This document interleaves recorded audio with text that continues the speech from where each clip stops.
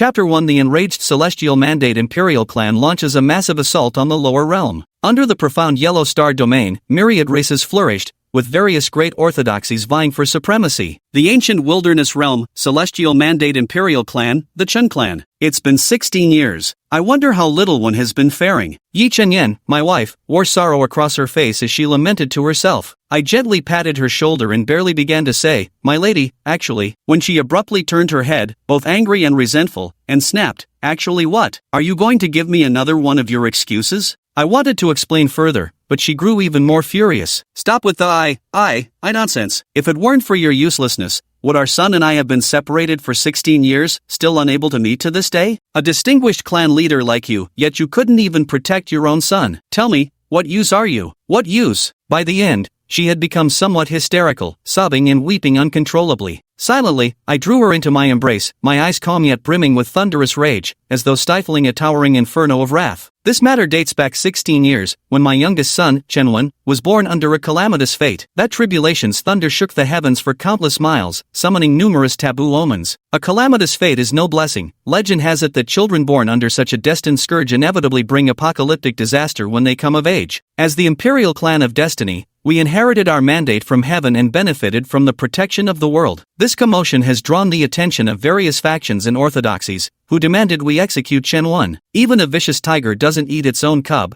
let alone humans. Through my insistence and the Chen clan's efforts through various channels, we managed to save Chenwen. However, as a consequence, Chenwen must be exiled to the lower realm and placed under surveillance, with our Chen clan forbidden from providing any form of support. Various thoughts raced through my mind before I finally spoke after a long pause. "My lady, rest assured. With me here, Xiaowen will absolutely be safe. It's best this way. If anything happens to Xiaowen, I will never forgive you," Yi Chenyan said through gritted teeth. All right.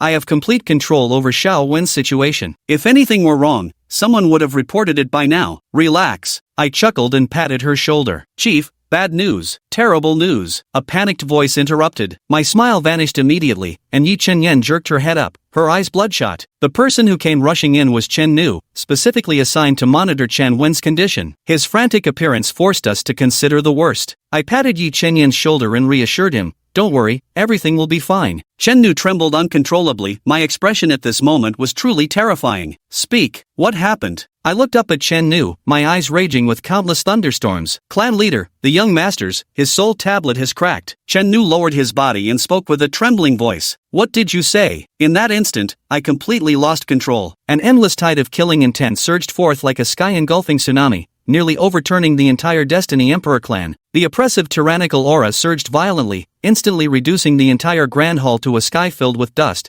as if countless stars were collapsing. Chen Nu trembled as he prostrated himself, his silence speaking volumes. "Screw the rules, damn the restrictions. This time, anyone who dares stand in my way, I'll kill them all," I roared with a savage voice, my eyes erupting with chilling murderous intent. Yi Chenyan, no longer appearing fragile, now stood with a roiling inferno erupting behind her, instantly turning half the sky to ashes. She raised 2 command tokens, snarling, "Dauntless, slumber, your little brother has been murdered. I don't give a damn where you are, get your asses over there right this instant. Even if you turn the underworld upside down, I'll fucking shoulder all the consequences. You got that?" "Understood." "Yes." 2 murderously eager voices immediately rang out from the command tokens. "Move out. Let's fucking ruin that bastard." Yi Chenyan crushed the command token in her grip and roared with a savage grin. Meanwhile, in the ancient Yuan realm, Qingstone Town, at the Chu clan's assembly ground, a blood-soaked, disheveled youth was bound to a stone rack. Blood dripped from his limbs and tattered robes with a steady plip-plop, the reek of iron thick enough to choke the entire assembly, so pungent it turned stomachs. On the high platform, the members of the Chu family stared coldly at the youth below. Before long, Chu Beichong, the patriarch of the Chu clan, rose to his feet and declared sternly before the assembled crowd, "Our investigation reveals that Chen Wen, an outsider adopted into our clan,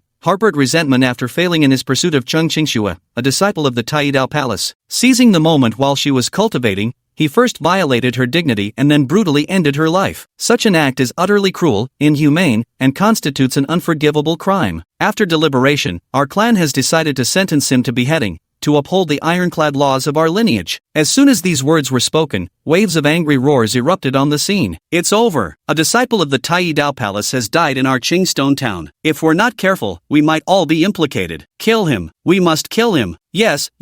If he doesn't die, our entire Changstone town will have to pay with our lives. I think killing him like this still won't be enough to gain the Taidao Palace's forgiveness. We must send him to the Taidao Palace and let them execute him personally. Yes, only then can we earn their forgiveness. Amid the noisy commotion on site, Shenwen gradually regained consciousness. Damn, what's going on here? Wasn't I killed by a car crash? No wait, I've time traveled. Suddenly, memories belonging to the original host came flooding in. From the earliest he could remember, he had been adopted by an elder of the Chu clan who, having no children of his own, had treated him like a son. Later, the elder died during a cultivation mission, leaving him all alone. Blessed with exceptional talent, he had flourished within the Chu clan. But the original host fell for Chu Yue of the Chu clan at first sight, telling her everything he knew without reservation. To help Chu Yue improve her cultivation, he repeatedly ventured into forbidden lands to retrieve rare treasures and even used his own primordial slaughter body's unique spiritual blood to concoct elixirs for her breakthroughs. However, Chu Yue later befriended Luo Hao. The two conspired against him, first crippling his cultivation, then extracting the essence of his divine physique, plundering all his prized treasures, and ultimately leading to his public execution by the Chu clan. I couldn't help but curse inwardly. Talk about a top-tier emperor-level simp. What a legend. In my past life, I'd seen my fair share of the world, but I'd never encountered such a rare specimen before. What's most infuriating is that I didn't even get to taste any meat. Damn it all. What good is this useless version of me? At this point, I couldn't help wanting to slap myself silly. But curses aside, I had to face the current situation. When my thoughts finally cleared, I couldn't stop another vulgar outburst. God damn it all to hell. Other people's transmigrations, if they weren't born into some ancient prestigious family, then at the very least they'd get some dramatic reversal of fortunes. This is a hopeless dead end for me. Trying to reverse it would be like scratching my name off the book of life. Tell me, how am I supposed to play this game? What moves can I possibly make? Just then, the sound of footsteps approached. I slowly lifted my head to see a tall woman with ample curves, breathtaking beauty, and an icy demeanor standing before me. She was none other than Chu Yue. Well, she's certainly more beautiful than those internet celebrities from my past life. But is she really worth groveling over? Is she plated in gold or studded with diamonds or something? I silently cursed myself for being such a fool. Heh, still alive? Your luck must be incredibly strong, Chu Yue remarked coldly when she saw me in this state, her lips curling into a sneer meant only for my ears. Percent. Ugh. This kind of villainous sneering routine again. I'm a seasoned fantasy novel enthusiast who's seen too much of this. With this in mind, I forced out a cold smirk. A venomous slut like you hasn't kicked the bucket yet, so how could I possibly die? Chu Yue was momentarily at a loss for words. In her eyes, I'd always been a courteous gentleman. When had I ever been so vulgar? My voice grew even colder. You what? Still think I'm your lapdog? Well now, I'm your daddy. Without my efforts, you'd be fucking nothing. Now you dare put on airs with me? Go eat shit. You're utterly vulgar. Chu Yue fumed with rage. Shut up, I'm not done talking yet. Who gave you the right to speak? As I spoke, I raised my head and coldly glared at Luo Hao in the distance. You two backstabbing lovers schemed against me for the sake of my divine body origin, yet have the nerve to claim I assaulted Cheng Qingxue out of lust? Damn your ancestors. If I were truly the type to assault women, this Chu Yue would have been a corpse long ago. You disgusting pieces of trash can't even come up with a decent excuse. What fucking useless garbage. The moment these words left my mouth, the indignant cultivators froze. It seemed I made a somewhat valid point. After all, it's easier to move mountains than change one's nature. As a seasoned lapdog like me, would I really kill someone on a lustful impulse? Highly unlikely. Seeing the situation turning unfavorable, Chu Yue quickly adjusted her demeanor and said coolly, facts speak louder than words. Your claim about not being a murderer is nothing more than self-justification. As for the achievements I have today, they're all the result of my step-by-step cultivation. Do you know how much I've sacrificed for this? Only I truly understand. Meanwhile, you're willing to throw away all dignity just to avoid responsibility. Don't you think that's shameful? Ugh. Now I get why I was fooled like this. With such brazen shamelessness, maintaining a straight face without blushing or skipping a beat, what simp wouldn't be utterly confused? TSK, by abilities, do you mean those two lumps of flesh on your chest? Well, I suppose some people are into that. Hey, guy across the table, wouldn't you agree? I scoffed coldly, deliberately glancing at Luo Hao. Chu Yue's voice trembled with both hatred and anger, yet she forcibly restrained her emotions. Truthfully, I'm deeply disappointed in who you've become. Originally, I still felt somewhat unsettled about what happened to you. After all, you're still an adopted disciple of the Chu clan. I'd even thought to plead for leniency on your behalf when the Taidao Palace delegation arrives. Now I realize I was being overly compassionate. Someone like you deserves death as atonement. You're pleading for me? Ha ha ha, how fucking bold. I've been sandpapering my face for 10 years, and it's still not as thick as yours. I suddenly burst into laughter, but as the movement aggravated my injuries, I spat out a mouthful of blood, looking utterly wretched. Enough! At that moment, Luo Hao suddenly shouted sternly,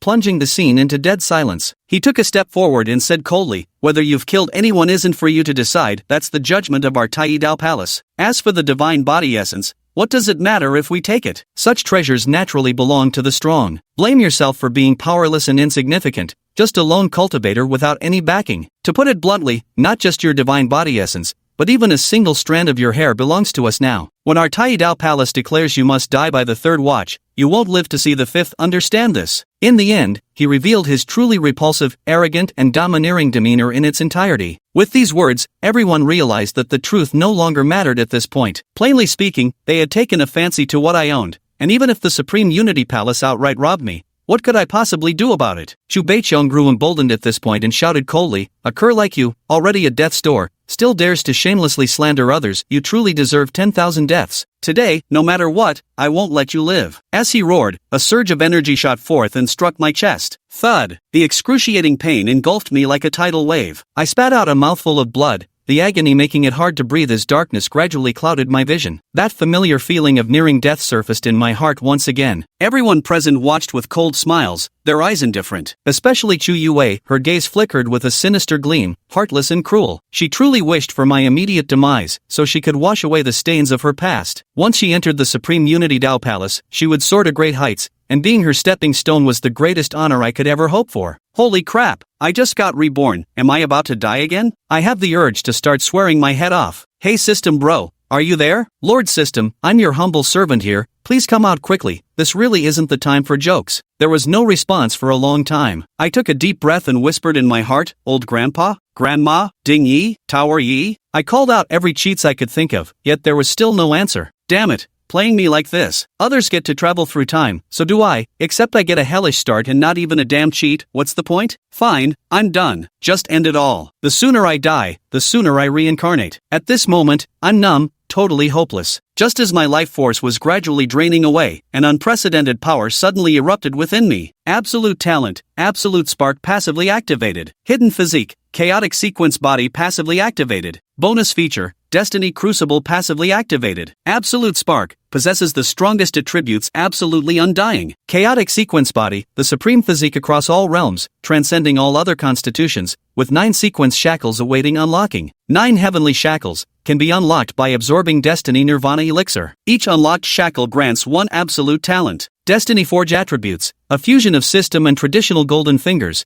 capable of shielding all heavenly secrets and suppressing all forces of destiny. Destiny Forge function, can refine all children of destiny, transforming them into Destiny Nirvana Elixir or randomly obtaining rewards. Refinement effects can stack. Instantly, a string of notifications flashed before my eyes. This is my golden finger? Damn! I feel like I'm back in the game again. My lifeless heart suddenly blazed to life, fiercer than any drug-induced high. Activate all talents granted by fate. Suddenly, a woman's voice rang out. Add more, pour it all in, load it up till it can't take anymore. I roared without hesitation. I'm practically dying. Why worry about pros and cons? Just pile it on till it kills me. Chapter 3, Chaos stretches for myriad miles, the absolute primordial flame descends upon the mortal realm. Primordial sequence origin being unleashed. Crumbling body undergoing restoration. Cultivation base recovering. Each bulletin flashed before my eyes. Boom! In that instant, heaven and earth trembled without cessation as that primordial energy exploded midair like sparks. The endless depths of the sky split open as billions of chaotic energies surged outward in rapid expansion. Simultaneously, those terrifying chaotic phenomena emerged from within, stirring earth-shattering waves that left everyone breathless with awe. Meanwhile, my cultivation power was gradually recovering. Ancient auras emanated from my body, rippling outward in layers of sequence runes. At first glance, none could remain unmoved, none could avoid being astonished.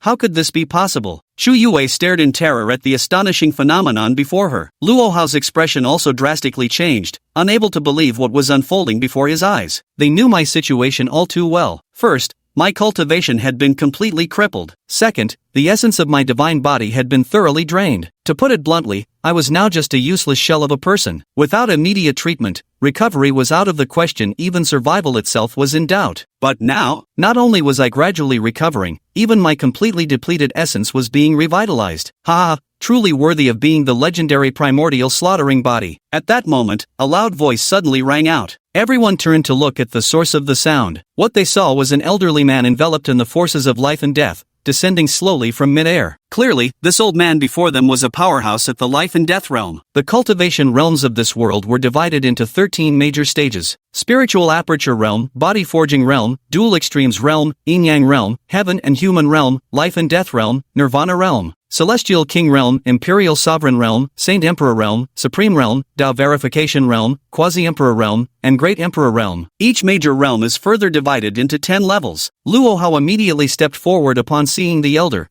bowing respectfully as he said, "Your disciple greets the master." Xin Mu's greedy gaze withdrew from me as he looked at Luo Hao and asked, "So this is the criminal you claimed killed my palace's disciple?" Indeed, this disciple witnessed it firsthand and specifically requested the master to come and uphold justice, Luo Hao eagerly affirmed. "Has his identity been fully investigated?" Xin Mu asked leisurely. A glint flashed through Xin Mu's eyes. An orphan? An orphan was perfect. That meant there would be no need to hold back. Then, his voice turned cold as he said, "You've done well in this matter. Whoever dares to kill a disciple of our palace must pay the price. By the way, master, since he was already crippled, how was he able to recover on his own?" Luo Hao suddenly asked. Xin Mu chuckled lightly. "This isn't surprising. Some top-tier divine bodies inherently have a chance of regeneration. However, I observed that his divine body's origin is incomplete. Could it be that someone got to him before you captured him?" As he spoke, Xin Mu turned his gaze to Luo Hao, his eyes gleaming sharply like a hawk's. Damn it, there's no hiding anything from this cunning bastard. He'd already been considering pocketing it for himself during my recovery, but got caught in the end. Thinking this, Luo Hao immediately took out the well-prepared essence and respectfully presented it with both hands. "This is the divine body essence of that brat. It's best for you, master, to hand it over." Good. I didn't misjudge you." Xin Mu accepted the essence with satisfaction and solemnly patted Luo Hao's shoulder. "This is entirely due to your master's excellent guidance." Seizing the moment, Luo Hao delivered another flattery before turning to Chu Yue, who stood nearby with hopeful eyes. "This is a disciple from the Chu clan who helped uncover that brat's misdeeds with me. Please, master, judge wisely." How could Xin Mu not see through the little schemes of Luo Hao and Chu Yue? Without speaking, he turned his gaze to Chu Yue. Chu Yue's entire body tensed up instantly, and she subconsciously lowered her head. In the distance, Chu Beiqiang and the others also became mentally strained, because this was about whether their Chu clan could seize the opportunity to align themselves with the Tai Dao Palace. With just one glance, Xin Mu discerned Chu Yue's condition. Her talent could only be considered passable, with her physique being her only redeeming quality. Of course, this didn't mean Chu Yue possessed a spiritual body, but rather that her physique had been nurtured by various heavenly treasures, allowing her to cultivate some unique body refining techniques in the future. In this way, it wasn't entirely without merit. Just as Chu Yue's heart was about to sink to its lowest point, Xin Mu finally spoke.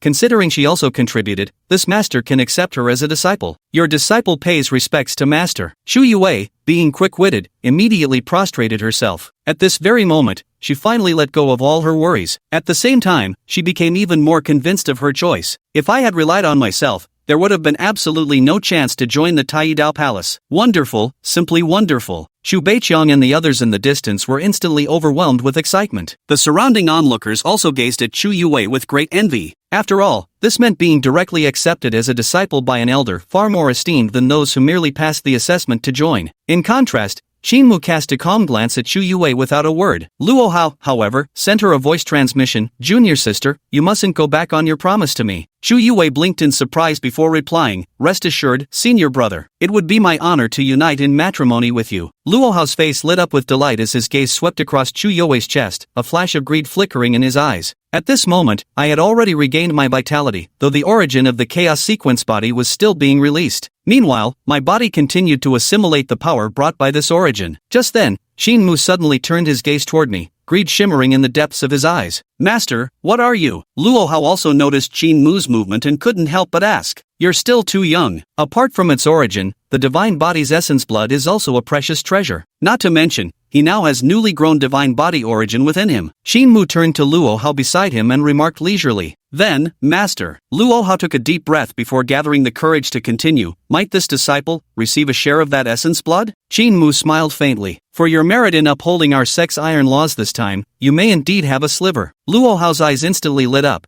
and he couldn't help but feel thrilled. Though it truly didn't seem like much at first glance, having something was still better than nothing. Not to mention the extraordinary phenomenon I had just triggered was truly terrifying, proof enough of the immense power contained within. Meanwhile, a flicker of greed flashed in Chuyoe's eyes, yet she didn't dare speak up to demand anything. But inwardly, she sneered at me even more. See, what use is mere talent by itself? Without a strong background, one can only be trampled upon again and again until completely drained. Master, how should we proceed with the extraction? Would you like my assistance? Luo Hao suppressed his inner excitement and eagerly asked. Shinmu shook his head. This time, I'll do it myself. You just stand by and observe. Understood, Luo Hao responded immediately. Shinmu then ignored Luo Hao and strode towards me. This damned old dog, damn. Golden Finger Sr., what should we do? Though furious, I didn't lose my rationality and quickly asked for advice. I clearly remembered that not long ago, a woman had helped me awaken my innate talent. Don't worry, for a mere insect at the life-death realm like him, even if he gets his hands on it, he won't live to use it. I am Qin Baodao, and truly, the sky is about to collapse today. The woman's voice called Xian Hongqiao sounded again, adding with a sneer, Heh, do you think you're being funny? I'm asking how to solve this, not what would happen, leaving Chen Wen utterly dumbfounded. Meanwhile, beyond the borders of the ancient Yuan realm, Hong Mian and I descended from the upper realm with overwhelming might. In an instant, the ancient Yuan realm trembled violently as endless thunderbolts struck,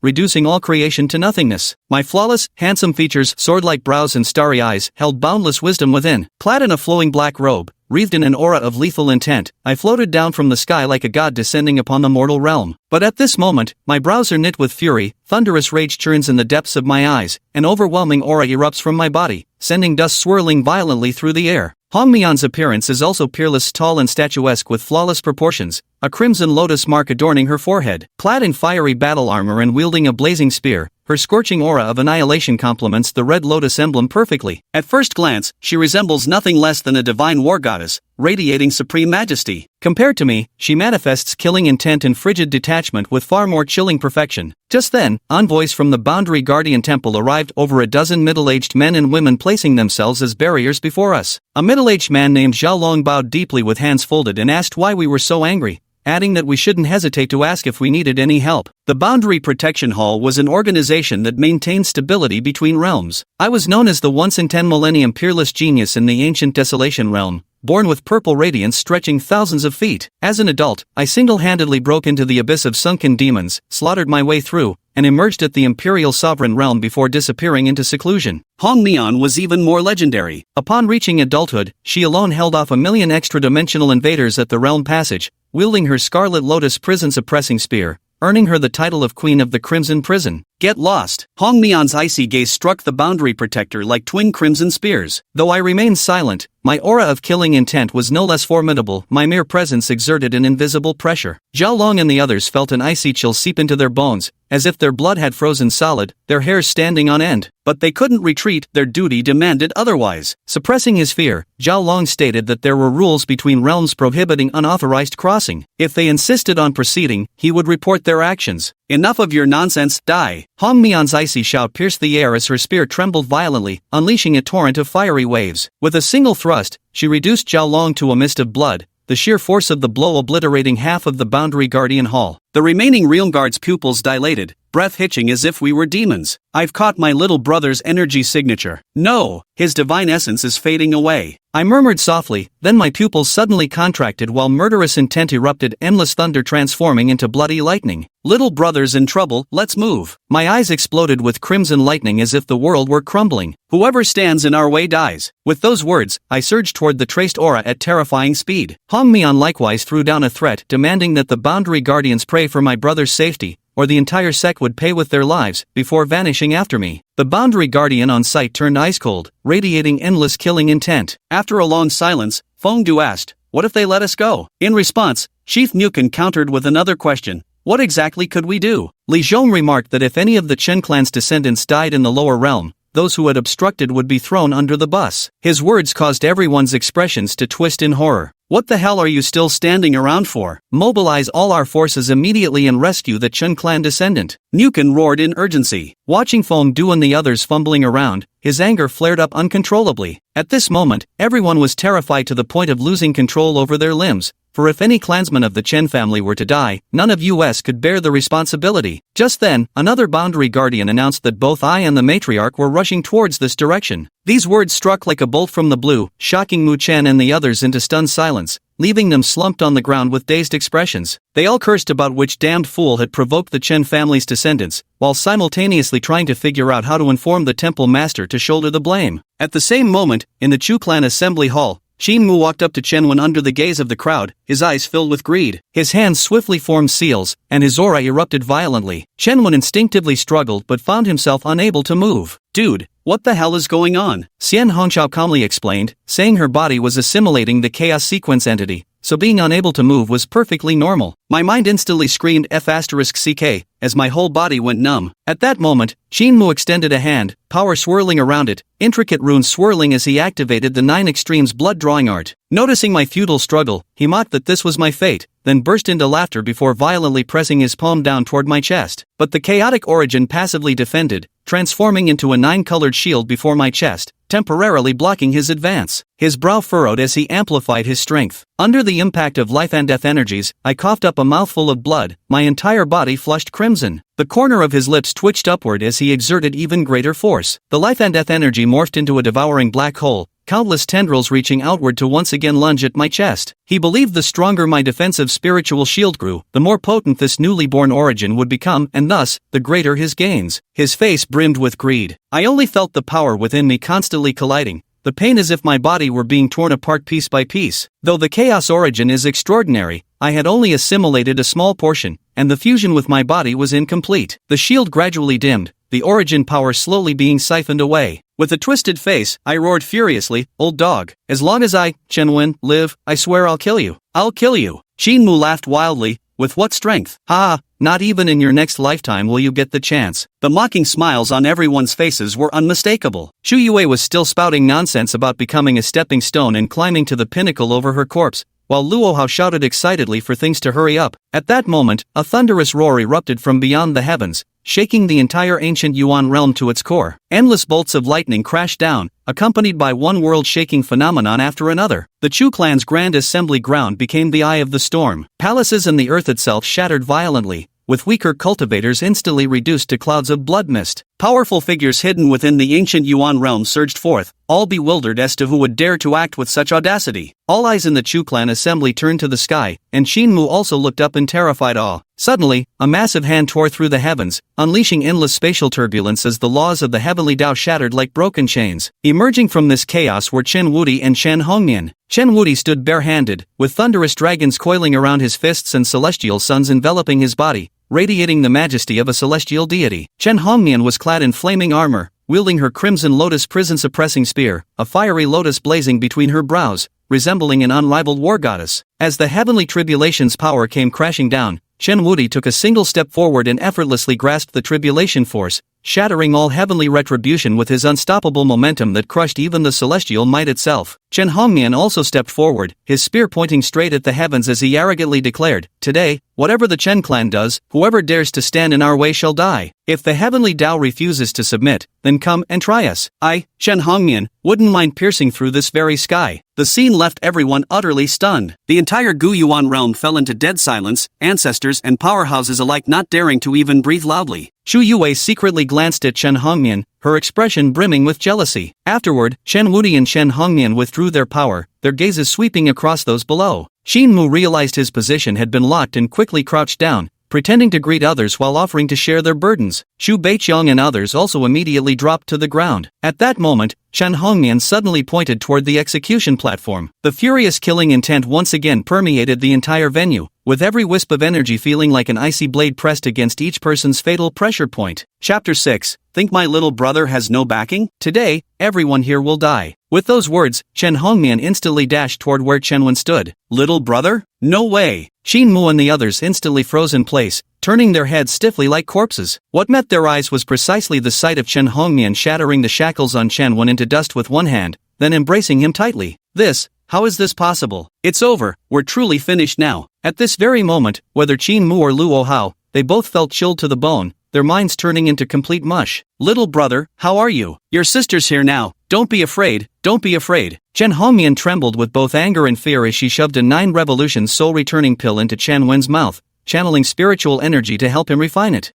What's going on? Wasn't I an orphan? Chen Wen wore a completely bewildered expression. It feels like jumping straight from hell to heaven. Bro Wenzi, what the hell is going on with you? With connections like yours, why the hell would you debase yourself as a simp? Have you lost your damn mind? Congratulations, host, you have unlocked a new identity. At this moment, a female voice rang in Chen Wen's ears. Senior, what's going on here? Can you explain it in plain terms? You come from the Chen clan of the Destiny Imperial clan. Your father is the clan leader of the Chen clan, and your mother is the eldest princess of the Destiny Imperial clan's Yi clan. My brother is hailed as the #1 prodigy of all ages, the chosen one of destiny, known as the primordial tyrant. My sister has achieved illustrious merits, performing unparalleled feats for the ancient realm. With her crimson lotus prison-suppressing spear guarding the outer domain paths, she ensures eternal peace for generations, revered by all as the Scarlet Prison Queen. Is this my background? Damn, I suddenly feel like I can take on the world again. Brother One, I take back what I said earlier. You're not an idiot,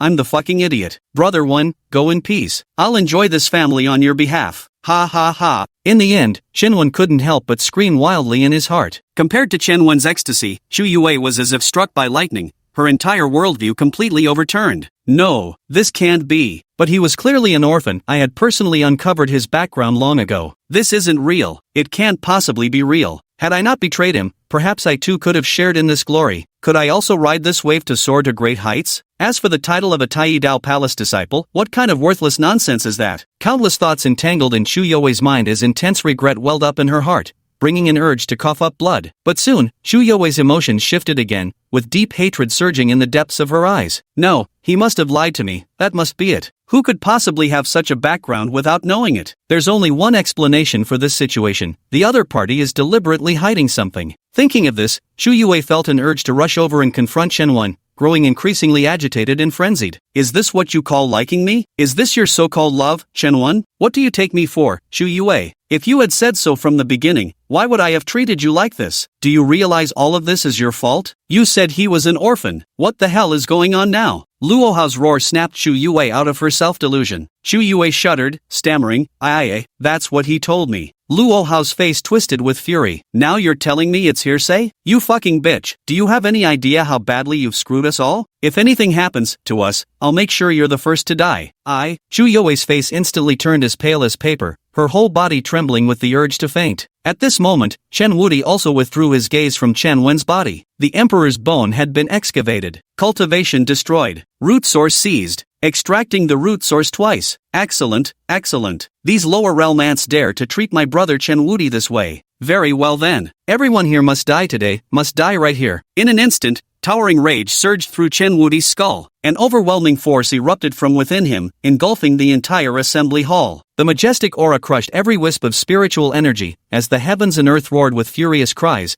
filled with the sound of annihilation. At the same time, bolts of thunder rained down, obliterating both space and dust into nothingness. This is the end. Thud, thud, thud. The vast crowd of cultivators below were blasted into bloody mist once more. Every pair of eyes among them welled with terror and despair, anguished wails filling every corner. Just as Chen Wudi was about to unleash a massacre, he abruptly detected the aura of Chen Wen's divine body origin radiating from Qin Mu. So it was you old dog. In an instant, thunderous fury flashed in Chen Wudi's eyes as he reached out with a hand that seemed to summon divine wrath from the heavens. No, no, no. Mercy, my lord. This is all a misunderstanding, a mistake. Qin Mu screamed in desperation, genuinely terrified now as his mind turned to complete mush. Chen Wudi paid no heed to Qin Mu's pleas, yanking him through the air from a distance. I can explain, Your Honor, mercy, mercy. Qin Mu trembled so violently his whole body convulsed. Explain? You have no right to explain. Chen Wudi reached straight for Qin Mu's skull, unleashing a soul-searching spell without hesitation.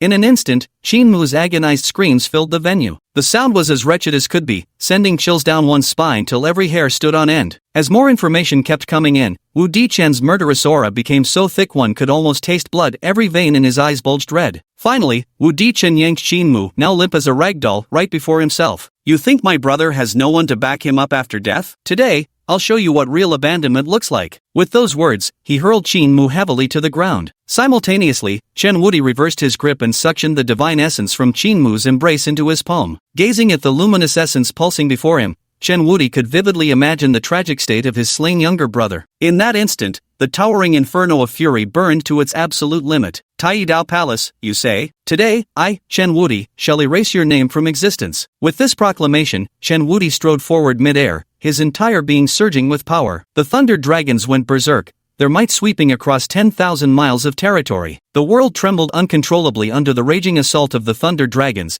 as if the entire sky were about to collapse. Thud! At that moment, Chen Wuti struck out, punching through the heavens ahead. Infinite Thunder Dragons rampaged, and the world fell into solemn silence. The heavens shattered like a mirror under that fist, cracks spreading everywhere as thunderbolts raced across its surface. Before him, the sky itself seemed torn apart by bare hands. Behind came a fist that shattered the heavens. Was this a tyrant or a devil? The crowd witnessing this scene felt nothing but endless suffocation. Soon, everyone saw, after this fist shattered the heavens, its force spanned billions of miles, tearing through layers of spatial barriers. A chain of mountains came into view before the crowd, and atop the highest peak stood a massive palace. Before the palace, a towering stone tablet stood erect, inscribed with the words Tai Dao Palace. "This is," gasp. At this sight, all those present drew in sharp breaths of astonishment. Across billions of miles, a single punch pierced through endless barriers, revealing the Tai Dao Palace before his eyes. Isn't this method way too exaggerated? Qin Mu, gravely wounded and on the verge of death, immediately had a terrifying suspicion flashing through his mind upon seeing this scene. Instantly, his face was filled with shock and horror. He might have really poked a hole through the heavens this time. Given another chance, he would never have coveted Chen Wen's divine essence. But in this world, there are no second chances. Who dares spy on my palace? Retreat at once. In an instant, the warning roar of the founding ancestor of the Tai Dao Palace resounded. "Fuck retreating. Your father's here to destroy the palace today." Chen Wuti bellowed furiously as he struck again. Chapter 7, Crushing the Tai Dao Palace in one hand, the unstoppable slaughter. Chen Wuti's outstretched hand transformed instantly into a dragon's claw, entwined with heavenly lightning and radiating boundless divine might. Layer upon layer of divine aura could be seen converging,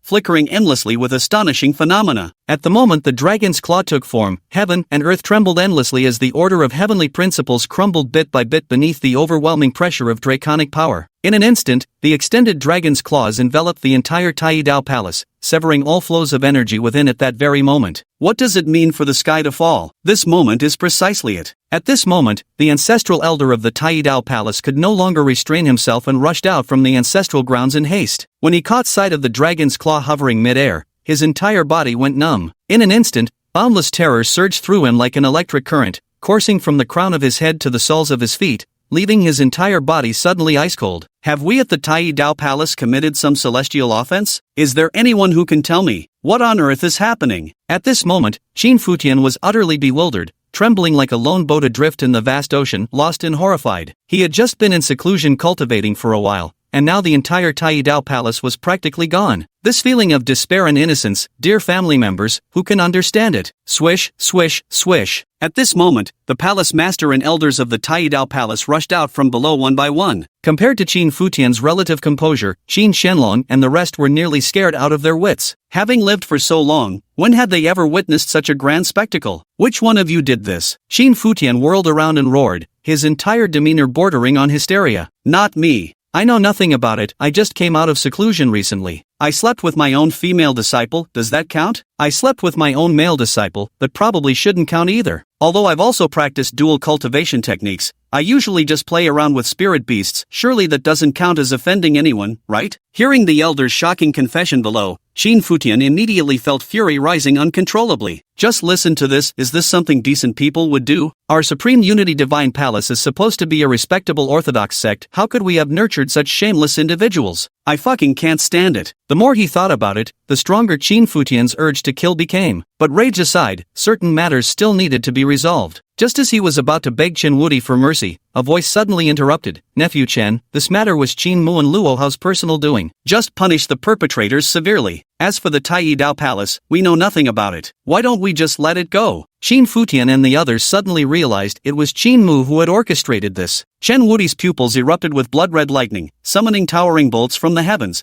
What kind of trash are you, daring to stand in my way? Jiang Taichu seethed with rage and humiliation. After all, he was the master of the Boundary Protection Hall. When had he ever been insulted like this? Shut up, say one more word, and I'll wipe out your Boundary Protection Hall too, Chen Wuti growled in a low, menacing voice. Arrogant! Jiang Taichu was instantly enraged. The imperial clan ordained by heaven was truly beyond his defiance. But being reprimanded by such a junior, his face simply couldn't bear the shame any longer. So what if our Chen clan is arrogant? If you want to fight against us, the Destiny Imperial clan, you're not qualified yet. Right at that moment, an icy voice rang out from the endless horizon, the aura of a half-step great emperor permeating the boundless void. Boom! With a violent explosion across the heavens, the entire sky was shattered into white powder as countless voidborn creatures were annihilated, their agonized wails echoing endlessly through the firmament. Put! At that moment, Jiang Taichu, who had been concealed in midair, coughed up a mouthful of blood and plummeted from the void. The scene looked utterly devastating. Is this the horror of the Destiny Imperial clan? Every spectator felt suffocated witnessing this battle. So they had offended the Destiny Emperor's clan. Qin Futian and his companions finally understood why they had incurred such misfortune. At this very moment, they utterly loathed Qin Mu.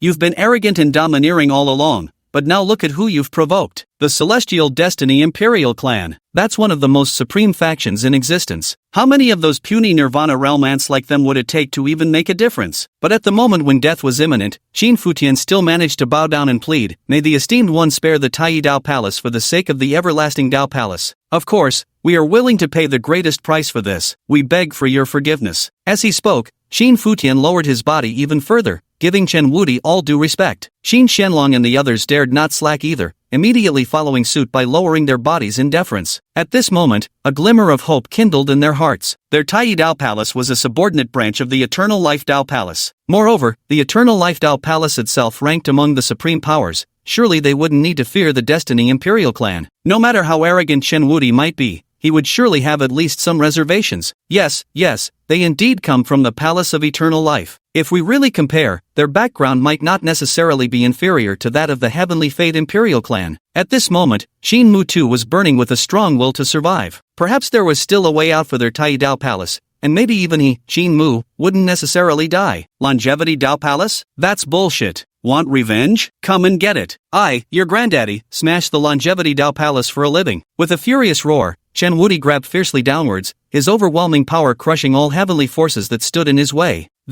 Everyone present gasped for breath uncontrollably. A dragon's claw blotted out the sky and covered the earth, its descending force crushing everything into drifting dust. No, my lord, we beg. Qin Futian and the others shouted desperately. Pft, pft, pft. The next instant, every cultivator along with the Dao Palace was utterly pulverized into crimson mist. Bang! Chen Invincible clenched his fist, and the entire Tai Dao domain was violently obliterated, annihilating all living beings within a 100-mile radius. It's over, all gone. Qin Mu stared at the devastation with an ashen face. He had witnessed his clansmen and the Tai Dao Palace reduced to ashes in an instant, and their agonized screams still echoed relentlessly in his mind. At this moment, he finally understood what Chen Wuti had meant by leaving him with no one at his back. This man was too ruthless, too merciless. Chen Wuti retracted his claw-like hand and suddenly turned to look at the surrounding crowd. Now it's your turn. No, this has nothing to do with us. We're just here to see what's happening. The cultivators of Qingshi town hurriedly roared in unison. That's still a capital crime. Chen Wuti's tiger-like eyes flashed with fury as he reignited his killing intent. With a sweep of his hand, he unleashed crackling bolts of lightning. Plop, plop, plop. A whole group of cultivators were obliterated into flying ash instantly, without even a moment to react. No. The killing continued. Chen Wuti raised his hand and slaughtered a whole swath. In an instant, not only had the Grand Assembly fallen, but the entire Chu clan was plunged into a sea of slaughter. Run for your lives. I don't want to die, please don't kill me. Don't kill me. Soon, the entire conference hall was filled with pleas for mercy and cries of pain. But none of this could elicit an ounce of pity from Chen Wuti. Whenever he remembered how his younger brother had been inhumanely treated while these people stood by indifferently, even jeering at him, he wished he could slaughter this entire world. Enough, they're innocent. How are you any different from people like Qin Mu? Watching Chen Wuti's indiscriminate slaughter proved too much for Jiang Taichu to bear. Chen Wuti suddenly turned, his frosty gaze locking onto the middle-aged man hovering midair. You're wrong, he spat. What I do will far surpass their atrocities. Innocent? So what if I slaughter the innocent? Got the balls to stop me? If not, then shut the hell up. As the words fell, Chen Wuti once again delivered a fatal blow right before Jiang Taichu's eyes. Thump, thump, thump. Clusters of blood mist exploded, dyeing the sky crimson. Jiang Taichu clenched his jaw and watched, yet never made a move, because Chen Badeo and Yi Chenyan had already arrived. Once he makes his move, it's over for him. Sacrificing himself for such insignificant ants is utterly not worth it. Only when Chu Yue, Chu Beiqiang, Qin Mu, and Luo Hao remained alive did Chen Wuti finally cease his slaughter. By now, the entire Chu clan had turned into a living hell, the stench of blood filling every corner of the assembly ground. Chen Wuti's gaze shifted once again, landing on the 4 ashen-faced men. He said coldly, "You 4 dogs. Big bro, something's off with me. Come take a look quick." Chen Wuti's words were immediately cut off by Chen Hongnian. Hearing Chen Hongnian's urgent shouts, Chen Wuti could no longer care about anything else and immediately rushed over. Chapter 8, You deserve 1,000 deaths, internal strife and mutual accusations. What's the situation? Chen Wuti asked urgently. Chen Hongnian was already in complete disarray, stammering, "I had just finished refining the 9 revolving soul revival pill for him when he suddenly collapsed unconscious. His chi is still wildly circulating within his body. Don't panic yet. Let me check first." Chen Wuti comforted Chen Hongnian before extending his hand and placing it between Chen Wen's eyebrows. Instantly, a terrifying force surged back, exploding at Chen Wuti's fingertips. Was this the chaos origin? And not just any ordinary chaos origin at that. But shouldn't my little brother have awakened the primordial slaughter body? Chen Wuti's expression changed slightly as several thoughts arose in his heart. Yet one couldn't deny that Chen Wen's current chaos origin was far more powerful than before. Bear in mind that he possessed the primal war god physique, with combat rhythms capable of battling all creation. Both offense and defense had reached their pinnacle. But when he touched Chen Wuti's glabella, he was still repelled by the primordial automatic defense. How was it? Chen Hongnian couldn't help but ask. Chen Wuti didn't answer, instead tearing open Chen Wen's bloodstained robe with one hand. Instantly, an astonishing sight unfolded before them. Chen Wen's torso was covered in 9-colored chaotic sequence patterns. Ancient divine essence swirled upon it, gradually merging into Chen Wen's body. Bang bang bang! Simultaneously, drum-like sounds emanated from within Chen Wen's being, rhythmic waves carrying an indomitable will to challenge heaven and earth, defying eternity itself. What remarkably peculiar power! Chen Wuti couldn't help but take a deep breath. Chen Hongnian snapped out of her panic at this moment and also grasped Chen Wen's current condition. Chen Wuti remained silent, quietly dispelling one mark after another to conceal the aura dissipating from Chen Wen's body. Chen Hongnian instantly understood Chen Wuti's actions. Chen Wen had triggered the taboo the moment he was born. Whether Chen Wen has turned misfortune into blessing now or has encountered other opportunities, they must protect him at all costs first. After completing all this, Chen Wuti said, "I'll first settle my little brother properly. Those people won't get away with any of it. Wait until he wakes up and let him execute them personally, lest it haunt his conscience." So those 4 are the masterminds? Chen Hongnian's gaze instantly turned ice cold. I've extracted Qin Mu's memories. They don't contain the full details of the incident, but I can confirm they are the masterminds behind it. Understood, Chen Hongnian said coldly. Without another word, Chen Wuti flew toward the Chu clan's territory with Chen Wen in his arms. Chen Hongnian turned and strode toward Chu Yue and the other 3. With each step, his murderous intent swelled. When it arrived before Chu Yue and the others,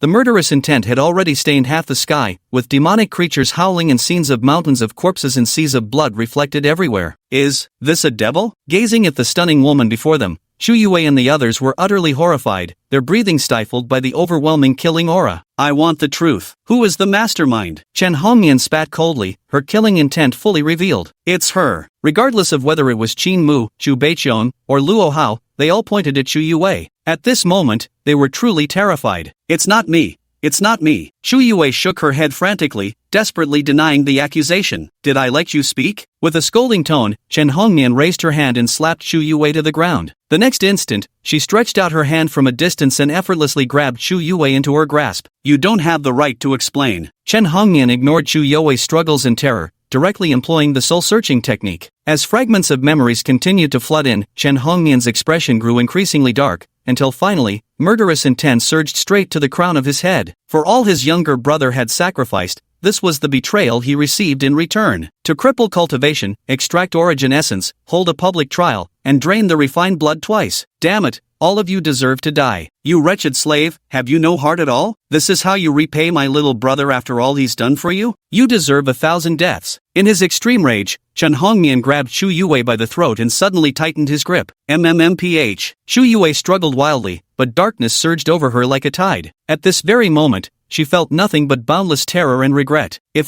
from the very beginning she hadn't schemed, had truly been with Chenwen instead, would everything have turned out differently? With Chenwen's love for her, he would certainly not abandon her, he would undoubtedly treasure her like a priceless jewel. At that time, she would be able to return to the Imperial clan together with Chenwen. What could be more glorious than the Imperial clan? In this very moment, she truly regretted everything. Just as Chu Yue was gradually resigning herself to fate, Chen Hongnian suddenly released her grip and withdrew his strength. My elder brother was right. We shouldn't be the ones to kill you. A lowly wretch like you must die by my younger brother's hand. Chen Hongnian suppressed his killing intent, enunciating each word slowly and deliberately. Then, she immediately threw Chu Yue onto the ground. Whoosh! Chu Yue gasped for air as if granted amnesty, clutching her throat while her entire face flushed crimson. Watching the scene, Xin Mu and the others trembled uncontrollably, instinctively shrinking into a corner. The person before them was terrifying, especially the murderous aura radiating from him, even more refined and intense than Chen Wudi's. You few, not a single one of you will escape. Chen Hongnian swung his spear downward, and a crescent of spear light sliced past all four of them. In an instant, an unseen force bound the four, while simultaneously, a barrier enveloped them. Now, all possibility of escape or suicide had been completely severed. After completing all this, Chen Hongnian then chased after the direction Chen Wudi had left. You damn bastard. I'll kill you. Didn't you say he was an orphan? I'll fucking kill you. Xin Mu was the first to react. Dragging his injured body, he lunged at Luo Hao, throwing punch after punch. Go to hell. Try hitting me one more time. I dare you. Luo Hao counter-pushed with a backhand, sending Xin Mu flying with a single palm strike, his entire being consumed by fury. Put. Already severely injured, Xin Mu couldn't hold back any longer and spat out a mouthful of blood under the impact of Luo Hao's palm strike. Now you're fucking blaming me? When all comes down to it, wasn't it your own greed? That kid's divine body essence was yours. Later, when you saw his essence regenerate, you wanted to extract his essence and drain his lifeblood again, it was fucking you. Now you're saying it's my fault? What fucking bullshit? My fault your ass. My fault your grandpa. My fault your whole damn family. Luo Hao grew more excited with each curse, finally bordering on hysteria. Xin Mu glared fiercely at Luo Hao, resisting the urge to lash out this time. To be precise, he no longer had the strength to strike. Take another look, I dare you. Believe me, I'll fucking kill you right now. Luo Hao glared furiously at Xin Mu, murderous intent radiating from him. You? Xin Mu was both furious and indignant. Since when had Luo Hao dared to speak to him like that? Honestly, if you ask me, instead of fighting among yourselves, maybe you should focus on finding a solution. The timid voice of Chu Beiqiong spoke up. At these words, Luo Hao's movements froze. If given the chance to live, who would truly want to die? With that, he turned to Chu Beiqiong and asked, so you're telling me you have a solution? Chapter 9. Chu Yue feels herself getting stronger again, the invincible world of a girl with unwavering confidence. Chu Beiqiong took a deep breath and said, it takes the one who tied the bell to untie it. Stop beating around the bush, just say it straight. Luo Hao urged impatiently. At this moment, even Xin Mu turned to look at Chu Beiqiong. Chu Beiqiong continued, what I mean is, as long as Xiao Wei can get that guy's forgiveness, we'll stand a chance. Luo Hao frowned slightly, that guy might be a simp, but he's not stupid. Were we not too cruel to him? Can this matter really be brushed aside? For normal people, perhaps it truly couldn't be, but that kid is anything but normal. As he spoke, a trace of mockery tugged at Chu Beiqiong's lips. He continued, over the years,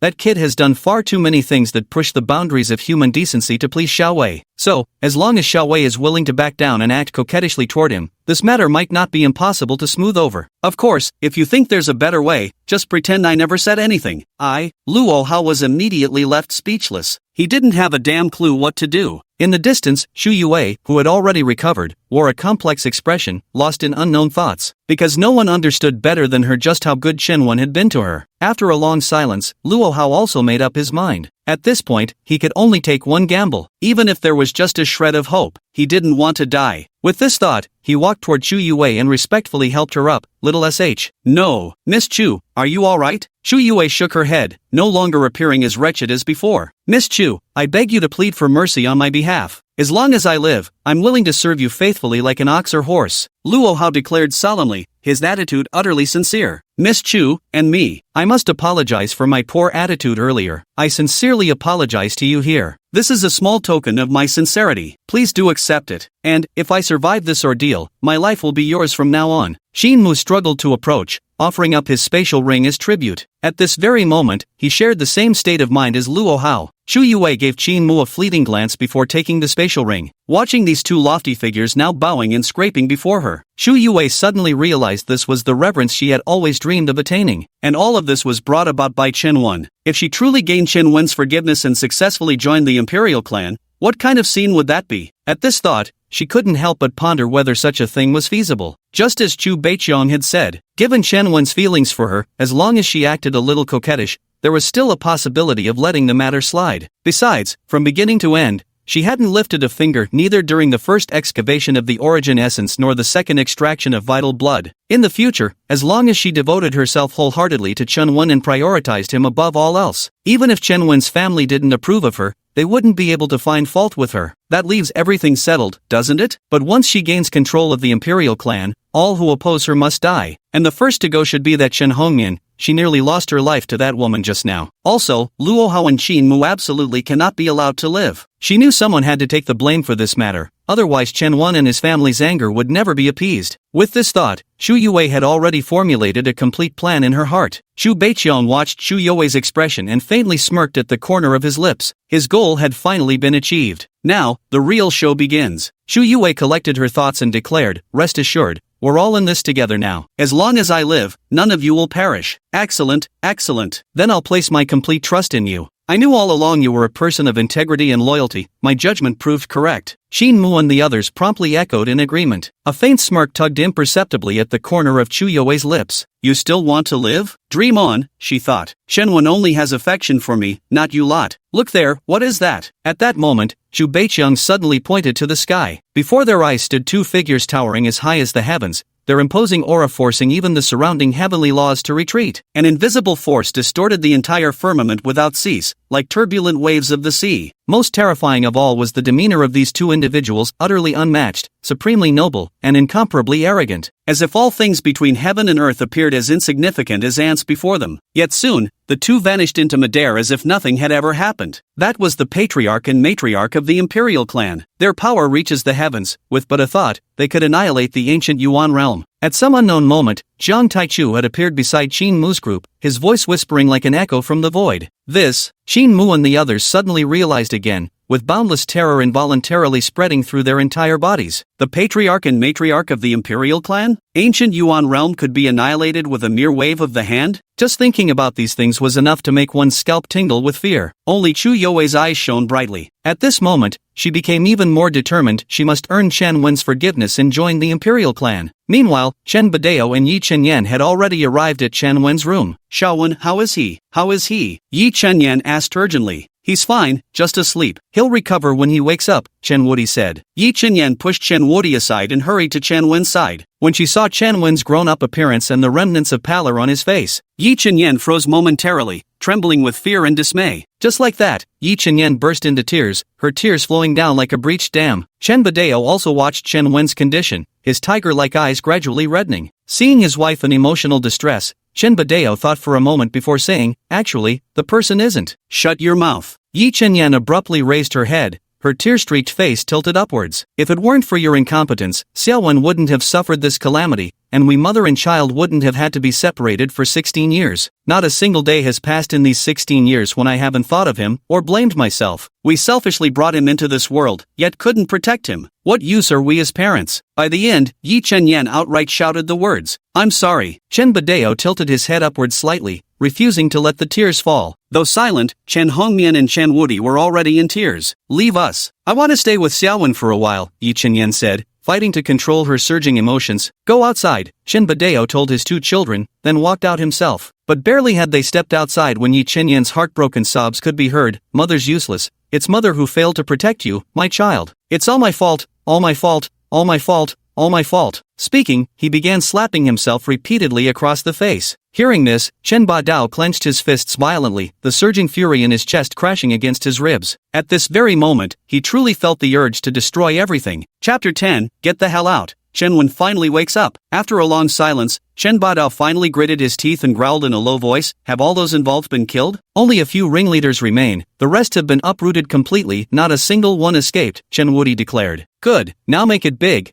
keep stirring things up until those old dogs come running. I will make everyone involved 16 years ago die here. Chen Baodao gritted his teeth and roared darkly. Understood, Chen Wudi said coldly. Just then, Jiang Taichu's voice came from outside the door. This lowly one, Jiang Taichu, Hall Master of the Boundary Protection Hall, requests the esteemed one to come out for an audience. Get the hell out of here. Chen Baodao bellowed like an enraged lion towards the door. Instantly, an invisible surge of intimidating aura penetrated through the door panels, violently striking Jiang Taichu. Jiang Taichu's expression changed dramatically as he instinctively activated his divine defense, channeling the full power of his Celestial King realm cultivation to the limit. Streaks of Heavenly King's power locked the space, forming layers of barrier magic shields. Bang! Yet in just an instant, that invisible aura pierced through like a shattering mirror, blasting apart layer upon layer of magic shields and turning the entire space into a storm of swirling white dust. Jiang Taichu's wildly changing expression instantly transformed into boundless horror. Abruptly, his entire body was pierced through, the intangible momentum passing through him and resonating into endless void. Then came a tremendous impact, blasting out a massive hole through which numerous spatial beasts came plummeting down. The sight was utterly breathtaking in its horror. Put. As for Jiang Taichu, he was sent flying by the impact, finally crashing heavily onto the assembly grounds. His upper body was a mangled mess of blood and flesh, his disheveled hair wild about him, a truly pitiful state of wreckage. Gulp. A group of elders from the Boundary Guardian Hall were currently waiting at the assembly grounds. Seeing their hallmaster in this state made their scalps tingle, as an invisible chill rose from the tops of their heads. Twice now. With just another loud shout, the opponents sent their omnipotent palace master flying. One could only say this legendary Emperor clan patriarch was truly terrifying. Jiang Taichu struggled up from the ground with an ugly expression, silently mending his internal injuries. Who had he offended this time? Why was it always him getting hurt? However, he also knew Chen Baodao had held back, otherwise, that roar alone would have been enough to kill him. After barely patching up his injuries, Jiang Taichu turned to his subordinates and bellowed, "What the hell are you just standing around for? Summon all the major families of Qingshi town and make them kneel here in front of me. If they fail to earn that lord's forgiveness, every last one of them will die. Do I make myself fucking clear?" Yes, right away. Mu Chen and the others nodded frantically before scurrying off in panic. Trash. They're all fucking trash. Ouch. Damn, it hurts. Jiang Taichu was both furious and pained, his agony making him hop around in distress. What are you staring at? This is all because of you idiots. Who the hell couldn't you offend? You just had to mess with a descendant of the Imperial clan. You fools deserve to die 10,000 times over. Noticing Chu Yue and the others staring at him, Jiang Taichu's anger flared up again. Chu Yue and the others instinctively lowered their heads, trembling as they waited, not daring to make a sound. At this moment, whether it was the visitors from the Imperial clan or Jiang Taichu, the hall master of the Boundary Guardian Hall, none were people they could afford to provoke. Time passed bit by bit, and Shenwen finally woke from his deep slumber. By now, his chaos sequence body had completely assimilated. All his injuries had healed, and the qi and blood within him surged like a vast ocean, turbulent as crashing waves. Moreover, his strength had improved dramatically, breaking through from the original two extremes realm to the Yin-Yang Unity realm's first level. As a transmigrator, it was only at this moment that Shenwen truly felt the superiority of his body. It's no exaggeration to say that in his current state, not only could he easily fight 300 rounds without breaking a sweat, but he could even go 10 days and nights without rest without a problem. My boy, you're finally awake. Wonderful, simply wonderful. At that very moment, Shenwen was suddenly engulfed in a warm embrace. In his previous life, he had been an orphan, and maternal love was something entirely foreign to him. So when the sudden scorching heat came, he froze completely, utterly at a loss. My child, it's your mother who failed you. Forgive me, won't you? Please forgive me. Yi Chenyen hugged Shenwen tightly while choking back sobs. Shenwen truly didn't know how to respond at this moment. But when hot teardrops fell on his face, he was completely stunned, goosebumps rising all over his body. If this affection that didn't belong to him was illusory, then these teardrops were unquestionably real, and they had truly struck the deepest corners of his heart. Perhaps this was the motherly love he had longed for all this time. Mom! Shenwen opened his mouth, his voice sounding stiff and hoarse. Yi Chenyen froze immediately, choking up before she could finally speak. WHWH, what did you call me? Mom! Shenwen called out again. Whoa! I'm sorry, I'm so sorry. Yi Chenyen couldn't hold back any longer and burst into tears. No, I'm the one who made you worry. Shenwen suddenly felt like crying for some reason. What he had never possessed before turned out to be so beautiful after all. All the emptiness in his heart was filled in that moment. Yi Chenyen trembled uncontrollably. How could you be so sensible? And how did you grow up so well? Why couldn't I protect you back then? It's my fault.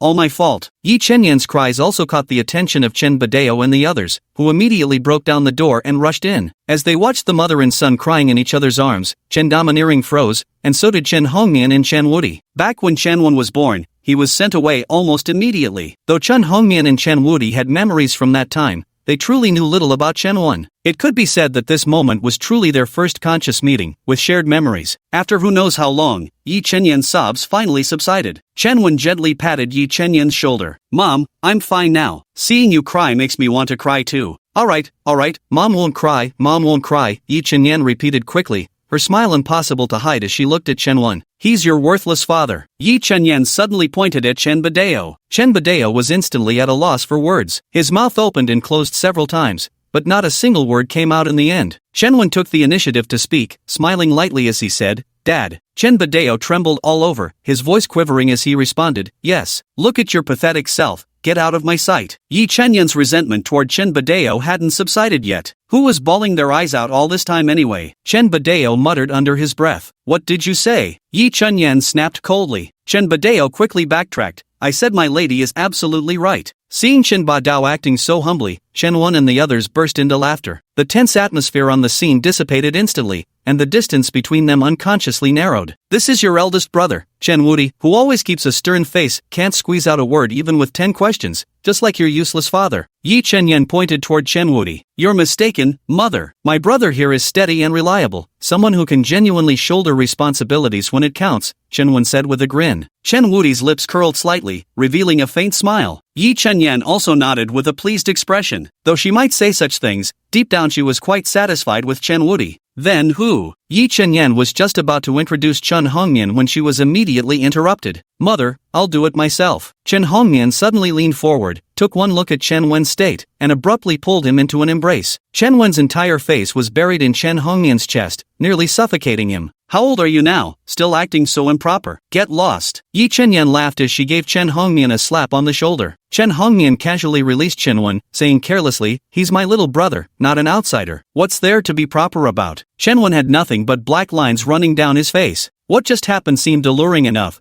but she was his sister after all. Do outsiders even know their goddess is actually like this? As expected, all goddesses lose their charm when exposed to daylight. TSK, my little brother here is so handsome. Who knows which vixen will get lucky with him in the future? Chen Hongmian teased while sizing up Chen Wen. "The more you talk, the more ridiculous you sound. Get lost, woman." Yi Chenyan angrily pushed Chen Hongmian aside. "Hey, you say I've grown up, yet you still treat me like a kid. What kind of logic is that?" Chen Hongmian protested immediately. Yi Chenyan planted her hands on her hips. "Oh, so you're trying to argue with me now, huh? Alright, you're the elder, so you're right." Chen Hongmian shrugged. "Looks like you're itching for a beating," Yi Chenyan said as she raised her hand to swat at Chen Hongmian. "Little brother, help me kill this monster." Chen Hongmian dodged behind Chen Wen with a flash. Seeing Chen Hongmian like this, Yi Chenyan was both furious and amused. After much commotion among the group, Chen Badeo finally spoke up. "Little one has just woken up. Let him rest for now." Yi Chenyan's smile gradually faded as she gently patted Chen Wen's hand. "Little one, if you need anything, don't hesitate to tell your mother." "Of course not. With mom and dad here, we certainly won't stand on ceremony," Chen Wen replied with a nod. That's good.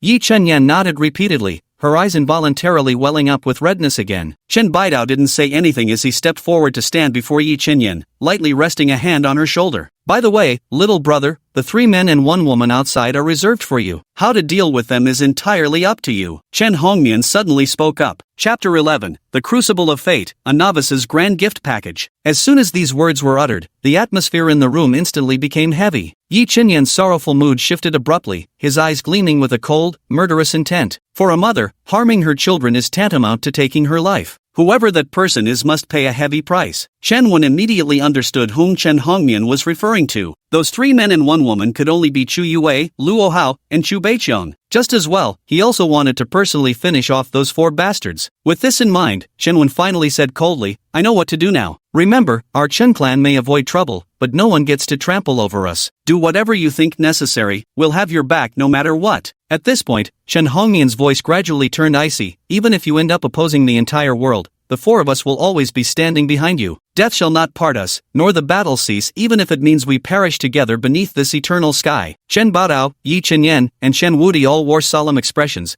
their auras stern and fearless. Shen Wen stared at the four of them for a long moment before finally nodding heavily. I understand. Perhaps before this, he had been moved by Yan Xinyan's genuine feelings, but now, he truly regarded himself as a member of this family. These people loved him more than he had imagined. Alright, let's go out first and let Xiao Wen adjust his emotions. Chen Baodao spoke again. This time, Yi Chenyan and the others hesitated no longer. They exited the room one after another and closed the door. Yi Chenyan's expression suddenly darkened. I need to know everything Xiao Wen has been through in the past 16 years. I'll handle it right away, Chen Wudi responded immediately. Spare no detail, I don't want to miss a single moment of his growth, Yi Chenyan spoke again. Understood, Chen Wudi responded before turning to leave. And at the same moment, after collecting himself, Chen Wen finally spoke. Senior, are you still there? What is it? Came the woman's voice. May I ask for your esteemed name, Senior? Chen Wen inquired tentatively. Xian Hongxiao, the woman's voice replied lightly. What a magnificent name, truly befitting of a senior like you. Chen Wen seized the moment to offer some flattery. Asterisk chuckles asterisk.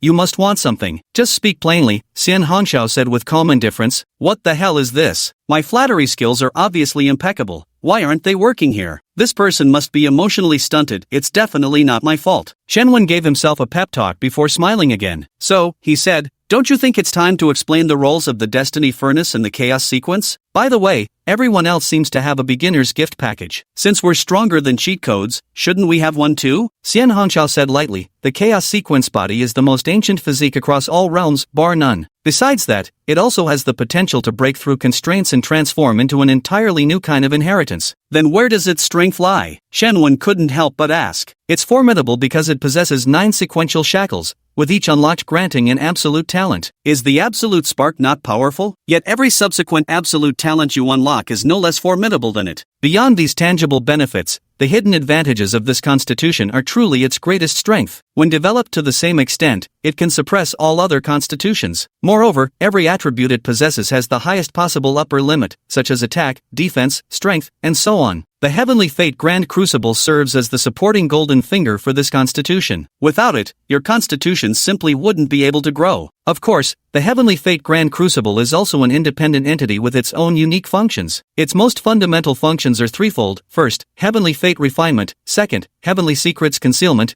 And third, Heavenly Fate Suppression. Destiny Refinement refers to the process of refining all things between heaven and earth that possess Destiny's fortune, to obtain the numinous Nirvana Serum. The numinous Nirvana Serum can be used to unlock the sequential shackles of your physique, as you should already know. Of course, you may also choose to convert the Nirvana Serum into random reward draws, but this method is highly likely to yield nothing of substance. According to this furnace method, our heavenly mandates also divided into tiers, with higher tiers yielding higher quality Nirvana liquid? Chen Wen pondered for a moment before asking. Immortal Hongxiao nodded. Heavenly mandate fortunes are divided into 3 types. Common Heavenly Mandate, Legendary Heavenly Mandate, and Eternal Heavenly Mandate. The classification can be determined by the color of the fate souls they condense. Standard fate marks are divided into 11 colors: red, orange, yellow, green, blue, indigo, violet, gray, black, silver, and gold. The higher the rank, the more advanced the color. Legend has it that fate marks come in only 7 colors, known as the legendary 7-colored fate. Eternal fate marks, on the other hand, boast 9 colors. This rainbow-like 9-colored fate is said to be non-existent, yet theoretically conceivable. Beyond these, the fate marks you forge can also be fused in various combinations. At that time, the power of the Nirvana liquid can also stack, and there might even be unimaginable surprises. How can I identify the bearer of Heavenly Mandate? Chen Wen took a deep breath and asked. Each of these effects alone doesn't seem remarkable, but when combined, they can only be described as heaven-defying. At the same time, he finally understood. He came precisely to challenge the chosen ones of destiny. Only by killing them could he grow stronger. A single thought: all you need to do is activate the heavenly gaze, Immortal Red Peony said plainly. Chen Wen was about to ask what the heavenly gaze was when suddenly he found himself seeing the world through double pupils. So this was what a single thought meant. Badass. What else could this country bumpkin say besides these words? Next is shielding the secrets of heaven. Its function is quite simple. It can shield you from all detection, preventing premature elimination by the Heavenly Tao's rules. Don't think your Gu Yuan realm's Heavenly Tao is unremarkable, the truly powerful part is yet to come, Xian Hongxiao said leisurely. That's perfect. A timid coward like me needs exactly this kind of strong medicine, Chen Wen nodded repeatedly. As one of the Transmigration Army, he knew all too well the importance of lying low to build strength. The true essence of growing stronger in secrecy, only to astonish everyone later, lies precisely in this. The final heavenly decree suppression allows you to activate a suppression domain. For 10 breaths, you can suppress 10% of your opponent's power. As you grow stronger, the amount of power you can suppress will increase, but the upper limit depends on your personal performance. Of course, the duration of suppression will also increase as your personal strength grows, but once the suppression period ends, it will take a day to recover, so you need to utilize it wisely. This is good. This is really good. Chen Wen's eyes gleamed like an excited mutt. 10% might not seem like much, but at critical moments it can truly be deadly, and what's most important is that it can keep improving. If it were raised to 100%, just what kind of scene would that be? The mere thought makes every pore on one's body stand on end, sending waves of excitement surging through. Now comes the beginner's gift package. Would you like to receive it now? Immortal Hongxiao spoke up. Of course it has to be now, I've been waiting long enough, Chen Wen responded immediately. Chapter 12, a family full of big shots, and then there's me, the odd one out. As you wish, Immortal Hongxiao replied. No sooner had the words been spoken than a series of messages flooded Chen Wen's mind. Supreme Chaos Art, Unknown Grade, Novice Mastery. Can be used for cultivating Chaos Sequence Body and Realm Advancement. Great Rebirth Technique, Supreme Forbidden Art, Growth Type, Initial Comprehension. Capable of complete physical transformation. At its pinnacle, can erase all traces of the practitioner's past incarnations, existing beyond the constraints of destiny. Chaos Heaven-Reaching Hand, Peerless Divine Ability, Growth Type, Entry-Level Mastered. Can be combined with Chaos Sequence Body to achieve ultimate resilience and strength, capable of shattering all defenses at its peak. After absorbing all this information, Chen Wen suddenly comprehended its profundity. The power within him surged like an erupting wellspring, reaching unprecedented intensity. This is utterly overpowering. After a long silence, Chen Wen finally exhaled in amazement. Through the memories left by the original body, he also gained an understanding of this world's cultivation principles. This world possesses numerous combat techniques, such as martial arts, secret arts, forbidden techniques, treasure techniques, and divine abilities, among others. Ordinary martial arts can be classified into tiers 1 through 13. As for divine abilities, treasure techniques, secret arts, and forbidden techniques, they are divided into 6 grades: lower, middle, upper, supreme, peerless, and legendary. Each cultivation method is further divided into 5 levels: initial glimpse, novice, minor mastery, major mastery, and perfection. Now, he had obtained a rare divine technique and had even reached the novice level. What else could he say about this beginner's gift besides calling it absolutely fantastic? Are you satisfied? Immortal Hongxiao asked. Chen Wen nodded eagerly. Satisfied? It's absolutely amazing. Keep working hard. As long as you refine enough fate, there are plenty more rewards waiting for you. Don't even mention it. Right now I feel bursting with energy, like the whole world belongs to me. Chen Wen stood up silently, then exclaimed excitedly. Xian Hongxiao didn't give Chen Wen any face to show off.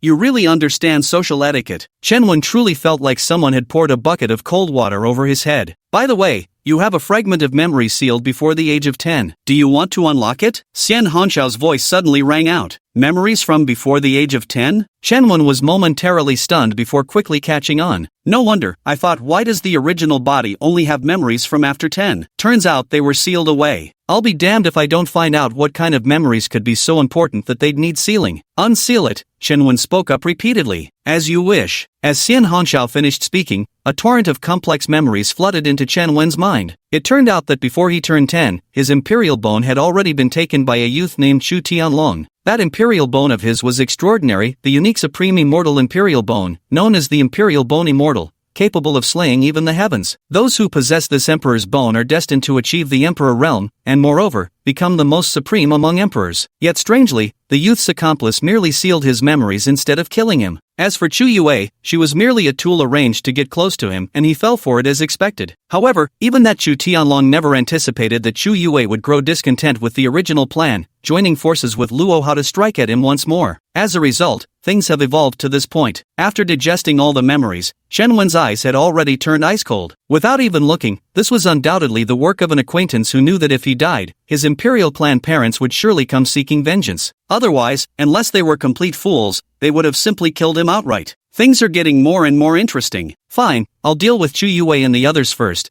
then I'll take care of you properly. Little brother, how are things on your end? At that moment, Chen Hongmian's voice came from outside the door. Chen Wen quickly composed himself before opening the door. Chen Hongmian's flawless face leaned in closer. Holy, damn, the seven-colored destiny? Upon seeing this, Chen Wen immediately felt the urge to activate the Destiny Great Furnace. What's wrong with you? Chen Hongmian noticed Chen Wen's constantly changing expression and immediately grew nervous. I'm fine, I just almost screwed you. Chen Wen suppressed his turbulent emotions and then said, it's just that I've never seen a woman as beautiful as you before, so I was momentarily at a loss. Not bad, not bad. Your mouth is much sweeter than your big brother's. Chen Hongmian clapped Chen Wen's shoulder and burst into laughter. Beautiful indeed, but alas, equipped with a mouth. Chen Wen continued chuckling. Sis, what did you need me for? Chen Hongmian instantly turned serious. It's about time we settled the matter. Fine. Chen Wen's smile vanished as he spoke coldly. First eliminate these four, then find Chu Tianlong. Chen Hongmian said nothing more, stepping out ahead of the others. As soon as Chen Wen entered the hall, he spotted Chen Badeo and his group already waiting there. All categorized as seven-colored fate? Buddy,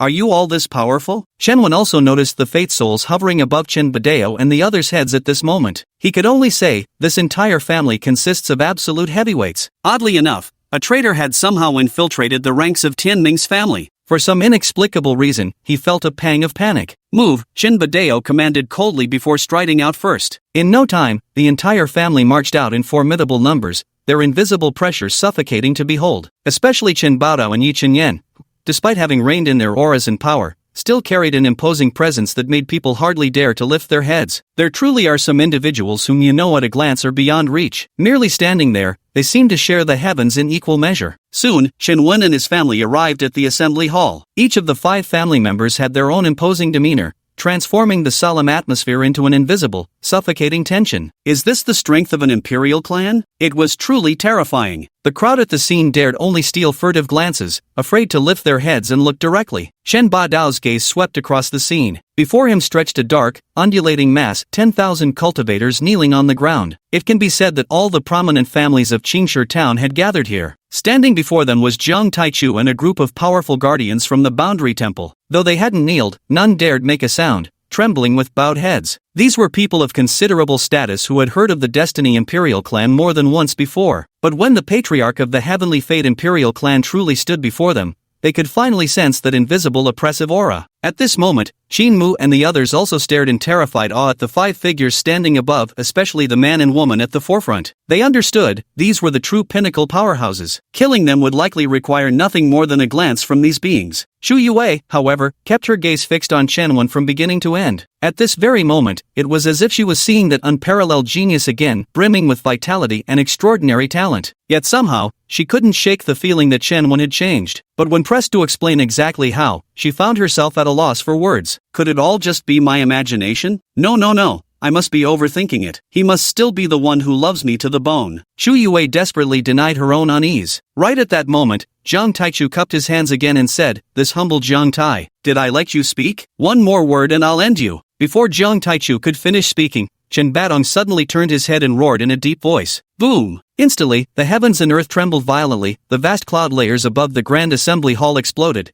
and numerous astonishing celestial phenomena came crashing down as terrifying spatial turbulence ran rampant. Put! Jiang Taichu spat out a mouthful of blood and collapsed to his knees. As for Zhao Long and the others, they were directly pinned to the ground, their bodies rupturing as clusters of blood mist erupted around them. In an instant, Zhao Long and the others were utterly terrified, barely holding back from cursing aloud. What the hell are you doing? Haven't you learned your lesson after getting hammered twice already? For God's sake, just shut up. If you really want to show off, can't we do it at home? Witnessing Jiang Taichu's pitiful state, they were both terrified and furious. Wouldn't it have been better to just stay a coward? Why insist on showing off? You idiot! Holy shit! Chen Badeo surveyed the deathly silent scene before turning to Chen Wen beside him, saying, go ahead and do what you want now. Your father's got your back. With your mother here, anyone who dares make trouble for you will have me to deal with, Yi Chenyan asserted even more bluntly than Chen Badeo. Okay. Chen Wen nodded solemnly. This is... Everyone at the scene immediately turned their gaze toward the 4 troublemakers in the distance. At this moment, there wasn't a trace of pity in their eyes, only cold ruthlessness. If it weren't for these 4 idiots, how could their town of Qingstone have suffered this calamity? Chen Wen acknowledged with a sound before moving toward where Chu Yue stood, a faint smile playing at the corners of his lips. But to Qin Mu and the others, This smile seemed more terrifying than the fiercest demon. "Miss Chu, we're counting on you entirely. You must save us," Qin Mu and Luo Hao implored in unison. Chu Yue swallowed hard before speaking. "Don't worry," she said, "Shenwen loves me to the marrow of his bones. Nothing will go wrong." Great. We knew Miss Chu would come through. We just knew it." The two immediately grew excited. "Of course, I'll definitely be fine, but the same can't be said for you." Shu Yue watched the two groveling figures before her and sneered inwardly. Chapter 13. No, it's not regret, you just realize you're going to die. Under everyone's gaze, Shenwen quickly approached the area where Chu Yue and the others stood. Ugh, could this Chu Yue also be a child of destiny? Is this trash? When Shenwen noticed the orange soul hovering above Chu Yue's head, he momentarily froze. No, senior. Don't tell me you're a knockoff. Shenwen couldn't help but grumble to himself. You're the fake one. Your whole family's fake. Elegant. An elegant lady must maintain her dignity. After some internal deliberation, Xian Hongxiao finally said, "What you've witnessed is all real, proving that Chu Yue is indeed the chosen one."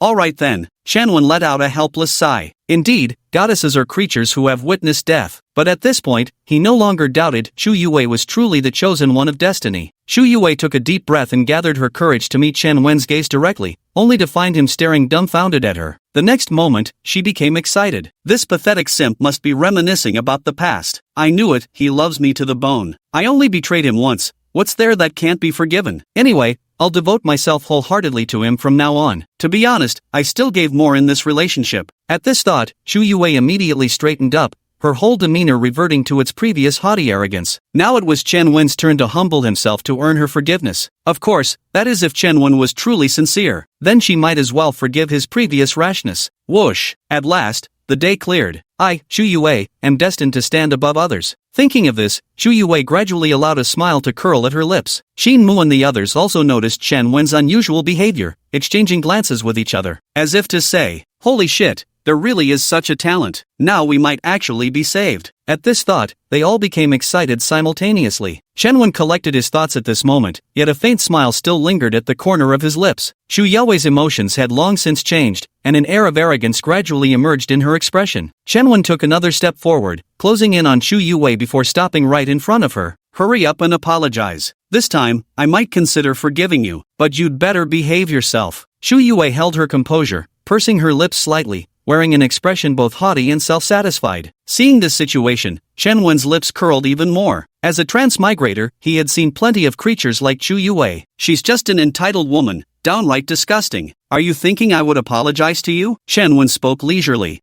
Chu Yue froze momentarily, because this was exactly what she had been thinking. But why had Chen Wen voiced it so bluntly? Did he no longer want to possess her? What's going on here? Qin Mu and the others also stiffened, a sense of foreboding rising in their hearts. Chen Wen, don't treat me like this. I could change my mind at any time, Chu Yue said, taking a deep breath. Just now my brain froze, so I'm really sore. Before Chu Yue could even revel in her moment, Chen Wen swiftly backhanded her with a slap. Dumbass, you thought I'd actually say shit like that? Click. The slap sent Chu Yue crashing to the ground, nearly splitting half her face open. Chu Yue seethed with rage and terror. You what, bitch? I slap whores like you for breakfast. Chen Wen took another step forward and, under Chu Yue's terrified gaze, struck another slap against her left cheek. Bang! Chu Yue was sent flying once more, crashing heavily into the crumbling wall. Put! Chu Yue could no longer hold back, spitting out a mouthful of blood. It's over, this time, it's truly over. At this very moment, Qin Mu and the others felt as if the sky had collapsed. So this is what you call unconditional forgiveness? Damn it! Chen Wen had no intention of stopping. If he couldn't make Chu Yue wish she were dead, he'd feel he'd failed himself. Watching Chen Wen inch closer step by step, Chu Yue finally felt fear. All the fantasies in her heart vanished into thin air at that moment. I know I was wrong. I'm sorry. Can you spare me just once? I'm willing to serve you like a slave if you let me live. You like me, don't you? I can serve you in any way you want, any position you prefer. Seeing Chu Yue's terrified expression, Chen Wenzheng shook his head. No, you're not repentant, you just know you're about to die. No, it's not like that. It's not. Chu Yue frantically denied. Is that so? Under Chu Yue's horrified gaze, Chen Wen suddenly stomped down with tremendous force. No. Click. Just like that, Chu Yue's legs were crushed into a bloody mist beneath Chen Wen's foot. Your arms are next. Chen Wen stepped down once more despite Chu Yue's desperate struggles. Click. Aha. This time, all 4 of Chu Yue's limbs were crushed into pulp. Yet Chu Yue couldn't even die. The heart-rending pain and humiliation left her face ashen with terror and despair. For a moment, the entire scene was filled not only with boundless killing intent but also with Chu Yue's inhuman shrieks of agony. This, gulp, so ruthless. Shin Mu and the others had already collapsed weakly onto the ground. They knew they would be next. Chen Wen leaned close to Chu Yue's ear and whispered, "Next will be your spiritual aperture and physical body. You took what belongs to me. I'll make you vomit it out bit by bit." No, no, no. Chu Yue shook her head frantically. Severed limbs might still hold hope of recovery, but if even the spiritual aperture and physical body were destroyed, then she would truly be finished. I know you're anxious, but don't rush. I'll send you to heaven right away. Chen Wen's eyes turned ice cold as he stomped down towards Chu Yue's spiritual core, an overwhelming surge of primordial chaos energy erupting from his foot. No! Chu Yue screamed uncontrollably, her voice echoing endlessly through the void. But just as Chen Wen stepped on the spiritual orifice, a shield suddenly expanded, blocking his foot. Boom! At the same moment, Chen Wen was also sent flying back by the force that surged out. Who dares to kill a disciple of my Chu clan? You're seeking death. A cold shout erupted from within Chu Yue's body, reverberating endlessly through the air. The sudden change left everyone stunned. What does this mean? Shin Mu and Luo Hao were somewhat dazed. Ah, it's here, finally here. In contrast, Chu Beiqiang was overwhelmed with excitement. Only he knew that Chu Yue also came from an extraordinary background. To this day, he still remembered the scene when Chu Yue was first delivered here, an imperial carriage escorted across countless miles,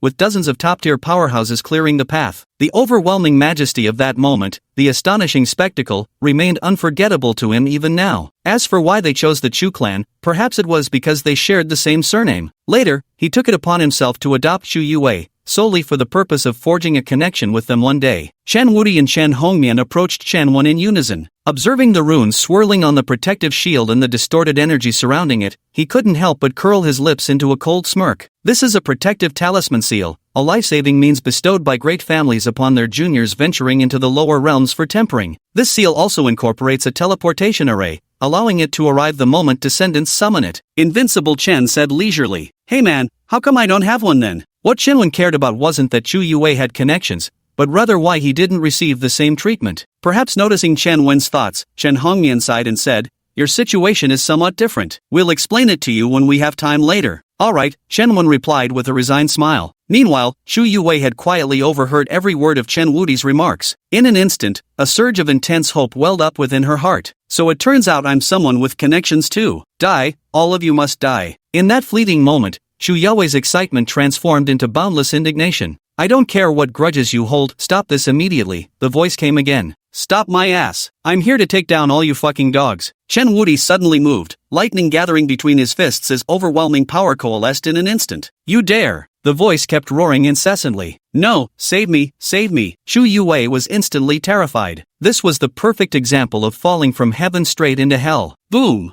Under Chu Yue's horrified gaze, Chen Wudi threw a punch, instantly shattering the protective shield. Put! Chu Yue spat out a mouthful of blood, her face ashen with despair. She hated Chen Wudi for not playing by the rules. Why couldn't he wait for her family to arrive? "Do whatever you want. Whoever comes will die." As Chen Wudi spoke, he turned his gaze to the distorted space above. This was precisely the sign that the teleportation array had taken effect. He had the power to destroy the teleportation array, but he had no desire to do so. Right now, all he wanted was to kill. Whoever came would die. Chen Wen's lips curled slightly. Understood. I have to say, having a family like this for support feels absolutely amazing. Chapter 14, finally here, huh? I've been waiting for you bastards for so long. Watching this scene from afar, Jiang Taichu's lips kept twitching involuntarily. Isn't this just bullying? How many forces in this world could possibly compare to the Destiny Imperial clan? At this moment, he could fully anticipate that gruesome scene. Perhaps those attackers might bring annihilation upon their own clan. On the high platform, Chen Badeo and Yi Chunyan remained silent, yet anyone could discern their stance clearly. Whoever comes shall die. Sweet dreams, my love. Chen Wen gracefully lifted his foot, looking down at Chu Yue with deep and icy eyes. That gentle smile, in Chu Yue's eyes,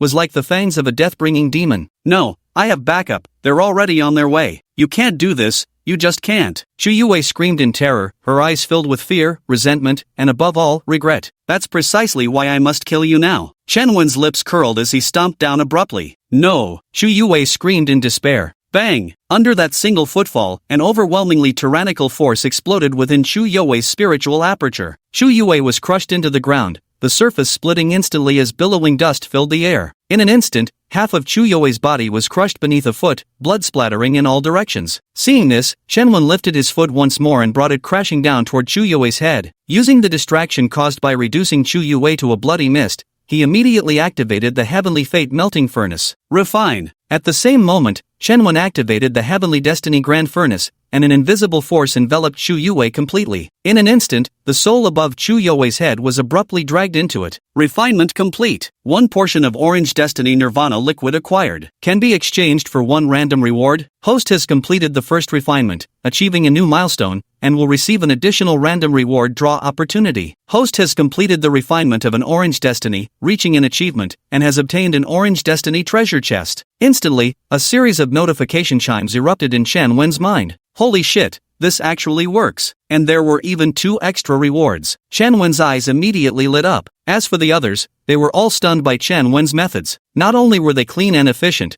but also ruthlessly brutal. You must understand, the Chen clan fearing no challenger is one thing, but Chen Wen leaving Chu Yue not even a shred of hope for rescue, that's another matter entirely. Boom! Suddenly, the horizon trembled as imperial might uncoiled across the heavens, churning the cloudscape into towering avalanches of vapor. Then emerged consecrated effigies of monarchs, each reflecting visions of 10,000 subjects prostrating in worship. Heaven mandates imperial authority, all nations bow in reverence. This is the symbol of the imperial reverence realm. Judging by the shocking scale of the scene, there should be quite a few arrivals, but the strongest among them merely reached imperial reverence. Seeing this scene, Jiang Taichu and others all wore expressions of pity in their eyes. Could this be considered traveling thousands of miles just to deliver oneself to death's door? No matter how strong you are, can you possibly rival these 2 quasi-emperor realm experts present here? Who killed the descendants of our Chu clan? As figures emerged one after another, the thunderous shout arrived even before their physical presence. The sound exploded like heavenly thunder, carrying the majestic imperial aura, while terrifying power radiated outward in all directions. Impudent! Suddenly lifting his head, Chen Baodao shouted and reached out to grasp at the empty air. The boundless imperial might instantly sealed an entire stretch of the world,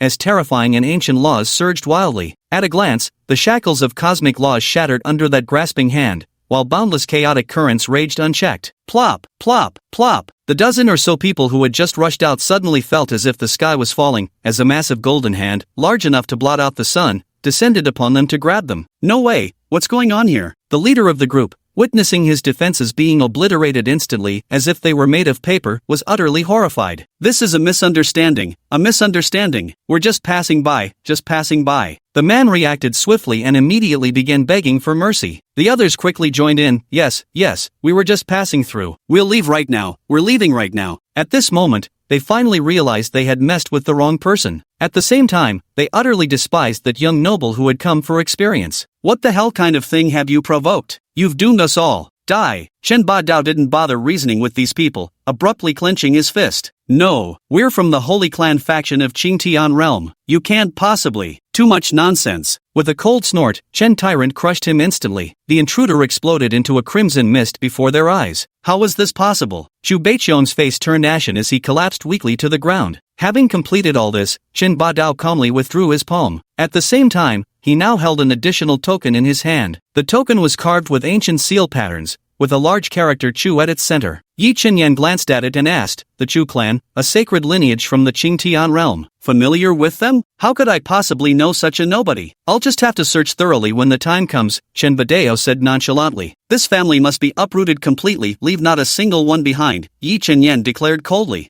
Chen Badeo nodded in agreement. At this very moment, the Chu family in the distant Qingtian realm remained oblivious that their sky was about to collapse. Damn, it's gotta be my cheap old man. Chen Wen couldn't help but sigh. He originally thought Chen Hongnian and Chen Wudi were fierce enough, but compared to Chen Badeo, they were truly dwarfed. Suppressing the turmoil in his heart, Chen Wen then walked towards Qin Mu and others whose faces had turned ashen. Watching Chen Wen approach step by step, Qin Mu and the others instinctively curled into balls. At this very moment, they were truly terrified. Been waiting long, young lads? Chen Wen halted his steps and spoke leisurely while looking at the trio. Qin Mu and the others opened their mouths, but due to extreme terror, they completely lost their voices. Look at you, look at you, how nervous you are now. Where's the courage you had earlier when you drew my essence blood? Chen Wen leaned closer to Qin Mu and spoke leisurely. Qin Mu's face turned as pale as paper, his entire body trembling uncontrollably. Brother Luo, wouldn't you say so? Chen Wen suddenly turned to look at Luo Hao. I was wrong, truly wrong. Luo Hao immediately scrambled to his knees,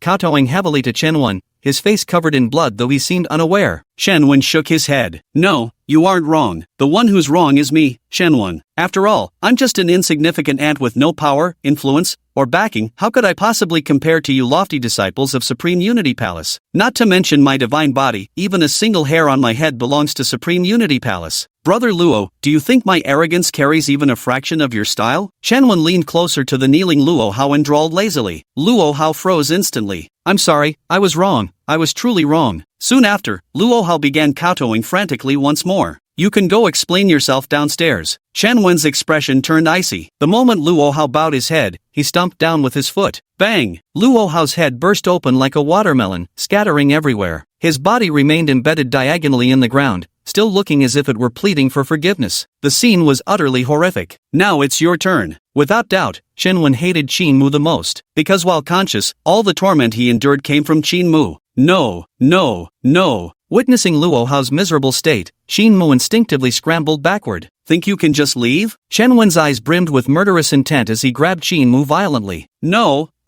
While Qin Mu was paralyzed with terror, Chen Wen's hand plunged straight toward his chest. In an instant, Qin Mu's blood-curdling scream echoed throughout the entire conference hall. Under Chen Wen's relentless probing, Qin Mu's entire body trembled incessantly, convulsing uncontrollably from head to toe. Blood dripped from his body and clothes like pouring rain. Unlike Luo Hao and Qin Mu, who used techniques to extract the origin source, Chen Wen was literally digging inside with his bare hands. It was no longer about obtaining the origin source, it had become purely torture for torture's sake. Qin Mu's horrifying screams lasted nearly 100 breaths before he finally died from sheer agony. So fragile, Chen Wen remarked calmly as he tossed Qin Mu's lifeless body to the ground. As for Chu Beiqiang, he fainted outright from terror. Everyone present felt their scalps crawl at the sight of Chen Wen's methods. Chen Wen glanced at Chu Beiqiang before stomping down on his crotch. Chu Beiqiang instantly jolted awake from unconsciousness from the pain, howling miserably. The moment he saw Chen Wen, his expression twisted wildly as boundless terror flooded in. What's Chu Tianlong's background? Chen Wen suddenly asked. Chu Tianlong? Chu Beiqiang didn't dare hesitate and replied repeatedly, that child was brought back by our clan's Chu Beiqing, who claimed it was his own biological son. And where is Chu Beiqing? Chen Wen asked again. Dead, Chu Beiqiang responded. Is that it? Chen Wen's eyebrows knitted together. My lord, I swear I'm not deceiving you. That's truly all I know about Chu Tianlong. That kid was mature beyond his years. After staying with the Chu clan for just half a year, he completely disappeared afterward. Seeing Chen Wen's displeased expression, Chu Beiqiang hastened to explain. Then you can die. Chen Wen directly raised his foot and stomped down toward Chu Beiqiang's head. No, spare. Bang! With that single stomp, Chu Beiqiang's head was instantly crushed into pulp. What a formidable Chu Tianlong, he'd hidden himself deep indeed. Chen Wen let out a cold laugh in his heart. At that very moment, the heavens and earth suddenly transformed as over a dozen massive fissures rapidly split open. Seeing this scene, both Chen Badeo and Yi Chenyan curled their lips slightly. Finally couldn't hold back anymore. These old dogs? It's good that you've come. For this moment, they had waited a full 16 years. Chapter 15, Everyone dies here today. This just never ends, does it? Jiang Taichu stared at the sight, his mind exploding into a tangled mess of confusion. As for Mu Chen and the others, they had long begun trembling uncontrollably. They weren't fools. They could naturally sense that the newcomer was at least comparable to Chen Baodao in terms of prowess. But most importantly, it wasn't just one person arriving, it was a full 16 of them. The only uncertainty was who exactly these people had come for. Meanwhile, Chen Hongmian and Chen Wudi instinctively shielded Chen Wen behind them. Holy shit, these people couldn't be coming for me, could they? A terrifying thought suddenly rose in Chen Wen's mind. No, Sister Xiaoji, didn't you say the Destiny Crucible could shield us from heavenly secrets? I just started flexing for half an episode and got caught already? Don't you think your bragging was a bit over the top? Clearly, Chen Wen assumed the enemy came because his Chaos Sequence body was discovered. First of all, the Xiao in the name is the character from Peony Blossom, not the character for Soup Spoon. Second, this isn't an issue with the Heavenly Destiny Crucible, it's that you inherently violate Celestial Mandate. Third, if you call me Sister Xiaoyao one more time, I'll smash your head until it explodes. Wait, what do you mean I inherently violate Celestial Mandate? Chen Wen was utterly bewildered. Go ask your parents, Xian Hongxiao said coolly. No, Can't you just explain it more clearly? Chen Wen was completely dumbfounded, perhaps noticing the change in Chen Wen's expression. Chen Hongyan leisurely spoke up. Some things can't be explained in just a few words, but don't worry, as long as we're here, no one can hurt you. It's now father and mother's battlefield. We just need to watch, Chen Wudi chimed in agreement. Just as Chen Wen was about to ask what this meant, the ceaselessly turbulent anomalies between heaven and earth interrupted his thoughts. The sky began surging with strands of patterned law chains, endlessly intertwining and shimmering. At first glance they appeared modeled beyond belief, yet they flowed with the ancient and mystical aura of heavenly destiny's rhythm. When the rules reached their ultimate extreme, locking and confining the entire realm, those 16 fissures finally burst open outward. The next moment, towering figures, men and women wrapped in overwhelming auras and radiant light, stepped forth through them. The moment they set foot into the ancient origin realm, the entire world shuddered uncontrollably, with endless spatial turbulence seething violently. Had it not been for the pre-established mandate laws, the entire ancient origin realm would have crumbled instantly. These 16 men and women gazed across the land with eyes as deep as the ocean, looking down upon everything with noble arrogance that made others feel unworthy to lift their heads. The cultivators kneeling below were filled with nothing but boundless terror. At this moment, they truly felt like specks of sand in the world, minuscule and powerless. Chen Baodao and Yi Chunyan suddenly moved, soaring into midair as their auras erupted like rolling tidal waves. One man wreathed in celestial lightning, countless thunderbolts roared and raged around him. Another engulfed in heavenly flames, clusters of fire surged and rampaged wildly. These two men each held up half the firmament, standing unyielding against the 16 mighty figures before them, an invisible standoff forming between them. The white-haired, youthful-faced elder at the forefront finally spoke. Chen Badian, you've overstepped. This elder hails from the dragon clan of the Destiny Imperial bloodline, named Long Outyen, Dragon Proud Heaven. Yet compared to Chen Baodao, he commands greater authority both within the Dragon Clan and throughout the entire Destiny faction. This stems firstly from his seniority, secondly from his personal strength, and thirdly from his impartial conduct. Last time when Chen Wen was forcibly demoted, it was also executed through Long Outyen's intervention. Clearly, it was up to him to settle this matter once again. Chen Baodao said indifferently, "Indeed, I'm breaking the rules." His attitude was utterly casual, as if daring anyone to challenge him. "How insolent!" Long Outyen barked with a sudden drop in tone. Chen Baodao's eyes flashed with thunderous fury. "Then I'll be unrestrained, what can you possibly do about it?" Long Outyen glared fixedly at Chen Baodao. "Do you have any idea what you're doing? No one understands better than I do." As he spoke, Chen Baodao's voice turned hauntingly soft.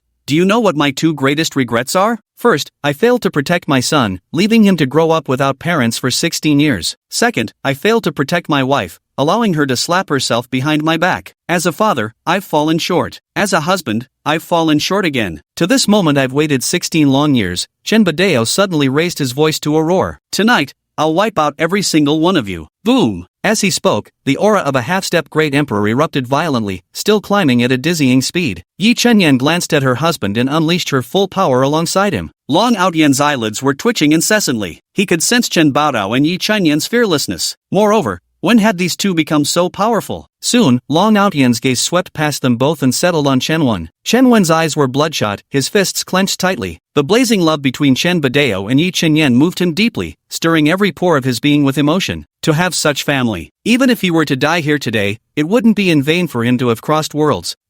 Has the primordial slaughtering entity's origin essence dissipated already? Soon, Long Outyen ascertained Chen Wen's current condition. As for the chaotic sequence entity, it had long been shielded by the Destiny Grand Crucible. A mere half-step great emperor like Long Outyen naturally couldn't perceive it. Long Outyen slowly withdrew his gaze and settled it once more on Chen Badeo and Yi Chenyan. "I can understand your feelings, but rules are rules after all. Your son was born under ill-fated stars, that is an ironclad truth, and death is his only destiny. Last time, thanks to your family's desperate efforts, he was spared for 16 more years. To have lived 16 extra years was already a tremendous blessing. There's no need for you to cling so stubbornly to this matter. Think of your family. The mandate of heaven bestowed upon us is our greatest honor. Is it truly worth sacrificing the foundation built by our clan over tens of thousands of years, all for the sake of one son?" Meanwhile, those present were profoundly shaken. Only at this moment did they fully comprehend how this situation had come to pass. It turns out Chen Wen was exiled because he was born under a fate of calamity. This was the calamitous fate. Legend says such people could overturn destiny and bring about world-ending disasters. Therefore, such individuals must not be allowed to live, or else they would surely bring suffering upon others. So that's what this is about. Now I understand why those bastards were so determined to eliminate me. Chen Wen gritted his teeth, roaring furiously in his heart. To hell with this legacy, let them all die. With a low growl, Shen Overlord erupted into motion. Thunder roared around him as he descended from midair, streaks of tribulation lightning crashing and colliding in his wake. At the same time, an intangible law rapidly took form while successive waves of imperial might erupted, relentlessly oppressing the entire world. For a moment, the heavens and earth resonated endlessly, as if growling, yet roaring. Chapter 16. No one in this world can threaten me, no one. Long Outyan's face instantly darkened. The group of powerful figures from the Destiny faction behind him had also lost their patience by this point. From their perspective, speaking so amiably with Chen Baodao was already the greatest concession they could make. Yet Chen Baodao, utterly oblivious, actually threatened to kill them. Such outrageous audacity. Make your move. Long Outyan waved his hand grandly. Got it. The group of powerful experts behind him responded in unison. They each formed hand seals as cosmic energies surged forth, with half-step emperor-level laws rapidly manifesting. Ancient, domineering, mysterious, and utterly invincible. This was what everyone beneath could feel, were it not for Long Outyan and others deliberately suppressing it. Merely the residual power of these laws could reduce them to flying ashes. Soon, the sky above the ancient origin realm was forcibly torn open,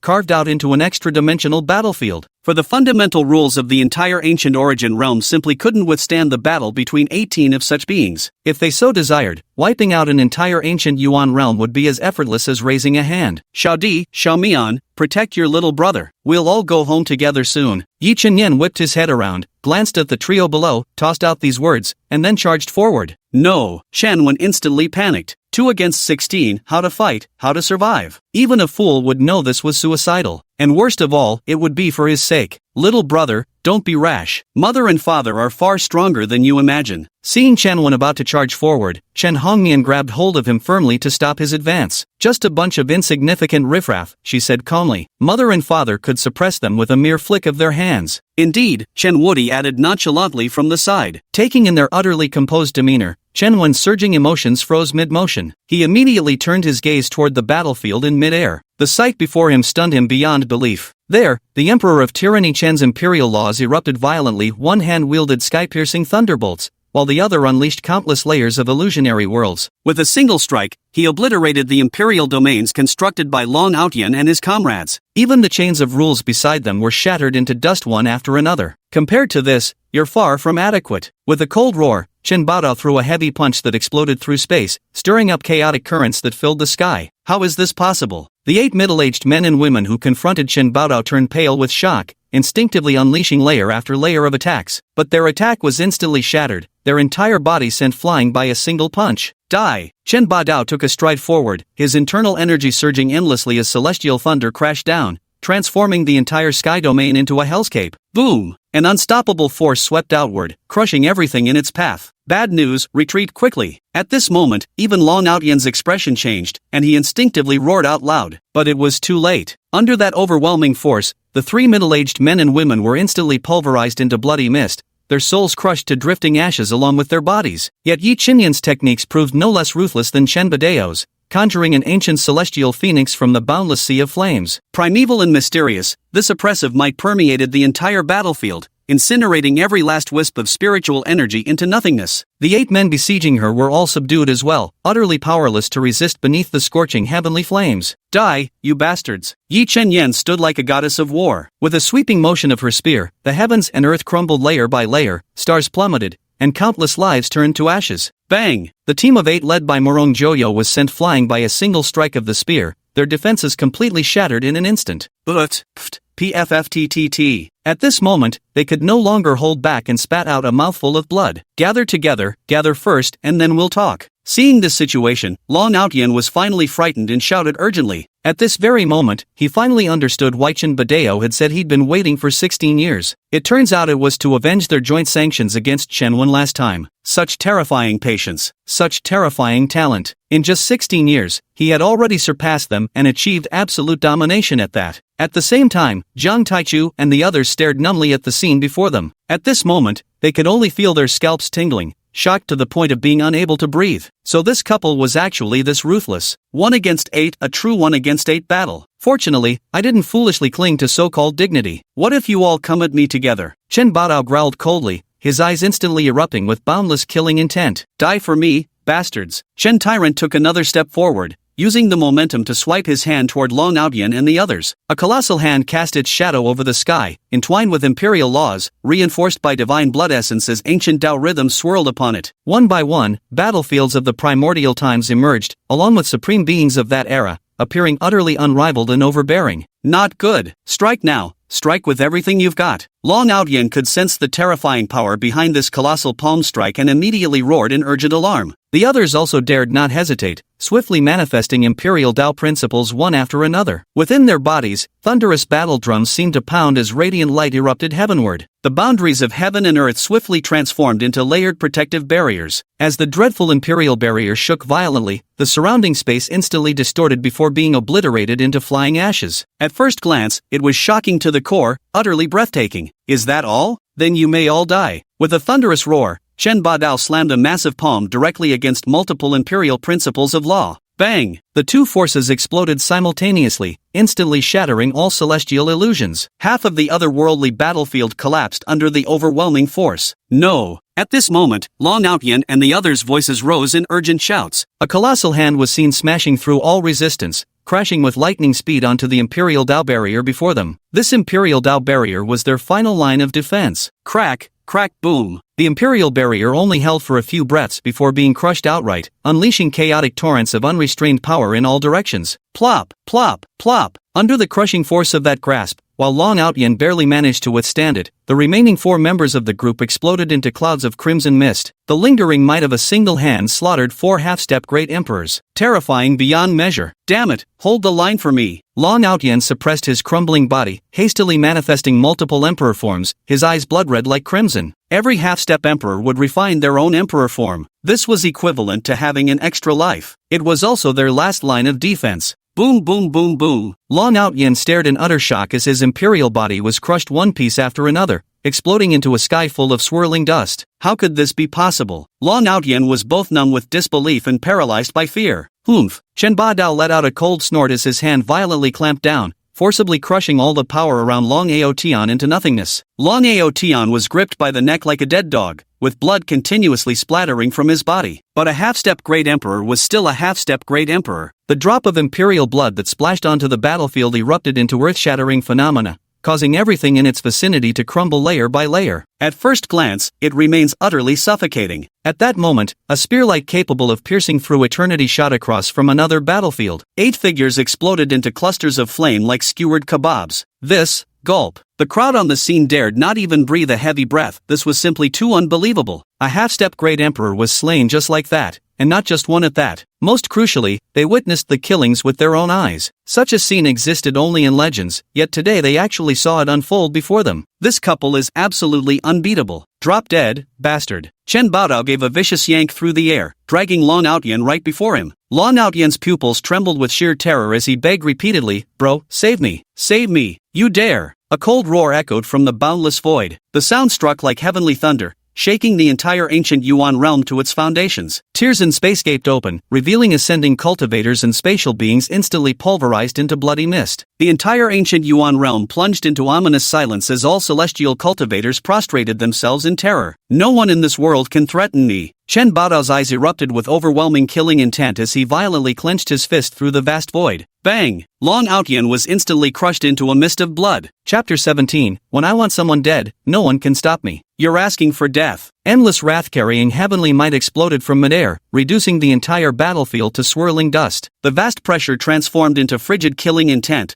bearing down mercilessly upon Yi Qinyan's position. Undoubtedly, Long Qingbei had developed lethal intentions toward Qin Badu, killing his younger brother right before his eyes. To disregard his warning is a capital offense. The might of his dragon ascendant form brooks no defiance. Think you can kill me? You're not even close. Chen Badao's power erupted around him as celestial lightning coursed through the heavens. A towering thunder emperor's form rose to the heavens, its body unraveling with thunder laws, instantly filling the world with an aura of slaughter. Thunder roars like war drums, merging with the heavens and earth, causing the cosmos to tremble and roar in resonance with the thunderous beats. The warhammer of Thor, battling heavens and earth, subduing eternity. Chen Tyranny suddenly transformed into the god of thunder, grasping the celestial thunder hammer, and struck fiercely into the midair. The entire sky resembled a tranquil ocean, suddenly erupting into towering waves as endless bolts of lightning raged across its surface. In an instant, the descending heavenly might was shattered by a single swing of the hammer, and even the boundless void was pierced through by that mighty blow. Through the shattered void between heaven and earth, everyone at the scene caught sight of an utterly sinister human figure. This person was none other than Long Qingbei. This was utterly terrifying. With a single hammer strike, he shattered the barrier between realms,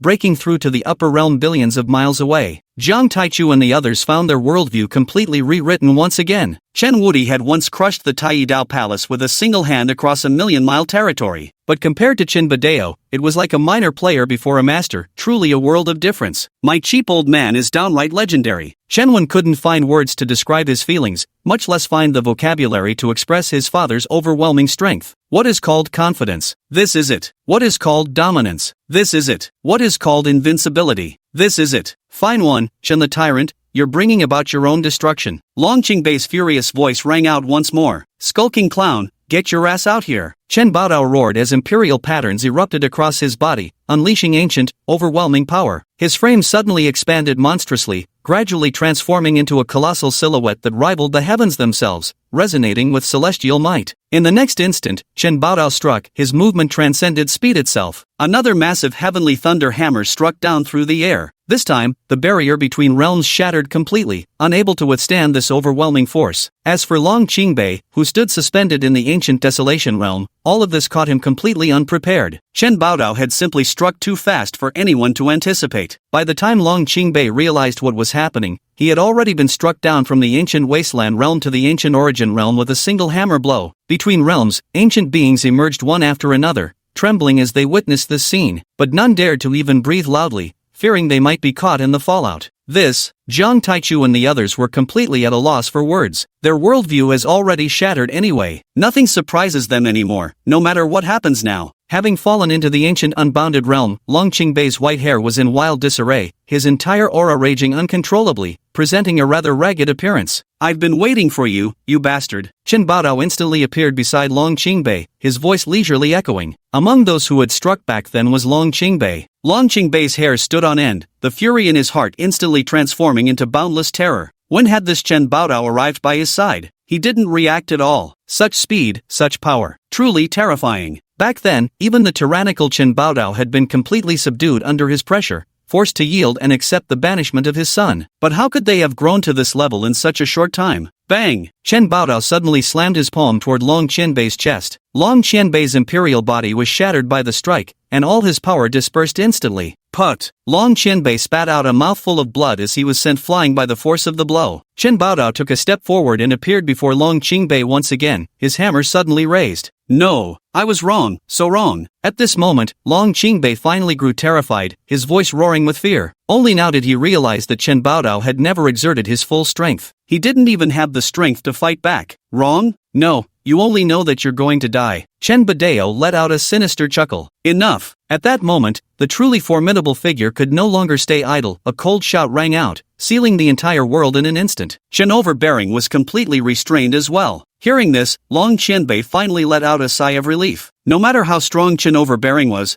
could he possibly be stronger than the big shot backing him? No one can stop me from killing whoever I want, he declared. Chen Baodao shuddered violently as the binding chains of power shattered with a thunderous crash. Die! A murderous glint flashed in Chen Baodao's eyes as he swung his hammer straight toward Long Qianbei. Chen Baodao, I'll give you one last chance, stop this madness now. Or else, the united armies of the 16 supreme heavenly orders will descend upon the lower realm in full force. By then, not only will you die, but your entire family will perish. I'll live your grandpa's ass. With a furious roar, Chen Baodao smashed Long Qianbei into a bloody mist with a single hammer strike. The majestic residual force made heaven and earth tremble without end. Think I'd be scared just because you're launching a full-scale attack on the netherworld? Where is the Qin clan? Where is the Yi clan? Here!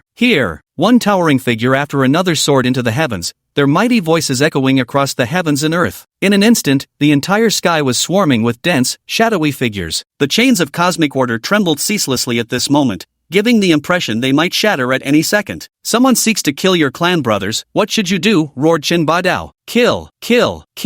Fight! Fight! Fight! Instantly, battle cries surged to the heavens, echoing endlessly across the sky. Is this my paternal and maternal clans? Such unity, such might. Chen Wen felt an inexplicable surge of excitement at this moment. The people behind him fell silent. Clearly, they hadn't anticipated that both the Yi and Chen families would mobilize together and with such overwhelming force. Most importantly, they could sense that both the Chen and Yi families possessed far greater collective strength than they had 16 years ago. Come on, kill me if you dare. Chen Badao faced the vast void and roared with overwhelming momentum, his might unrivaled. The person behind remained silent. After a long silence, Long Tianjin, the person in charge, finally spoke. Do both of you share the same sentiment? These two people naturally referred to Chen Wen's nominal grandfather and maternal grandfather. They had also been keeping an eye on everything that happened in the ancient origin realm. Chen Wudao said leisurely, this disciple has waited 16 years for this day. My Chen clan has also waited 16 years for this day. What do you mean? Long Tianjin took a deep breath and asked. It means we're coming for you, got it? Chen Wudao's voice abruptly turned icy,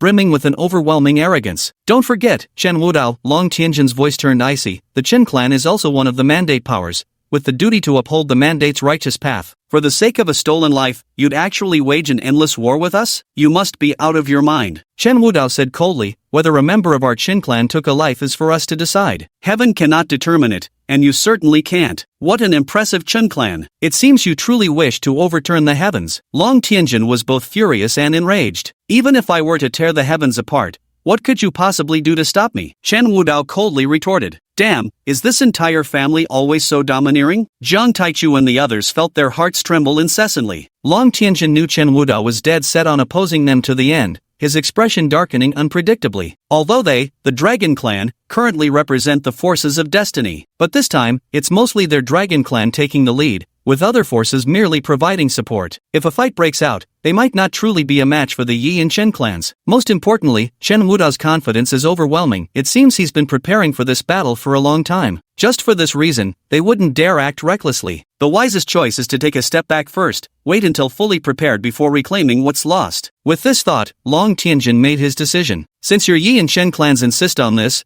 we'll just wait and see for now. I hope you won't regret this decision today. As he spoke, Long Tianjin's voice began to fade away. Clearly, the representative of the Celestial Mandate faction chose to bow down. Whether this matter ends now or not is for me to decide. Chen Wudao's voice rang out leisurely. Ah, bro, have you really gotten this cocky? Jiang Taichu and the others kneeling on the ground were completely paralyzed with fear. Chapter 18, The Dominance of the Fate Imperial Clan, hunting you down with no escape. Chen Wudao, do you really think we're afraid of you? The heavens shook with thunderous fury. Countless fateful calamity bolts rained down, serving as both intimidation and warning. Kill! Chen Wudao roared coldly without wasting a single word. Kill, kill, kill. In an instant, the entire world echoed with the sounds of impending slaughter. One after another, towering figures charged forth, their silhouettes reflected in midair. The scene was truly awe-inspiring. Before long, wails filled the heavens as torrents of blood and corpses rained down between realms, like a downpour of death.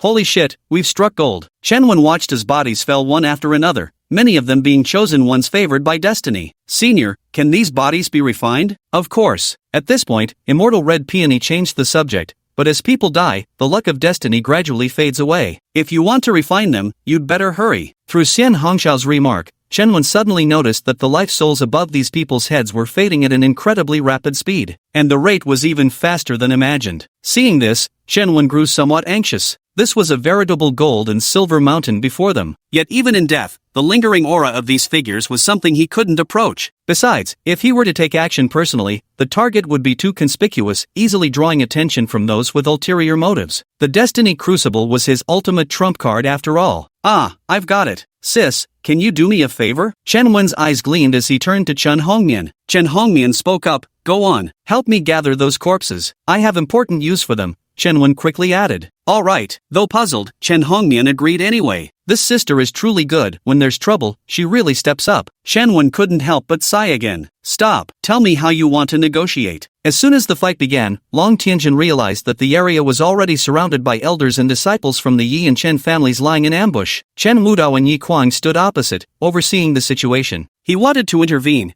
but couldn't find a way in at that moment. All he could do was watch helplessly as his subordinates fell one by one, their screams filling the air. After all, many of these disciples and elders were core members of their clan. To continue would mean even greater losses. Chen Wudao coolly observed Long Tianjin, "It's too late for peace talks now. Keep killing for me. Kill." At Chen Wudao's command, the elders of both clans intensified their bloodlust, descending like wolves upon a flock of sheep. "Chen Wudao, are you determined to fight to the death?" Long Tianjin snarled, his eyes blood-red with fury. Chen Wudao raised an eyebrow. "Haven't we already reached the point of no return? All right, we admit defeat. Tell us what compensation you want." Long Tianjin forcefully suppressed his anger, taking a deep breath before speaking. "Admit defeat? Compensation?" Chen Wudao laughed coldly. "Do the Yi and Chen families lack that pitiful amount? What I want today is all of your lives. Kill them all. Leave none alive." At this point, Chen Wudao suddenly roared with murderous intent bubbling forth. Instantly, the slaughter resumed. This time, it was completely one-sided. Watching elders and disciples fall one by one, Long Tianjin's heart bled with anguish, and his eyes turned crimson with fury. "Grandpa, save me. Ancestor, help me. No, ah!" Listening to the desperate cries coming from all directions, Long Tianjin could no longer restrain himself. "You two have gone too far. Die, both of you." With a savage roar, he charged toward Chen Wudao and Yi Kuang, his surging power causing the heavens and earth to tremble incessantly. At this moment, he had only one thought: even if it meant death, he would make Chen Wudao and Yi Kuang pay the price. "Old man, do you want to handle this, or should I?" Chen Wudao glanced at Yi Kuang. "Today is your show, so it's up to you." Yi Kuang laughed heartily. "Then I won't stand on ceremony either." Chen Wudao laughed heartily. Swish! In response, Chen Wudao instantly dashed forward. For a moment,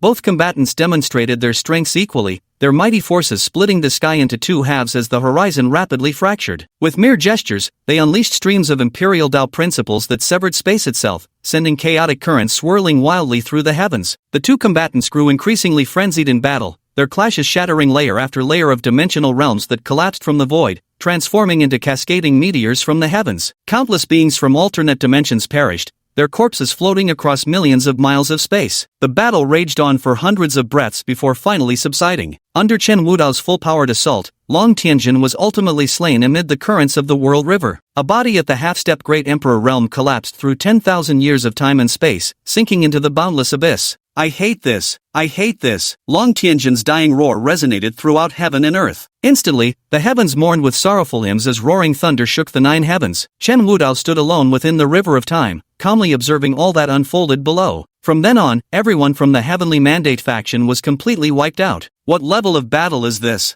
Jiang Taichu and the others were utterly stunned, rendered utterly speechless by the scene before them. Because, compared to Qin Ba Dao and Long Ao Tian's battle, the fight before their eyes was on an entirely different level. The pinnacle of their original world seemed so distant from them now. At this, Qin Ba Dao and Yi Chenyan exchanged a knowing smile. For this moment, they had waited 16 years, 16 long years that both the Yi and Chen clans had anticipated. "Is this, my grandfather? So formidable, so domineering." Chen Wen also gazed in awe at the scene, his heart surging with emotions that refused to calm. "Stop lamenting, or the fate fortune on those corpses will drain away completely." Xian Hongshao interrupted Chen Wen's reverie. "Right, fate fortune is what matters most." Chen Wen immediately snapped back to attention. Looking at Chen Hong, who had already collected the corpses, he said, "Sister, hand them over to me. Be careful, some of those corpses were disciples who reached the imperial realm. Just their lingering aura alone could kill you." Chen Hongmian still didn't inquire about Chen Wen's purpose, merely offering some earnest advice. "Understood, understood," Chen Wen replied repeatedly. Chen Hongmian didn't say another word, she simply tossed the spatial ring containing the corpse directly to Chen Wen. Chen Wen swiftly took the spatial ring and immediately activated the destiny furnace. Yellow destiny refining complete. Congratulations! You have obtained a vial of yellow destiny nirvana elixir. Yellow destiny refining complete. Congratulations, you have obtained a vial of yellow destiny nirvana elixir. Green destiny has finished refining. Congratulations, you have obtained a vial of green destiny nirvana elixir. Purple destiny has finished refining. Congratulations, you have obtained a vial of purple destiny nirvana liquid.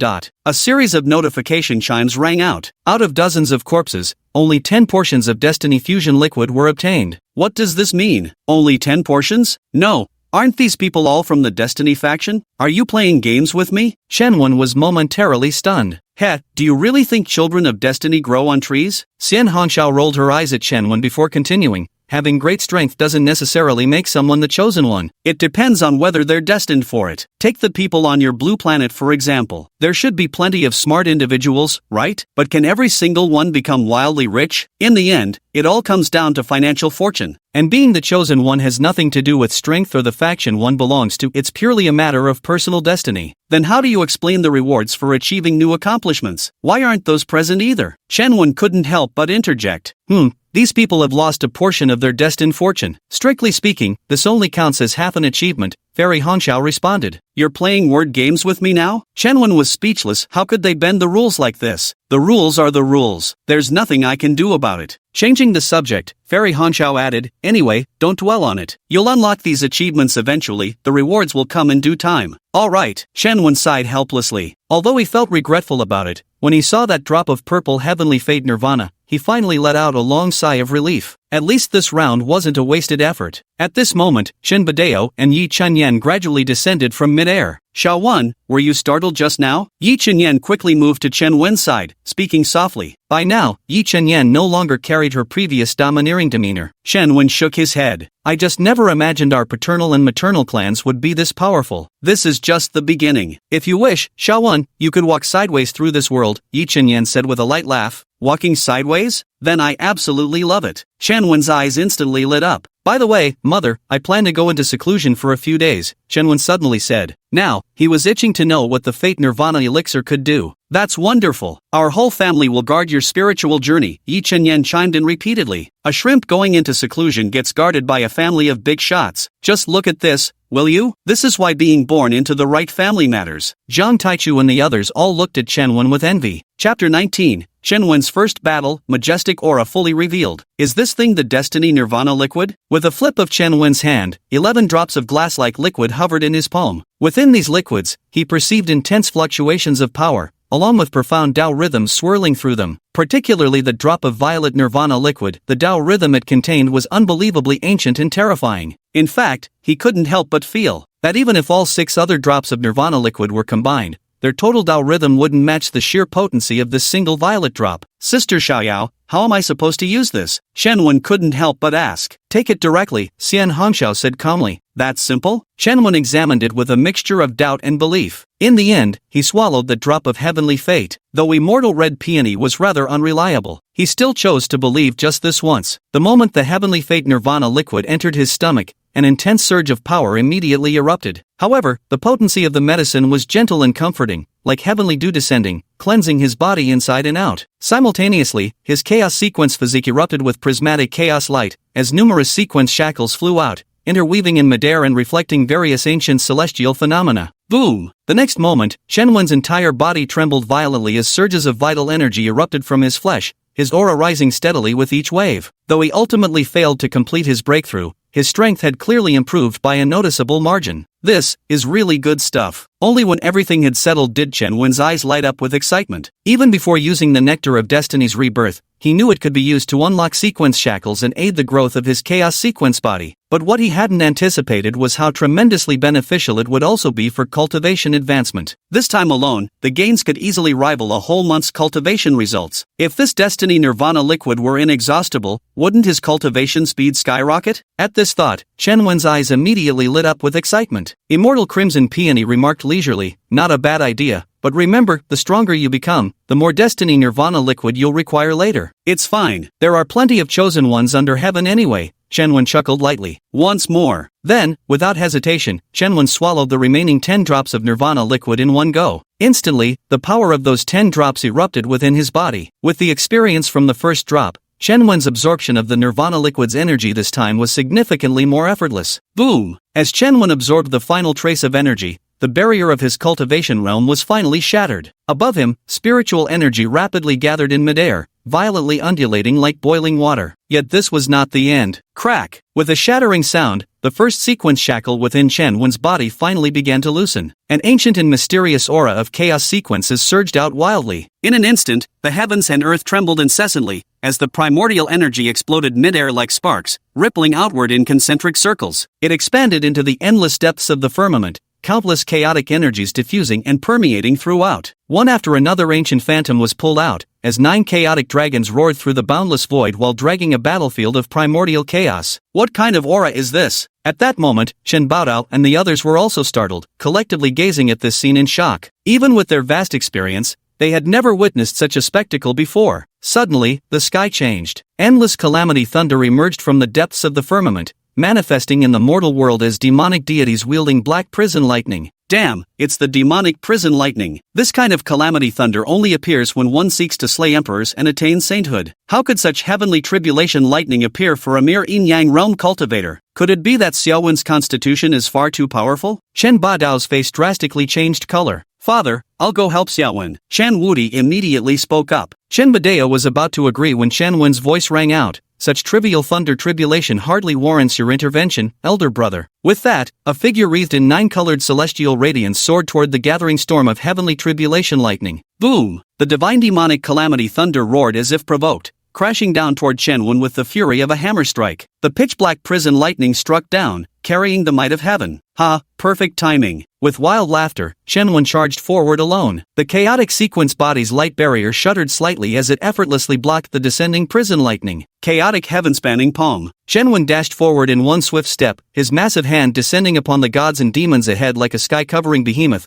crushing all obstacles in its path. Bang! With a single strike, the demon god was shattered by a single hand, transforming into countless black lightning bolts rampaging in all directions. Sis, lend me your spear. Chen Wen knew that to dispel these heavenly tribulation bolts, he would need divine weapons of equal caliber. Here, Chen Hongmian didn't hesitate for a second. She tossed the Crimson Lotus prison suppressing spear to Chen Wen with a single motion. Fine spear indeed. The moment the spear landed in his grasp, Chen Wen could feel the surging power within it. Perhaps resonating with its master's will, the power within the spear began to stir of its own accord. Tell him not to worry about being unable to wield the power of this spear due to his low cultivation level. Help me in this battle. Chen Wen focused his mind, and chaotic energy swiftly surged throughout the entire spear. The long spear also responded to Chen Wen, vibrating incessantly with a roaring hum as the Crimson Lotus hellfire gathered its power. Youngster, you're quite something, Chen Wudi said leisurely. As for the Scarlet Lotus prison spear, it wasn't that he hadn't tried borrowing it before, but that spear spirit was far too proud, couldn't even be bothered to spare him a glance. Who would have thought it would actually submit to Chen Wen's command, even achieving mental resonance with him? Chen Hongmian shot Chen Wudi a disdainful look. You're just too ugly, she said. Chen Wudi was completely dumbfounded. Ugly? Me? Though he wasn't as handsome as Chen Wen, he couldn't exactly be called ugly. That's what Chen Hongmian said, at least, but the shock she received was no less than Chen Wudi's, because no one understood their family's spirit rifle better than her. It was downright arrogant. Chen Wudi wasn't worthy of its attention, nor was anyone stronger. It simply wouldn't give them the time of day. But why was it this particular one that could connect with Chen Wen's spirit? This was something she couldn't fathom either.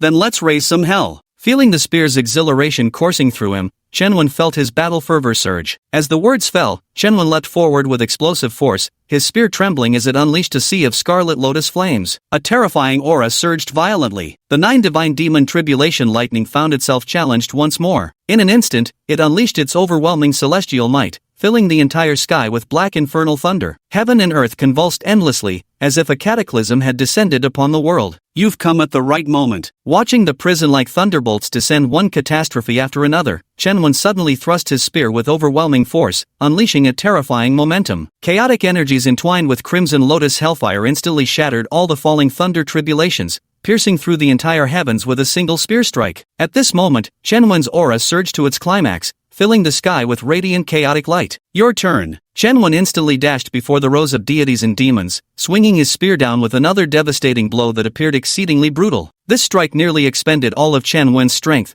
and the spear responded to his unwavering resolve. A massive Crimson Lotus flame erupted, descending upon the 9 deities and demons ahead with crushing force. Boom! A single shot annihilated 9 divine demons outright, with the berserk lightning marrow instantly incinerated into nothingness by crimson flames. From that moment, the divine demon prison lightning vanished without a trace. Chen Wen stood horizontally across the firmament with his spear, his silhouette cast across heaven and earth as his domineering aura began to manifest. Is this entire family full of monsters? Zhang Taichu and the others watched all this, feeling nothing but scalp-prickling terror. Ask yourself, how many people in this world could match Tianjie's power at the yin-yang stage? Especially the sheer physical might of Chen when even from halfway across the sky, one could sense the surging torrent of his blood and energy. This alone showed just how formidable this man's physical body truly was. Chapter 20, 9 Minor Realms Advanced in Succession, yet another absolute talent. After finishing all this, Chen didn't linger and immediately rushed toward the cultivation chamber once more. Good, indeed worthy of being Chen Badeo's son. Chen Badeo exclaimed excitedly, his large hand trembling with emotion. Yi Chenyan shot Chen Badwa a sidelong glance. Look how smug you are, she mocked. But one could see that the smile on her face at that moment couldn't have been any brighter. He's my son, how can you call it showing off? Chen Badeo muttered discontentedly under his breath. Yi Chenyan glanced at Chen Badeo and said, oh, so I spoke out of turn then. Ahem. Chen Badeo cleared his throat lightly before admitting, actually, I might have been showing off a little. Yi Chenyan finally withdrew her gentle yet piercing gaze. This is what we call domestic dominance. Chen Badeo couldn't help but let out a quiet sigh. Meanwhile, after returning to his room,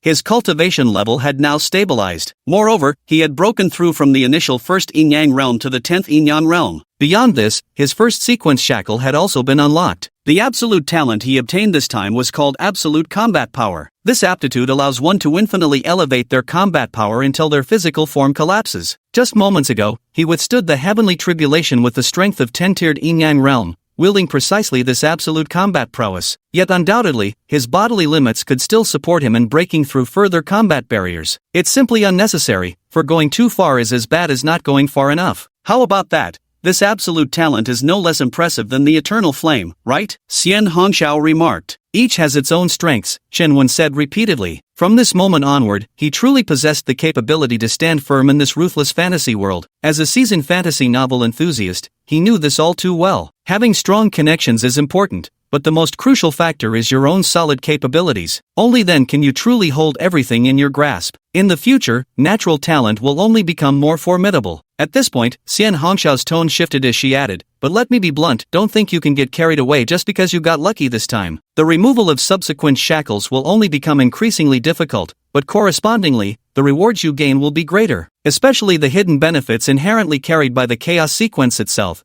far surpassing what mere absolute talent could compare to. You've got to keep a long-term perspective, don't pick up sesame seeds while losing sight of watermelons. Understood. Shenwen nodded solemnly. He naturally understood this reminder from Xian Hongxiao. What makes the chaos sequence physique truly formidable is its inherent constitution, not just the supreme talents it carries. Whether these so-called talents can manifest and to what extent still depends on how thoroughly the physique has been developed. By the way, Sister Shaozi, I've noticed that even divine providence of the same tier seems to contain different levels of power. Does the strength of the tempered nirvana liquid depend on the cultivation level of that child of destiny? Chenwen pondered for a moment before finally voicing his doubts. Correct. The cultivation and foundation of the child of destiny vary, so the tempered nirvana liquid will differ accordingly. However, this comparison only holds true for those of the same rank. The nirvana liquid refined by higher rank life souls is always stronger than that from lower rank ones. Moreover, the gap widens with each higher rank, to the point where it can't even be measured in multiples. Xian Hongxiao affirmed. So that's really how it is. Shanwen let out a helpless sigh. It's just that high-tier celestial mandates are truly too rare. If he had been given a few more advanced celestial mandates, he was confident he could ascend to an even higher realm. Perhaps noticing Chen Wen's thoughts, Immortal Red Peony once more cautioned him, the Nirvana elixir has no side effects, nor any barriers to advancement. But don't forget a fundamental issue, your personal growth has its limitations. Be more down to earth and stop fantasizing about unrealistic things. Only when you've fully mastered your chaotic sequence body will you truly break through all cultivation barriers. I understand. Shenwen nodded, then focused his attention on randomly drawing rewards. This was the drawing opportunity rewarded upon his first refinement of the Child of Destiny. Extract. As Shenwen silently recited the command, the random drawing commenced. Several breaths later, a series of notification sounds rang out. Congratulations on completing your first draw. You have obtained an experience card for the King Raid Formation 9 Extreme Suppression King Array, capable of killing all cultivators at or below the Heavenly King realm. Note, this formation is a single-use consumable with no activation restrictions.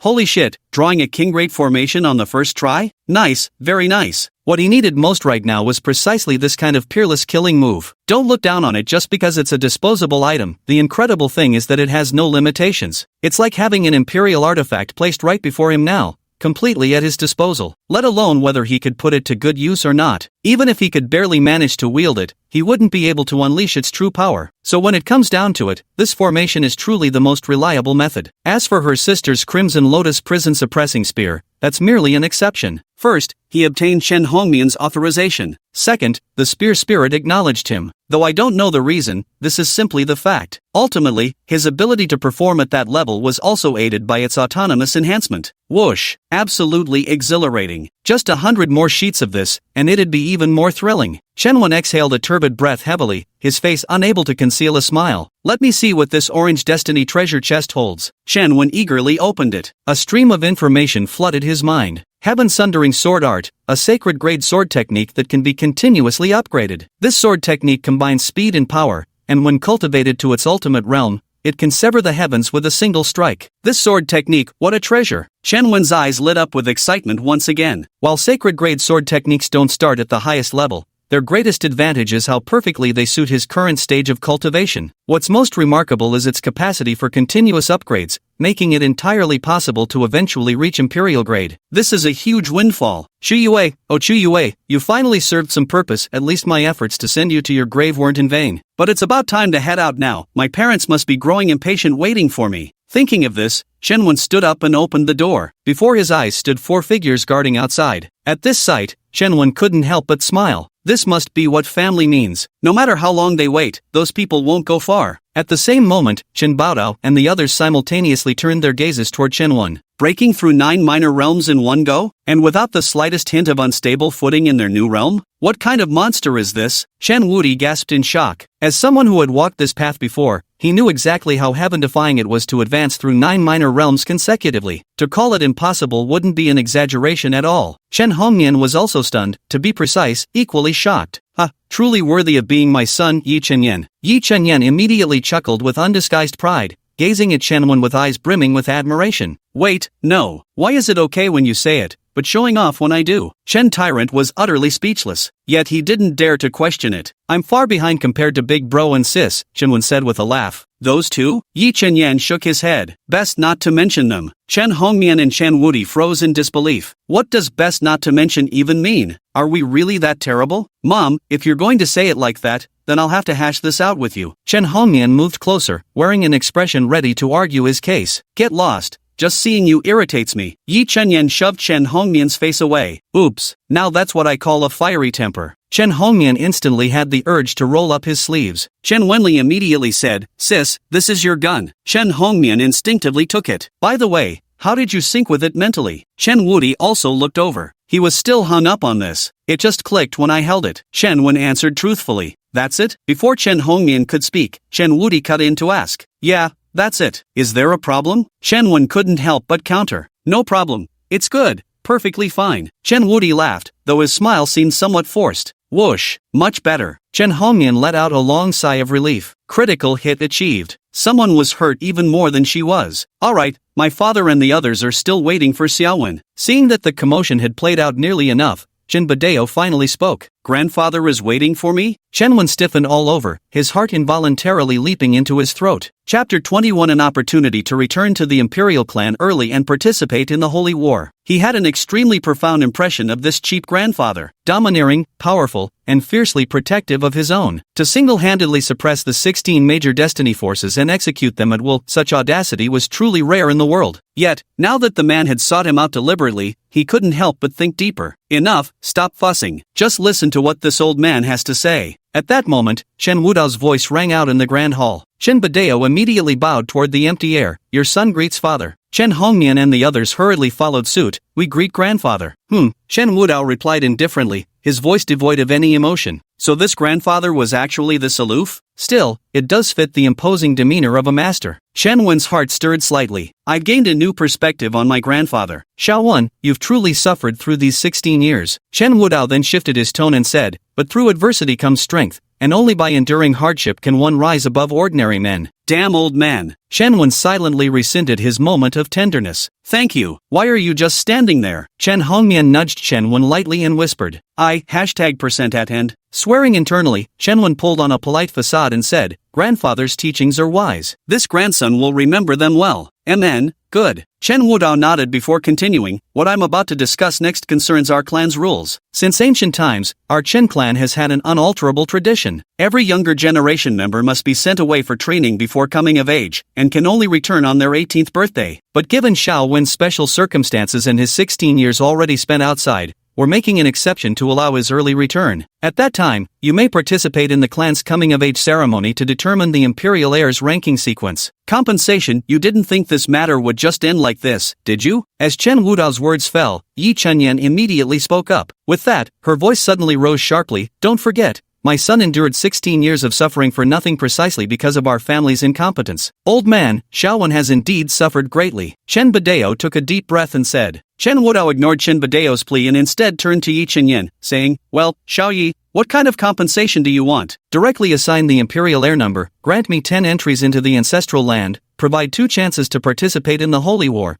and reward me with 1 billion divine source coins. That's all for now. I'll bring up more requests if I think of them later. Chen Wudao's mouth twitched uncontrollably. This isn't compensation, it's a division of family assets. After a long silence, Chen Wudao finally said slowly, Xiao Yi, we understand your desire to protect your son. It's true we made Xiaowen suffer injustice back then, but everything the family has done was to ensure our everlasting prosperity, so we hope you can also understand the family's difficulties. Yi Chenyan shook her head. I can understand, but as a mother, I can't agree. If a mother can't fight for her child's rights, then what's the use? Chen Wudao remained silent for a long while before saying, alright then, either a spot in the Holy War or an opportunity to train in the ancestral lands. Take your pick, these are the greatest compensations I can secure for Xiaowen. Holy War spot? What kind of nonsense is this? Chen Wen's eyes suddenly gleamed beside him. Chen Hongyan began to explain, that's a relic from the primordial era. If we truly trace its origins, it might date back to the ancient immortal period. It is said that those who are able to participate in the Holy War will have the opportunity to obtain supreme inheritances and find the key to breaking through to the great emperor realm. At this point, Chen Hongyan took a deep breath.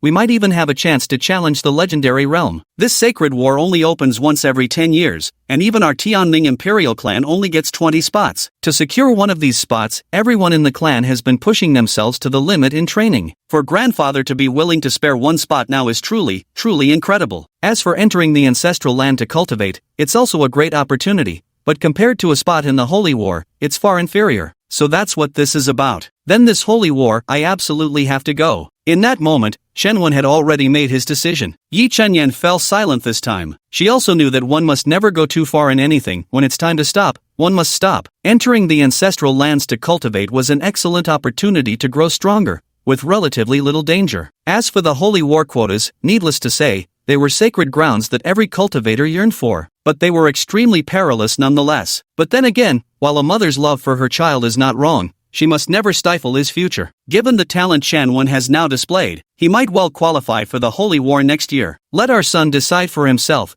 Chen Badeo intervened at just the right moment. Yi Chenyan nodded before turning to Chen Wen. Son, what do you think? There's no one else here. You don't need to hold back too much. Chen Badeo chimed in as well. Mother, I understand how you feel, but I want to become someone who can protect you. As he spoke, Chen Wen raised his head to gaze into the emptiness. Grandfather, as a member of this clan, I shall naturally abide by every decision the clan makes. As for the quota for the Holy War, well, I won't refuse it then. This kid. Chen Wudao was momentarily left speechless. Just moments ago, he genuinely thought Chen Wen was going to decline the spot. Who could have expected such a sudden change of heart? Phew, scared the crap out of me. Chen Badao let out a long sigh of relief. He had truly feared that Chen Wen would refuse. Thankfully, his seed wasn't completely foolish. Good, your grandfather will be waiting for your return in the clan. With that, Chen Wudao abruptly shifted the topic. With this matter concluded, you should return quickly as well. The family cannot be without its master for even a day. Yes, father. Yes, grandpa. Chen Badeo bowed respectfully in turn, seeing Chen Wudao off. Once everything had settled back into calm, Yi Chenyan finally spoke. Xiaowen, come, let's go home together. Chen Wen shook his head. There's still one more thing my son hasn't finished. I'll go back after dealing with it. Is it about the emperor's bone? Chen Wudi suddenly spoke up. Chen Wen looked at Chen Wudi with some surprise. Brother, how did you know? The only thing missing from you is the emperor's bone, and now you say there's something to handle. Connect these 2 points with one deduction, and isn't the matter quite clear now? Chen Wudi spoke up again. This elder brother isn't simple either. Chen Wen took a deep breath. Yes, it was done by a youth named Chu Tianlong. He must have someone behind him who knows my identity well, which is why they didn't go for the kill. As for their purpose, I probably don't need to spell it out. Upon hearing this, Chen Baodao and the others' expressions turned cold and grim, especially Yi Chenyan, who looked ready to tear someone apart. I don't care what methods you use, you must dig up everyone involved. I'll make every single one of them regret being born into this world. Yi Chenyan gritted her teeth and growled. Chen Badao took a deep breath and asked, do you have any leads on that bastard? Nothing yet, but sooner or later I'll dig him out, along with whoever's behind him. Chen Wen shook his head. Jiang Taichu is outside, isn't he? With the protection hallmaster of the ancient Yuan world guarding him, finding someone should be a simple task. Chen Wudi suddenly spoke up. Jiang Taichu, get your ass in here. Chen Badao bellowed directly. Chapter 22, Another Chen Wen, the replaced identity. I, this humble one, pay my respects to you esteemed lords. Jiang Taichu stumbled in and hastily prostrated himself on the ground. Our sovereign asks you, was there ever a youth named Chu Tianlong in your ancient origin realm,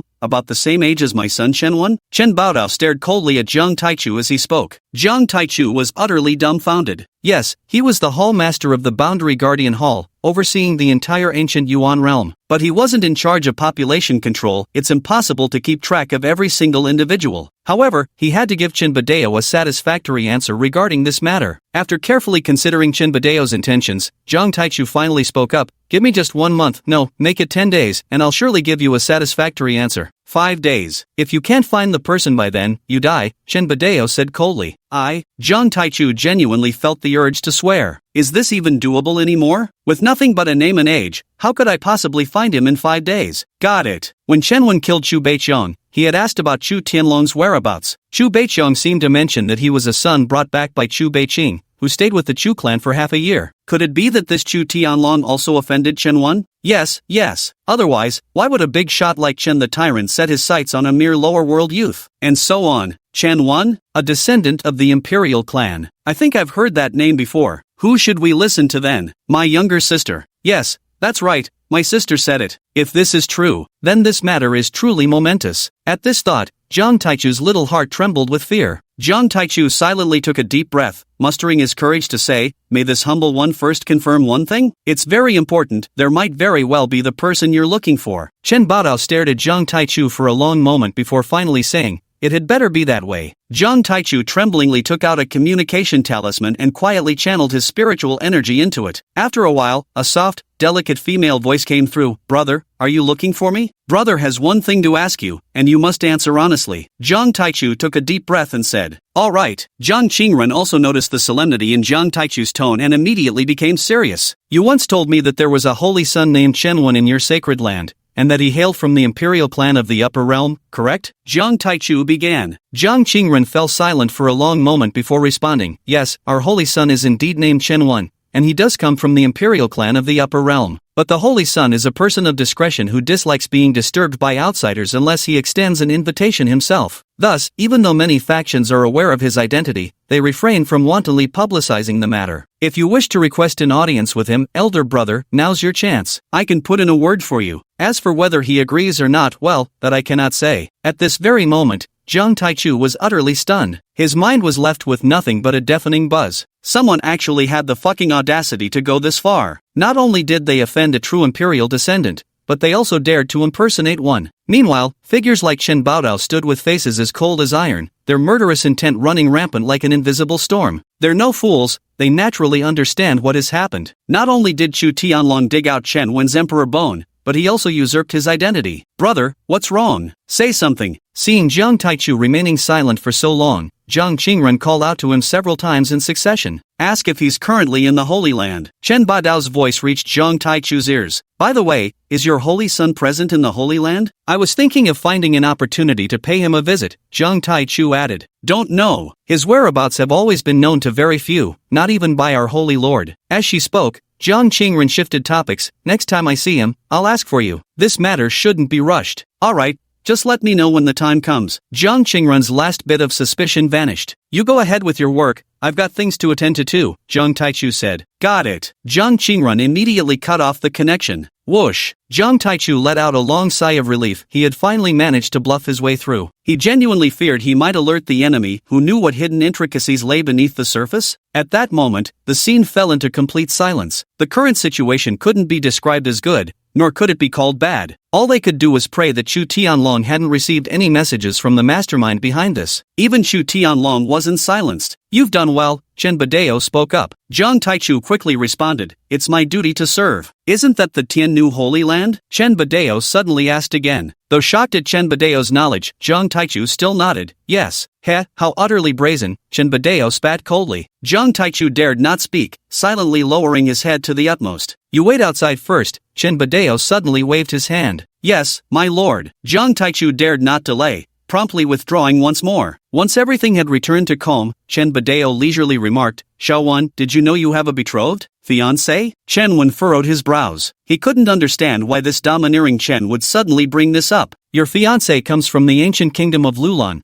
a hidden faction that has been passed down for countless generations. Not only does she have unrivaled connections, but her own innate talents are once in 10,000 years rare, and her looks are naturally top-notch. She's currently undergoing training, and the location of this training is the Celestial Maiden's Holy Land." Hearing this, Chen Wen was stunned and finally understood the meaning behind Chen Badao's words. Chu Tianlong wasn't content with just impersonating him, he was now trying to take over his fiancée as well. As for how far things have progressed, that remains unknown. "I believed you earlier about the perpetrator being someone familiar, but now I see they even knew about your betrothal," Chen Badao suddenly sneered. Chen Wen suddenly had a terrifying speculation. "Father, among the things you left me, was there any token?" "There was a unique imperial dragon pendant crafted from 10,000-year-old true dragon marrow," Chen Badao affirmed. "Then this really leaves no room for doubt, my unique emperor's bone, the keepsake, and even the age." At this point, Chen Wen gave a wry smile. "I expect it won't be long before they can openly return to the clan. Once it's done, the fake will become real." The moment these words left his mouth, Chen Badao and the others grew even colder in expression, because such a scenario was altogether possible. The Emperor's bone is inherently unique and can even produce blood. Within a certain time frame, with some additional methods, this matter will be accomplished. Chen Wen glanced at the crowd and continued, "Based on the existing clues, the person manipulating all of this behind the scenes is very likely within our Qin clan. Now that your forces have descended in full force, they must have already received the news. The best course of action for them would be to kill Chu Tianlong and destroy the Emperor's bone before I could even react. This way, all traces would vanish without a trace." At this point, Chen Wen paused before continuing, "But in truth, I can still faintly sense the presence of the Emperor's bone. Moreover, it has already grown to a certain level. So, the most likely scenario now is that those people failed to contact Chu Tianlong in time." Chen Wudi's eyes instantly lit up. That means they've already missed their best opportunity to strike. In this situation, they absolutely wouldn't dare make another move, not even the slightest hint, because they're also afraid we might lure them out of hiding and expose their identities. Chen Wen nodded. "Exactly. Now all we can do is hope that Chu Tianlong holds some useful leads. As long as Chu Tianlong holds the clues, none of them will escape." Upon hearing this, Chen Baodao made his decision without hesitation. "In that case, your mother and I shall return to our clan first. On one hand, it's to prevent certain individuals from acting out of desperation and taking advantage of the situation to create chaos. On the other hand,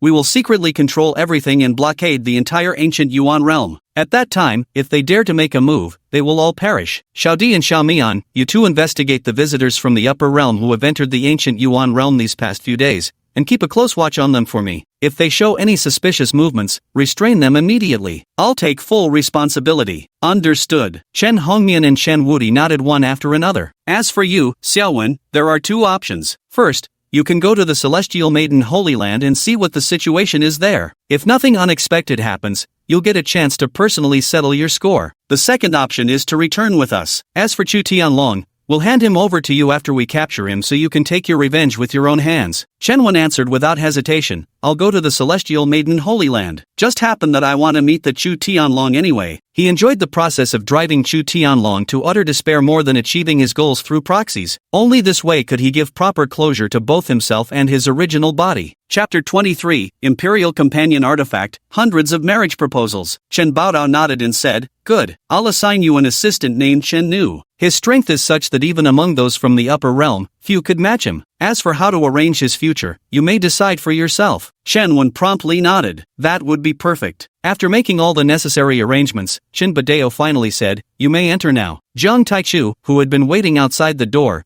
promptly entered upon hearing the summons. "Your humble servant pays respects to the 5 great lords." Jiang Taichu kowtowed once more. Chen Badao glanced at Jiang Taichu and said, "You will now escort my son to the Celestial Maiden's sacred land. Simply follow his commands. Do this well, and I shall not only overlook past grievances but also credit you with merit. If anything happens to him, everyone connected to you will die." Jiang Taichu was both shocked and terrified. "This lowly one will surely fulfill the task entrusted to me. Please rest assured, my lord. Go and make preparations." Chen Badeo waved his hand dismissively. "As you command, my lord." Jiang Taichu bowed out solemnly and swiftly departed. "By the way, your fiancée is called Lu Lanshengsu. If you confirm she's involved with that punk, just break off the engagement outright. Of course, if she aids and abets evil, then just kill her directly." At this point, Chen Badeo exuded unparalleled dominance. "Our Qin clan descendants need not compromise, nor fear any power. Dad, mighty and domineering indeed." Hearing this, Chen Wen genuinely wanted to give Chen Badeo a big thumbs up. But then again, if that Lu Lanshengsu was indeed involved with Chu Tianlong, then there was absolutely no room for negotiation in this matter. Even without Chen Badeo saying so, he would never allow her to exist. Yi Chenyan also spoke up at this moment. "Son, your father is right. This matter is a bottom line, no one can overstep it. Regardless of whether she's the princess of some reclusive ancient kingdom, anyone who crosses that line must die. When the time comes for your coming-of-age ceremony, your mother will arrange for you to meet hundreds of potential matches. You can pick and choose until you're satisfied. Even if you want them all, your mother can make the decision for you. Hundreds of in-laws? You take them all, and you can make the decision? You're truly my own mother." Shenwen took a deep breath before speaking steadily. "Father, mother, your son understands what must be done now. I'll handle this matter properly." "That's good, very good." Yi Chenyan patted Chen Wen's hand repeatedly as he spoke. "By the way, here is your emperor's companion sword. Your father has been keeping it for you all this time, and now it should be returned to you." As he spoke, Chen Badwa handed a spatial ring to Chen Wen. "An emperor's companion weapon? Do I really have such an awesome thing?" As a fan of Xuanhuan novels, Chen Wen naturally knew what an emperor's weapon represented. And a companion emperor's weapon was something only born when a peerless monster appeared in the world, an exceedingly rare occurrence. After taking the spatial ring, Chen Wen finally cast his divine sense into it. One glance was all it took to send shivers down his spine. Inside, mountains of supreme-grade spirit crystals and divine sources were piled high, easily exceeding 1,000,000 in total value. 1,000,000? What force in the ancient Yuan realm could boast over 1,000,000 supreme-grade spirit crystals? And beyond that, there were supreme-grade divine sources among them? In addition, there were countless varieties of divine pills and mystical materials. It was no exaggeration to say that he could now consume these divine pills like they were mere beans. This is... Suddenly, Chen Wen's pupils constricted. His gaze fell upon a sword imbued with an overwhelming aura, shimmering with imperial radiance, and exuding a boundless divine essence. Could this actually be my innate sovereign weapon? At that very moment, his consciousness was abruptly pulled into a dimensional void. Before his eyes, the sovereign blade trembled violently as overwhelming imperial might erupted from its form, slicing through the cosmic laws of the surrounding heavens. In that instant,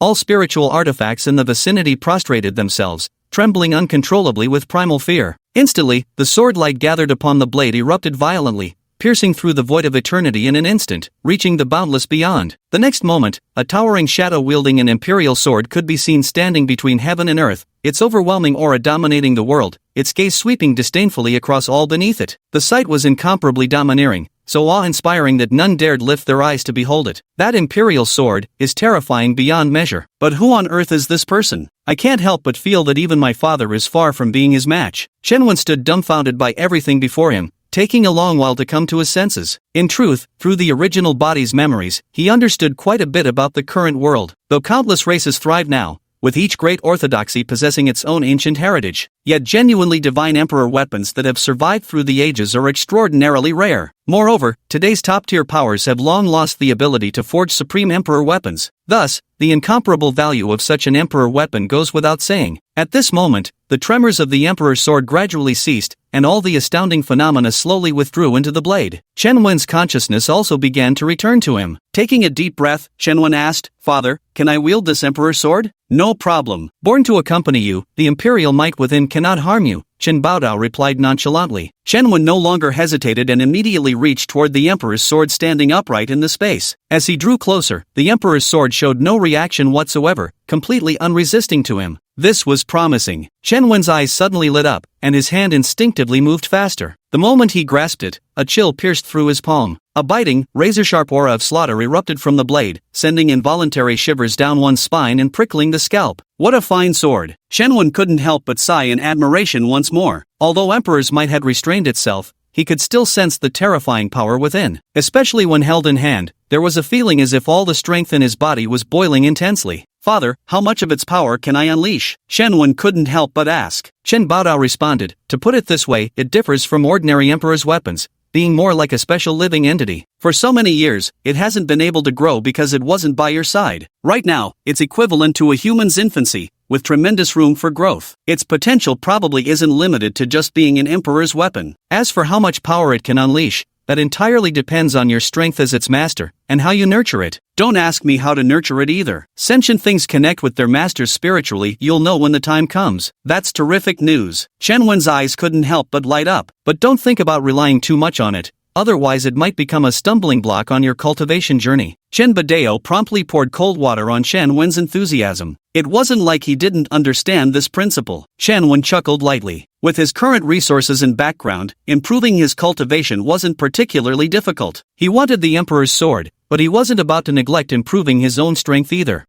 What's this? Chen Wen's gaze suddenly paused, settling on the uppermost part of the blade, where two elegant and flowing characters caught his eye. Shi Chu? Could this possibly be the name of this imperial sword? But somehow, it feels more like it was meant to commemorate the damned love story. A thought instantly surfaced in Chen Wen's mind. As someone who had been through similar situations, he could grasp the gist of it at a glance. But this shouldn't be happening. Why would writing appear on this companion emperor's weapon? Perhaps noticing Chen Wen's thoughts, Chen Dominance spoke up again. Some things exist for a reason. If you deliberately chase the truth at the wrong time, you'll only lose more than you gain. Alright, Chen Wen instantly came to his senses and let out a long sigh of relief. It's about time. We should each go prepare, and return home immediately after everything's settled, Chen Dominance said, looking at Chen Wen. Don't worry, I'm still planning to return for the coming-of-age ceremony, Chen Wen said with a light chuckle. Without further hesitation, Chen Badu and the others turned and left. As he watched the four figures retreat into the distance, the warmth in Chen Wen's eyes gradually turned ice-cold. To have crossed worlds only to suffer such a massive setback, what bitter fortune! If Chu Tianlong isn't forced to vomit up everything he swallowed bit by bit,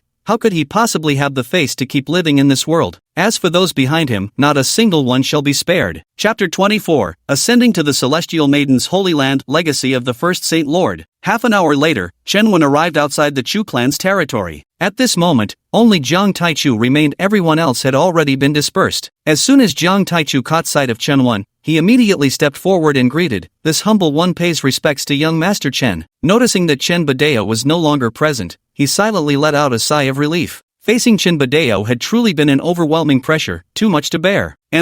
Chen Wen nodded. "May I ask, young Master Chen, shall we leave now?" Jiang Taichu inquired. "Let's go," Chen Wen replied. "Master Chen, this way please." Jiang Taichu waved his hand, and a massive spirit vessel hovering midair gradually descended, appearing extraordinarily imposing. What Chen Wen didn't know was that this was a sacred-grade spirit vessel, the highest-class aerial transport of the Boundary Guard Hall. Moreover, this was specifically summoned by Jiang Taichu from the headquarters. In his view, no matter what Chen Wen intended to do, it must be treated with the utmost regard. He truly did not want to relive everything from before, just thinking about it now made his scalp tingle. Chen Wen's gaze rested on the spirit vessel as he nodded in approval. "You've done quite well. As long as you're satisfied, young Master Chen." Jiang Taichu wouldn't dare claim any credit. Chen Wen didn't say much more, tapping his feet lightly as he leapt onto the spirit boat. Jiang Taichu quickly followed close behind. Soon, the spirit boat pierced through the clouds and vanished into the sky. At the same time, aboard the spirit craft, "Young Master, what would you like to do?" Jiang Taichu whispered in a low voice. "Act boldly and openly. Just say I'm coming to a reclusive faction. As long as my identity remains concealed, that's fine. Also, thoroughly investigate Chu Tianlong's forces and everyone connected to them. I'm going to wipe them out in one fell swoop." Chen Wen's lips curved into a faint smirk. As for whether someone might tip off Chu Tianlong in advance and ruin everything, he wasn't the least bit worried, as his father had already deployed forces throughout the entire Guyuan realm. The moment those people made any suspicious moves, they'd be detected immediately. At that point, things would become even simpler. They'd just follow the vine to the melon and capture everyone in one fell swoop. "I understand.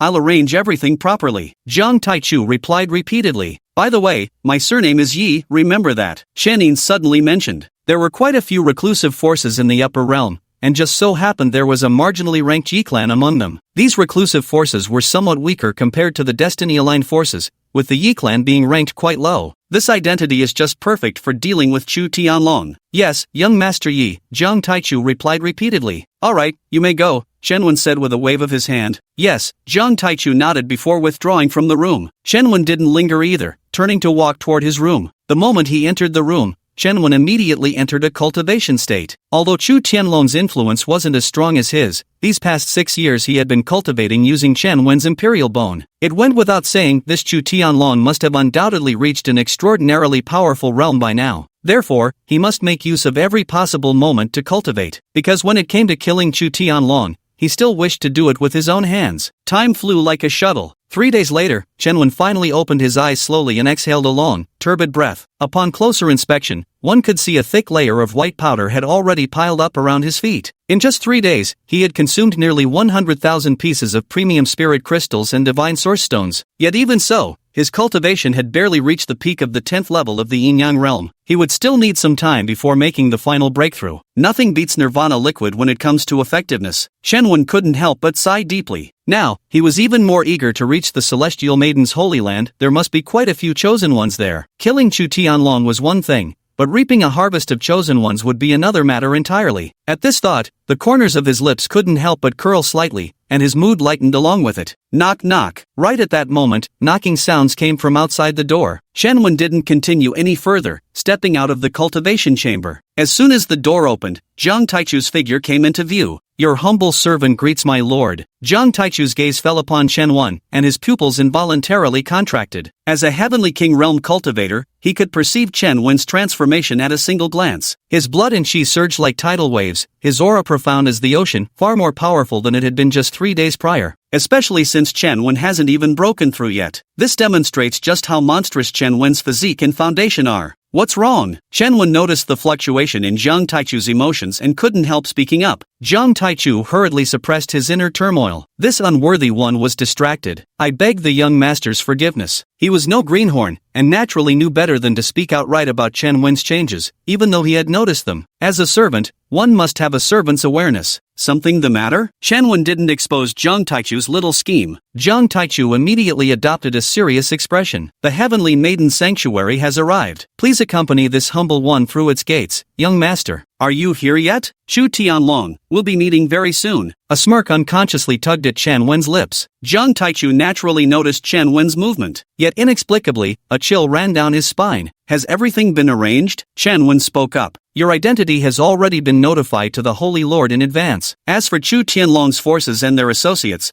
we've basically uncovered everything. It won't be long before we can deliver satisfactory results for you, young master," Jiang Taichu hurriedly responded. "You've done well. Lead the way." Chen Wen composed himself and said, "Sir, please come this way." Jiang Taichu quickly stepped aside to make way. Stepping out of the room, Chen Wen's gaze immediately fell upon the endless mountain range ahead. Within the mountains stood a majestic palace, its skies filled with gathering spiritual clouds that reflected extraordinary phenomena. Among the spiritual mist, immortal cranes could be seen circling gracefully, their feathers catching the light in dreamlike splendor. "It's truly magnificent." Chen Wen couldn't help but sigh softly. The Chu clan was considered affluent in the Qingstone town, but compared to the Celestial Maiden Holy Land before them, they were far, far inferior. As the spirit vessel gradually descended, the mountain gates of the Celestial Maiden Holy Land came into view, growing steadily larger before their eyes. These 4 large characters, Tian Nu sacred ground, seemed to contain an enigmatic Taoist charm. Noticing Chen Wen's movements, Jiang Taichu explained beside him, "This is the Taoist charm left by the first-generation Holy Master, meant for later disciples to comprehend the Tao. But till now, no one has succeeded in inheriting this legacy. It's just a pity to see these traces of Tao charm go to waste." At this, Jiang Taichu couldn't help but sigh regretfully. "Not even Chu Tianlong?" Chen Wen felt genuinely surprised. "That's right, not even him," Jiang Taichu affirmed. "Then I truly like to see what kind of thing could make even Chu Tianlong hesitate." A faint smile tugged at Chen Wen's lips. Yet he didn't attempt it immediately, because his primary objective now was to meet with Chu Tianlong, to see for himself what kind of impudent fool dared impersonate him. Chapter 25, Kneel only to heaven and earth, never to mortals. Meanwhile, at the mountain gate, all disciples found their gazes irresistibly drawn to the slowly descending spirit vessel. Just as they were speculating about which eminent figure might be visiting the sacred grounds, the entire holy site suddenly began to tremble. Figures came streaking from the depths of the sacred grounds, rushing toward the mountain gate in swift succession. "What's going on here? Why are the holy lords all out?" Gazing at these figures before me, both familiar and strange at once, the faces of the disciples on the scene were filled with utter shock. "I know a thing or two about this matter." At this moment, a man with crossed arms resting on his sword, his demeanor aloof, spoke calmly. How so? Everyone turned their gazes toward Chu Chang'e. Chu Chang'e's noble background was no secret to anyone. Thus, within the sacred grounds, few dared to offend him. Yet one had to admit that this man possessed sources of information they did not. This spirit vessel belongs to the Boundary Hall. I once visited there as a guest with elders from my clan. At this point, a faint trace of arrogance tugged at the corner of Chu Chang'e's lips. Back then, the Hall Master of the Boundary Guardians Hall personally used this very spirit vessel to ferry us. Damn it,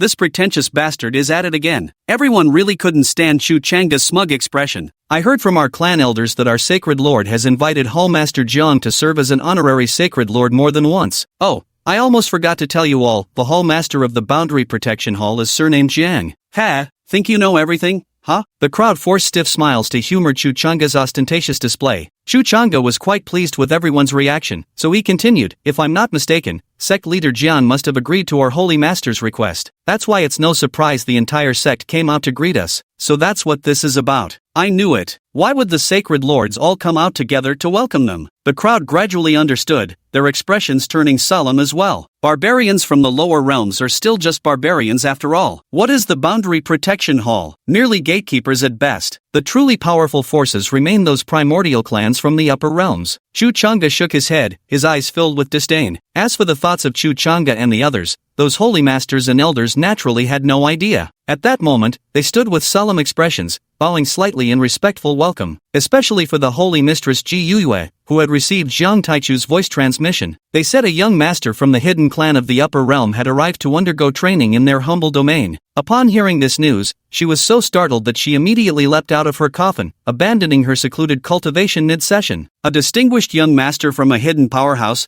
coming to train in a minor faction like theirs? What kind of joke was this? And the most ridiculous part? Who in their right mind would reveal their true identity during a training expedition anyway? This was less about gaining experience and more about showing off. If no one knew who she was, she could still play the fool. But now, who would dare pretend? Either way, she had to serve this master well, even if it meant offering herself in bed without hesitation. The longer one cultivates, the more one realizes the terrifying power of those major factions. At this thought, Ji Yue instinctively lowered her spine even further, above the spirit vessel. Young master, we may descend now, Jiang Taichu spoke from the side. All right, Chen Wen nodded. Jiang Taichu was the first to appear in everyone's line of sight. His mere presence, with its subdued yet palpable aura, caused the atmospheric pressure in the room to drop noticeably. The intimidating might of a heavenly king realm expert felt like the very heavens were pressing down on everyone. Is this the Hall Master of Boundary Hall? How terrifying. Everyone gazed at Jiang Taichu, unconsciously holding their breath, not daring to exhale even slightly. Chu Chang'e had naturally seen Jiang Taichu before, so he recognized him at a glance. But unlike the shock on others' faces, he remained as composed as ever. In his eyes, these barbarian descendants were overreacting excessively. They had never truly witnessed what a real great personage looked like. No. Why is Jiang Taichu bending down? The crowd soon noticed another bizarre situation, their eyes filled with bewilderment. Amidst the crowd's bewilderment, Shen Wen emerged from within, gradually coming into everyone's view. Clad in pristine white robes, his face as flawless as jade, Shen Wen exuded an imposing and scholarly aura,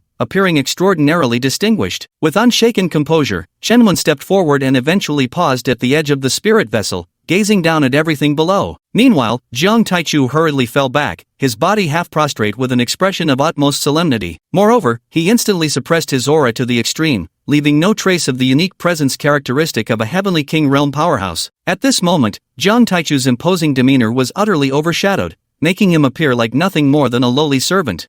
What's going on here? Wasn't it agreed that you'd come to welcome Hall Master Jiang? The crowd stared in astonishment at the unfolding scene before them. Chu Chang'e's expression also changed slightly, his eyes fixed intently on Shen Wen, as if trying to ascertain the truth of what was before him. We respectfully welcome young Master Yi. At that moment, led by Ji Yue, the entire group bowed in unison and spoke as one. Their voices rumbled like thunder, echoing endlessly through the sky, instantly spreading throughout the entire sacred land. Young Master Yi? What's this guy's background? Someone who could make even someone like our sacred lord and palace master Jiang bow their heads in submission. At the same time, many disciples turned their gaze toward Chu Chang'e, as if to say, weren't you the one who claimed to know all about him? Didn't you say the holy lords came to welcome palace master Jiang? Now seeing this situation, what do you have to say? Chu Chang'e naturally noticed their mocking gazes, and his expression immediately darkened. When had he, Chuchanga, a noble descendant of the sacred clan, ever suffered such humiliation? As an imperial attendant of noble birth, when had he ever been treated this way? What are you doing? Kneel. Seeing the disciples gaping in shock, some peak masters and elders grew exasperated at their failure to meet expectations. Do you know who you are? This is someone even I, your elder, must kneel to. Yet you stood there. The more they thought about it, the stronger their urge grew to slap these idiotic disciples to death. In an instant, the entire training ground dropped to their knees in unison. A dark mass of figures, creating an utterly awe-inspiring sight. We pay our respects to young Master Yi. In an instant, earth-shaking voices rose, lingering without end. Yet among this sea of kneeling disciples, one stood out discordantly. This disciple stood straight-backed, arms crossed over his sword, his face wearing an untamed arrogance as if embodying an indomitable spirit that defied the heavens. The Grand Elder, who had just breathed a sigh of relief, nearly choked on his anger at this sight. This disciple before him was not unfamiliar to him. He was Lu Piaomiao's disciple from the sixth peak, hailing from a major power in the upper realm, always prone to looking down on others. Naturally, they as elders had no intention of suppressing these privileged scions from great families who came merely to gild their reputations. After all, it's better to avoid unnecessary trouble. Why should their sacred land get themselves involved? But what kind of time is this now? Who the hell still cares about flaunting personality here? As if you're the only clever one in the world, the only capable one, right? Damn it! Ji Yaoyue's face darkened at this moment as she cast a cold glance at Lu Piaomio. Lu Piaomio stiffened all over. She knew her holy master was truly furious now. If she didn't handle this matter properly,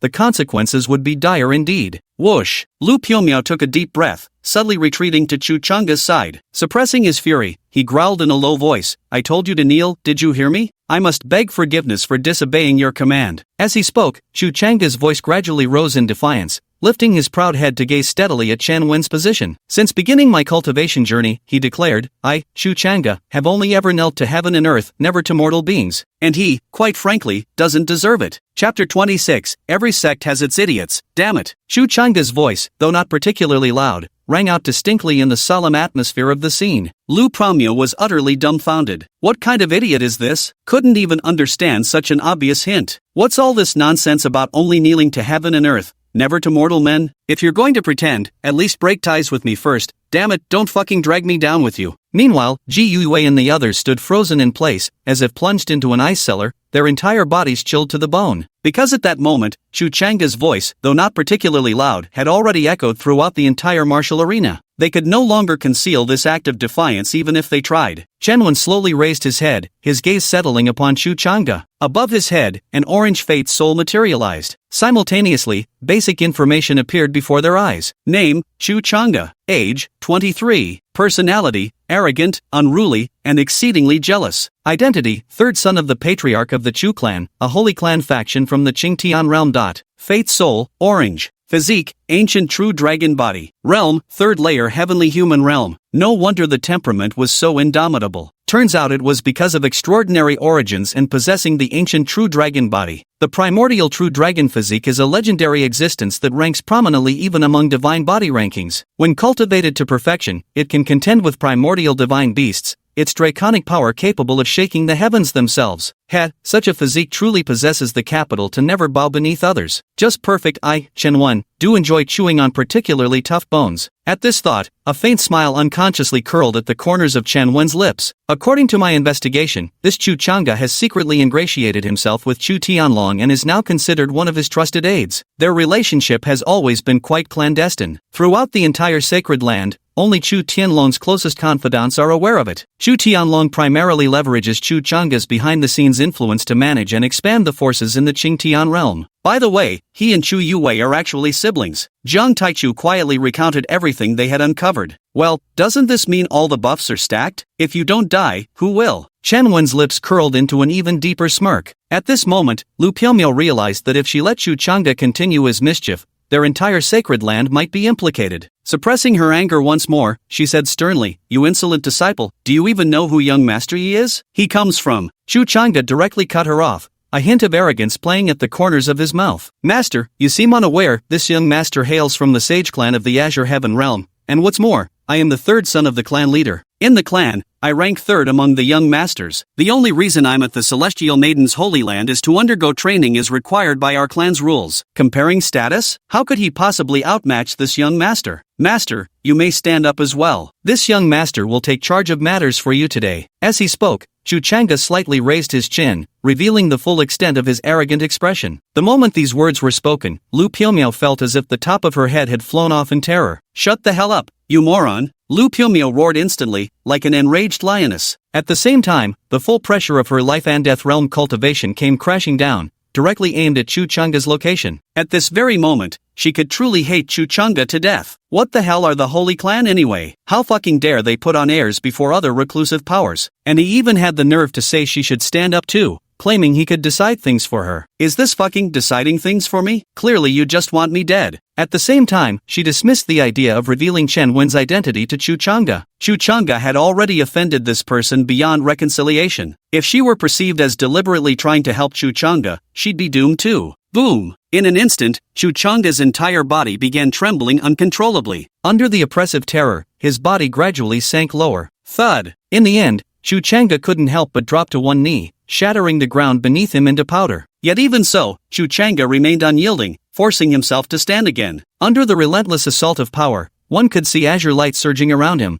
while dragon roars echoed from within his body. You, a mere elder of the Holy Land, dare to humiliate me like this? You deserve to die. And you, today's humiliation falls on you. I swear I won't be human if I don't avenge this disgrace. Chu Changa suddenly raised his head, his eyes bloody red as he roared, appearing utterly deranged. At this moment, endless humiliation and blazing fury had completely consumed his sanity. From the moment he was born, nobody had ever dared to treat him like this. Never. He wanted everyone dead. Everyone. This man, he's insane, completely mad. Seeing Chu Changa still failing to grasp the situation at this critical moment, all the disciples felt numb with disbelief. Master Lu was clearly trying to save you, yet here you are, not only threatening to kill her but also daring to threaten that person. People like this don't deserve to live, just wasted resources, fucking idiots. Fucking moron, go die. Lu Piumiao snarled with a vicious roar, the aura within his body intensifying once more. Boom! Chu Changa's recently straightened back was forcibly bent again under the pressure, while the ground beneath him exploded into a cloud of white dust from the sheer force. Yet, despite this, Chu Changa stubbornly held his ground, even as blood began seeping from his pores. And at that moment, Shenwen, who had remained silent all this while, finally spoke. Enough, he said. Lu Piumiao was momentarily stunned, but when she looked at Chen Wen's faint smile, she inexplicably felt a chill run down her spine. As a result, she involuntarily stopped her movements. Chu Changa suddenly felt the pressure lift, abruptly straightening his posture as he stared at Chen Wen with crimson eyes. Chu Changa, is it? Chen Wen began leisurely. Chu Changa said coldly with an extremely arrogant expression, so what if I am? This idiot is beyond salvation. Lu Piumiao was drenched in cold sweat, her entire body trembling. She believed she had done her best,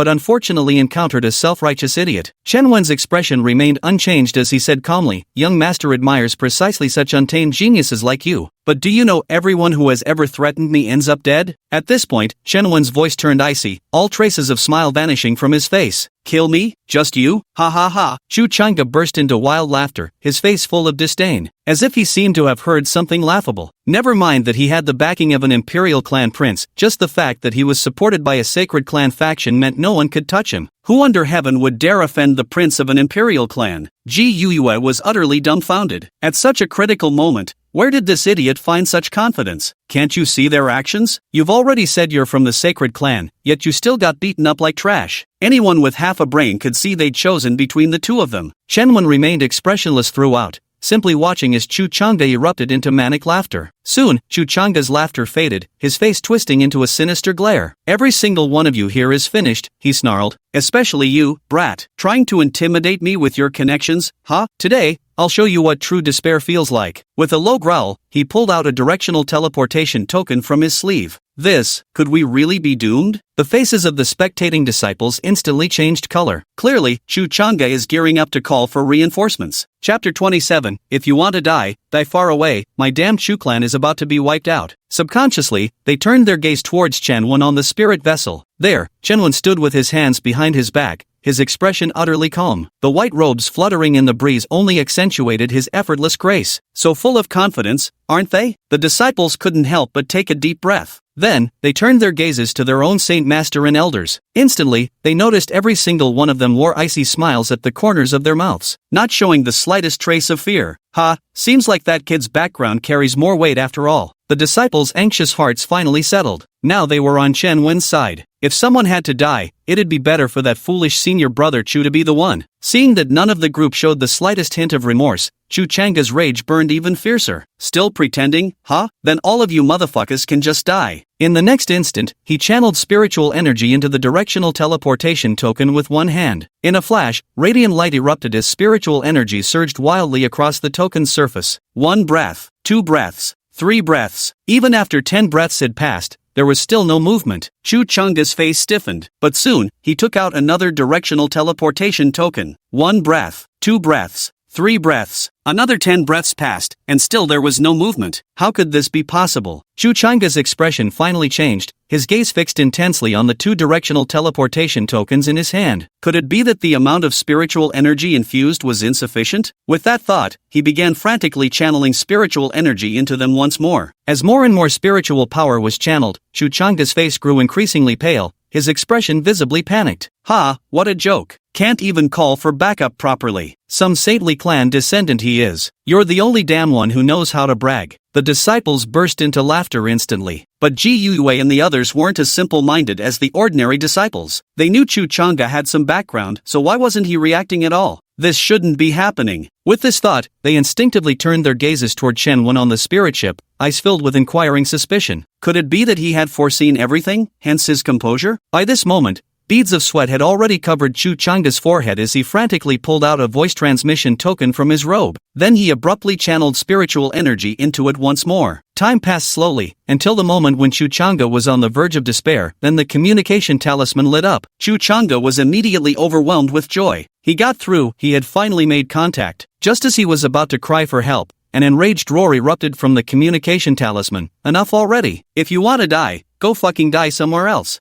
Chu Changa's smile froze on his face before he replied, Father, what do you mean by this? It means go die, you idiot. Do I need to spell it out for you? Another furious bellow came through the talisman. Chu Changa took a deep breath, suppressing his anger as he said, Father, I don't know what you've encountered, but please calm down first and listen to me. Now the Chu clan is fucking about to be wiped out, and you're talking about cooling tempers? Cool my ass. Every single one of you motherfuckers is a goddamned plague. Fuck. With that roar, Chu Beifong immediately cut off communication. Chu Changa was utterly dumbstruck. Are the Chu people about to be wiped out? What's going on? At this very moment, his mind turned into complete mush. The entire hall fell deathly silent at that instant. Chu Beifeng's furious roar naturally reached their ears as well. Ji Yue and the others cast profound glances at Chen Wen, their eyes filled with shock, inquiry, and above all, fear. If all this had truly unfolded within Chen Wen's expectations, then this man was utterly terrifying. At that moment, Chen Wen spoke leisurely, Weren't you going to intimidate me with your backing? Pray tell, where is your backing now? As soon as these words were spoken, everyone turned their gaze toward Chu Changa, as if to say, background bro, where's your backdrop at? Chu Changa's fists instantly clenched, his expression once again turning cold and aloof. Do you truly think that with my family gone, you can bring me to my death? You are utterly ignorant. Do the Emperor's attendants know that this young master is one of the Emperor's attendants? And our imperial son, Chen Wen, hails from the celestial fate imperial clan of the upper realm. Moreover, he belongs to the most ancient and domineering lineage of the Chun clan. Enough talk. Chu Changa's icy gaze fixed directly on Chen Wen. You wanted background? Is this enough? And tell this youngster from me too, is my status sufficient enough? As soon as these words were spoken, the room instantly fell into complete silence. Meanwhile, Ji Yue and the others stood frozen in place. That the holy son of the sacred lands was an emperor's descendant from the Destiny Emperor clan wasn't exactly a secret. What they never expected was that Chu Changa would actually be the emperor's son's man, concealed so deeply all this time. There was only one explanation for this situation. That indicated Chu Changa held an uncommon status in Chu Tianlong's mind, with undisclosed dealings between them. No wonder Chu Changa has been so confident from start to finish. And no wonder Chu Changa remained unmoved even as they kept dropping hints. If it were them, being disciples of the emperor, they wouldn't fear any force either, because it represents the face of the imperial prince abroad. The emperor's son is nothing before lousy. Chen Wen's voice drifted softly through the air, shattering the deathly silence in the room. Wow, As these words fell, an uproar broke out across the room. What is DZ compared to him? Not even worth a fart. Damn, how dare he? Especially those like Ji Yue who knew Chen Wen's true identity, their minds buzzed incessantly. They initially thought Chu Chang'e was arrogant enough,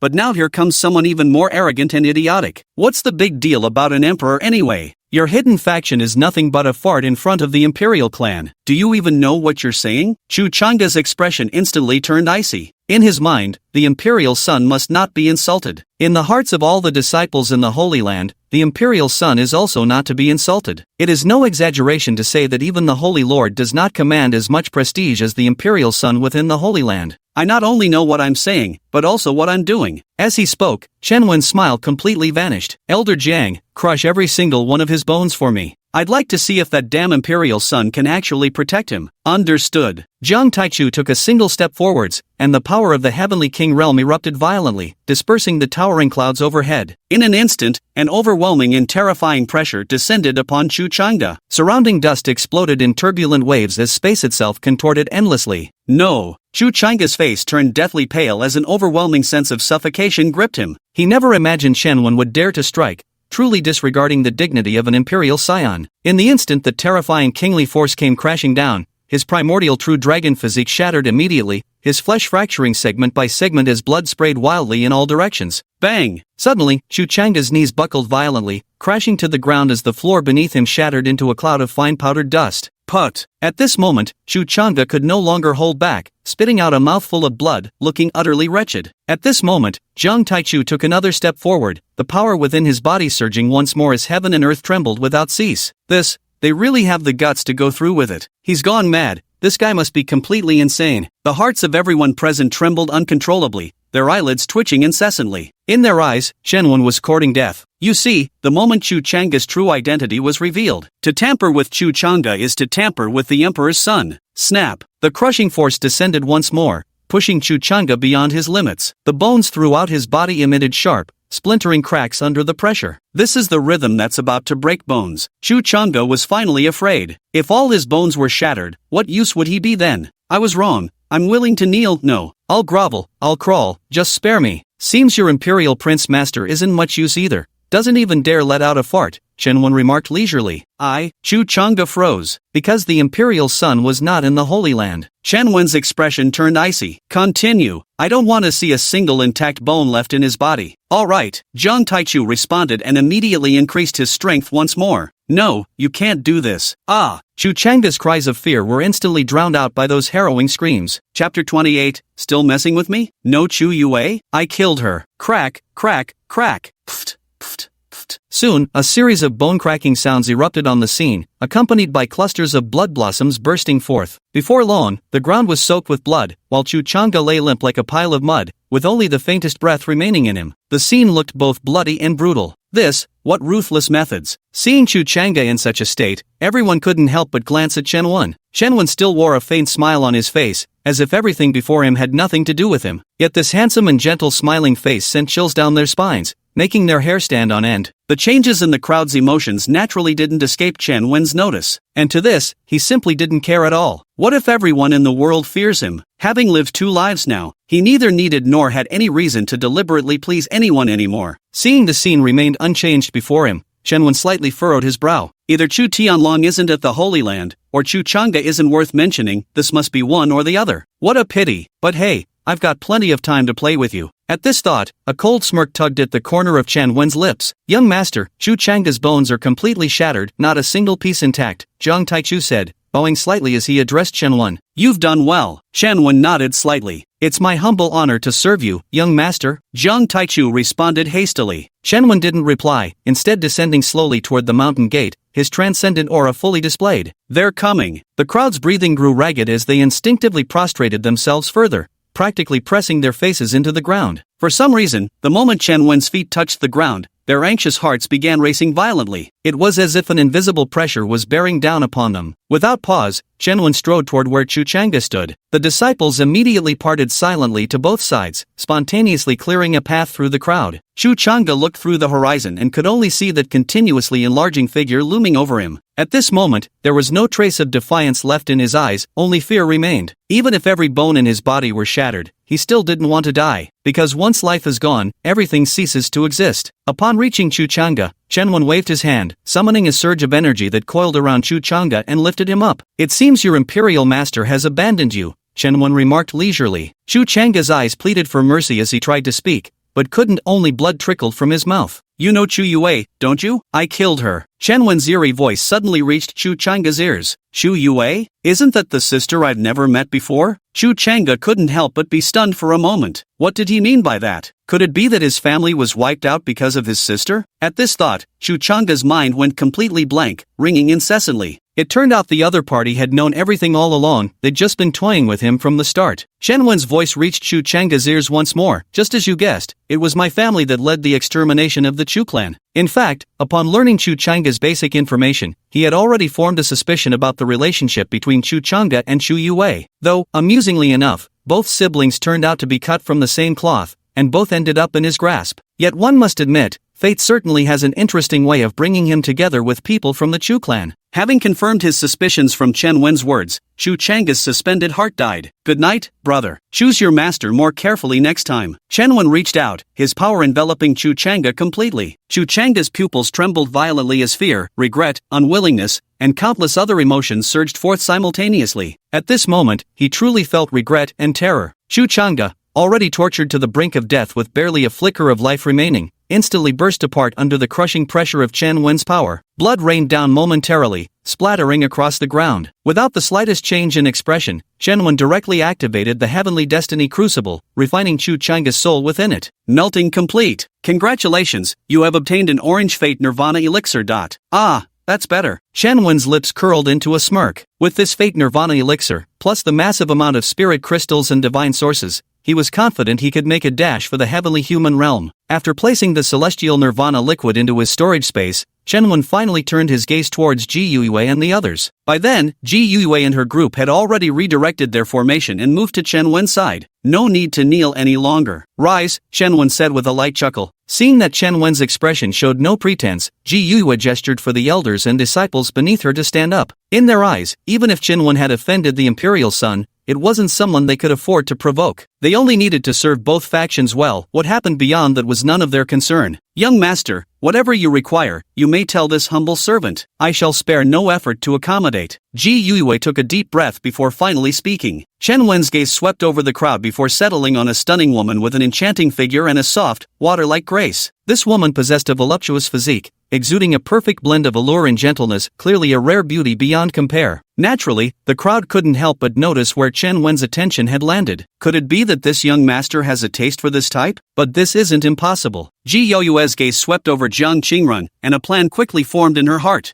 Holy shit, what a beast. The mentality of the disciples was different from Ji Yue and the others. They all began shouting insults. Who is Jiang Qingrun? The mistress of Immortal Maiden Peak. Her beauty, personality, and figure are all first-rate. Especially, her charming yet gentle temperament makes her the idol of all male disciples. When they saw Chen Wen actually setting his sights on Jiang Qingrun, every single one of them became indignant. Jiang Qingrun grew increasingly uncomfortable under Chen Wen's scrutiny, her hands hidden in her sleeves clenching tightly, barely restraining her simmering displeasure. Chen Wen gave a light chuckle and calmly averted his gaze. Truthfully, his observation wasn't directed at Jiang Qingrun herself, but rather at the celestial soul hovering above her head. One could say, among everyone present, there was only one true child of destiny to be found. This person is Jiang Qingrun. Moreover, Jiang Qingrun's life soul isn't weak either, it's actually reached the green tier. He pondered whether to find an opportunity to take her down a peg. "Young master, that's my younger sister. If you're interested, I could try persuading her for you." Speaking of which, Zhang Taichu forced a bitter smile. "My younger sister might appear as delicate as water,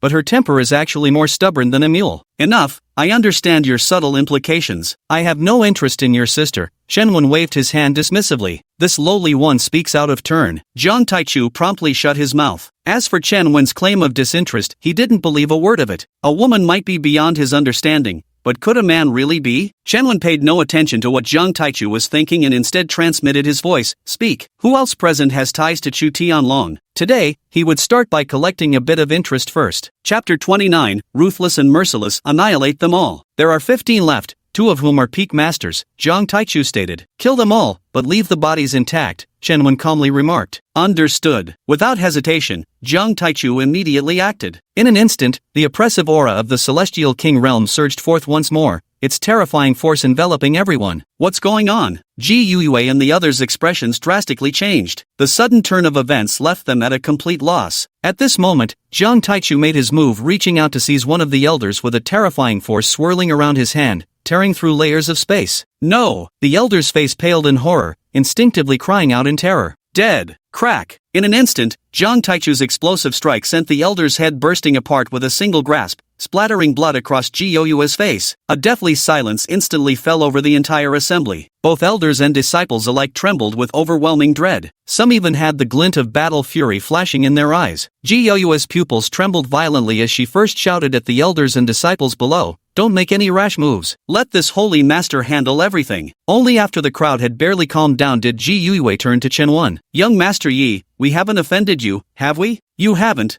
but they have." "Continue the killing," Chen Wen said indifferently, his voice devoid of any emotion. "No, you can't do this." Ji Yue was instantly overwhelmed with excitement and struggled to stand up. Jiang Taichu saw this and pressed a finger against Ji You's forehead. "Do you also wish to die?" Ji You's face turned deathly pale in an instant. Yet, after only a brief moment, she mustered her courage. "As the sacred lord of the Holy Land, even if it means defying all conventions, I cannot stand by and watch the elders beside me perish. It is my humble duty, Elder Jiang. I beg you to consider this and grant me an answer." Jiang Taichu remained silent, instead turning his gaze to Chen Wen, as if to say, "Young master, what shall we tell her?" Chen Wen glanced at Ji Yue before speaking. "This young master isn't completely unreasonable. Since Saintess Ji demands an answer, let us give her one." "All right." Jiang Taichu responded and tossed a spiritual jade slip containing a list of 15 names along with their deeds to Ji Yue. This action immediately drew everyone's attention, all eyes fixed intently on that glowing jade slip. Ji Yue didn't speak,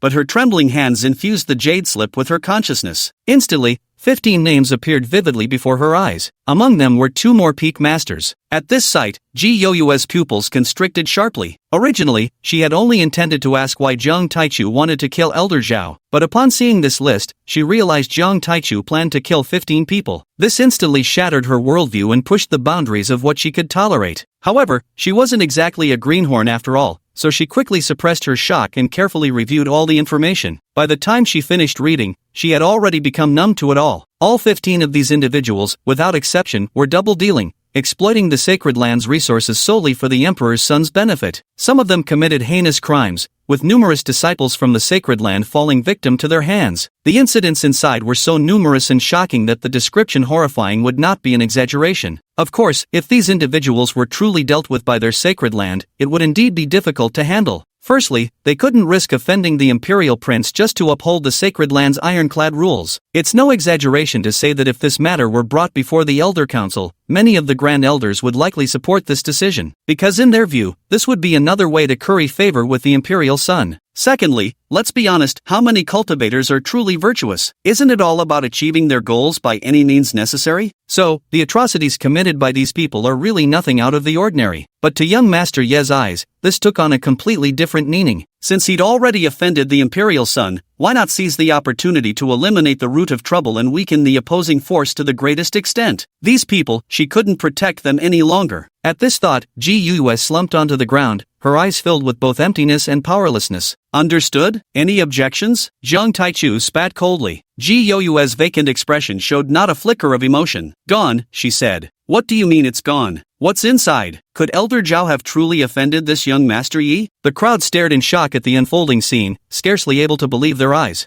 Jiang Taichu cast a casual glance at Ji Yue before making his move once again. No! Crack! Thud! Another elder was struck down with a single palm strike, his body exploding as blood splattered in all directions. Dead! After killing one elder, Jiang Taichu didn't pause. He continued his assault, moving even faster than before. "You can't touch me, I am the Imperial Sun's man. Save me, Holy Master, save me." Soon, the scene was filled with piercing screams, chilling to the bone. The elders and disciples at the scene had grown numb, their faces reflecting nothing but sheer terror. Under the overwhelming pressure of royal majesty, let alone saving anyone, even moving a single muscle was impossible. After dozens of breaths, Jiang Taichu's slaughter finally ceased. Before the crowd lay 16 corpses sprawled haphazardly, each bearing gruesome fatal wounds. Even then, no one emerged. It seems this Chu Tianlong was either a ninja turtle in disguise or simply absent from the sacred grounds. Shenwen once again confirmed his conjecture. Though when you think about it, it makes sense. If Chu Tianlong were truly at the Holy Land,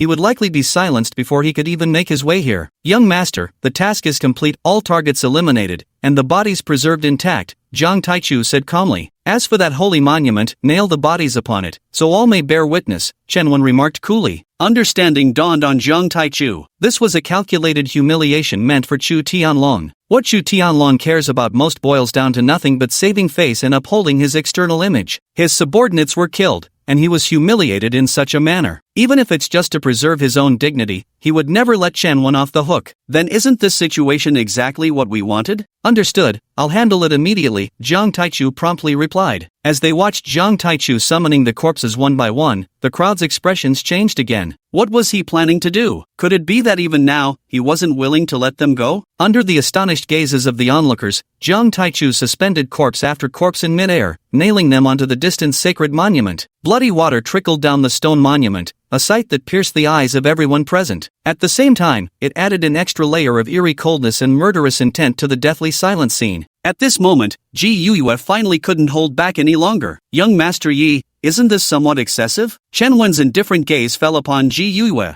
Ji Yue felt a chill run through her entire body. Chen Wen's voice turned cold as he uttered, I was giving you face earlier because of your courteous reception, but that doesn't mean you can take an inch and ask for a mile, understand? His tone shifted sharply as he continued, if you truly wish for death, I wouldn't mind granting you that wish. As the words fell, killing intent became fully apparent. Ji Yue's expression shifted. In that instant, she actually felt as if a blade were pressing against her throat. Terrifying, utterly terrifying. At this moment, her perception of Chen Wen gained yet another layer. Ji Yue took a deep breath before speaking again. Understood, this humble one has spoken out of turn. Only after nailing everyone onto the sacred monument did Jiang Taichu finally approach Chen Wen. Everyone has been pinned to it, he said. Well done. Chen Wen nodded in approval. Jiang Taichu did not seek to claim credit, standing quietly to one side. The eyes of everyone present were fixed on Chen Wen, filled with terror. If before, they had to humble themselves before Chen Wen because of his status, now, their fear was entirely due to his ruthless cruelty. I've heard your temple's saintess is renowned as the most beautiful woman in Qingzhou. I wonder which one she might be. Chen Wen gazed at Ji Yue as he drawled the question. Chapter 30, It's over, this demon is coming for our saintess. He was quite intrigued by this fiancée of his. He wanted to see exactly what was going on here, whether she had already been successfully courted. As soon as these words were spoken, the entire hall fell silent. Their saintess was named Lulan Xingxue. She was like a banished immortal descended to earth. While Jiang Qingren captivated hearts through her paradoxical personal aura, Lulan Xingxue truly astonished with her transcendental, peerless beauty. One could say, she was a celestial fairy who made people overlook cultivation and talent. Yet ironically, her talents outshone the entire celestial maiden Holy Land, with only the Holy Sun barely able to match her. Damn it, that demon is targeting senior sister Lulan again. Many disciples present immediately grew indignant upon realizing what was happening. But alas, they dared not voice their grievances. Ji Yue took a deep breath. Our holy maiden is named Lulan Shangyue, and she is currently in cultivation at the sacred summit. If young Master Yi wishes to see her for any reason, this humble one can guide you there. However, Xiao Shui enjoys absolute freedom here, even this humble one cannot impose anything upon her. Got it. This is hinting that Laozi should know Lulan Shengsu has an extraordinary background, warning me not to set my sights on her. As if I'd need to scheme to get her attention in the first place. Chen Wen's lips curved slightly. This young master fears not even the emperor's son. Do you think I'd fear some mere saintess? Ji Yue's expression froze. This person really has the audacity of a daredevil. The others could only feel their heads buzzing with noise, because they truly couldn't find any grounds to refute Chen Wen. Deliver a message to her for me, tell her I have business to discuss and have her come see me. Of course, she doesn't have to come, but she'll bear the consequences, Chen Wen said flatly. Ji Yue secretly breathed a sigh of relief when she saw Chen Wen showed no intention of investigating further. Understood. This humble servant will surely deliver your message. Whether it was the snow-covered backdrop of Lulan or Chen Wen's circumstances, neither was something she could afford to provoke. If Chen Wen got stirred by lust while Lulan Shengsu had no such intention, things would escalate drastically. As for whether Lu Lanshengsu would meet him or not, that was none of her business. All she could do was relay the message. Then, young Master Yi, which peak would you like to reside in? Any peak you choose will be arranged for you. Ji Yuyue added by way of explanation. Each peak has its own independent mountain, so you needn't worry about being disturbed. How about the Fairy Maiden Peak? Chen Wen recalled that Zhang Taichu had mentioned this was his sister's peak. Just as well, it saves him the trouble. Zhang Qingrun in the crowd froze instantly, for she was none other than the peak master of Fairy Maiden Peak. Damn! That demon really is after Master Jiang. What if he resorts to force? Would Zhang Qingren be able to resist? Obviously not. The male disciples felt as if the sky had fallen upon them. Still saying you're not interested in my sister, huh? Typical men, TSK. Jiang Taichu secretly curled his lip in disdain. Young Master Yi truly has these particular tastes. I hope Xiao Chang won't be too stubborn. Ji Yuyue thought quietly to herself. But Ji Yuyue naturally wouldn't oppose Chen Wen's request. Then please come this way, young Master Yi. This humble one will take you there.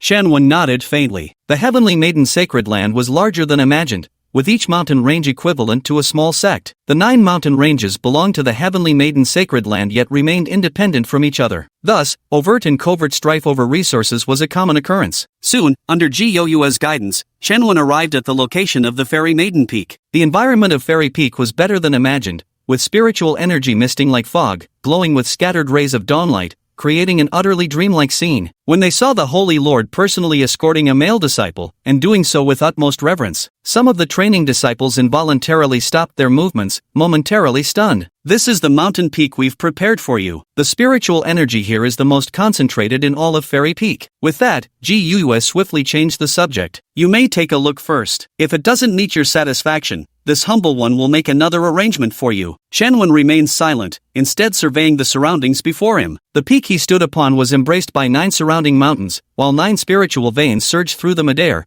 forming a 9 dragons gathering spirit formation. Besides its superior geographical location, the area was also cultivated with numerous spiritual herbs. A faint medicinal fragrance lingered in the air, refreshing both mind and spirit. It's truly commendable, and genuinely thoughtful. Shenwen nodded silently. What Shenwen didn't know was that although this peak was classified under the Fairy Maiden Range, it was actually the most ancient and geographically superior peak in the entire Sacred Land, called the Celestial Maiden Peak. This was left behind by the first Celestial Maiden and remained vacant after her ascension to the higher realm. Even during the reigns of successive Holy Lords, none ever moved in. Now Chen Wen has arrived, and coincidentally chose the Fairy Peak lineage. They certainly didn't dare to accommodate Chen Wen elsewhere. If Chen Wen were to think they were treating him lightly, they'd be utterly doomed. Here will do. Shen Wen nodded. Very well, henceforth this shall serve as young Master Yi's temporary palace. Ji Yuyue felt both relieved and deeply disappointed. She never imagined that the coveted position within sacred grounds, which had been fiercely contested for so long,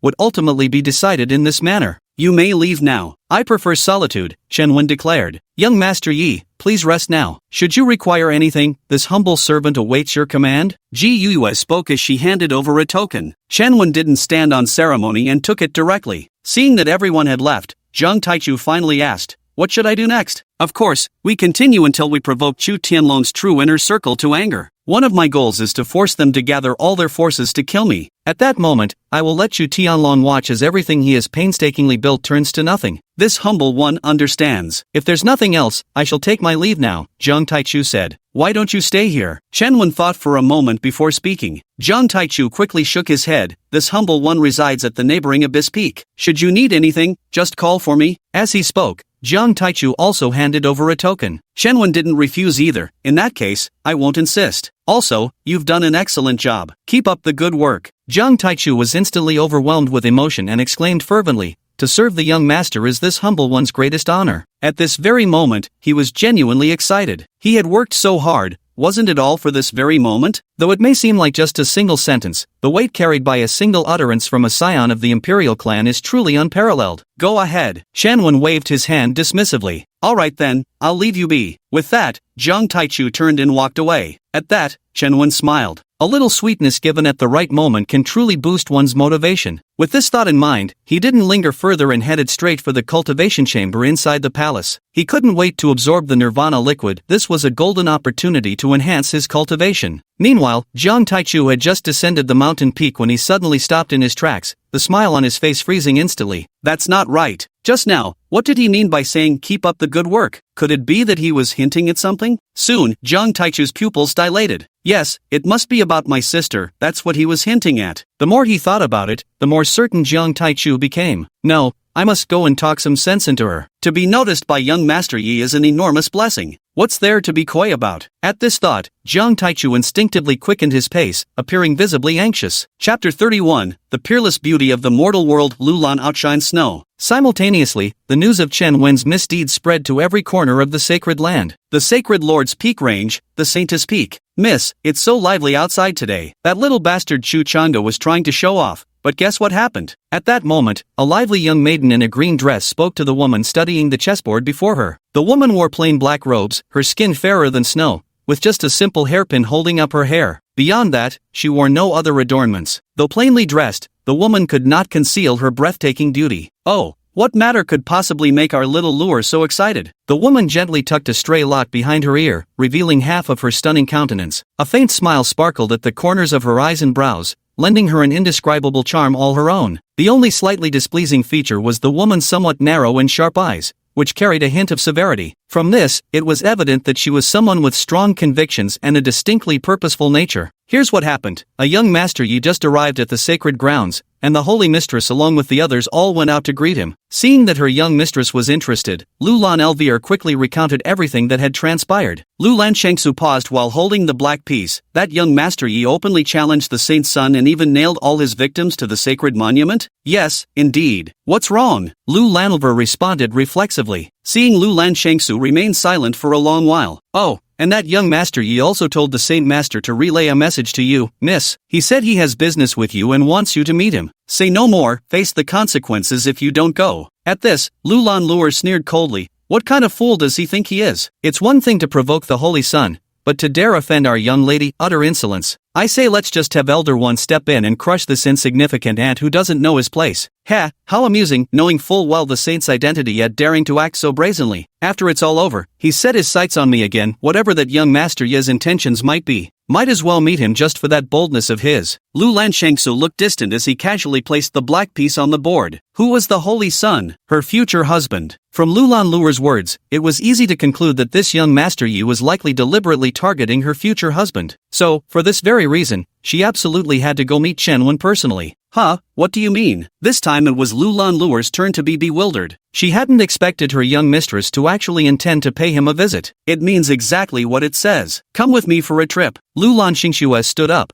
her usual aura of wisdom and intellect completely withdrawn. In its place emerged a dignified nobility, ethereal as a banished immortal, commanding such reverence that none dared profane. Meanwhile, Jiang Taichu descended from Tianf Peak and immediately headed toward the Peak Master's Hall where Jiang Qingrun resided. Brother, what brings you here? Seeing the frantic Jiang Taichu, Jiang Qingrun was momentarily stunned and instinctively called out, "Come here, I need to talk to you." Jiang Taichu grabbed Jiang Qingrun's hand and pulled them toward the inner hall. Jiang Qingrun wore a completely bewildered expression. What is it that can't be said in the main hall? Yet, seeing Jiang Taichu's solemn expression, Jiang Qingrun didn't refuse and allowed herself to be pulled into the inner chamber. Sit down. There's something very important I need to discuss with you. At this point, Jiang Taichu took a deep breath. This matter concerns your future, of course, my future as well, and even the future of our entire family. You must think this through carefully, no excuses. Brother, what on earth is this about? I'm completely lost here. Jiang Qingrun was utterly exasperated. Our young Master Yi must truly have taken a liking to you. As long as you. Before Jiang Taichu could finish, Jiang Qingrun's expression darkened. Get out. Leave this instant. You. Jiang Taichu took a deep breath. Xiao Chang, now is not the time to save face. That's young Master Yi we're talking about, a scion of a top-tier power. Once you two become Dao companions, not only will you rise to prominence overnight, but our entire Jiang clan will also ascend with you. What are we cultivators working so hard for, if not for this? Jiang Qingrun stared coldly at Jiang Taichu. Did he send you here? You could say that. Jiang Taichu believed Chen Wen had already hinted at it, so thinking this way wasn't wrong. Get lost, tell him to get lost. As she spoke, Jiang Qingren grew impassioned. Even if I give up cultivation entirely, I would never trade my body for anything. What you're doing only makes me feel filthy and disgusted.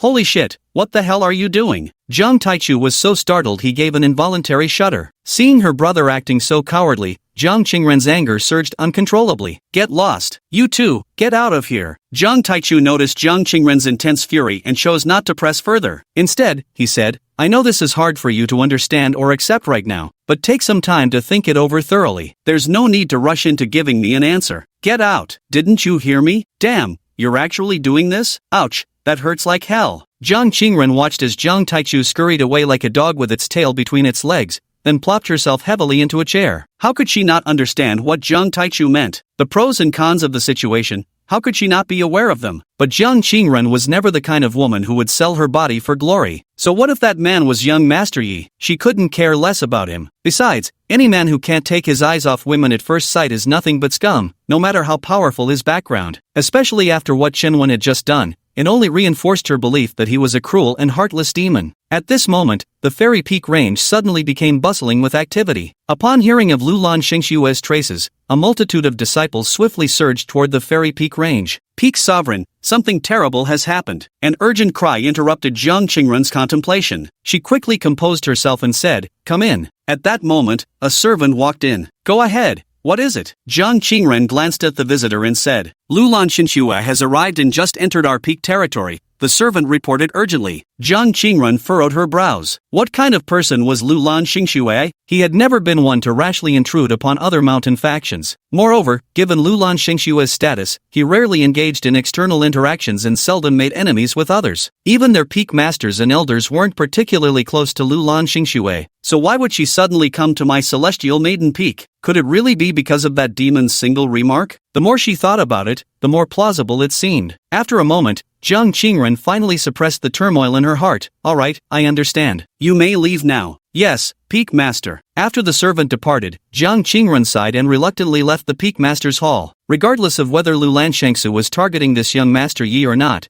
she absolutely had to go and see for herself. Chapter 32, Lulan Xingxue's arrival shakes the entire sacred ground. On the other side, Lulan Shengsu, led by Luer, headed in the direction of the Heavenly Maiden Peak. Senior Lulan, where are you heading? I remember the Peak Master's hall isn't in that direction. Could it be that she was looking for a certain disciple? But that can't be right. That direction only leads to the solitary Celestial Maiden Peak. You wouldn't know this, but young Master Yi just settled down there at Celestial Maiden Peak. Holy crap, that's impossible. Absolutely impossible. Instantly, wails of despair rose from the male disciples. It's hard to accept this fact. TSK, wasn't there someone who swore just moments ago that if Lulan Sr. came looking for him, he'd twist his own head off to be used as a soccer ball? Yeah, you've got a fucking great memory. Get lost. When the realization hit that Lulan Xingxue might be going to find Chen Wen, the already rowdy scene erupted completely into chaos, and this news spread like wildfire, rapidly sweeping through the entire Celestial Maiden Holy Land. The Holy Maiden personally came to find Chen Wen. Who is the Holy Maiden? She is a celestial fairy. So, for this sacred place, it was truly no less than a thunderbolt out of the clear sky, shocking everyone to their core. But when Lulan Xingxue reached the mountain's base, Jiang Taichu blocked her path. Jiang Taichu glanced at Lulan Xingxue and said indifferently, Halt, visitor. Do you know who my mistress is? Lulan Luer immediately snapped sharply. Luer, step back. Lulan Xingxue spoke up. Yes, Lulan Luer puffed her cheeks silently and retreated behind her. Lulan Xingxue cupped her hands in salute. I am Lulan Xingxue, here specifically to meet young Master Yi. Please announce my arrival. Lulan Xingxue? Is this the saintess that young Master Yi was just talking about? Holy shit,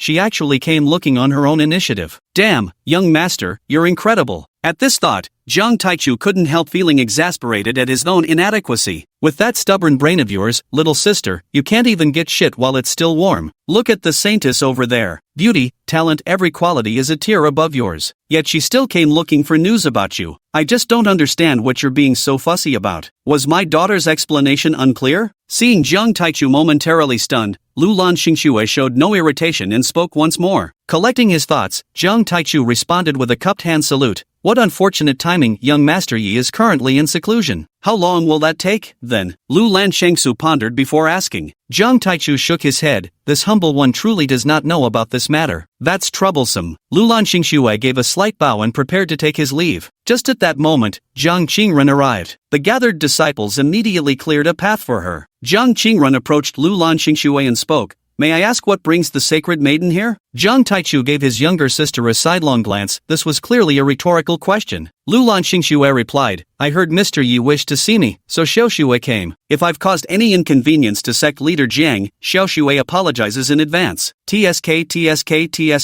Take a look. Both are women. How can the gap be so vast? If I were the young master, I'd definitely choose her over you. Jiang Taichu silently cursed in his heart. But at the same time, he wondered if this woman had really come over just because of Chen Wen's words. Could there be other issues behind this? Do you know each other? Jiang Qingren asked without thinking, though she wasn't sure why. She shared the same thought as Jiang Taichu, believing that with Lu Lanxingxue's temperament, there was absolutely no need to pay any attention to Chen Wen. Lu Lanxingxue glanced subtly at Jiang Qingren. This matter shouldn't be within the scope of sect leader Zhang's inquiry, should it? No. I feel like something's not quite right here. Jiang Taichu frowned slightly. The disciples present had now also noticed this point. Their gazes swept back and forth between the two faces, as if trying to discern something. Jiang Qingren's expression stiffened slightly as she took a light breath. As your elder, let me say one more thing, that young Master Yi is no good man. What the hell is my idiot sister saying? Damn it! Jiang Taichu was so frightened his soul nearly left his body. Get back inside, right this instant. Jiang Taichu stepped forward directly, grabbing Jiang Qingren's wrist as he snarled through clenched teeth. At this point, Jiang Qingren realized she'd spoken out of turn and didn't immediately argue back. Lu Lanxingxue, however, watched Jiang Qingren with amused interest. She didn't care at all whether Chen Wen was a good person or not. If it weren't for Chu Tianlong and Chen Wen's unusual behavior, she wouldn't have come here in the first place. In contrast, Jiang Qingren's extreme reaction struck her as rather ridiculous. Boom! At that very moment, endless streams of spiritual energy gathered in the sky, spreading outward into the boundless void, stretching as far as the eye could see. Is this young Master Yi about to break through? The amount of spiritual energy gathering is absolutely terrifying. As they watched the spiritual energy continue to amass, the onlookers couldn't help but show expressions of awe and shock. Lu Lanxingxue also turned her gaze to the sky, a faint flicker of astonishment flashing in her eyes. Such an unimaginably vast amount of spiritual energy, only when she had broken through the life and death realm had she witnessed something comparable. The question was, which realm was this young Master Yi breaking through to? Unlike Lu Lanxingxue, Jiang Qingren knew Chen Wen's true cultivation level, the 10th layer of Yin-Yang realm. Now the breakthrough proves that Chen Wen has reached the heavenly human realm. What it means for a breakthrough to the heavenly human realm to attract such a massive amount of spiritual energy, how could she not understand? At this thought, Jiang Qingren's expression abruptly changed. Now you see, don't you? Being favored by young Master Yi is a blessing for you. Stop putting on such false airs. After recovering from his shock, Jiang Taichu couldn't help feeling exasperated at Jiang Qingren's helpless mediocrity. Jiang Qingren tightly sealed her lips, saying nothing. She admitted that she had underestimated Chen Wen, and underestimated his talent. But this still doesn't change the fact that he's a spoiled playboy who's swayed by beautiful women. Is she wrong for disliking this type of person? Seeing his younger sister like this, Jiang Taichu immediately understood her thoughts, but could only sigh helplessly. If she weren't his sister, he would have killed her long ago. Stupid creature, your existence is nothing but a waste of food. As the spiritual energy gathered increasingly, it eventually spanned thousands of miles. The churning, pulsating spiritual energy resembled a natural disaster, creating an utterly terrifying scene. At this very moment, the accumulation of spiritual energy reached its limit. They're coming. This is the moment when we'll see whether he's a dragon or a worm. Lu Lanxingxue pondered quietly in his heart. At that very moment, an overwhelming aura erupted from the depths of Tian Peak, instantly scattering the layers of clouds for miles around. It's the aura of the Yin-Yang realm. How can this be possible? Lu Lanxingxue's breath hitched, his face filled with shock and disbelief. Because the intensity of this talent had not only surpassed her, but even her future husband as well. One must understand, her future husband possessed the rare emperor bone, destined to become a supreme emperor if nothing went wrong. Yet now, a teenager who had suddenly appeared had surpassed them both in one fell swoop. What does this signify?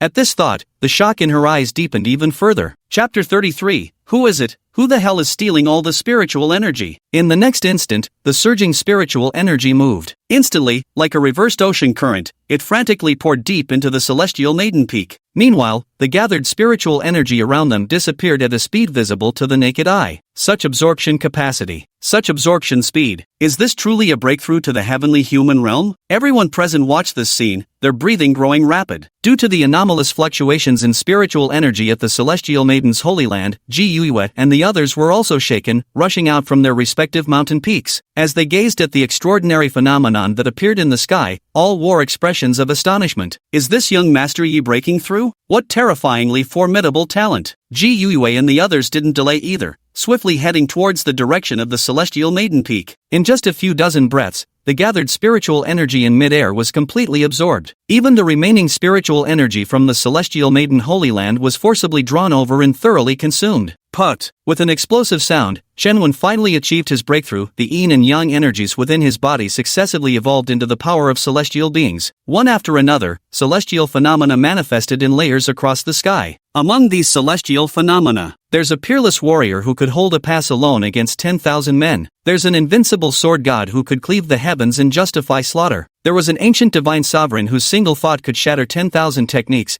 evolving peerless martial arts that reached the heavens. There was, in the end, the celestial phenomena reached a staggering 99 manifestations, simultaneously suppressing the vast celestial domain and unleashing calamities that shook eternity. 99 celestial manifestations? What monstrous creature is this? Ji Yue and the others watched in astonishment, their eyes filled with disbelief. Even in the legends of the mortal realm, there has never been anything about 99 celestial figures. It could be said that what lay before them surpassed everything within their current understanding. Lu Lanshengsu stared blankly, the shock in his eyes beyond description. 99 celestial phenomena of heavenly beings, and not a single one was identical. That was the most terrifying part. Thinking back to her origins, she had only manifested 59 divine forms at the time. For this achievement, the ancient kingdom of Lulan specially elevated her status to that of a holy maiden, bestowing upon her the title of First Sequence. Compared to this young Master Yi, was she truly a genius? At this moment, even someone as wise as her couldn't help but doubt herself. Who the hell sucked up all the spiritual energy? Just as everyone stood awestruck,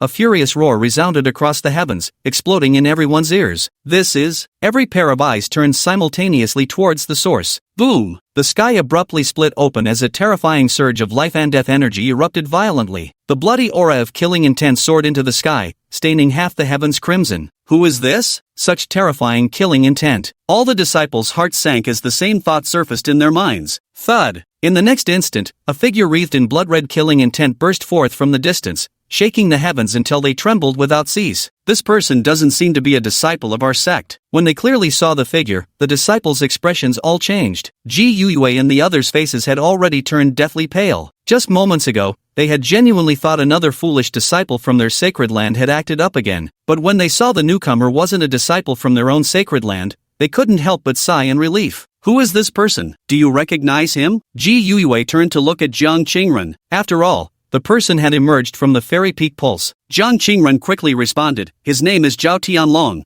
a young master I once encountered during a training expedition. Among his peers, he not only possesses a self-respecting and self-motivated nature but also exceptional innate talent. This insignificant one believed him to be a rare genius, thus took the liberty to bring him back to Fengmai. Then why wasn't this reported? Ji Yue asked gravely. Because young Master Yi happened to encounter it, so it slipped our minds, Jiang Qingren hastily explained. Have you thoroughly investigated this person's background? Ji Yue spoke up again. Jiang Qingren quickly nodded. We've investigated everything. He's just a youth from humble origins. Ji Yue shot Jiang Qingren a penetrating glance. Jiang Qingren excelled in every aspect except for being far too cynical about the world. Especially, she had a natural affinity for those who were self-respecting and resilient, born from humble beginnings. If it weren't for Jiang Taichu being her brother, she would have long since expelled him from her circle. Because while people like him have their merits, their flaws are even more glaring and can easily bring about great calamity. Thinking of this, Ji Yue decided to give Jiang Qingren one last chance. Handle this matter properly. I don't want him disturbing young Master Yi, or else you'll all pay with your lives. Understood. Jiang Qingren promptly responded. So it was just an ant who barely broke through the heavenly human realm that stole my spiritual energy, and even manifested 99 heavenly human phenomena. What a genius. Truly a peerless genius indeed. At this point, Zhao Tianlong's voice turned icy. I, Zhao Tianlong, particularly enjoy killing such peerless geniuses. As his words fell, the overwhelming killing intent within him surged forth once again. Seeing Zhao Tianlong in such a state, Jiang Qingren's expression darkened slightly. In her memory, Zhao Tianlong had always been a cheerful, self-respecting young man who cared deeply for others. How could he suddenly become so cold and jealous? But soon, Jiang Qingren began to reassure herself once more. Zhao Tianlong's anger was certainly understandable. After all, anyone would react the same way if their spiritual energy was stolen during a crucial breakthrough. With this thought in mind, Jiang Qingren stepped forward to block Zhao Tianlong. "You dare stand in my way?" Zhao Tianlong's icy gaze pinned Jiang Qingren in place. Seeing Zhao Tianlong treat her like this, Jiang Qingren burned with anger and frustration, but still took a deep breath before saying, "I'm trying to save you." "Ha ha ha, save me? What makes you think you're so important, you bitch?" Zhao Tianlong's arrogance erupted as he spoke. Since he'd decided to tear all pretense with the Celestial Maiden's sanctuary, he saw no need to keep up appearances. At worst, he could just abduct Jiang Qingren by force. The end result would be the same either way. "You really think you're some reincarnated saint? Do you have any idea how nauseating I find all the ideals you've been preaching along the way? If it weren't for the fact that your bitch body still has some value,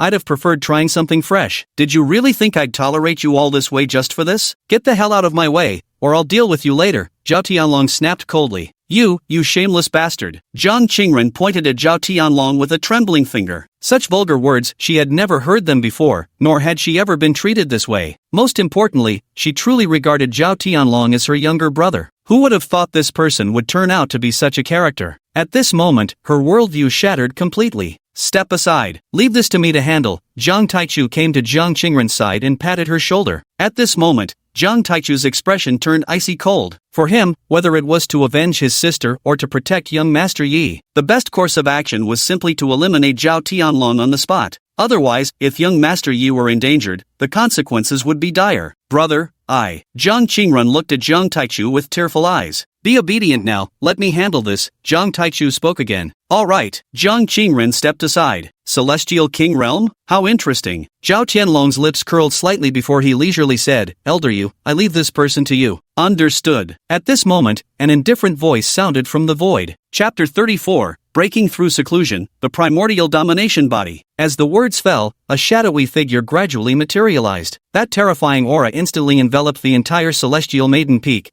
causing every wisp of energy to turn cold and heavy. Eightfold Heavenly King Realm. When Jiang Taichu, who was only at the sixfold Heavenly King Realm, sensed the newcomer's cultivation level, his expression drastically changed. It must be known that at their level, even a single minor realm difference represented an insurmountable chasm. Ji Yue and the others also showed expressions of shock and awe. If the visitor truly causes a big scene, they won't be able to handle it. He didn't have any background, did he? How could this be? How could this be? Jiang Qingren trembled violently, her face gradually turning pale. The thought that she had brought disaster back to the Celestial Maiden's sanctuary made her even more overwhelmed with regret. Li Yunyo's gaze swept across the scene before finally settling on Zhao Tianlong. He said indifferently, "Lose one disciple, or preserve an entire sanctuary, the choice is yours." As his words fell, his aura erupted once more. Strands of Heavenly King's power surged forth, pressing down upon Jiang Taichu and the others. "Oh no." Jiang Taichu's expression changed as he tried to leap back in retreat, but suddenly he found himself overpowered. The power within him seemed to have gone mute, only recklessly thrashing about without effect. Hearing this, Zhao Tianlong immediately became even more arrogant. "Ha ha, the mighty Heavenly Maiden Holy Land is nothing but rubbish. You damn bastard, keep pretending, go on pretending in front of me. If I can't handle you, don't think my master can either." As he spoke, Zhao Tianlong's killing intent surged around him. "Today, I'll kill someone right in front of all of you. What the hell can any of you do about it?" As the words fell, Zhao Tianlong charged violently towards Chen Wen's location. "Not good. Protect the young master." Jiang Taichu instinctively roared. Upon hearing this, Ji Yue and the others instantly struggled frantically, yet still failed to break free from Li Yunyo's restraints. If a young master from a reclusive faction were to die in this sacred land, they would be in grave trouble. Ha ha ha, too late. Seeing Jiang Taichu and the others so agitated, Zhao Tianlong grew even more arrogant. He just loved seeing others break down helplessly. It made killing them all the more thrilling. Boom! At that moment, an utterly terrifying celestial force erupted from the depths of Heavenly Maiden Peak, towering supreme between heaven and earth. "Was it you who wanted to kill me? How interesting." A soft, lingering voice sounded. Everyone instinctively stopped what they were doing and turned towards the source of the sound. At this moment, a transcendent figure, ethereal as a banished immortal descending to the mortal realm, gradually came into view before the crowd. Chen Wen, having broken through to the heavenly human realm, had already achieved a state of perfect harmony between man and nature. His entire body's aura was restrained, his physique crystalline and smooth as jade, shimmering with nine-colored divine radiance. A faint, ancient and mysterious energy pulsed around him, its invisible pressure so overwhelming that none dared raise their heads to meet his gaze. Just when had this happened? Is the first heavenly human realm truly this terrifying? The crowd couldn't help but gasp in unison. At this moment, Li Yunyo's gaze also fell upon Chen. Such intense energy fluctuations. This is no ordinary bearing. What a remarkably distinguished young man. After giving Chen a thorough once-over, Li Yunyu couldn't help but sigh in admiration. As someone who hailed from an upper realm sacred clan, he had encountered countless scions of the younger generation. There truly were few who could astonish him at first glance. The disciple he had taken in, Zhao Tianlong, could already be considered exceptional, having broken through to the first life-death realm at such a young age. Despite his humble origins, he had achieved his current accomplishments solely through his own efforts. Yet compared to the young man before him now, aside from a slight advantage in cultivation, Zhao Tianlong lagged far behind in every other aspect. Even describing it as being utterly crushed wouldn't be an exaggeration. Zhao Tianlong stared fixedly at Chen, the murderous intent in his eyes instantly transforming into intense jealousy. Coming from humble origins, demeanor had always been his weak point. Especially since Chen was so extraordinarily handsome, this struck at the core of his fragile and sensitive heart. If before this, his murderous intent stemmed from having his spiritual energy stolen, then now it was purely because of Chen himself that he wanted to take lethal action. At the same time, Chen gaze fell upon Zhao Tianlong. Name, Zhao Tianlong. Age, 23. Personality, arrogant, unruly, envious. Status, a humble youth from a remote border town. Life soul, yellow. Physique, ancient tyrannical slaughter body. Realm, first layer of life and death. Yellow life soul, primordial tyrant slaying body? Damn, this is an existence even more outstanding than Chu Chang'e. At the same youthful age, his strength has already reached the one-fold life-death realm, and he even possesses the legendary primordial tyrannical annihilation physique. If it can be said that Chu Chang'e's primordial true dragon physique, when fully developed, allows him to transform into a humanoid true dragon, then the ancient tyrant slaughter physique, once matured, would truly possess the strength to match a primordial true dragon, to tear apart a primordial true phoenix barehanded. That aura of killing intent cultivated to its pinnacle could even achieve stopping killing through killing, proving the Tao through slaughter, ascending to become an ancient god of slaughter. It's no exaggeration to say that such a person is a natural-born god of slaughter. However, your luck is truly unfortunate, you've met me. At this thought, a faint smirk couldn't help but curl at the corner of Chen lips, especially since Zhao Tianlong possessed a yellow soul core. Refining a yellow soul core for the first time would unlock a new achievement. Now he couldn't help but wonder what rewards that yellow destiny treasure chest might contain. Seeing the sudden burning intensity in Chen gaze, Zhao Tianlong's murderous intent surged straight to the crown of his head. You truly have a death wish. As he spoke, Zhou Tian's forces of life and death, entwined with killing intent, surged violently from Zhao Tianlong's body. In an instant, it pierced through miles of clouds, staining the sky crimson as endless terrifying echoes reverberated through the bloody mist. This person is equally horrifying. The disciples watched Zhao Tianlong while gulping nervously, their eyes filled with utter shock and awe. At this very moment, they began to feel some concern for Chen. The first layer of the heavenly realm and the first layer of the life and death realm, there was a whole major realm between them. Even though Chen origins were extraordinary, but in battle, pedigree truly counts for nothing. I hope the people behind this young Master Chen will step in. At this thought, everyone couldn't help but sigh softly. Miss, who do you think will win? Lulan Luer whispered. Lulan Xingxua blinked faintly, her expression distant. If he loses, then I've come to the wrong place today. Miss, would you prefer to see him win or lose? Lulan Luer blinked her eyes. Lulan Xingxua's expression remained unchanged. Actually, whether he wins or loses has little to do with me. Luer hopes he loses. The sooner such a demon dies, the better. Lulan Luer curled her lips disdainfully. Faced with Zhao Tianlong's unrestrained bloodlust, Chen remained composed without the slightest hint of panic. Kid, come here and die for me. Seeing Chen still putting on airs, Zhao Tianlong reached out to grab him, killing intent swirling around his hand as the power of life and death tore through all space. Hold on. At that moment, Li Yunyu spoke up. Zhao Tianlong's ferocious expression froze as he abruptly turned to Li Yunyu, his stare demanding an explanation. Li Yunyu paid no heed to Zhao Tianlong's gaze, instead turning to Chen. Young man, you're quite remarkable. May I know where you hail from? What's the matter? Scared? Chen said leisurely. The others also turned their gaze toward Li Yunyu, their eyes filled with the same question. Li Yunyu's expression remained unchanged. This prince hails from a sacred clan of the upper realm, one of the most supreme tier sacred forces, no less. If you agree, then we can consider this matter settled today. Furthermore, I might even take you as my disciple. Only by ascending to the higher realm can your talents be fully unleashed.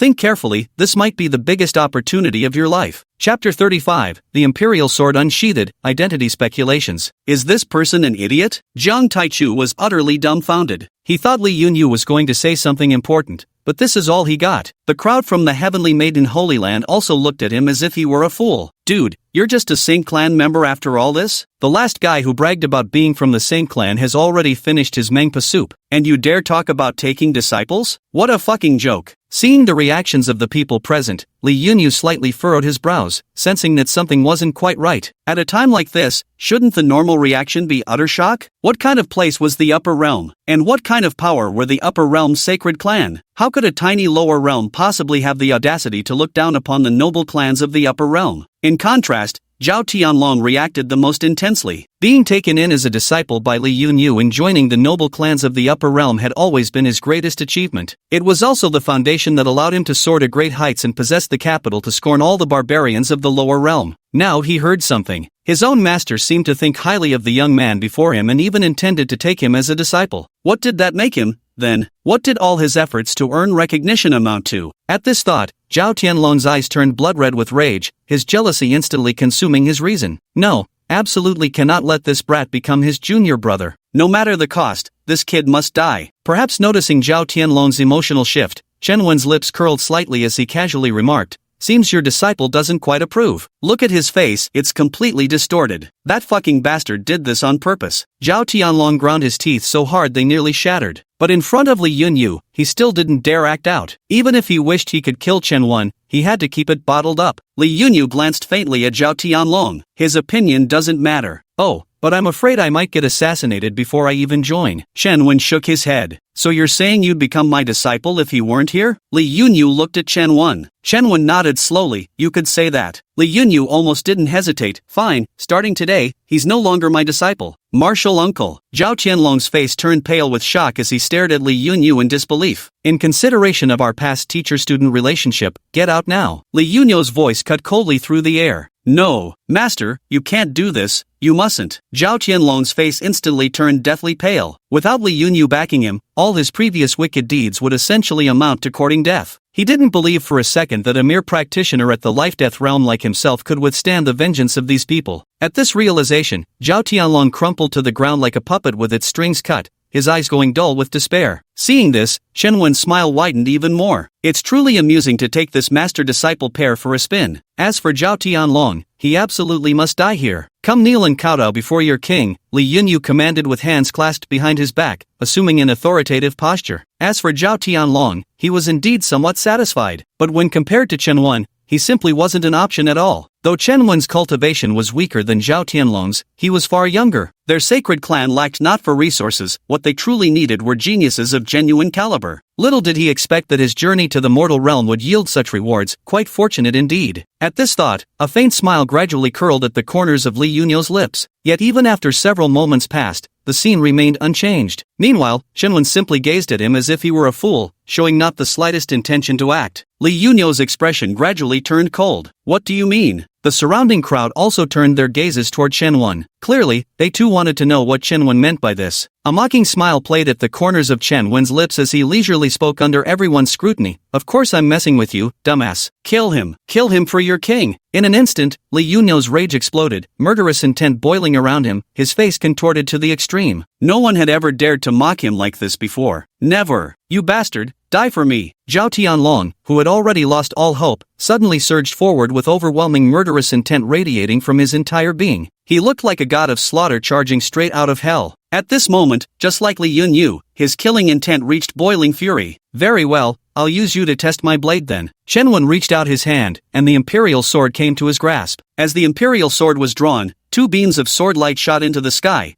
transforming into an imperial dragon and an imperial phoenix. The two forces merged into one, indistinguishable and perfectly harmonious. The sword energy shattered the heavens, and at that moment, the sky seemed to split apart as chaotic spatial currents spread in all directions, and that last remaining 1% of imperial majesty also descended in an instant. Countless weapons trembled simultaneously, soaring skyward in unison, an utterly awe-inspiring sight. What kind of sword is this? How utterly terrifying! Everyone watched in horror, feeling their scalps tingle and breath catch in their throats. An imperial sword, it absolutely had to be one. Though Jiang Taichu had never laid eyes on imperial weapons before, considering Chen Wen's background, he immediately became certain. This sword. The blade was uniformly crimson like congealed blood, its hilt adorned with intertwining dragon and phoenix designs, exuding a peerless sword aura. Li Yunyu, also staring intently at the Emperor's sword, suddenly had his pupils tremble violently. It's definitely the Emperor's sword, without a doubt. As for whether it was a flawed piece, he couldn't be certain, because even his own family didn't possess an Emperor's weapon,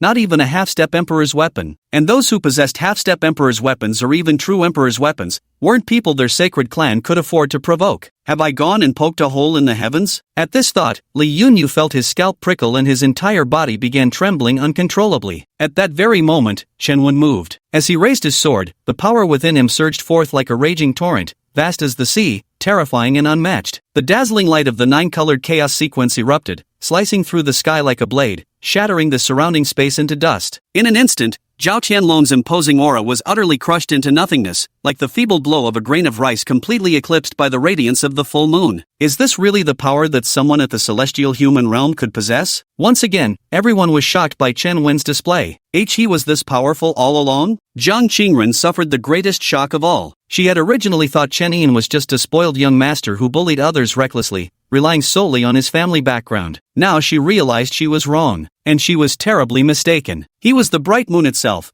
Why would he need to borrow his family's glory? This young master grants you death. Sky-sundering sword art. Slash. Chen Wen's expression turned icy, his gaze frigid, his sword radiating chilling intent. A single slash descended. The light turned utterly cold. All brilliance in this instant was completely severed. Between heaven and earth, there seemed to exist only this one sword stroke. You bastard! Even with that superior spirit sword buffing you, I, Zhao Tianlong, will never lose to you. After a brief moment of stunned silence, Zhao Tianlong roared with renewed murderous intent. He then pushed his primordial tyrant slaughter physique to its absolute limit, tyrannical slaughter energy surging around him as black-red divine radiance erupted. Thud! Facing Chen Wen's descending sword strike, Zhao Tianlong delivered a vicious counterpunch. The heavens and earth shook ceaselessly as a colossal, domineering shadow loomed between them. Stop! Stop this right now! Li Yunyu bellowed in horror, instinctively slamming his palm toward Zhao Tianlong. At this moment, his only option was to kill Zhao Tianlong outright. For if Chen Wen were harmed, not a single person present would survive. That's a disciple stronger than even the Holy Clan's forces. But Chen Wen's killing move was faster and more ruthless. Are you kidding me? If you killed them, wouldn't my achievement accomplishment go down the drain? Bang! A single sword strike poured down. Zhao Tianlong's towering figure was instantly sliced into a mist of blood, his minor achievement of the primordial tyrant body failing to offer even the slightest resistance. Rain poured between heaven and earth. Each drop struck trembling hearts filled with terror. The realm of life and death. With just one slash of the sword. Is this fucking human? The crowd felt only endless chill, a cold sensation flowing from their heads to their feet, leaving their entire bodies frozen. What kind of organization could possibly cultivate such disciples? Hidden ancient kingdom? The first emperor's lineage? Or the most terrifying destiny imperial clan? It's all over now, completely ruined. Li Yunyu stared blankly at everything, his movements frozen mid-air. No, I can't just wait for death to come. I must save myself. Soon, Li Yunyu began shuddering uncontrollably and hastily reached inside his robe. Chapter 36, You foolish son, you've brought disaster upon the entire Li clan. Refining complete. Congratulations, you have obtained a vial of Yellow Destiny Nirvana Elixir. Congratulations on achieving the accomplishment, you've obtained a Yellow Destiny treasure chest. Phew, it was that simple. Chen Shi let out a soft sigh. Meanwhile, Li Yunyu had already retrieved a messenger talisman and was channeling spiritual energy into it without delay. Brotherly? A clear, hearty male voice came through the messenger talisman. Yes, Brother Gu, it's me. I have a favor to ask of you, Li Yunyu repeatedly said. Brotherly, no need for formalities. Tell me what it is. I may not have much else, but I do have some connections. Phew, I knew Brother Gu would be generous. It's like this. Your sister is acquainted with the Imperial clan descendants, right? I wonder if you could help me ask for a personal favor. Stillness, deathly still. Where did this little punk come from? Do we know each other? Get lost. Instantly, the other party decisively cut off contact. Li Yunyu stood frozen stiff as a cold breeze swept over his body. Everyone watching this scene found it utterly ridiculous. Now you fucking no fear, huh? Where did all that arrogance from earlier go? Whoosh! Soon, Li Yunyu took another deep breath and produced another message talisman. Brother Zhao, it's me, Li Yunyu. Ha ha ha, of course I know it's brotherly. What brings you here? I was hoping to ask for your help with something. You're too polite between us, there's no need for words like please. Go ahead, what's the trouble? I recall you mentioning you have connections among hidden world factions, right? I wonder if you could help me ask a favor. What do you mean? Did you offend some hidden power? Maybe, so I wanted to ask. Are you crazy? Pissing off a hidden sect and you come to me? Fuck. Li Yunyu tightly clenched the communication talisman that had already lost connection, his forehead beaded with fine sweat droplets. Stop searching, buddy. This demon simply doesn't understand human compassion. Listen to me, brother, go for broke. There's still a sliver of hope that way. The crowd sighed as they watched Li Yunyu's actions. Yes, I'll go find my father, he might have a solution. With that thought, Li Yunyu hurriedly pulled out a communication talisman from his robe. This was his last hope. Taking a deep breath, Li Yunyu finally infused it with spiritual energy. Little you? Father, I've made a terrible mistake. Li Yunyu cried out urgently with a trembling voice. No need to panic. Everyone makes mistakes. Your father will always have your back. Li Qingsong said with a faint smile, radiating absolute confidence. I've offended a faction possessing imperial arms. Li Qingsong took a deep breath and said. Suddenly, a deafening explosion erupted from the opposite side, reducing chairs, tables, and half the great hall to a cloud of swirling dust. You damn son of a bitch. Your actions have doomed the entire Li clan. Don't you fucking know that? Fuck. Li Qingsong instantly transformed into an enraged lion, unleashing a hysterical roar into the messenger talisman. Li Yunyu trembled uncontrollably, his face as pale as paper. Drop dead right now. Go die, you hear me? Li Qingsong roared again. Father, why you said you'd handle everything? Li Yunyu stammered in trembling voice. What father? Get the hell away from me. Li Qingsong nearly choked on his fury. Li Yunyu was utterly dumbstruck. Would you like a little more time? Shen Wen's voice drifted softly into Li Yunyu's ears. Li Yunyu's rigid body suddenly gave a violent shudder. Thud. Without hesitation, Li Yunyu fell to his knees. This lowly one was blind to Mount Tai standing before me. I begged the young master's forgiveness. Then, he began kowtowing frantically. Forgive sins? What a novel phrase. As he spoke, Shen Wen's eyes gradually turned ice cold. This young master truly doesn't understand what that means. Li Yunyu felt as if the sky had fallen. Kill him, Shen Wen uttered coldly. Wait. Li Yunyu quickly spoke up. This lowly one is willing to serve as your slave, begging only for young master to spare my life. You crossed the one line you should never have crossed by harboring thoughts of killing me. Shen Wen uttered coldly, for that alone, you're already a dead man. While keeping his head lowered, Li Yunyu's eyes momentarily flashed with boundless madness. Since death is certain either way, I'll drag you down to hell with me when I die. In an instant, Li Yunyu erupted with murderous rage that reached the heavens. Watch out, young master. Zhang Taichu cried out in alarm, his face filled with terror. Ji Yue and the others were instantly terrified to the core, feeling nothing but bone-chilling dread. Once Chen Wen dies here, then the entire Celestial Maiden Holy Land will turn to ashes, and everyone present along with their families behind them will perish. Die for me! Li Yunyu roared in fury, his eyes filled with madness. Facing such a situation, Chen Wen remained utterly composed, showing not a trace of panic. Just as everyone thought Chen Wen was surely doomed, a sudden bolt of lightning struck from midair. Put! Li Yunyu was instantly reduced to ashes by the blast, leaving not even a wisp of aura behind. The heavenly maiden peak was also struck by the thunderbolt, directly blasted into a massive crater with half its ridges pulverized into dust. Everyone stared dumbfounded at the scene before them, swallowing hard.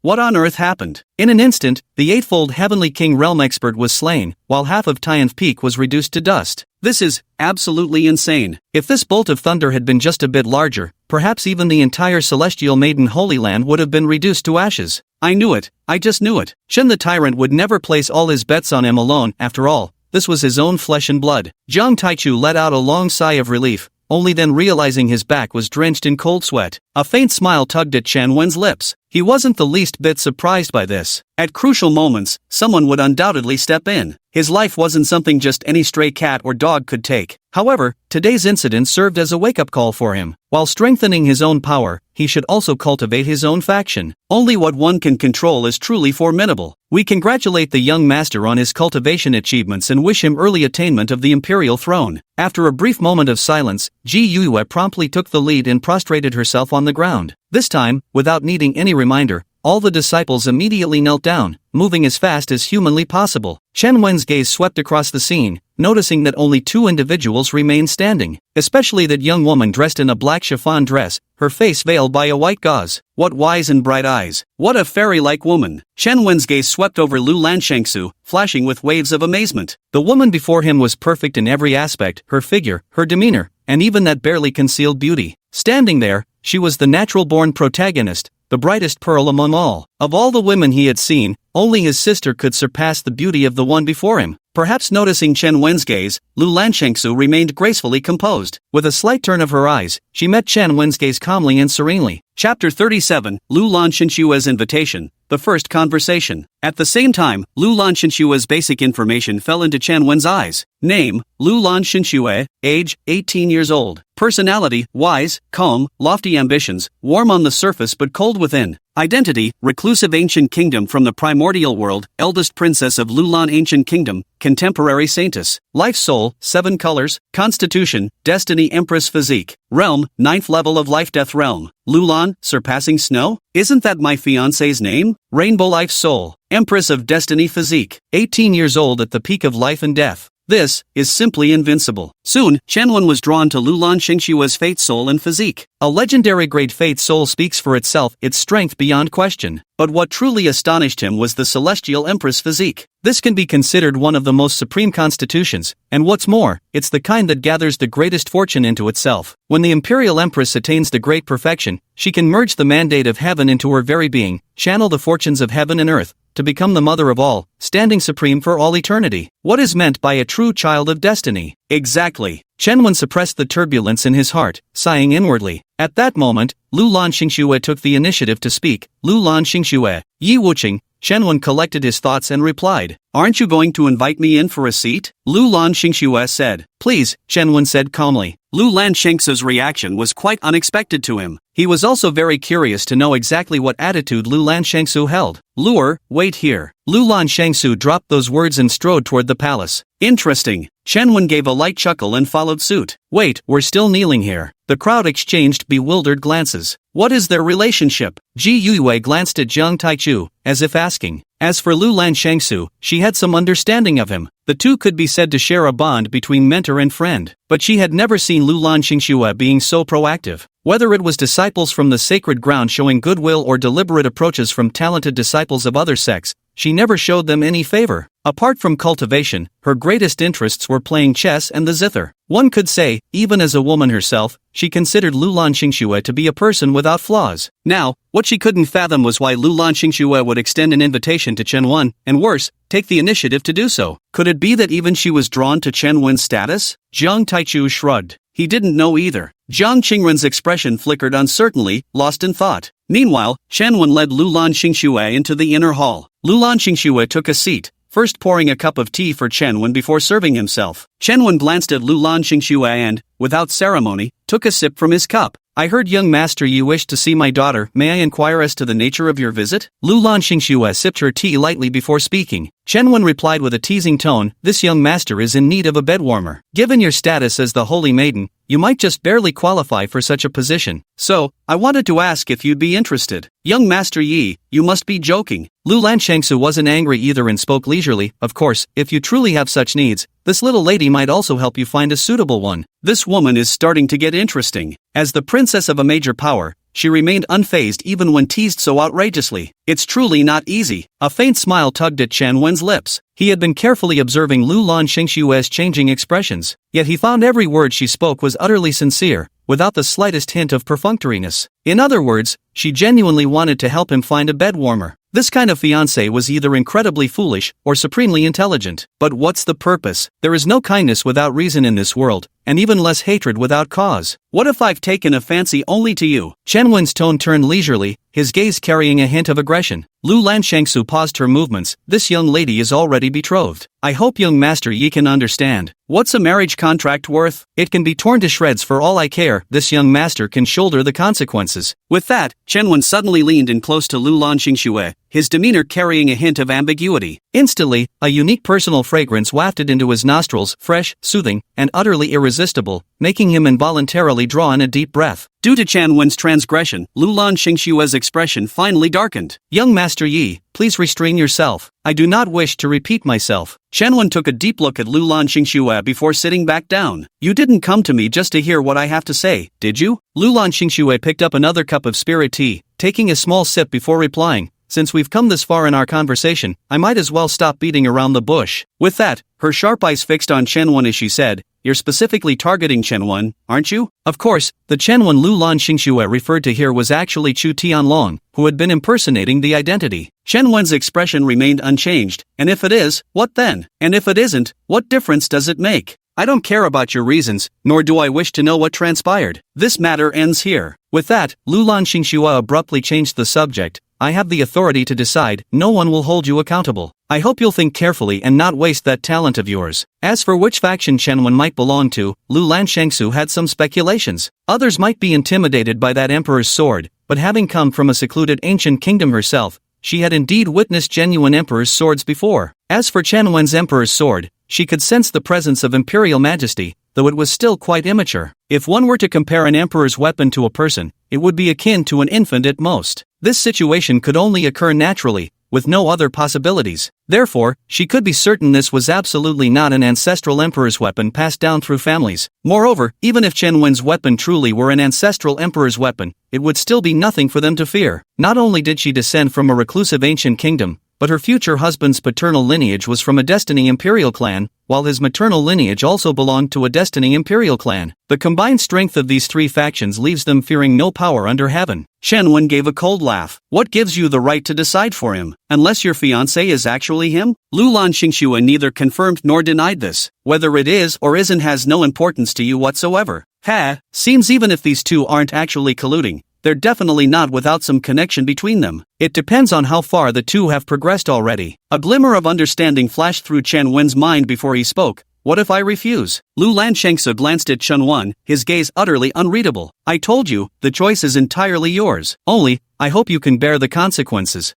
If things were truly as certain as you claim, you wouldn't have come to play peacemaker in the first place. With that, Chen-Wen abruptly changed his tone. I may not have many virtues, but one thing's for sure, my head's hard as hell. Him, I'll devour him whole. If any of you dare, come at me. Lu Lan Shengsu fixed her icy gaze on Chen-Wen, a frigid intensity swirling in her eyes. From her perspective, Chen-Wen was clearly refusing a toast only to drink a forfeit. But soon, her expression returned to calm. Alright, then I'll wait and see how things unfold. With that, Lu Lan Xingxue stood up and walked out. Yet the moment she turned around, her brows furrowed into a tight knot, her face filled with deep contemplation. Watching Lu Lan Xingxue's retreating figure disappear into the distance, Chen-Wen's eyes narrowed into slits. Just moments ago, he distinctly sensed that fleeting murderous intent radiating from the other. As for this matter concerning Chu Tianlong, wanting to kill him, or for other reasons, that remains to be seen. But things are getting more and more interesting. I'd really like to see what kind of reaction you'll have once Chu Tianlong's true identity is exposed. Similarly, this conversation also made him abandon the idea of revealing his identity to Lu Lan Shengsu beforehand. Some people are never what they appear to be. Some things are far more complicated than they appear. Nor would he be foolish enough to place himself beneath a crumbling wall. Young master, this humble servant has urgent matters to report. At that moment,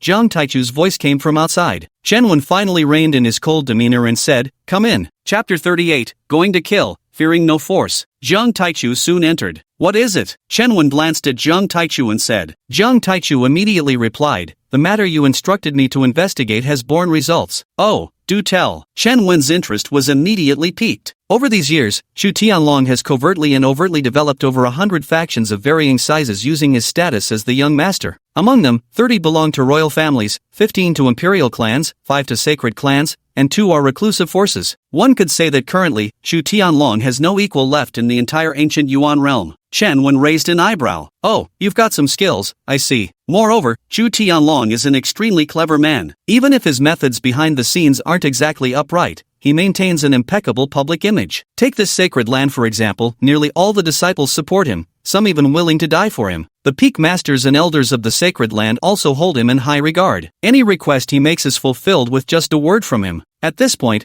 Jiang Taichu's words trailed off, and he remained silent for a long while. What's wrong? Chen-Wen couldn't help but ask. My investigation also revealed that Chu Tianlong is the only person who has been able to enter Lu Lan Shengsu's residence, and not just once. But there's nothing unusual about their usual interactions, and Chu Tianlong has publicly stated that they are just friends. The people of the Holy Land also believe this claim, as in their eyes, Chu Tianlong was not the type who would deceive them. Chen-Wen's expression remained unchanged as he spoke. Understood. Continue. Regarding this matter, he had already mentally prepared himself after his recent conversation with Lu Lan Xingxue. Thus, Jiang Taichu's words held little impact for him. Yes, young master, Jiang Taichu responded before continuing. Didn't you say you wanted to wipe out all of Chu Tianlong's forces in one fell swoop? There happens to be an opportunity right now, it depends on how you wish to handle it. Chen Wen's eyes lit up at finally encountering something of interest. Oh, what opportunity? It's like this, Chu Tianlong has an independent mountain peak within the Celestial Maiden's Holy Land, located at the very core of the sacred grounds. That peak is extraordinary, perpetually struck by heavenly lightning. Legends say there's a gravity thunder field suspended above it. Rumors claim that anyone who can merge this gravity thunder field into their body may, at the very least, alter their spiritual energy attributes, or profoundly transform their physical constitution at best. For years, no one could subdue it until Chu Tianlong leveraged his status to claim it as his own. But despite all his efforts, he simply couldn't seize it. However, he was clever enough to realize that he couldn't subdue the gravity thunder field himself, so he used it as a tool to win people over. Every year, a tea party is held there to lure in talented individuals,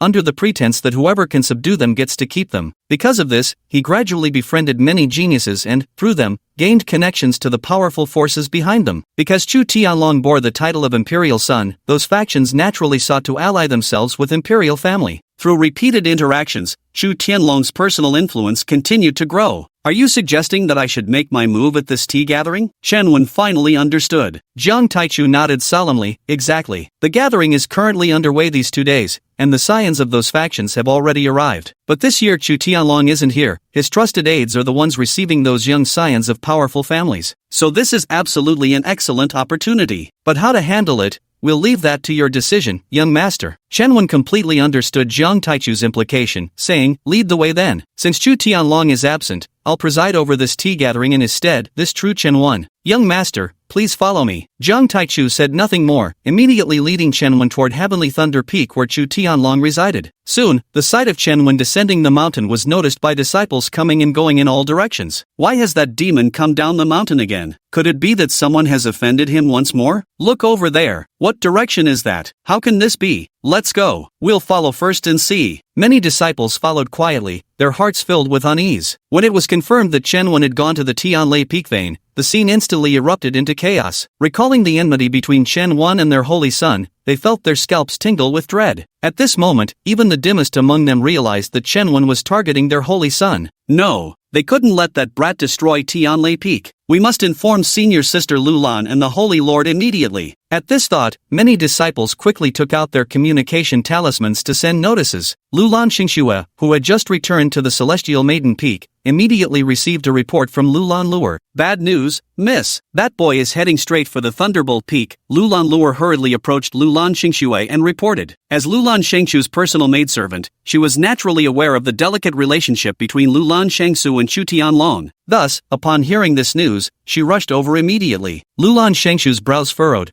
her expression turning cold and stern. It seems some people simply refuse a toast only to be forced to drink a forfeit. Originally, she had thought her warning would make Chen Wen restrain himself a bit, but what she never expected was that the moment she left, Chen Wen would immediately head straight for the Thunder Peak mountain range. Such audacious behavior was practically begging for death. At the same time, this completely shattered any lingering goodwill she might have had for Chen Wen. By the way, miss, after meeting that boy, did you manage to figure out his background? Lulan Luer suddenly asked. Lulan Xingyue's expression tensed slightly but quickly returned to normal. Can't tell yet. Shall we ask Elder Wan to kill him? Lulan Luer added. Truth be told, she actually had quite a favorable impression of this Chu Tianlong. Whether in looks or talent, she believed herself worthy of her young mistress. Thus, in their daily interactions, her stirrings were never absent. Now that the peak sect where Chu Tianlong resided was in trouble, she naturally wanted her young mistress to lend a hand. Killing him would be as easy as lifting a hand. Let's see what he's up to first, Lulan Shengxu said indifferently. I understand. Lulan Luer nodded directly. Meanwhile, at the Holy Lord's Hall. Esteemed Holy Lord,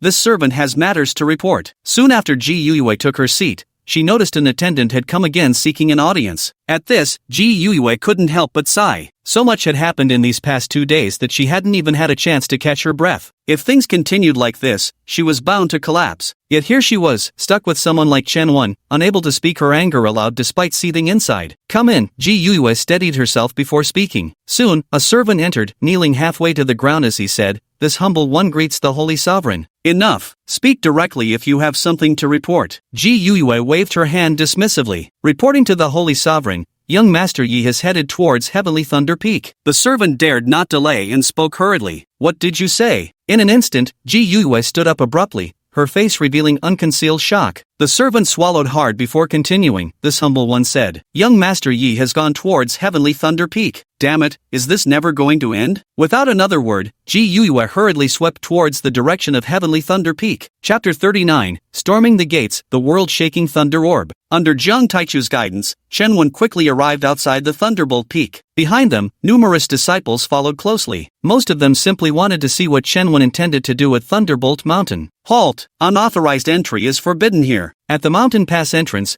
two guards clad in holy ground attire stopped Shen Wen and Jiang Taichu. Scram, or die, Jiang Taichu uttered coldly. The two guards sensed the aura emanating from Jiang Taichu and instantly shuddered. But remembering their status as the prince's attendants, they gathered their courage again. This is His Highness's private territory. Please leave, then you can die. Jiang Taichu took a single step forward, his aura surging as a terrifying force erupted around him. The two guards didn't even have time to react before they were instantly reduced to crimson mist. This demon truly came to kill. The disciples who witnessed this scene immediately began trembling uncontrollably. Some guards lurking in the shadows were so frightened they hurried towards the main peak, clearly intending to report this matter to the responsible elder. These subtle movements naturally didn't escape Chen Wen and Jiang Taichu's notice, but they couldn't care less about this. Young master, this way. Jiang Taichu once again led the way forward.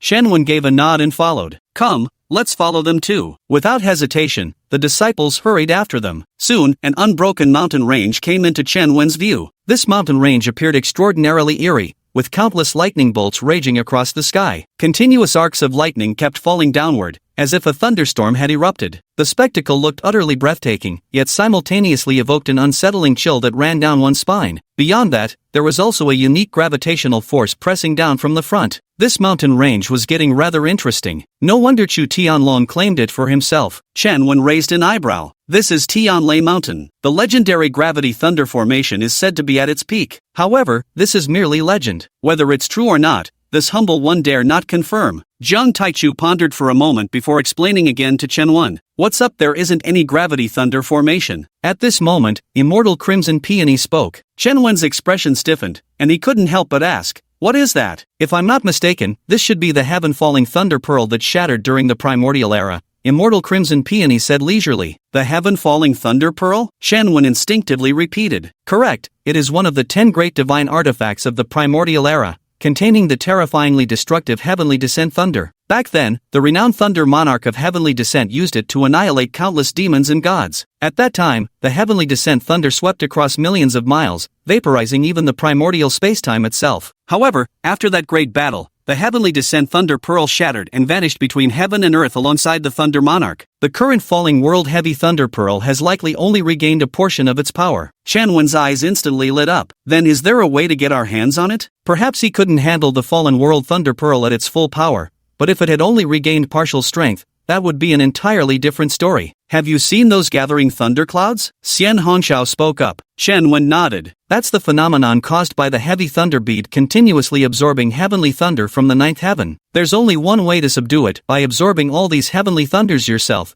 becoming an even more powerful source of heavenly thunder. Once it detects this new thunder source, it will voluntarily enter your body. At that time, all you need to do is brand it with your mark. However, this process may be dangerous. Consider carefully before making your decision. Xian Hongxiao slowly revealed her method. How certain is my chaos sequence body in suppressing it? Shen Wen couldn't help but ask. Absolutely certain, Xian Hongxiao said calmly. Then it's settled. Even if it's dangerous, I'm gonna give it a shot. Shen Wen made his decision outright. Xian Hongxiao offered no further opinion, letting Chen Wen make his own choice. Young master, those people are right on this Thunder Peak. Jiang Taichu's voice chimed in at just the right moment. Let's go kill someone. Shen Wen collected his thoughts before nodding in agreement. I understand. Jiang Taichu took a step forward but stopped after a few paces. I almost forgot to mention, he said. During the ascent, you'll face attacks from both gravity and thunder. Young master, you should be prepared for that.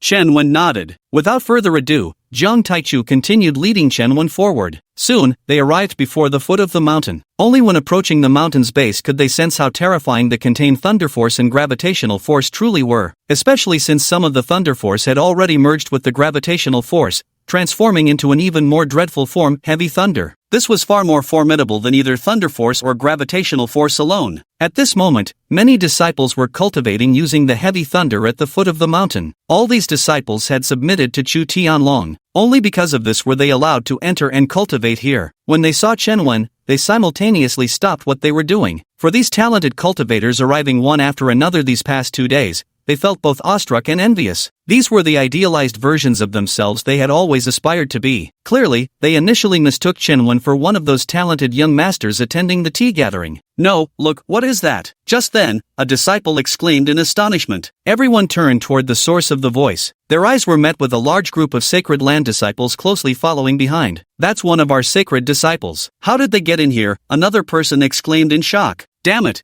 These two might not be here for the tea party. At that moment, the crowd finally grasped the situation. They immediately closed in rapidly, fixating their stern gazes on Chen Wen and Jiang Taichu. Especially the aura surging around Jiang Taichu terrified them utterly. At the same moment, atop falling God Lightning Mountain, here stood a colossal palace, enclosed by a golden barrier formation that isolated the ceaselessly falling arcs of lightning. Inside the palace, nearly 50 young men and women had already gathered. Each of these individuals exuded extraordinary presence, commanding profound reverence, especially the 8 men and women seated at the forefront. Describing them as possessing overwhelming momentum and oceanic depths of internal energy would not be the slightest exaggeration. Among these 8 figures, 2 men stood out particularly in both bearing and aura. Even while seated, their invisible forces radiated outward, endlessly clashing across empty space in an unyielding contest of dominance. On the high platform sat 2 elderly men, both possessing considerable strength, having reached the Heavenly King realm. At that moment, a guard entered. He knelt before the 2 elders. "This humble servant pays respects to Elder Feng and Elder Dong," the guard hastily said. "Speak, what is it?" Zhao Feng said coolly. "Reporting, my lord, there are troublemakers here," the guard replied hastily. At these words, all the young masters present stiffened. Their gazes instinctively turned toward the guard's location. Clearly, they were also quite curious as to who would dare be so bold as to cause trouble in the Crown Prince's territory. Who? Zhao Feng's face darkened with cold fury. Hosting this tea gathering was a task entrusted to him by Chu Tianlong. For him, failure was not an option. Now someone dares to cause trouble. How is that any different from opposing him? Therefore, no matter who it is, they must pay a heavy price. "It's that young man who just came to the sacred grounds, the one referred to as young Master Yi," Ningwei hastily replied. "Humph." Utterly ignorant of death's approach, Zhao Feng sneered, slamming his palm onto the table, which instantly exploded into dust. In truth,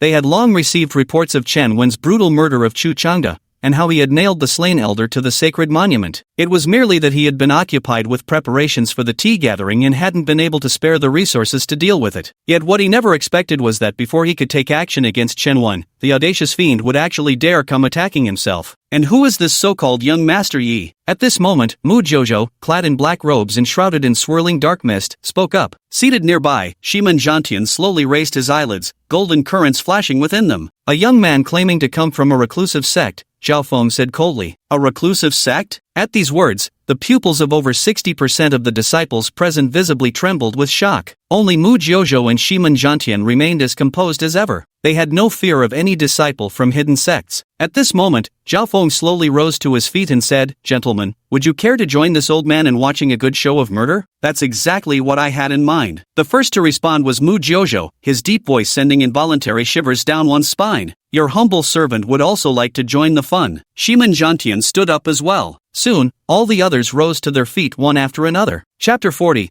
a single step that shatters the path of the invincible, shocking the entire world. "Look, isn't that Peak Master Zhao? And Peak Master Li has also come out." "Wait, no, it's them along with all the gifted disciples emerging together." As one person cried out in astonishment, the crowd at the mountain's foot immediately grasped the situation. Immediately, the leader of the Qi clan gazed upward at the group of prideful young talents, both male and female, who stood high above, looking down upon the world with disdain. Chen Wen, who was just about to ascend the mountain, couldn't help but pause in his tracks. With a faint lift of his head, Chen Wen's eyes remained as calm as still water, radiating an aura of unrivaled dominance. Unseen but palpable, he stood in silent opposition to the dozens of prodigies above, not yielding an inch in presence or momentum. "Is that the kid?" Mo Jiuzu and Shiman Jiantian immediately located Chen Wen's position. Seeing Chen Wen remain composed without bowing to their intimidating presence made them frown slightly. A mere first heaven human realm cultivator like Chen Wen was nothing in their eyes. But Chen Wen's aura and personal demeanor were simply too outstanding. Even though they had seen many geniuses before, Seeing Chen Wen gave them an instant sense of being overwhelmed by his presence. Chen Wen calmly retracted his gaze, a faint smile gradually forming at the corners of his lips. Among the dozens of genius disciples, there were a full 6 children of destiny. 2 of them even possessed life souls that had reached the green tier. If his guess was correct, these 2 should be the disciples from those reclusive factions that Zhang Taichu had mentioned. Then, his gaze shifted once more, settling on 2 elderly figures standing nearby. From these 2 old men, he could distinctly sense murderous intent. Seems these 2 are here to kill me. Seeing this, Chen Wen couldn't help but curl his lips into a smile. Young master, those 2 Heavenly King Realm cultivators are among Chu Tianlong's most trusted subordinates, highly favored by him. As he spoke, Zhang Taichu changed his tone. Later I'll handle those 2. Can you deal with their young geniuses? As for Chen Wen's danger, he wasn't worried at all. Especially after Li Yunyo's little act just now, he became even more convinced that there was truly influential figure secretly protecting Chen Wen. Fine, Chen Wen nodded. Among these young masters, the strongest were undoubtedly the 2 standing at the front. But it's merely the 3rd level of life and death realm. He was absolutely confident he could kill every single one of them. At that moment, Zhao Feng, who had been staring intently at Chen Wen, spoke up. Are you that young master Yi? Get the hell down here before you speak. As the words fell, Chen Wen moved, stomping forward in full view of everyone. In an instant, the chaotic sequence activated, unleashing an unparalleled force that surged from beneath his feet. Bang! The world trembled in that moment. Thunder roared across the heavens, as the terrifying power surged forward in a sweeping tide. The 9-colored energy rippled like heavenly chains of order, crushing all obstacles before it as it carved out a colossal chasm through reality. The heavenly thunder, mountain rocks, and ridge veins were all shattered into dust.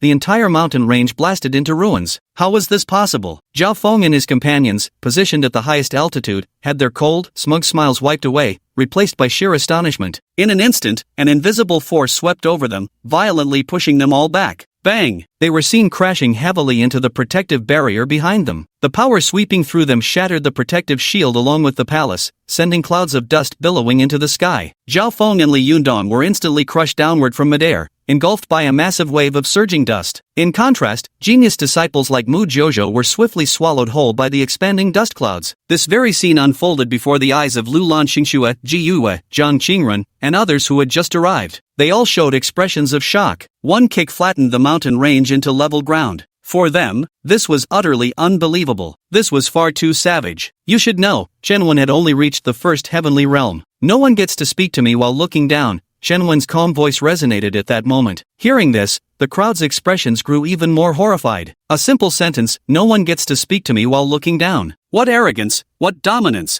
Zhang Taichu couldn't help but look at Chen Wen, his astonishment utterly unconcealed. This method, this way of handling things, he had never even considered it. It could be said that Chen Wen had once again pleasantly surprised him. Miss, this young master Yi is truly domineering, Lulan Luer couldn't help but remark. Lulan Xingxue stared at Chen Wen's profile for a long moment before finally saying, he is indeed a dragon among men, but far too stubborn. Lulan Luer fell silent, because she also thought Chen Wen was far too arrogant, knowing full well one shouldn't provoke the imperial son yet acting this insolent anyway. What's the use of such a person, no matter how domineering or extraordinary they may be? Swish, swish, swish. Moments later, figures came bursting out of the ruins one after another. Apart from Shiman Zhantian and Mu Jojo, who remained largely unscathed, everyone else appeared somewhat disheveled to varying degrees. Yet surprisingly, none of them showed any signs of anger. Strictly speaking, they were all suppressing their fury. As genius disciples, being crushed underfoot by a mere heavenly human realm cultivator was utterly humiliating. Yet without a doubt, Chen Wen's stomp had shattered their arrogance in one decisive blow. Meeting their gazes, Chen Wen casually picked at his ear and said indifferently, now you can speak. Tell me, how would you like to die? The moment these words were spoken,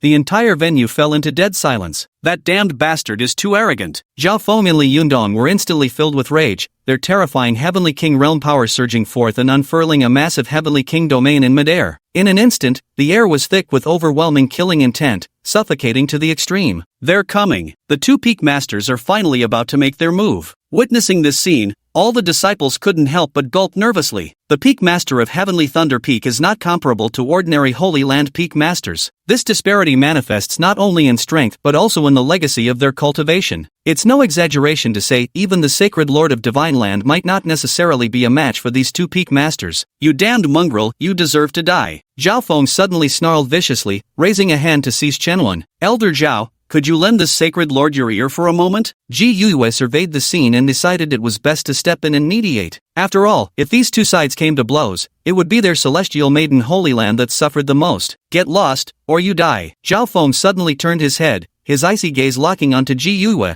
Ji Yue's face stiffened. But remembering that Emperor's son stood behind Zhao Feng, she could only forcibly swallow her anger. Die for me now, Zhao Feng said without hesitation, reaching out to grab Chen Wen. Terrifying power tore through all obstacles as golden heavenly king energy danced between his fingers like rampanding solar currents. Humph. Your opponent is me. Zhang Taichu stepped forward directly, blocking Zhao Feng's attack with one hand while restraining Li Yundong on the other side. Young masters, that bastard is all yours. With those words, Zhao Feng engaged in a fierce battle with Zhang Taichu. They were well aware of Zhang Taichu's formidable strength. So, they pinned their hopes on Mu Jojo and his companions from the very beginning. They refused to believe that with so many people, they couldn't handle Chen Wen alone. Of course, had they known that Chen Wen had slain a first-level life and death realm cultivator with a single sword strike, they wouldn't have been so confident. Chapter 41, Slapped to Death, because I just felt like beating you. Kid, how do you want to die? As he spoke, Shiman Zhantian's voice abruptly turned icy, with a flash of cold murderous intent in his eyes. Seeing Shiman Zhantian take the initiative to strike, Mu Jojo chose not to escalate the situation further. He knew exactly how formidable Shiman Zhantian's strength was. This would be a perfect opportunity to gauge Chen Wen's true capabilities when facing direct confrontation. The other prodigies also looked at Chen Wen with cold mockery, their superior attitudes displayed to the fullest extent. Swish! Suddenly, Chen Wen moved in one swift dash. He vanished from his original position. Oh no! Shiman Zhantian and Mu Jojo both turned pale in unison. As for the other prodigy disciples, they simply didn't react fast enough. When Chen Wen reappeared, his hand was already pressing down toward Shiman Zhantian's location. Chaos overarching palm. His hand blotted out the sky like a celestial shroud, palm radiating chaotic energy as the momentum of a million overwhelming forces revived and roared. As it descended, space trembled and shattered, the terrifyingly peerless force rippling outward in all directions. A nine-colored light wave could be seen expanding, forming a circular domain, while Mu Jojo and the others were forcefully blasted away.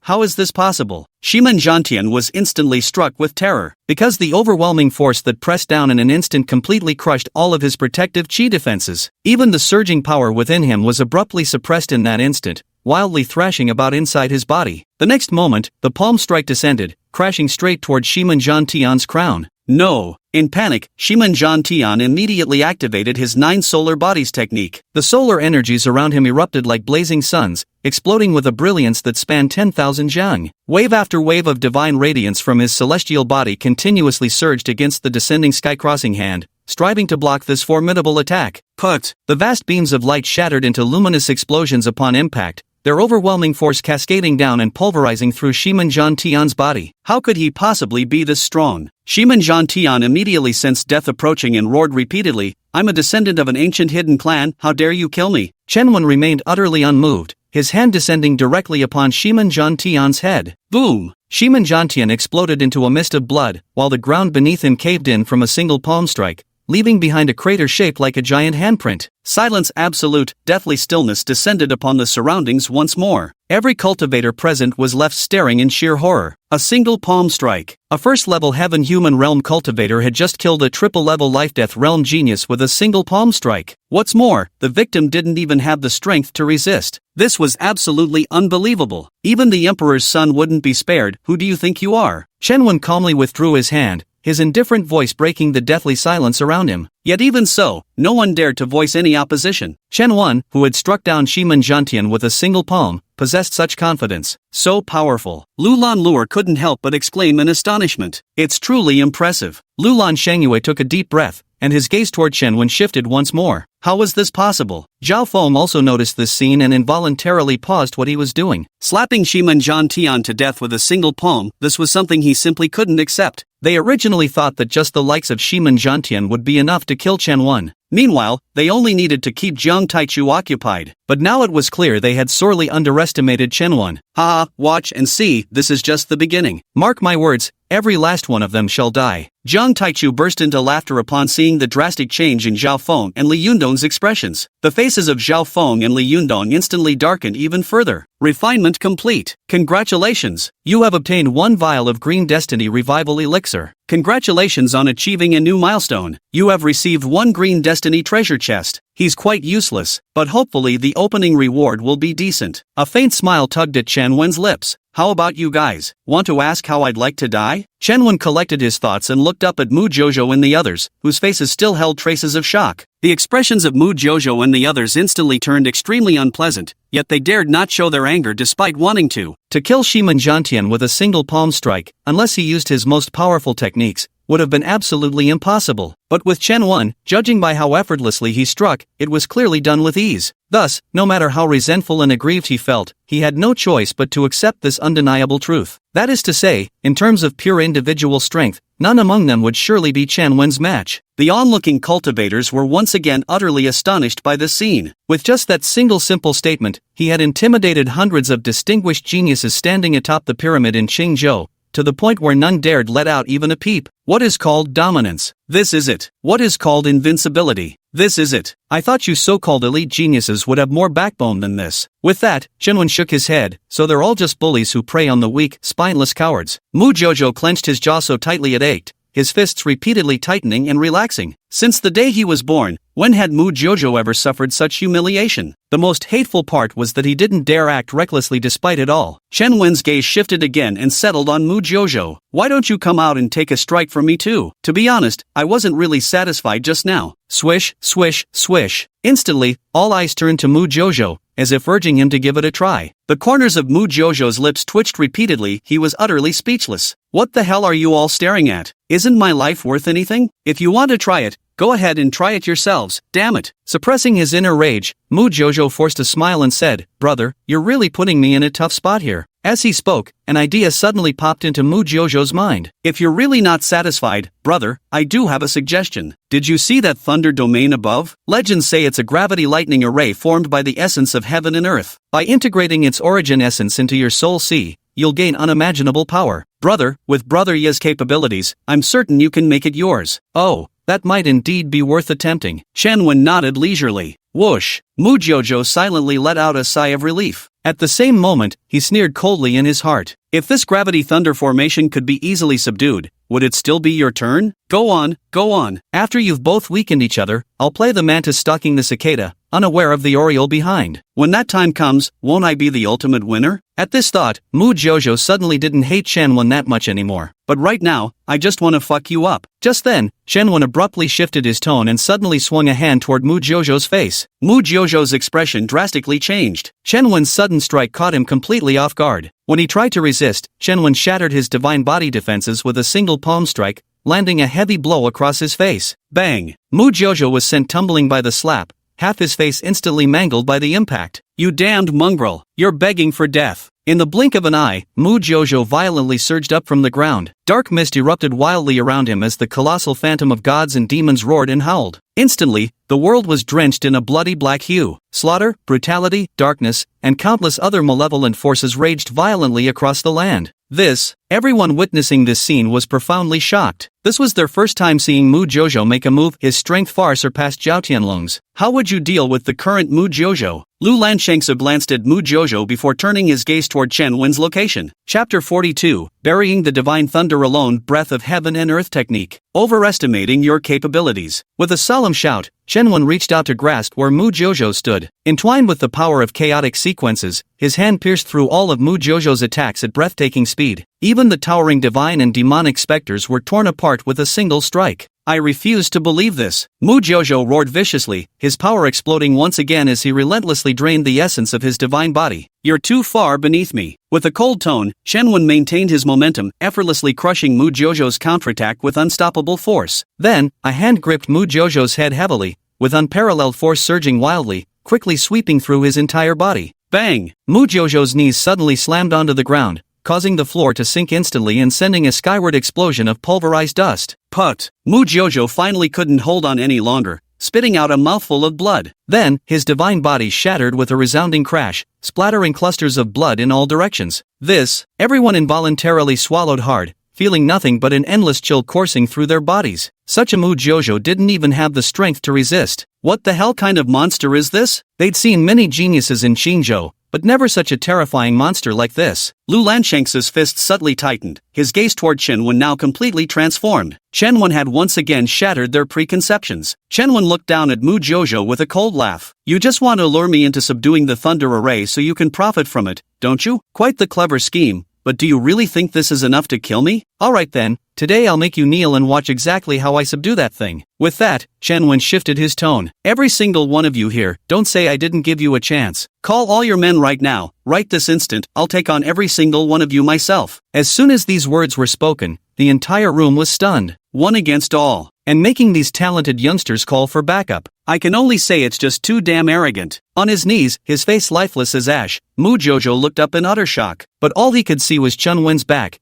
towering with an air of supreme arrogance. At this moment, he suddenly realized he had lost, not just in strength, but in sheer presence as well. Without a care for the gazes upon him, Chen Wen stepped forward, walking straight toward the Heavenly Thunder Array. Is he really planning to subdue that gravity Heavenly Thunder Array all by himself? When they actually witnessed Chen Wen take action, everyone was astonished once again. Truth be told, this gravity lightning array had never lacked those who coveted it. Yet after all these years, who had ever succeeded in claiming it? Not even their imperial prince, a man of such extraordinary talents, could do anything but sigh in despair. Miss, do you think he can do it? Lulan Luer took a deep breath and asked. The other disciples also turned their gaze to Lulan Xingxue. By now, they had all been convinced by Chen Wen's strength. Just like Lulan Luer, they wanted to hear an answer from Lulan Xingxue's lips. Lulan Xingxue shook her head slightly. I don't know. In truth, she had also considered trying her hand at this Heavenly Thunder Array, but had never found the right method. Whether it was the lethal intent it contained or its mysterious internal energy source, neither was something a heavenly human realm cultivator could handle. But since it was Chen Wen involved, she dared not be certain, because this man had shattered far too many of her preconceived notions. The last person likened to this was still her fiancé. Understood. It's simply a lack of confidence. Lulan Luer and the others felt a glimmer of understanding and didn't press further. Mu Jojo struggled to his feet from the ground,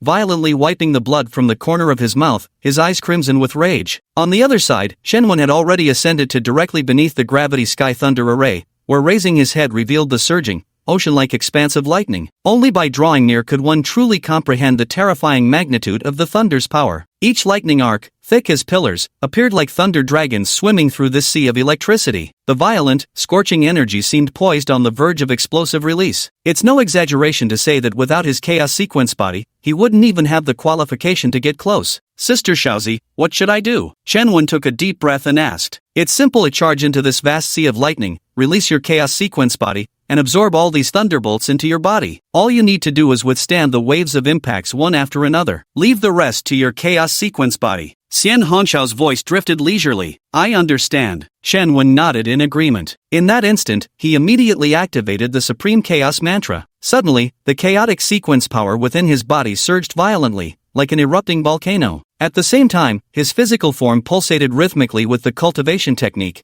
releasing the latent power stored within his cells in this very moment. This power, it's overwhelming. Chen Wen's sudden release of energy stirred towering waves, his intangible pressure descending like a weight upon the world, pressing ripples into the very fabric of heaven and earth. Bang, bang, bang. Under that invisible oppression, the people below finally buckled, falling prostrate one after another, gasping for breath through heaving chests. Although Mu Jojo and the others could barely hold on, their entire bodies trembled uncontrollably. Only at this moment did they realize the power Chen Wen had just used was far less than 30% of his current strength. Amidst the crowd's shock, Chen Wen moved, instantly charging into the gravity Heavenly Thunder Array. At first glance, it was like throwing a clay ox into the sea, vanishing without a trace in an instant. What's he doing? Trying to show off? Everyone at the scene was dumbstruck. In their eyes, how does this method differ from courting death? To single-handedly resist heavenly lightning, and moreover, to withstand such an overwhelming torrent of celestial wrath. No matter how formidable one's physique or strength might be, they would surely be blasted to ashes. Even Lu Lanshangsu, who had remained utterly calm throughout, could not help but lightly furrow his brow at this moment. Chen Wen's approach completely shattered her understanding. Even as someone born into a supreme influential family, she had never witnessed anything like this before. Ha ha ha, well done, well done. Looking at Mujiuzu, he merely remained stunned for a brief moment before becoming uncontrollably ecstatic. Though he also harbored the thought that it would be best if Chen Wen died in the gravity thunder formation, it remained nothing more than a silent prayer in his heart. Little did he expect that Shenwen would truly act as he had wished. If Shenwen still survived this time, he swore he would devour all those bolts of lightning himself. Boom! At this very moment, the gravity lightning array in midair suddenly began to boil. The lightning arcs became like awakened thunder dragons, writhing wildly without restraint. The space between heaven and earth was instantly filled with murderous intent as endless bolts of lightning went berserk, continuously crashing downwards. If the falling lightning before could be compared to light rain, what came now was a torrential downpour. This phenomenon rapidly expanded outward, appearing terrifying beyond measure. What is that over there? Suddenly, a sharp cry rang out. Everyone turned their gazes toward the sound simultaneously, their eyes meeting the colossal silhouette mirrored between heaven and earth. That towering figure stood aloft, supremely dominant, as endless bolts of lightning converged upon him, making him appear like a deity descending upon the mortal world. It's that kid, he's not dead. My God, he's absorbing those lightning bolts. As people clearly saw that colossal figure, more and more voices cried out in astonishment. How was this possible? Mu Jojo's pupils constricted violently as he involuntarily stumbled backward a step. Come! Shenwen roared with battle intent boiling to the heavens, facing the surging thunder head-on. The sound rolled like continuous thunder, echoing endlessly until it spread throughout heaven and earth. Soon, Shenwen pushed his cultivation technique to its limit, his breath rumbled like thunder, shaking both sky and land. The waves of vibrations came one after another, like the drumbeats echoing from ancient times. Good, again. As more and more thunderbolts poured in, Shenwen suddenly felt an endless surge of pleasure, and the chaos sequence body began to gradually respond in kind. Gradually, the sky filled with thunder began to thin, replaced by 9-colored sequence light that spread across the heavens,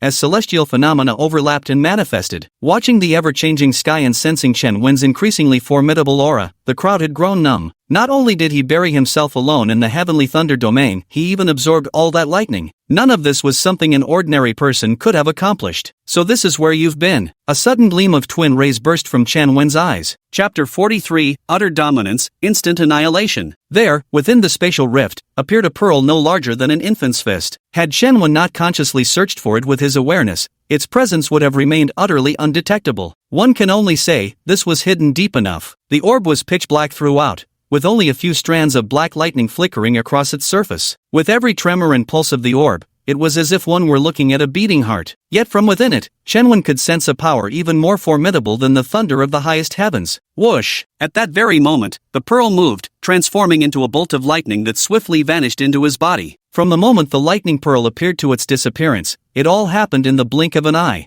Shenwen gave a sudden shudder. Before he could even react, that violent and oppressive force exploded within him, surging outward at terrifying speed. Ah! Shenwen let out a ferocious roar, his agonized cry reverberating through the air. Before the eyes of the crowd, Shenwen's entire body was swiftly engulfed by black lightning and exploded into a burst of electric sparks.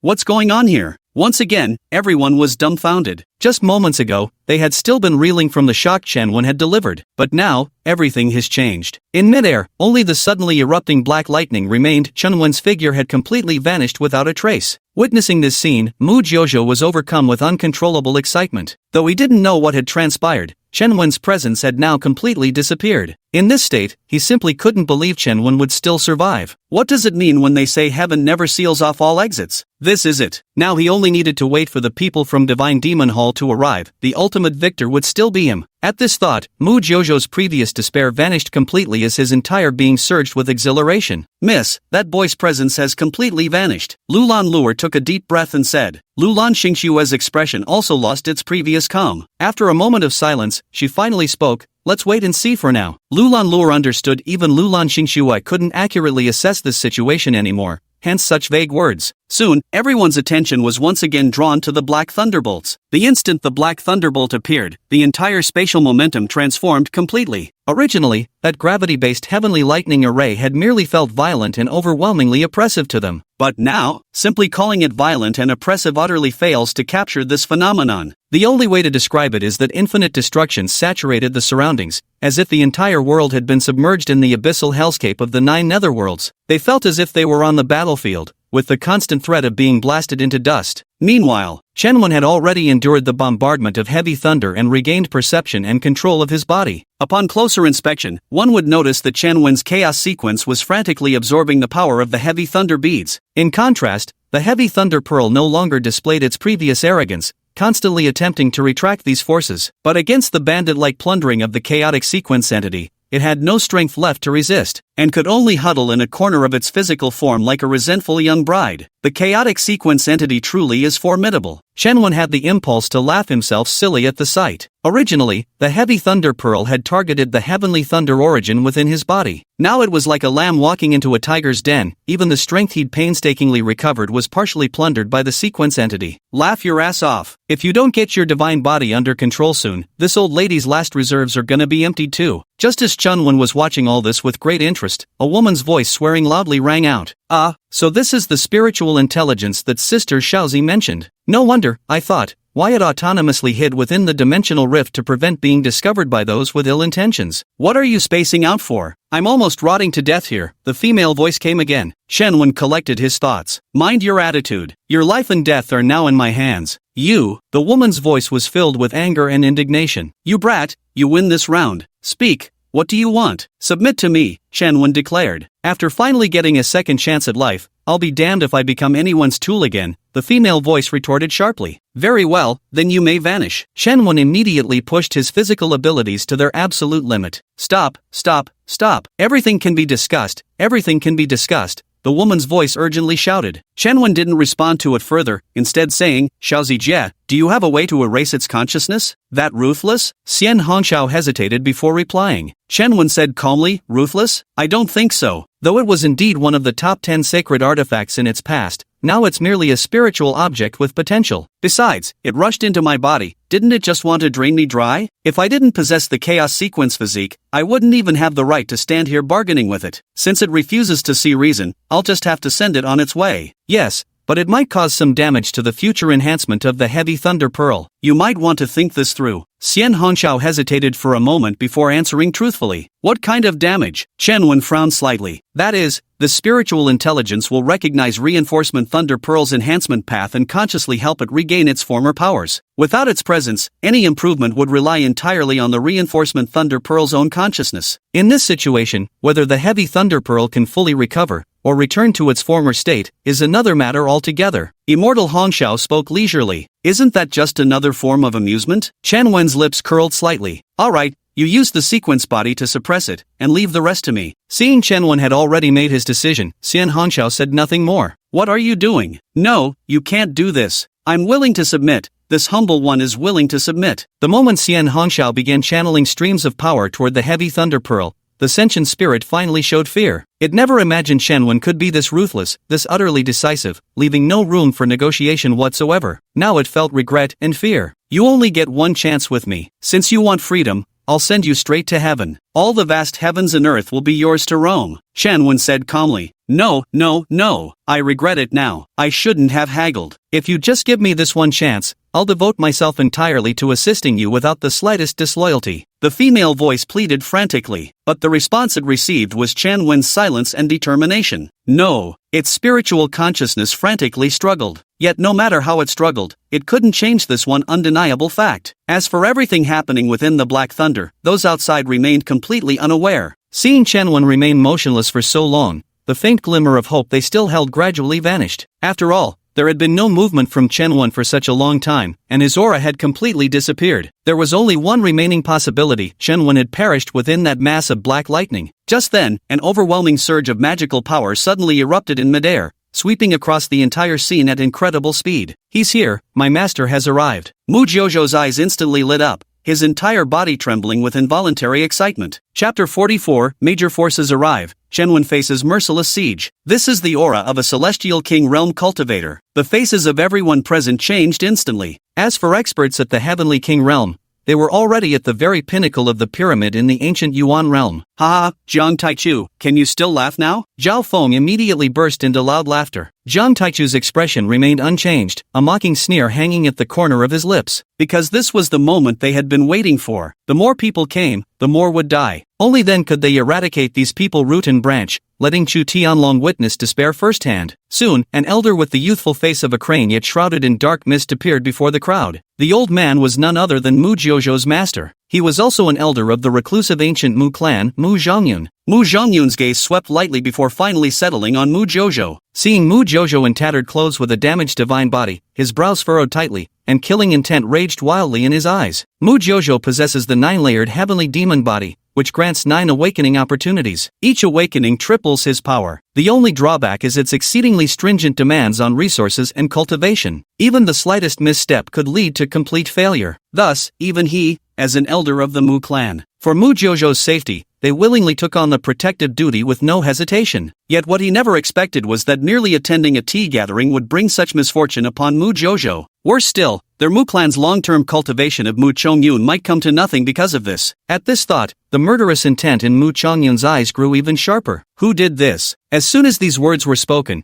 the entire hall fell dead silent, and everyone could feel the murderous intent pressing down upon them. The one who harmed my disciple is already dead, Mu Jojo suddenly spoke up. Already dead? Mu Chongyun's brows furrowed even tighter. What do you mean by that? Master, look above. Mu Jojo pointed to the sky. Mu Zhongyun looked up, his pupils instantly contracting. How had this gravity thunder array ended up in such a state? Moreover, why had those heavenly bolts turned black? The more he examined it, the more horrified Mu Zhongyun became. He had attempted to subdue this gravitational lightning array before but had never succeeded. Yet he remembered that the heavenly lightning he encountered in the past never struck him with the same overwhelming impact as this black thunder. Just a single glance at it made his entire body break out in goosebumps, his scalp tingling with dread. He was absolutely certain if he got anywhere near it, he would be blasted into ashes without so much as a chance to resist. Suppressing the turmoil within, Mu Chongyun turned to Mu Jojo and asked, "How did this heavenly lightning gravity formation end up like this?" Without holding anything back, Mu Jojo recounted everything that had unfolded, leaving no detail out. A first heavenly human realm? First, he struck down Shiman Zhantian with a single palm. Later, with another motion, he suppressed his own disciple. After accomplishing all this, he charged alone into the gravity heavenly thunder formation, forcibly absorbing all those celestial thunderbolts. Only in the end did those black lightning strikes annihilate him, blast his very soul into scattered ashes. After listening to everything Mu Jojo revealed, Mu Zhongyun felt as if he were hearing some celestial scripture. Not to mention instantly defeating 2 third-level life and death realm cultivators despite being only at the first-level heaven and man realm. Even charging alone into the gravity divine thunder formation was utterly absurd. But he knew his disciple wouldn't dare lie to him in front of so many people. Besides, there was absolutely no point in fabricating such stories. After a long moment, Mu Chongyun finally digested this information and said, "So, the one who came with that lad was him?" With that, Mu Zhongyun fixed his gaze on Jiang Taichu's impassive face. Jiang Taichu being the hall master of Guardian's Hall was naturally something he knew. The Boundary Guardian Temple was not a major power, but Jiang Taichu himself possessed remarkable talent. Before reaching 35 years of age, he had already achieved the fourfold Heavenly King realm, and his personal combat prowess was exceptionally formidable. Some time ago, they had crossed paths during a training expedition and even exchanged blows. But in the end, relying solely on his superior cultivation realm, he could only barely manage a draw. Naturally, he hadn't used his true trump cards, but he also knew that Jiang Taichu would be of no avail either. Thus, if purely comparing innate talent, Jiang Taichu was actually a notch above him. "Yes," Mu Jojo promptly replied. "Jiang Taichu, is it? I can spare you, but you must tell me that kid's origins," demanded the sovereign. Mu Chongyun fixed his gaze on Jiang Taichu before speaking. Jiang Taichu gave Mu Chongyun a faint glance. "And if I refuse to answer?" A cold glint flashed in Mu Chongyun's eyes. "Then you'll share the same fate as that brat." Jiang Taichu's expression vanished. "What kind of trash are you to dare threaten me?" Boom! As the words fell, the aura within him surged outward, violently clashing with Mu Zhongyun's dominating presence. 2 incomparable shockwaves detonated, distorting and shattering space as the ground beneath them exploded into a sky-filling dust storm. Wasn't he supposed to be at the 4th-tier Heavenly King realm? How did he suddenly reach the 6th-level Heavenly King realm? Zhao Feng and Li Yundong's expressions drastically changed as they stared at Jiang Taichu in disbelief. So, Jiang Taichu hadn't been going all out when fighting them earlier. Don't underestimate the mere 2-level difference between the 6th level and 4th level Heavenly King realms. But for cultivators, that was an insurmountable chasm. Mu Zhongyun was equally astonished. After just a few years apart, he never imagined Jiang Taichu would have already caught up to him in cultivation realm. To think that last time, there had been 3 minor realms between them. What would be the ultimate outcome if Jiang Taichu were of the same age as him? At this thought, Mu Zhongyun was not only shocked but also consumed by jealousy, his eyes nearly splitting with envy. Just as the atmosphere grew increasingly oppressive, 19 more terrifying auras pressed in from the distance. Among these auras were those at the Heavenly King realm and the Nirvana realm, yet each one possessed formidable strength. What's going on here? All the onlookers turned their shocked gazes toward the distance in unison. Before their eyes appeared 19 figures swiftly approaching, rapidly growing larger. Seeing this, those dozen or so talented disciples collectively breathed a sigh of relief. Their people have finally arrived, so they no longer worry about being stuck here. To be honest, Chen just now genuinely frightened them. Even though Chen might have perished in that massive black lightning, they still feel uneasy. They keep fearing that suddenly, Chen might leap out of it. You truly are a peerless genius, indeed no less than me. At this point, Mu Zhongyun's tone shifted abruptly. But now, do you still think withholding the truth is a wise choice? Instantly, everyone's gaze turned toward Jiang Taichu. They all wanted to see how Jiang Taichu would handle being besieged by so many people. If you're so eager to know who I am, why don't I tell you myself? Before Jiang Taichu could respond, Chen Wen's voice suddenly rang out. At these words, everyone froze in place,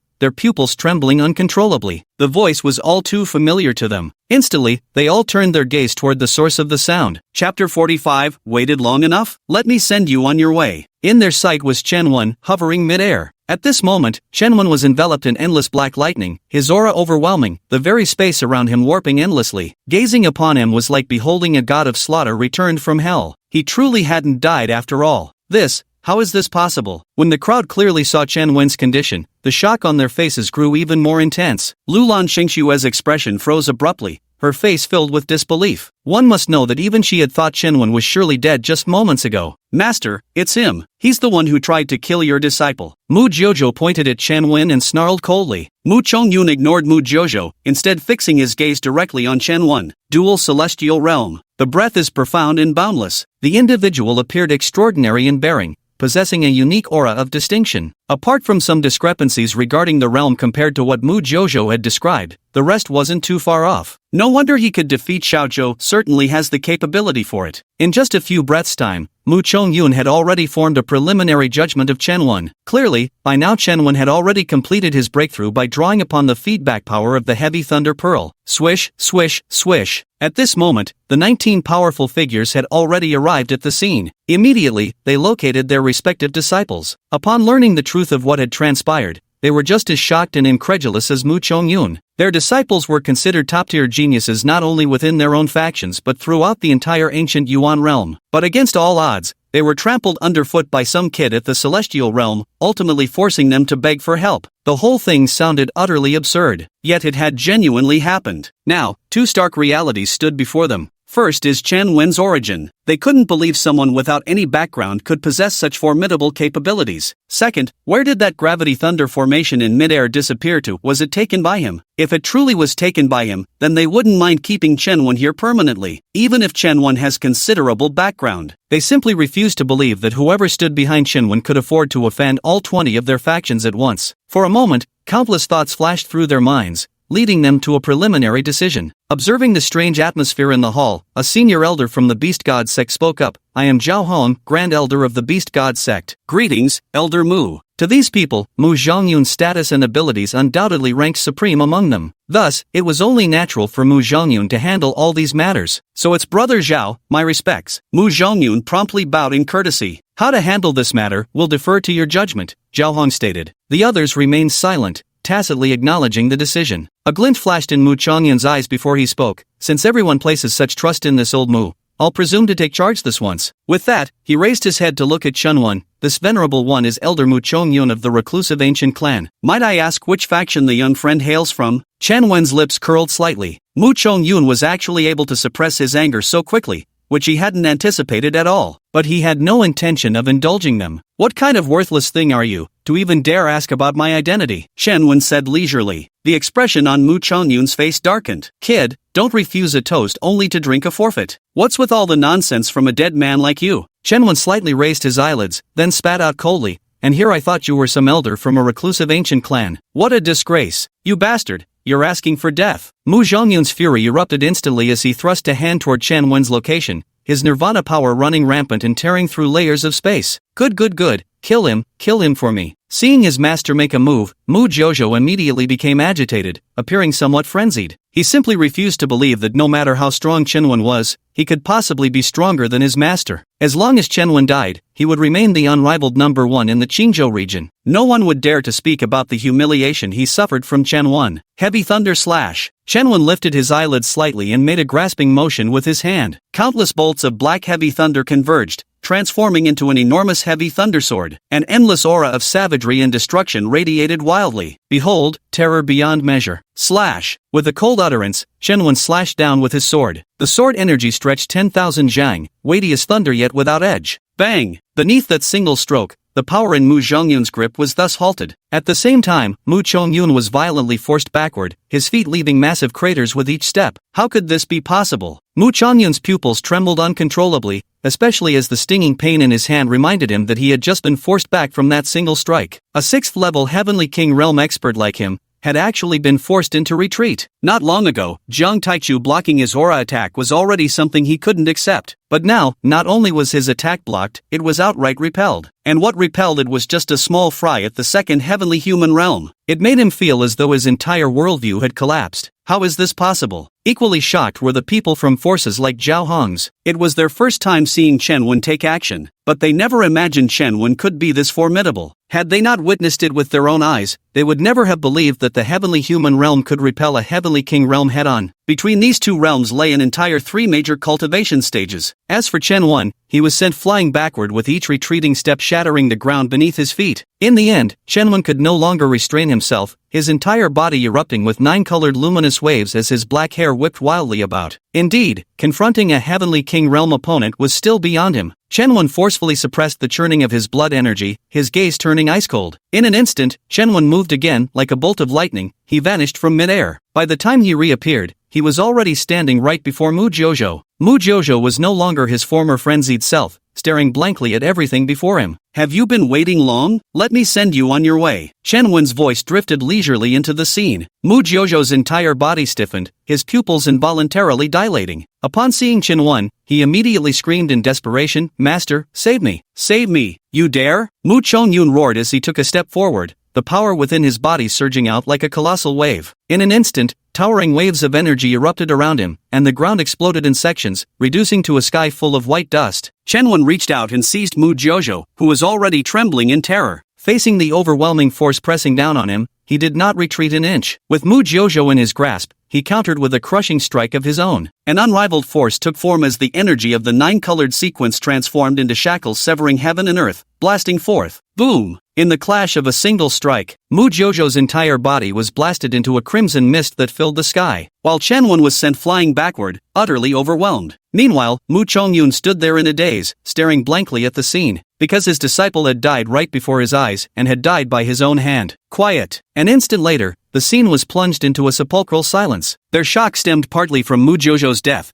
and partly from Chen Wen's terrifying strength. Just moments ago, Mu Chongyun had certainly shown no restraint in that attack, but as it turned out, Chen Wen merely flew backward through the air without suffering even the slightest injury. This can only be described as utterly exaggerated. Bastard, I'll kill you. After a brief moment of stunned stillness, Mu Zhongyun suddenly erupted into a frenzied charge, his killing intent boiling to the heavens. Chapter 46, Fury Unleashed. Killing intent soars to the heavens. Kill me? Watching Mu Chongyun charging at him like a tempest, Chen Wen's lips curled into a faint smirk. Boom! In that instant, an overwhelming power erupted from within him, continuously expanding outward and crushing everything in its path to dust. This power, how terrifying! Everyone who witnessed this scene had their expressions completely distorted by shock. That bastard Mutt must die. Otherwise, even our divine demon hall will know no peace. Mu Zhongyun's eyelids twitched incessantly as the power within him surged violently once more. A mass of dark demonic miasma erupted from his body, morphing midair into a demonic visage that forcefully countered Chen Wen's oppressive aura. Die! Breaking through the obstruction in one swift move, Mu Zhongyun swung his palm downward toward Chen Wen's head. Faced with this onslaught, Chen Wen showed not the slightest panic, calmly activating his chaos sequence body. A 9-colored protective aura instantly surged forth, its ancient resonance echoing endlessly, shaking one's very soul. Bang! Mu Chongyun immediately struck the aura with his palm, his frigid demonic energy rampaging across its surface. Yet for a moment, not even the protective aura could be breached. I refuse to believe this. Mu Chongyun paused momentarily, then clenched his heart with determination, further increasing the force in his palms. Boom! Under another explosive strike, the protective chi finally surged into a massive ripple before ultimately dissolving into nothingness. The moment the chi vanished, Chen Wen was violently thrown back several steps, unable to suppress the blood that spurted from his mouth. Meanwhile, Mu Chongyun was also sent flying backward by the chi's recoil, leaving a long trail in the air. Everyone was stunned. Once again, Mu Chongyun had been defeated. That kid is incredibly strong. Lulan Luer took a deep breath and couldn't help but sigh in admiration. Lulan Xingxue fell silent, but one could see her hand beneath her sleeve clenched so tightly it turned white. This level of skill, she could achieve as well. Yet one must not forget she was at the 9th layer of life and death realm. From this alone, one could glimpse just how formidable Chen Wen truly was. Mu Chongyun had once clashed auras with her. Even a fool would understand what this signified. Watching his defenses being breached, Chen Wen couldn't help but sigh deeply. It seems my chaotic sequence body still needs to grow. Come on. That's just the automatic defense of protective energy. It blocked 2 strikes from a Heavenly King realm expert. What more do you want? Xian Hongxiao said exasperatedly. Chen Wen smiled faintly. I was just sighing with emotion, nothing more. Young man, I admit you're quite strong. After steadying himself, Mu Chongyun spoke again in an icy tone. Then his voice suddenly shifted. But if you think this alone is enough to defeat me, Mu Chongyun, you're gravely mistaken. Today, I shall make you understand that the Heavenly King realm is never something a mere Heavenman realm cultivator like you can dare to challenge. Boom! As the words fell, Mu Zhongyun's eyes instantly turned blood red. Wisps of demonic energy surged violently from his body, shooting into the sky and staining the boundless expanse of clouds. The aura between heaven and earth seemed to transform completely in that instant. Bloody, icy, and dark, these oppressive emotions weighed heavily on everyone's heart,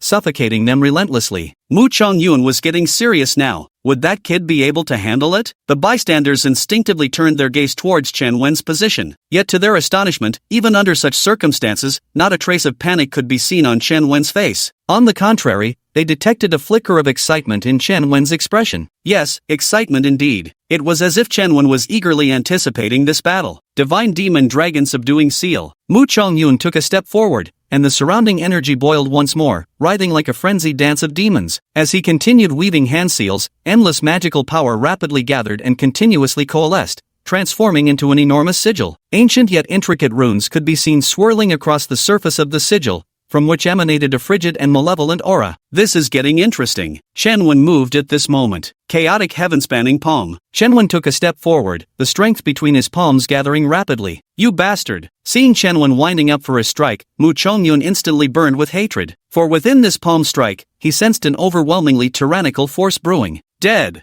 Mu Chongyun didn't hesitate for a moment, unleashing a divine demon subduing dragon seal that came crashing down heavily upon Chen Wen's position. Perfect timing. With a slight curl at the corner of his mouth, Chen Wen swung up a sky-obscuring giant hand to meet the attack, instantly crushing swaths of space beneath its overwhelming pressure. Boom! In just an instant, the 2 attacks collided violently. Terrifying force erupted wildly, shattering everything in its surroundings and filling the sky with dust. How is this possible? Mu Zhongyun's face twisted wildly with shock. Because his demon-subduing dragon seal actually couldn't gain the upper hand. The next moment, 2 opposing forces pressed down upon them, swiftly engulfing both figures. Mu Zhongyun's flesh exploded around him, his spiritual form shattered on impact as he was sent crashing to the ground with a palm strike, sending shockwaves rippling for miles. Simultaneously, Chen Wen was sent flying by another dragon-subduing seal, spraying another mouthful of blood.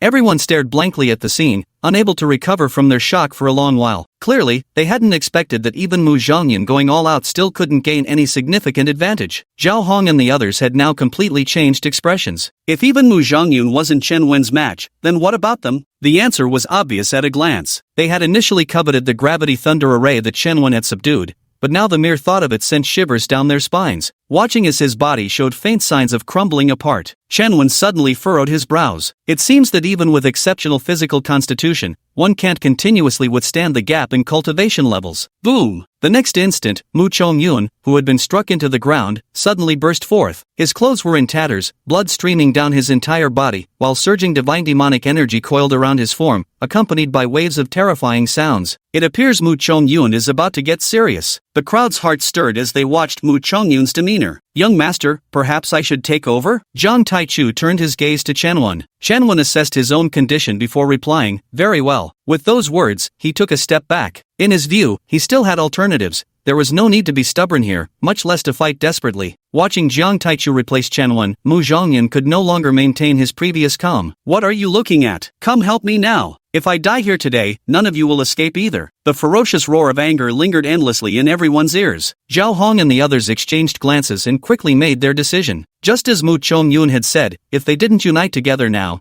only death awaited them. They all knew Jiang Taichu was no Chen Wen. Moreover, at full strength, Mu Chongyun was genuinely no match for Jiang Taichu. Swish, swish, swish. Thinking of this, they wasted no more time and flashed down to Mu Chongyun's side in an instant. Seeing this, Mu Chongyun's twisted face contorted further as he snarled, Jiang Taichu, since you insist on shielding that bastard, you can die here with him. And you vile bastard, unless I tear you limb from limb today, it won't quench the fury raging within me. In that instant, the air was thick with killing intent. Everyone fell into silence. Although Mu Chongyun's method was underhanded, isn't that just how this world is? No matter how powerful one person might be, it's still useless when facing the combined strength of so many. Ah, what a shame. At this thought, everyone couldn't help but sigh softly under their breath. Chapter 47, Resisting the Heavenly King Realm Without Defeat. The feud escalates further. Do you really think you're the only one with help? Jiang Taichu snorted coldly, then waved his hand grandly, come forth. As the words fell, 10 figures gradually emerged from midair.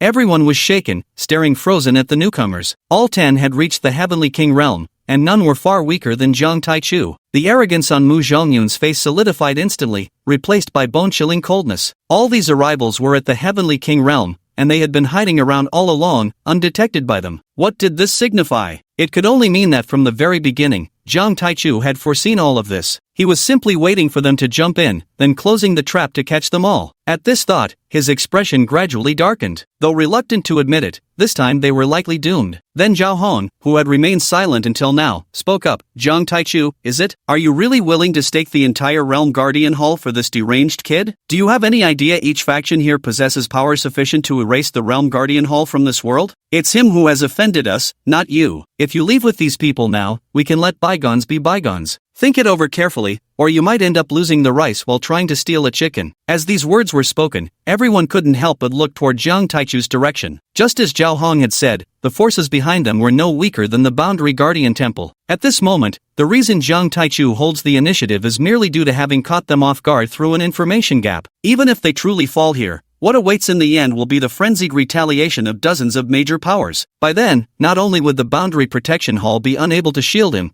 but even the forces backing Chen Wen might not be able to protect him. Now it's up to Jiang Taichu to make his choice. Jiang Taichu didn't even respond to Zhao Hong, instead turning to Chen Wen. Young master, the men have all assembled, he said. You. Being thus ignored, Zhao Hong's face darkened, waves of hatred and fury flickering in his eyes. Chen Wen responded indifferently, kill them all. Holy crap, still killing? Everyone's pupils contracted sharply as they stared at Chen Wen in disbelief. All right, Jiang Taichu acknowledged the command with a wave of his hand and declared, attack, leave none alive. As you command, Hall Master, responded the Hall Protector Elders in unison before charging forward en masse. Jiang Taichu didn't hesitate either and hurriedly followed close behind. Jiang Taichu, don't regret this. Shut the hell up already, die. No. Soon, frantic shouts echoed through the air. The atmosphere instantly turned grim and menacing. Chen Wen shifted his gaze and fixed it on the trembling group of young geniuses. Now it's time to send you on your way to heaven. The faces of those young geniuses twisted dramatically with fear. Die. With a cold utterance, Chen Wen lunged forward fiercely. At the sight of Chen Wen's movements, those talented youngsters were instantly terrified out of their wits. Even Shiman Jiantian and Mu Jojo had been struck dead with a single palm strike. How much longer could they possibly last? Watching the numerous talented youths scattering in panic, Chen Wen curled his lips and swept his left hand horizontally across the sky. An enormous palm shadow blotted out the heavens, collapsing all space as it crushed over 20 youngsters into clouds of blood mist. Having completed all this, Chen Wen's hand moved once more as the Emperor's sword left its sheath. A dazzling sword radiance cleaved through half the firmament, sending endless spatial turbulence into violent chaos. No! Watching the sword light pass clean through their bodies, those young masters couldn't help but scream in horrified alarm. You bastard! You dare! Your opponent is me! Die! Jiang Taichu let out a cold shout and swiftly launched a fierce assault toward Zhao Hong. Thunk! With a single sword strike, over a dozen more disciples were cleaved in half, their blood splattering like rain. The scene was incomparably gruesome. You 9 are all that remain, Chen Wen said leisurely, gazing at the 9 terrified disciples who stood frozen in terror. Chen Wen's voice wasn't loud, but to these people's ears, it was no less terrifying than the snarl of a death-seeking demon. Don't kill me, please, please don't. We're willing to submit, willing to be your dogs. Yes, we're all willing, all willing. With that, these 9 genius disciples immediately dropped to their knees and began kowtowing toward Chen Wen. At this moment, their courage had truly deserted them. It was too bloody, too violent. With just 1 palm strike and 1 sword stroke, he had reduced their 50-strong group to merely 9 survivors. His overwhelming power left them in utter despair. Chen Wen curled his lips. Sorry, but you're not even qualified to be dogs. Die. With a cold sneer, Chen Wen raised his hand and struck down with a single palm. No. Amidst a chorus of terrified screams, the 9 prodigious young masters were instantly reduced to bloody mist with that single palm strike, leaving not even corpses behind. Refinement complete. Congratulations, you've obtained 2 Scarlet Destiny Nirvana Elixirs and 1 Orange Destiny Nirvana Elixir. Congratulations, you have successfully tempered the Crimson Fate Soul, achieved a new milestone, and obtained 1 Crimson Destiny Treasure Chest. Hearing the voice echo in his mind, Chen Wen couldn't help but curl the corners of his mouth slightly. This, gulp. Everyone watching this scene couldn't help but gulp hard. They had witnessed their fair share of ruthless and merciless individuals, but someone who could kill nearly 50 people without even batting an eye, that was something they had truly never seen before. At this moment, Chen Wen's image in their eyes could no longer be described merely as a demon. Miss, that guy is utterly brutal. Lu Lan Elvire took a deep breath, her young face turning slightly pale. Lu Lan Shangsu shook her head. No, actually I quite admire this aspect of him. But this deadlock is completely formed, and what comes next is his true intention. What do you mean? Lu Lan Lure couldn't help but glance at her young mistress. Before this, like all of you, I also thought he was a reckless brute who didn't know his limits. But now it seems different. Perhaps all of this was intentional on his part. What do you mean, intentional? Lu Lan Lure grew even more perplexed. It's just a guess of mine. Pay it no mind. Lu Lan Xingxue shook her head, then turned her gaze toward Chen Wen's receding figure, a strange glimmer flickering in her eyes. What grudge does my fiancé have against you that makes you act with such reckless abandon? Though his circumstances are somewhat unique, that doesn't give you the right to provoke him. In her eyes, Chen Wen was already considered a peerless genius, but still far inferior to her fiancé who possessed Emperor's Bone. Meanwhile, Jiang Taichu and the others had also concluded their battle. All of Mu Chongyun's men had perished, save for Zhao Feng and Li Yundong. Jiang Taichu's side had also suffered, losing 1 elder with 3 others wounded. Young master, what shall we do with these 2? Jiang Taichu flung the pair onto the ground like dead dogs. Chen Wen's gaze settled on the 2 men. Seems you're not as important as you thought, he mused. They fought for so long without trying to rescue you. Zhao Feng's expression changed. The people Chen Wen mentioned were naturally the hidden forces of Tianlai Peak, those who took orders from Chu Tianlong. But it makes no difference. They'll die sooner or later anyway. Consider killing you first as collecting some interest in advance. As he spoke, Chen Wen raised his foot. If we die, His Highness the Imperial Sun will surely avenge us. Your arrogance won't last long. Revenge? Chen Wen curled his lips. That spineless coward is probably hiding in some corner shaking with fear. How dare you insult our Imperial Son? Zhao Feng and Li Yundong immediately became agitated. The expressions of all the disciples present changed instantly. To see their own holy son humiliated like this naturally filled them with righteous anger. The dog is a good dog, but its owner is no true man. With those words, Chen Wen didn't hesitate and stepped down firmly. Bang! With a single stomp, their heads were instantly crushed underfoot. 3 tasks. First, nail all remaining corpses onto the sacred monument. Second, strip Sky Thunder Peak clean, divide whatever you find among yourselves. Third, give the fallen elder a proper burial and ensure his family never faces hardship. All talented individuals from the younger generation may enter the Boundary Protection Hall and receive the highest level of training. Yes, Jiang Taichu immediately responded. Chen Wen said nothing more and turned to leave directly. The bait has now been set plentifully, next comes waiting for the large school of fish to arrive. His intention was clear, to make Chu Tianlong personally witness himself losing everything. As for Ji Yuiwei and the others, they stared blankly at Chen Wen's retreating figure, utterly at a loss for words. Things have escalated to this point, and now it's completely blown out of proportion. No one can stop it anymore. All they can do now is pray they won't get dragged into it. Chapter 48, Chu Tianlong's Trail, Accepting the Immortal Legacy. As Chen Wen departed, the people at the scene gradually dispersed. The once bustling Thunder Peak now lay in utter devastation. Within moments, Thunder Peak was completely ransacked by Jiang Taichu and his men, leaving behind nothing but ruins. No one dared to step forward and stop all of this, nor did anyone dare to try. Meanwhile, within a hidden space of the heavenly Thunder Peak range, there sat several dozen men and women. Each and every one possessed the cultivation level of a heavenly king realm, their auras vast and oceanic in magnitude. But at this moment, their expressions were utterly dreadful. Then, an elder named Fu Shao seated at the head of the table spoke up. This is beyond insulting. That bastard has gone too far. If we don't settle this score, what face will we have to present ourselves before the Emperor's heir? What face indeed? As he spoke, he slammed his palm down on the nearby table violently, shattering it into splinters. As soon as these words were spoken, no one present dared utter a word in response. In truth, during the recent battle, they ought to have rushed out to provide support. But in the end, after deliberation, they still decided not to step forward. Since Jiang Taichu came with overwhelming force, they couldn't be certain whether he had hidden reinforcements lurking in the shadows. As one of the reserve forces for the Imperial Sun, They must never risk destruction over momentary anger. I propose invoking the power of the upper realm in the Imperial Sun's name. Only then can we confront the forces backing that young man. After a brief silence, an elder named Tang Yuan spoke up. I disagree. The upper realm's power can only be mobilized with the Imperial Sun's permission, otherwise, we cannot bear such responsibility. An elderly man named He Chong shook his head. Seconded.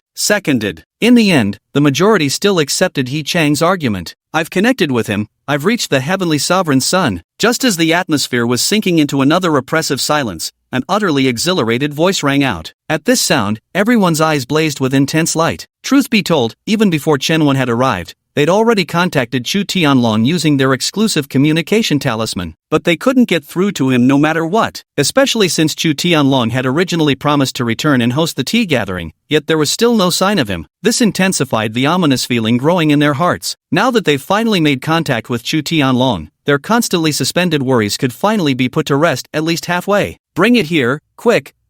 Fu Xiao urgently called out. Xiao Shan didn't dare delay and promptly handed the communication talisman to Fu Xiao. Fu Xiao took the talisman, took a deep breath, and only then channeled his spiritual energy into it. What is it? Suddenly, a gentle yet absolutely authoritative male voice rang out. It's the Imperial Sun. He's fine. Fu Xiao completely relaxed upon hearing this. Thank goodness you're unharmed, Imperial Sun. I was trapped in an alternate dimension and only just awakened recently, which is why you couldn't contact me. Perfectly normal. Chu Tianlong spoke indifferently, his tone devoid of much fluctuation. Then this humble one can rest assured. Fu Xiao said repeatedly. Speak up. What's happened? Chu Tianlong repeated. In Fu Xiao's tone, he detected something unusual clearly. The other party wasn't just here to verify his safety. Tang Yuan immediately became solemn and recounted everything that had happened in recent days, leaving nothing out. At the same time, in an alternate dimension, a man enveloped in golden calamitous light, with phantom imperial figures flickering behind him, currently wore an icy expression as astonishing radiance surged in the depths of his eyes. Golden streams of dust abruptly scattered around him as space twisted like a watery curtain,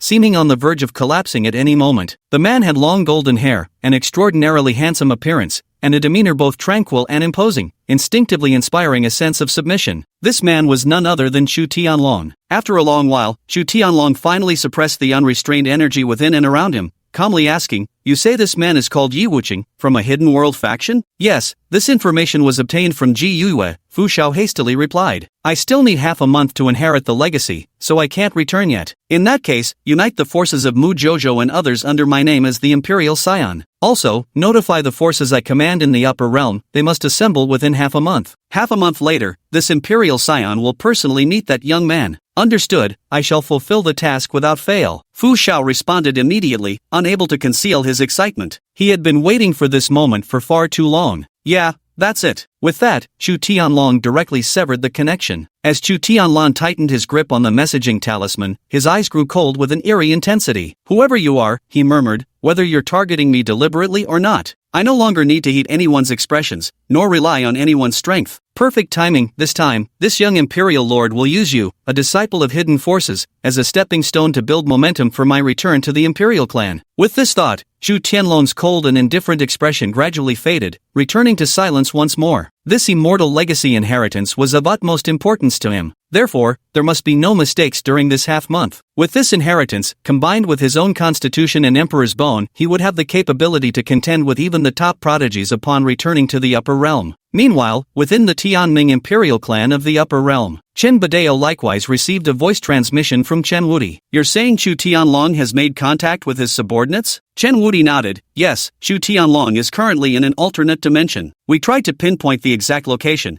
but there wasn't enough time to succeed. When we attempted to investigate again, we found all traces had vanished. Therefore, I can basically conclude that space can completely block all detection. Did anyone else contact him during that short period of time? Chen Badeo hinted meaningfully. Chen Wudi shook his head. No. Xiaowen was actually right, they're really curling up in their shells. Chen Badeo gave a cold chuckle before asking, and what about Xiaowen? What's going on with him now? Chen Wudi didn't hesitate at all and directly recounted all of Chen Wen's actions during this period. That's rather interesting. Chen Badeo chuckled lightly before adding, since Xiaowen wants to play, let's join him in the game. In that case, if you can locate Chu Tianlong's whereabouts, hold off for now. Let's see how big of a wave he can stir up. Understood. Chen Wudi responded. Then carry on with your investigation, Chen Badeo said without another word, immediately cutting off the connection. Naturally, Shenwen remained unaware of all this. Upon returning to his residence, he headed straight into the training chamber. This time, he had not only obtained 6 portions of Fate Nirvana elixir but also 2 additional Fate treasure chests. Including Zhao Tianlong's share, he now possessed 7 drops of Fate Nirvana liquid in 3 Fate treasure chests. He couldn't wait to see what rewards awaited him this time. With this thought, Shenwen hastily retrieved the 3 Fate treasure chests. Chapter 49, The Ancient Pill Emperor's Medicine River, Seeking the Path to Immortality. Ding! Crimson Fate treasure chest unlocked. Congratulations, you have obtained a Crimson Destiny Nirvana elixir. Accept or decline? This, Shenwen froze for a moment, momentarily taken aback. But after some thought, he became at ease again. Wasn't the Nirvana liquid precisely one of the things he needed most urgently? Accept. Shenwen didn't hesitate any longer. Instantly, a vial of Crimson Destiny Nirvana liquid fell into the spatial storage. Once more. Ding! An orange Destiny treasure chest has opened. Congratulations! You have obtained the alchemy experience of the ancient pill emperor, Yao He, along with an additional manual, the Yao He Pill Classic. Will you receive it? Ancient Alchemy Emperor's Pill Refining Experience? Damn, this is treasure. What matters most in alchemy? Undoubtedly, it's experience. With this knowledge, becoming an alchemy emperor is just a matter of time, isn't it? Shenwen felt a sudden stir in his heart. Accept or not? Immediately, another stream of information flooded into Chen Wen's mind. Accept, Shenwen hastily replied. Upon receiving the command,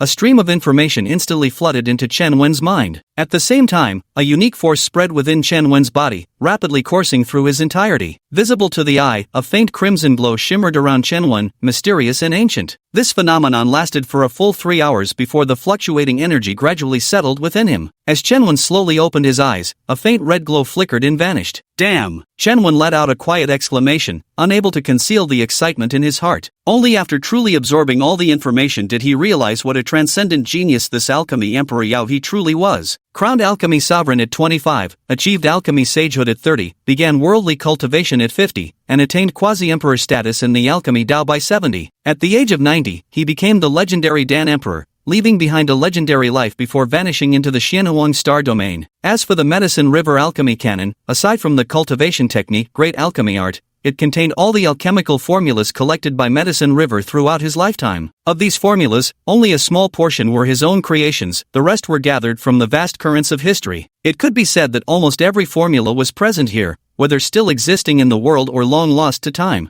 This time, the gains are truly enormous. Thanks to my dear friend Zhao Tianlong for spreading this warmth. Shenwen couldn't suppress the smile on his face. After gathering his thoughts, Shenwen didn't hesitate any longer. Raising his hands, he immediately began forming pill refining seals. One after another, seal gestures transformed in midair, with strands of fiery light shimmering and dancing, manifesting into various shapes. Rise! With a flick of his left hand, Shenwen sent out wisps of spiritual materials, which fell into the seals and were continuously refined. Refining, quenching, tempering, fusing. The steps proceeded one by one. Half an hour later, Shenwen's hands trembled, and flames surged between his palms as 6 Dragon Extreme Breakthrough pills took form. The elixir was about the size of a longan, golden brown in color, with intricate pill patterns coiling across its surface, faint traces of pill mist rising from it. Patterns forming on the pill, with mist shadows emerging from those patterns. This was precisely the hallmark of a king-grade pill. To have refined a king-grade pill on the very first attempt. Seems like this old man really is a genius, huh? However, Shenwen also recognized the flaws within. A single furnace of pills could yield up to 9 at its most refined and supreme level. Currently, he had only produced 6. Part of it was due to inexperience,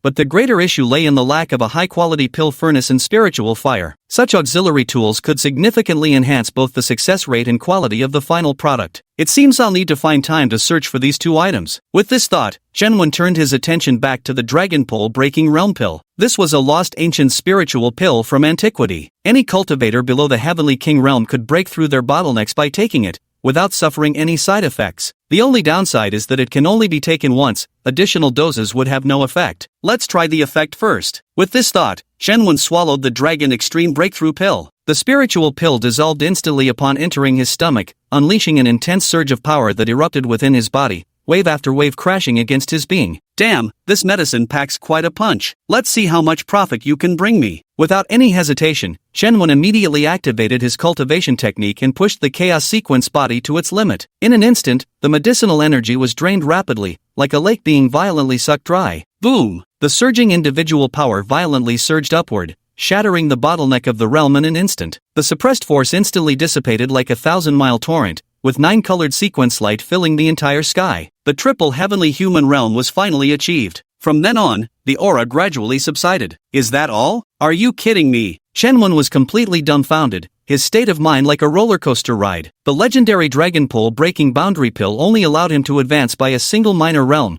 shattering his expectations. This is normal. Your foundation is over 100 times thicker than an ordinary person's. It can already help you break through a minor realm that's exceptionally rare. Xian Hongxiao chimed in at the right moment. Alright then, it seems its effects are quite significant. Examining the 5 spirit pills in his hand, Shenwen curled his lip. Perhaps the celestial fate nirvana liquid gave him an illusion. It made him subconsciously believe that this ancient spiritual elixir could bring him unimaginable rewards. It should be noted that the primary effect of the celestial fate nirvana liquid is to unlock the sequence shackles, while boosting cultivation is merely a side effect. In addition, it continuously refines and strengthens the essence within the body, thereby enhancing one's foundation. Compared to the numinous nirvana elixir of destiny, this ancient mystic pill falls short by more than a mere margin. However, just as immortal Crimson Peony had said, although this ancient spiritual elixir cannot compare to nirvana liquid, it's still quite rare and precious. He should learn to be content. Thinking of this, Shenwen's state of mind gradually calmed down again. Now, he had become a bona fide pill king. From the experience of the Medicine River, he had learned much about the Tao of pills. For example, advancing beyond Pill King was a formidable chasm. It required not just absolute experience,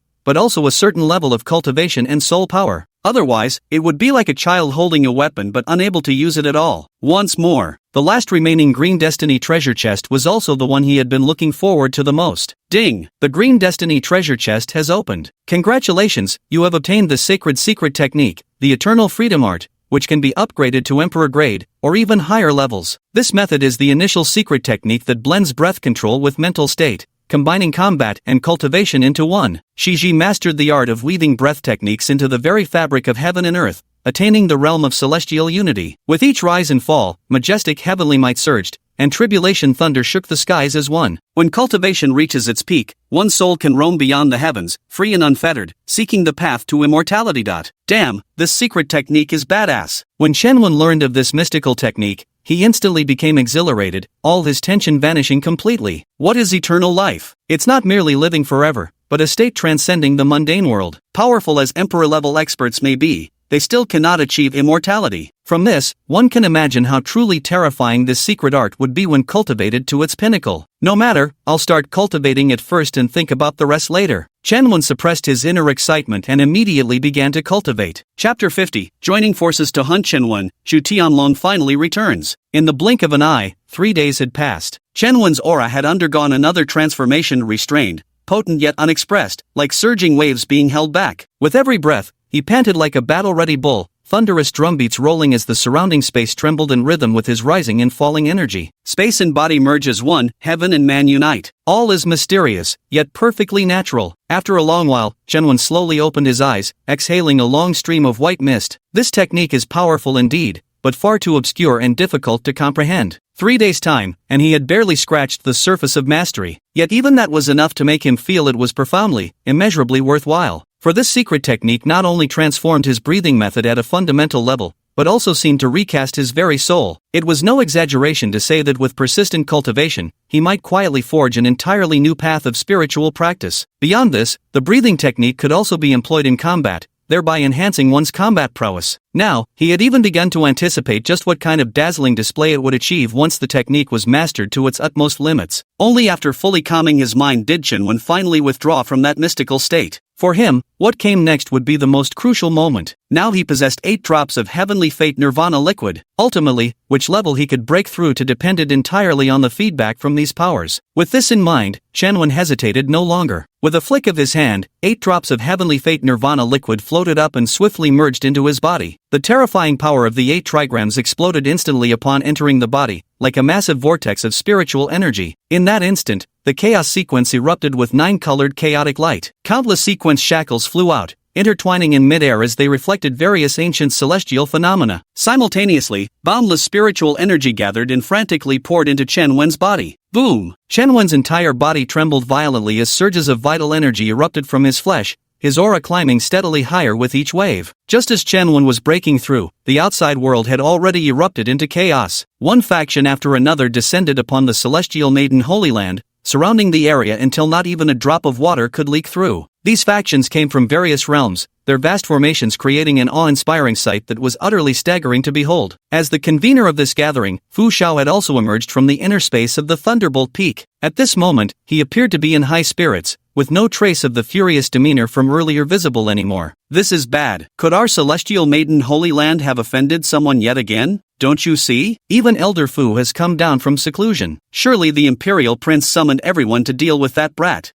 That's what happens when you're too arrogant. Who couldn't you offend? But you had to provoke the Imperial Son. Just watch, that guy's fate is going to be utterly miserable. That guy should have been dealt with long ago. Look at the mess he's made of our Celestial Maiden Holy Land these past few days. Watching the scene unfold, many disciples of the Holy Land couldn't help but feel a surge of grim exhilaration. In their eyes, only Chen Wen's death could bring peace back to the Sacred Land. At the same time, Sacred Master Peak, Ji Yue also learned of the situation, but all she could do was let out a soft sigh. In her view, this matter had already escalated beyond the Sacred Land's ability to intervene. Perhaps even their Sacred Land would be implicated because of this. At this thought, she couldn't help but sigh once more. At that moment, Tang Yuan walked in from outside and directly took the seat of honor. His demeanor appeared exceedingly arrogant, showing no regard for Ji Yue's status as a sacred leader. Ji Yue quickly gathered her thoughts and spoke up. Go ahead, what do you need from me? Tang Yuan glanced at Ji Yue. The Crown Prince, being kind-hearted by nature, has decided to give the Holy Land another chance. Before the Imperial Sun returns, Saintess Ji must settle all matters. Otherwise, when the entire sacred realm turns to ruins, don't blame us. How much time? Ji Yue knew she had no choice. 5 days at most. Tang Yuan extended his hand. All right, I'll have everything arranged within 5 days, Ji Yue responded. Do as you please. Tang Yuan tossed back over his shoulder as he walked away, maintaining his usual haughty demeanor. Ji Yue leaned back limply against the chair. Truth be told, she too was seething with resentment. Why did this matter have to happen to their sacred site? Meanwhile, at the Holy Maiden Peak, Lulan Elvir rushed anxiously into the inner hall once more. Miss, something terrible has happened outside, something truly terrible. Lulan Xingxue, who was also playing chess, gently set down a piece and said, judging by your frantic manner, has the faction young master ye offended finally come knocking? Oh, miss, how did you guess? Lulan Luer was momentarily taken aback. Lulan Xingxue chuckled lightly. This isn't something difficult to deduce. Then why are they circling without attacking? Lulan Luer suddenly asked. The corner of Lulan Xingxue's lips curled into a faint smile. Because they're still waiting for someone. Greenie understood. They were waiting for the young master to return. Lulan Greenie's eyes sparkled brightly. Lulan Xingxue slowly stood up and walked to the window, gazing into the distance. He really should be back by now. Knowing his temperament, this matter definitely won't end peacefully. What about you, miss? Who do you think will win? Lulan Greenie blinked her eyes rapidly, looking utterly fascinated. That young master Yi might have his own confidence, but the Imperial clan is ultimately not something he can provoke. With that, Lulan Xingxue suddenly shifted her tone. Just wait and see, the Chun clan definitely won't stand by idly. Besides, he's been growing rapidly all these years. Perhaps the power he wields is far greater than we ever imagined.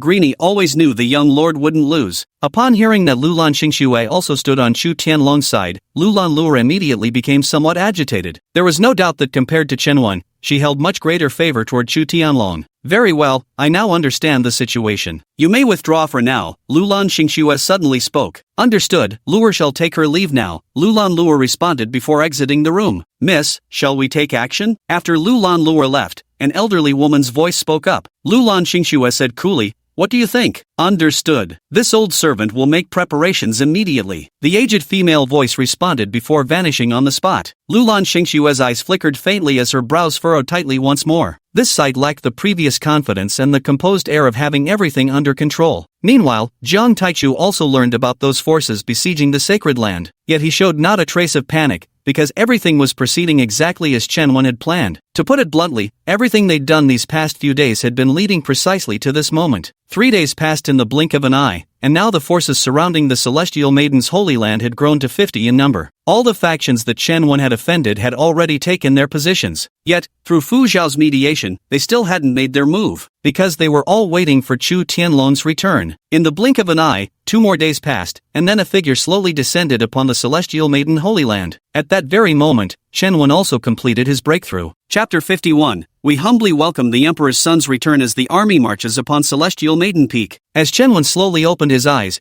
2 beams of light shot forth from his pupils, like divine radiance capable of piercing through eternity. Upon closer inspection, one could see 9 colored chaotic currents swirling around him, mysterious and ancient. That terrifying yet restrained aura was vast as the deep sea, as if gathering the momentum of all things. The breakthrough was finally completed. Chen Wen exhaled a long breath of turbid air, his previously fluctuating inner and outer chi completely receding in that moment. This breakthrough lasted a whopping half a month, marking the longest duration he'd ever spent from absorbing nirvana liquid to achieving breakthrough. Yet the final gains left him thoroughly satisfied. 4 minor realms shattered in succession. He had now indisputably reached the 6th heaven human realm. If he incorporates the breath combat technique and the absolute combat talent, his strength could be elevated to unimaginable heights. The only regret he felt was that even 8 drops of nirvana liquid still couldn't unlock the second sequence shackle. Not only that, but there wasn't even the slightest sign of it loosening. At this moment, he finally understood what immortal crimson peony meant. The further one progressed, the more difficult it became to unlock the sequence shackles. But then again, if this chain of shackles could be undone so easily, it would be far too cheap. With this thought, Chen Wen felt at ease. It was time to leave seclusion. The world outside had probably changed beyond recognition by now. When thinking about what might soon happen, Chen Wen's lips couldn't help but curl slightly at the corners. At the same time, the figure standing beyond the mountain gate gradually came into view for all to see. This individual had a head of golden hair, with handsome and refined features. Though his eyes appeared calm and still as ancient waters, they harbored thunderous storms within. His entire body radiated a torrent of tribulation light, while ancient energies ran wildly unrestrained around him, forming an imposing aura that dominated the surrounding space. His every movement exuded an invisible aura of intimidation, and the commanding presence cultivated from long-held supremacy unconsciously overwhelmed everything around him. This person was none other than Chu Tianlong, who had just returned from another dimension. Your humble servant pays respects to your Imperial Highness. At this moment, Fu Shao arrived at the mountain gateway with a grand entourage in tow. At the sight of Chu Tianlong, Fu Shao promptly knelt on one knee and solemnly declared. Tang Yuan and the others immediately echoed, "We pay homage to the Emperor's return." Instantly, their voices roared mightily, reverberating across the skies without cease. The Emperor has returned. The Emperor's heir has returned. The Emperor's heir has returned. The entire sacred land erupted in fervor at this moment, buzzing with incessant clamor. News spread like wildfire. Soon, the words "the Emperor's heir has returned" spread like wildfire to every corner, with every disciple roaring in exhilaration. It seemed as though they had been waiting for this moment for a long time. Meanwhile, the disciples of the Holy Land joined in the fervor, rushing toward the mountain gates. They too wished to be among the first to welcome the return of the imperial son. At the same time, atop the sacred maiden peak, Lulan Luer hurried into the inner chamber. "Miss, the imperial prince has returned. He's back." Lulan Xinxue froze for a moment before nodding slowly. "I know. Should we go join the excitement?" Every disciple in the sacred land is rushing toward the mountain gates. Lulan Luer exclaimed eagerly. Lulan Xinxue's gaze grew distant as she murmured, "No hurry. Let's wait a bit longer." "Ah?" Lulan Luer immediately looked puzzled. Without explaining further, Lulan Xinxue said, "If you're interested, you can go take a look. There's no need to keep me company here." "Then forget it. Luer would rather stay with the young mistress." After some thought, Lulan Luer still shook her head. Lulan Xinxue said nothing more,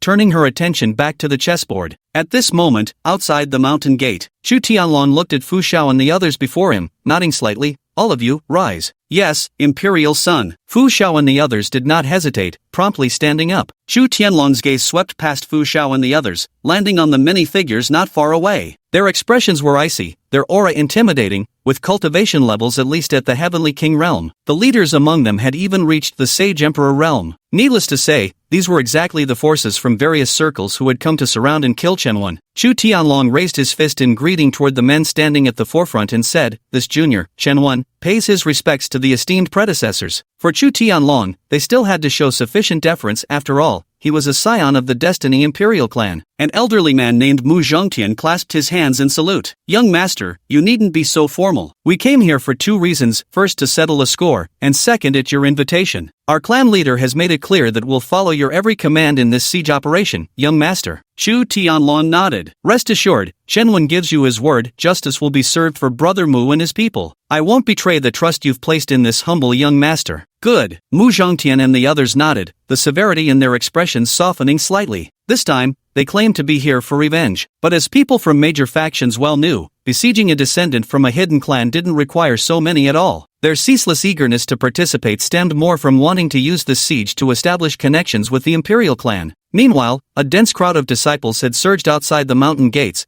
appearing like an endless black mass. When the disciples saw Chu Tianlong, their eyes couldn't help but light up with excitement. Whether they had planned it in advance or shared an unspoken understanding became irrelevant. In perfect unison, they all dropped to one knee in a scene so majestic it took one's breath away. Then rose a thunderous chorus of voices. "We beseech your highness to strike down that demon and restore our holy land to its righteous tranquility." Seeing this scene, Fu Xiao and the others curled their lips slightly, feeling a shared sense of pride. Mu Chongtian and the others, however, revealed expressions of surprise. Even they hadn't expected that Chu Tianlong would command such prestige within the celestial maiden Holy Land. It must be said, such mastery in governing people is truly remarkable. At this moment, Chu Tianlong moved. With a slight bow of his body, he made a gesture as if lifting something in the air. "Everyone, please stand up and speak. We are all fellow disciples of the Holy Land, there's no need for such formalities." The disciples remained kneeling and insisted, "We implore the imperial heir to grant our request and restore the Holy Land to its rightful purity." Chu Tianlong immediately became solemn. "Maintaining peace and security in the Holy Land is our responsibility as disciples. In the name of our fellow disciple Chen, I grant your request. We thank the imperial heir." The disciples were instantly overcome with emotion. With Chu Tianlong's consent secured, they knew this matter was as good as done.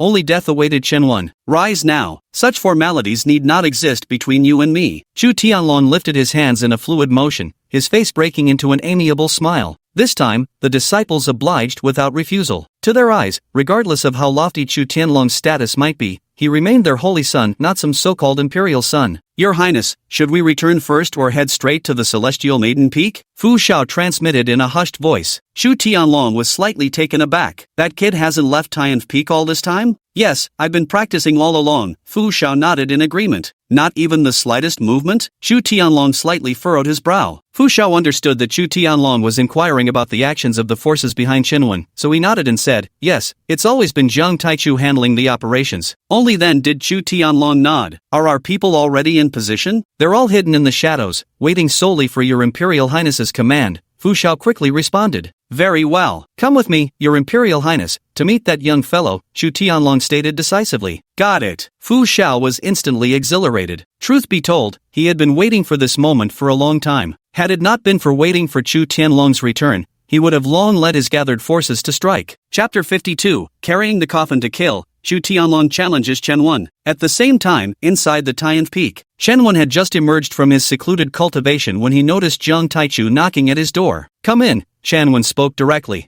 Zhang Taichu quickly pushed the door open and entered. "Your servant Zhang Taichu greets the young master." Zhang Taichu, who was pinned down, felt his heart once again stirred by towering waves of astonishment. It had only been half a month. Not only had his young master broken through 4 minor realms in succession, but the surging energy fluctuations were now at least 10 times stronger than before. What kind of concept is this? It wouldn't take a fool to understand the implication. "Sit down first," Chen said, pressing his palms downward in a calming gesture. Zhang Taichu didn't dare refuse and quickly took the lowest seat. "Chu Tianlong has returned," Zhang Taichu said, taking a deep breath. A spark of interest immediately lit up Chen eyes. "At last, he's returned." This was the best news he'd heard in days. "This is wonderful news." A smile crept onto Chen lips. "What should this humble servant do then?" Zhang Taichu hurriedly asked. "You don't need to do anything, just wait for them to come knocking." Chen voice gradually took on an eerie tone as he continued, "Right now, they're the ones in a hurry, not me." "I understand. Then I'll go monitor their movements." Zhang Taichun nodded in agreement. Chen shook his head dismissively. "No need for such trouble. Watch and see, they're probably already on their way here." "So fast?" Zhang Taichu shuddered violently. But at that very moment, the communication talisman in his embrace began to glow. Zhang Taichu immediately turned his gaze towards Chen. "Pay me no mind," Chen said with a light laugh. Zhang Taichu no longer held back and immediately channeled spiritual power into the communication talisman. "Hallmaster, that Chu Tianlong is leading various major factions toward the Celestial Maiden Peak,"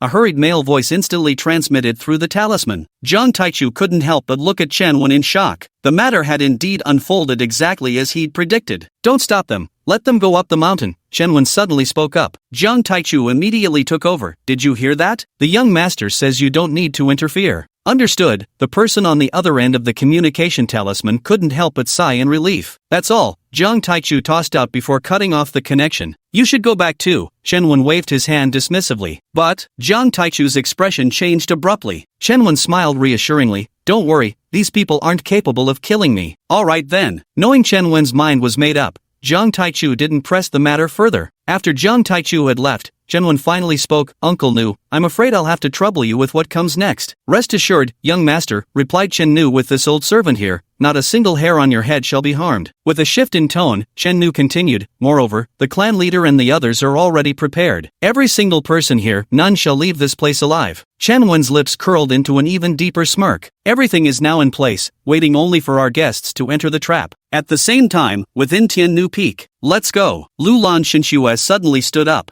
Go? Where to? Lulan Luer looked utterly confused. By my calculations, they should have reached Tian Nu Peak by now. Lulan Xinxue said leisurely. Ha, Heavenly Maiden Peak? Lulan Green Girl looked even more bewildered. But seeing that Lulan Xinxue had already stepped out first, she had no choice but to scurry after him. Sharing the same thought as Lulan Xinxue were Ji Yue, Zhang Qingrun, and others. They too immediately rushed toward the location of Heavenly Maiden Peak, but their thoughts were varied. Ji Yue, as the Holy Lord, was more concerned about the destruction of the sacred lands should the two forces clash. As for Zhang Qingrun and the others, they were mostly curious to see what the final outcome would be. But in their eyes, the ultimate victor was sure to be Chu Tianlong. Facing dozens of opposing factions alone, there was no chance of victory whatsoever. Moreover, standing behind Chu Tianlong was none other than a Destiny Imperial clan. Meanwhile, Chu Tianlong had already led his coalition to the foot of Celestial Maiden Peak. Beyond this, their procession was followed by a group of pallbearers carrying a total of 88 black coffins. The exact number corresponds to how many people Chen Wen killed and nailed to the sacred steel. At first glance,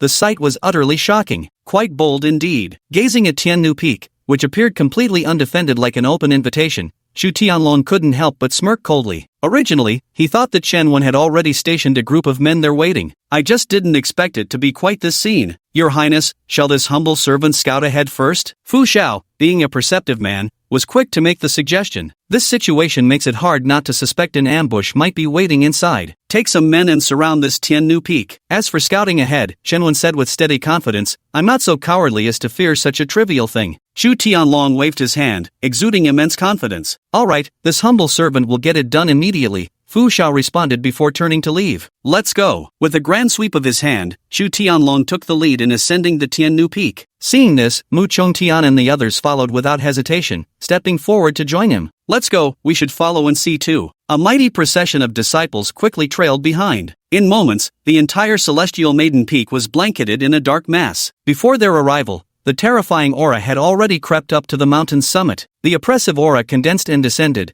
bearing down fiercely on the Celestial Maiden Palace where Chen Wen resided. The surrounding air erupted violently, like scorching updrafts, making one involuntarily feel suffocated. At last, they've arrived. Chen Wen, who had been meditating with closed eyes, slowly opened them, a sharp glint flashing momentarily within. With this thought, he ceased lingering any longer and immediately rose to his feet. Chu Tianlong and the others had now arrived outside the Celestial Maiden Palace. As he took in the completely unguarded state of the Celestial Maiden Palace, Chu Tianlong's expression gradually darkened. Ever since he first made his name in the martial world, no one had ever dared to disregard him in this manner. Today, no matter which faction Chen Wen belonged to, Chu Tianlong was determined to capture him. Otherwise, it would be difficult for him to uphold the imperial dignity of the Son of Heaven. At this thought, a threat of icy killing intent flashed through Chu Tianlong's mind. Just then, Lulan Shangsu and the others arrived. One after another, they landed on the Celestial Maiden Peak. Chu Tianlong's gaze swept lightly over the newcomer before finally settling upon Lulan Xingxue.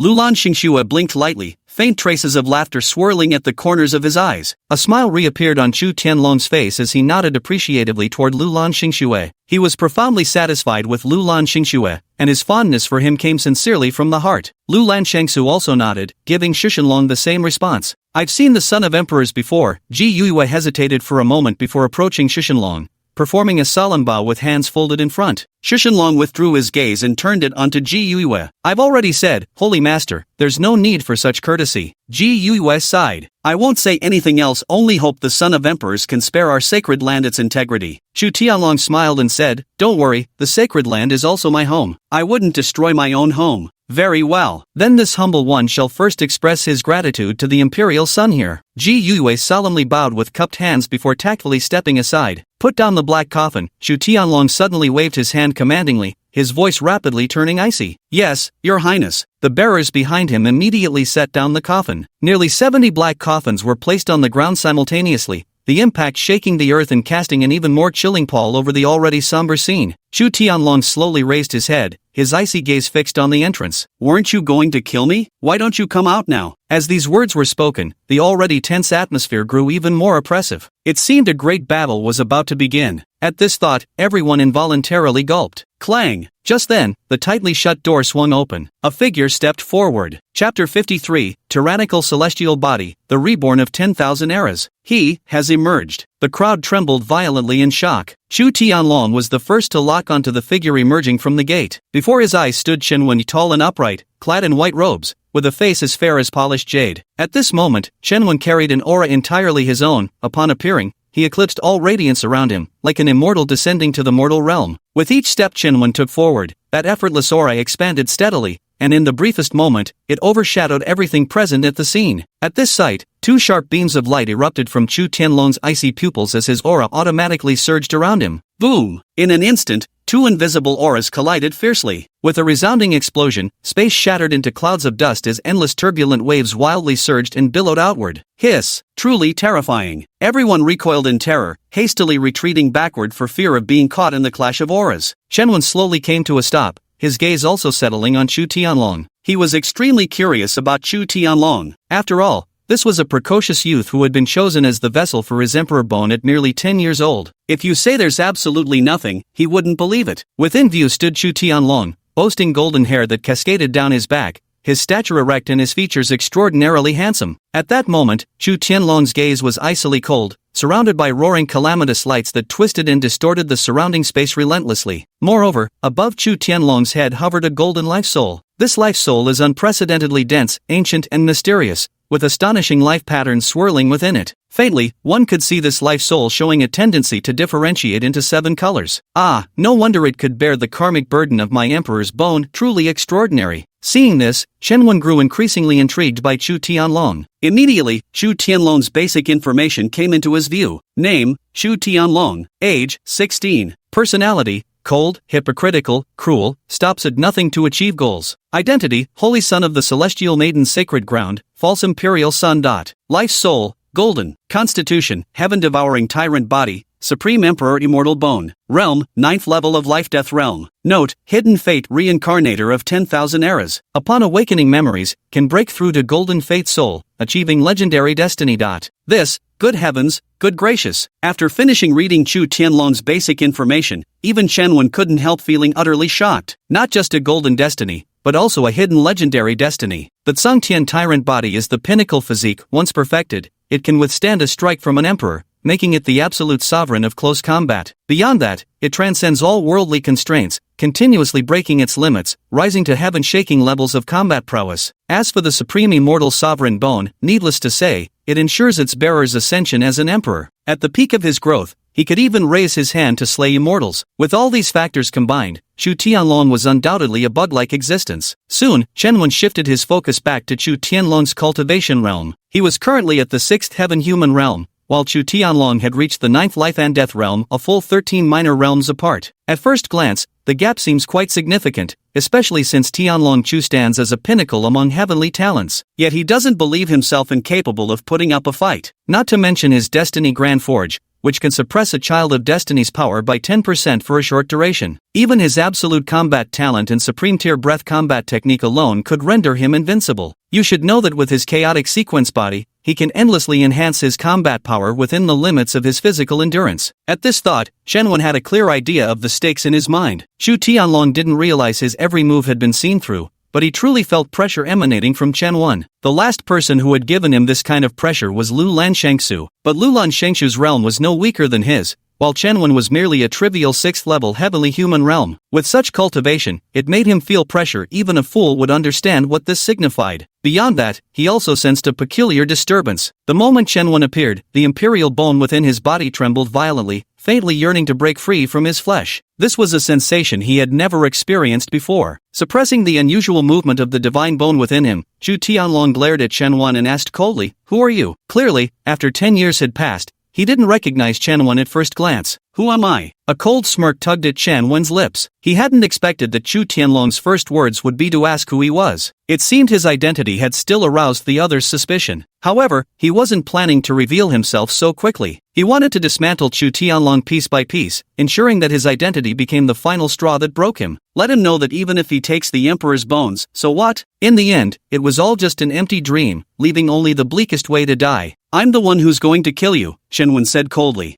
This is incredibly blunt. Everyone looked at Chen in shock. Clearly, they hadn't expected this either. From the very first moment, Chen had pushed their relationship to the extreme, leaving absolutely no room for maneuver. "Kill me?" Chu Tianlong's eyes brimmed with murderous intent. Then his tone shifted sharply. "No one has ever dared speak to this imperial son in such a manner. Since you wish to die, this imperial son shall oblige." The instant the words fell, an incomparable force surged violently from Chu Tianlong's body, with golden light running rampant. A massive life and death arena unfolded in midair as towering clouds billowed endlessly, with various strange phenomena appearing one after another, gathering all phenomena to form a dragon. The dragon's might was vast and majestic, its calamitous radiance suppressing everything for thousands of miles. At this moment, it seemed the entire sky was enveloped by Chu Tianlong's aura, every wisp of energy crushed into nothingness. So strong, unbelievably strong. Is this the true power of an emperor's scion? Witnessing this scene, the crowd could only feel their scalps tingling and breath catching in their throats. This is getting interesting. Chen remained completely unfazed. Under the collective gaze of the crowd, he advanced step by step toward Chu Tianlong. Yet with each stride forward, his inner chi surged exponentially, while the 9-colored sequence light erupted like a volcanic explosion, violently radiating outward. The golden celestial screen was as if slashed by a blade, instantly torn to scattered fragments. That wretched bastard. Watching the relentless advancing force,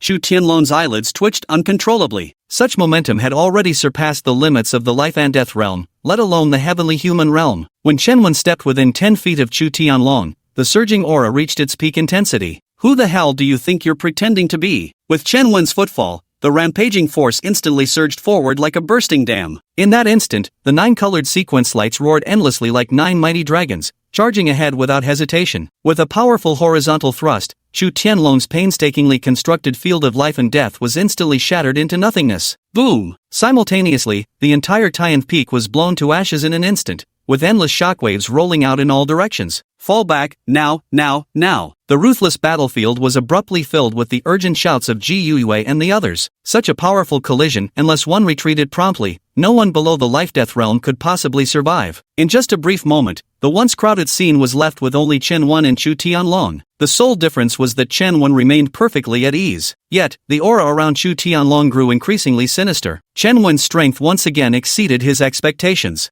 "Who the hell are you?" Chu Tianlong repeated coldly. "You talk too much shit." As the words fell, Chen moved. With unstoppable momentum, it charged straight toward Chu Tianlong's location. "You dare engage me in close combat? You're seeking death." Chu Tianlong roared with a deep voice, the heavenly calamity light surging violently within his body while the Kunping divine form materialized externally, transforming into a majestic divine silhouette. Chapter 54, Invincible Physique? "I'll still shatter you." In the next instant, the divine form of the Kunping gave a sudden shudder, as the heaven's calamity light erupted forth, transforming into an unstoppable pressure that crushed everything in its path. At that moment, space began to collapse in succession, unleashing explosive shockwaves that soared thousands of feet high. So this is the power of the heaven-defying sovereign body. Truly, it lives up to its legendary reputation. But you met me instead. Chen Wen's first sequence shackle was released, and with it, an explosive surge of power erupted. An unparalleled wave of energy forcefully halted the pressing might, scattering it midair with a seismic shock. In a swift dash, Chen Wen charged alone toward the piercing heavenly tribulation light descending upon him. Crack! Chen Wen let out a cold snort and swung his hand down in a vicious chop. The heavenly tribulation light, like a membrane of radiance, was cleaved cleanly in two by the strike. The 9-colored hand blade swiftly penetrated everything,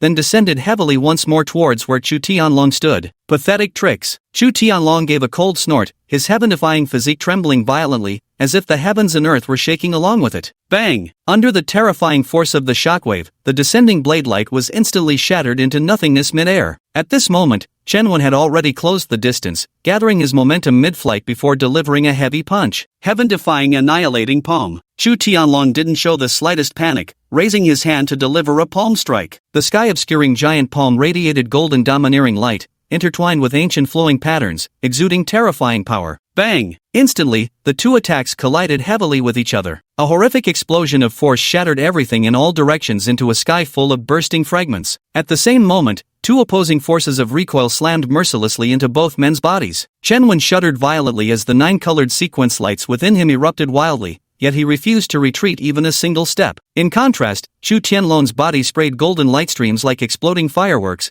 resembling a sudden shower of golden rain. The ground beneath their feet shattered once more, disintegrating into a swirling cloud of dust that filled the air. "You bastard!" Feeling the power surge from the physical impact, Chu Tianlong's face darkened instantly. Within the same cultivation realm, no one had ever lasted 3 moves against him in close combat. But now, just 2 exchanges, and he'd already taken a solid blow. This made it impossible for him to believe, while also stirring up boundless anger in his heart. This is terrifyingly strong. Witnessing everything happening before them, the crowd couldn't help but gasp in shock. What particularly shocked them the most was Chen. Chu Tianlong had clearly gotten serious, yet strangely it was he who seemed to be at a disadvantage. This completely shattered their worldview. Truth be told, they had never anticipated such an outcome. Swish! At that moment, Chen had already sprung into action, while Chu Tianlong remained consumed by rage, charging at him with terrifying momentum. There's no doubt that Chen intended to clash with Chu Tianlong using sheer physical strength this time. Only by crushing the opponent in the aspect they pride themselves on most can one plunge them into despair. A physical collision with me? Ha! Simply overestimating your abilities. My heaven-defying physique shall suppress all other constitutions. Chu Tianlong also immediately discerned Chen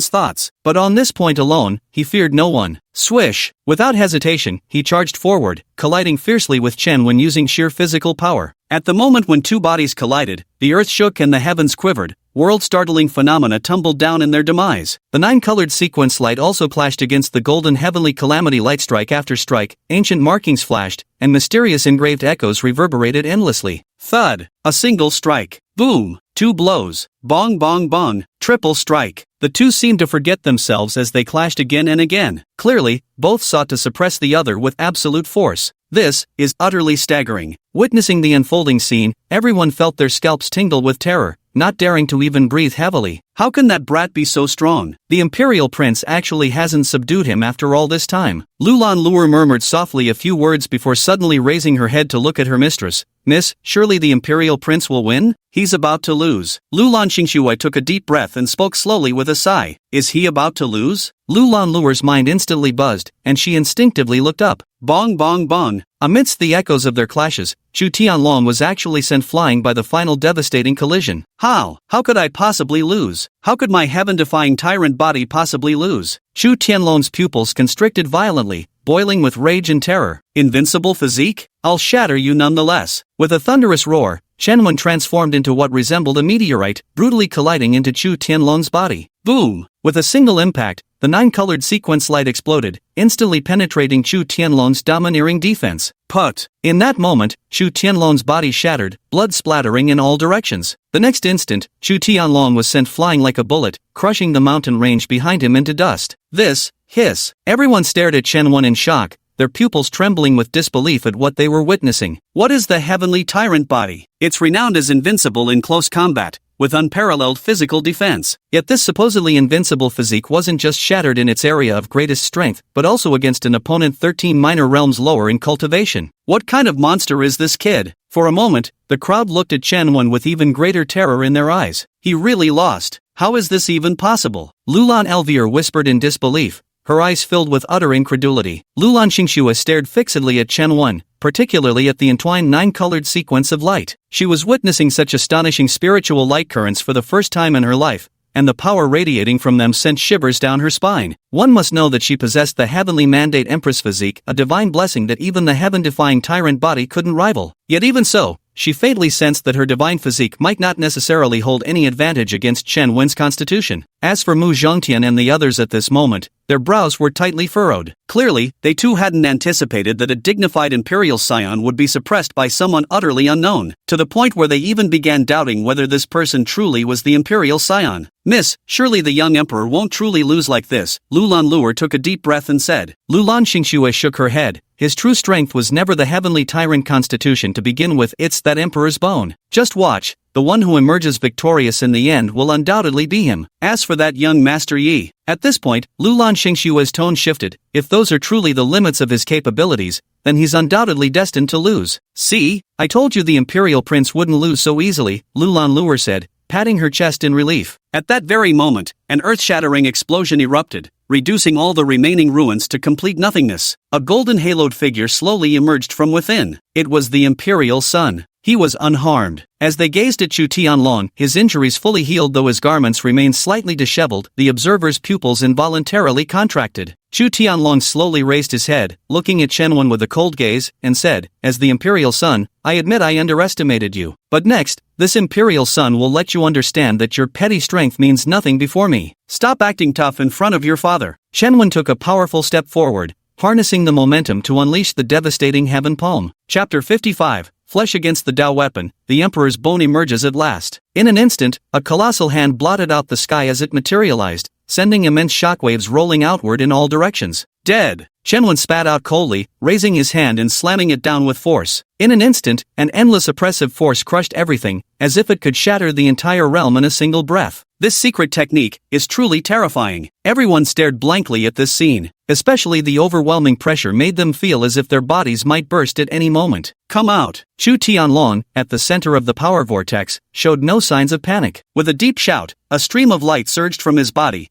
transforming into an immense ancient scroll. The scroll pulsed with enigmatic Dao rhythms, bursting forth in 4 radiant hues as the manifestations of 4 divine beasts charged out, their divine might unrivaled. A Dao artifact? Mu Chongtian and the others froze, their pupils contracting sharply, their eyes filled with sheer awe. Oh no, it's the divine beast burial world painting. Even the typically composed Zhang Taichu showed a flicker of unease in his expression. It should be known that although the divine beast burial world painting is only a Dao artifact, its power rivals that of regular emperor artifacts. Moreover, this burial world painting contains trapped within it a wisp of origin essence from each of the 4 great divine beasts. As long as the host's power is strong enough, it's entirely possible to restore the 4 divine beasts to their peak divine might, capable of suppressing and killing all beneath the great emperor realm. The burial world Dao sovereign of the primordial era once used this very burial world diagram to annihilate every living being across an entire ancient realm. Countless half-step great emperors perished under the suppression of the 4 divine beasts, and from then on, the burial world Dao sovereign's fearsome reputation resounded throughout the primordial era. What he never expected was that Chu Tianlong would possess such a Dao artifact, one scarcely inferior to an imperial weapon. Lu Lanshangsu also showed a look of surprise at this moment. The relationship between Chu Tianlong and her could be said to be extremely close. The two had joined forces multiple times to explore ruins and fought side by side, yet she had never seen Chu Tianlong use this Dao artifact before. In this way, even when facing Chen Wen who possessed Emperor's artifacts, Chu Tianlong could remain completely unaffected. Once freed from the suppression of Emperor's artifacts, Chu Tianlong's odds of victory became even greater. At this thought, Lulan Xinxue couldn't help but breathe a sigh of relief. Break for me, Grand Emperor's heir. Chu Tianlong swiftly formed hand seals with both hands, sending streaks of light crashing onto the burial world diagram, forcefully activating the divine power of the mythical beast's world-ending force. The 4 divine beasts that each guarded a direction roared towards the heavens, their 4 cosmic energies soaring upward to meet the descending colossal palm in a deadly clash. Boom! The 2 attacks collided violently, as the world-devouring power of the mythical beasts and the primordial chaos energy exploded into a chaotic vortex of destruction. Crack, boom! In just a few breaths,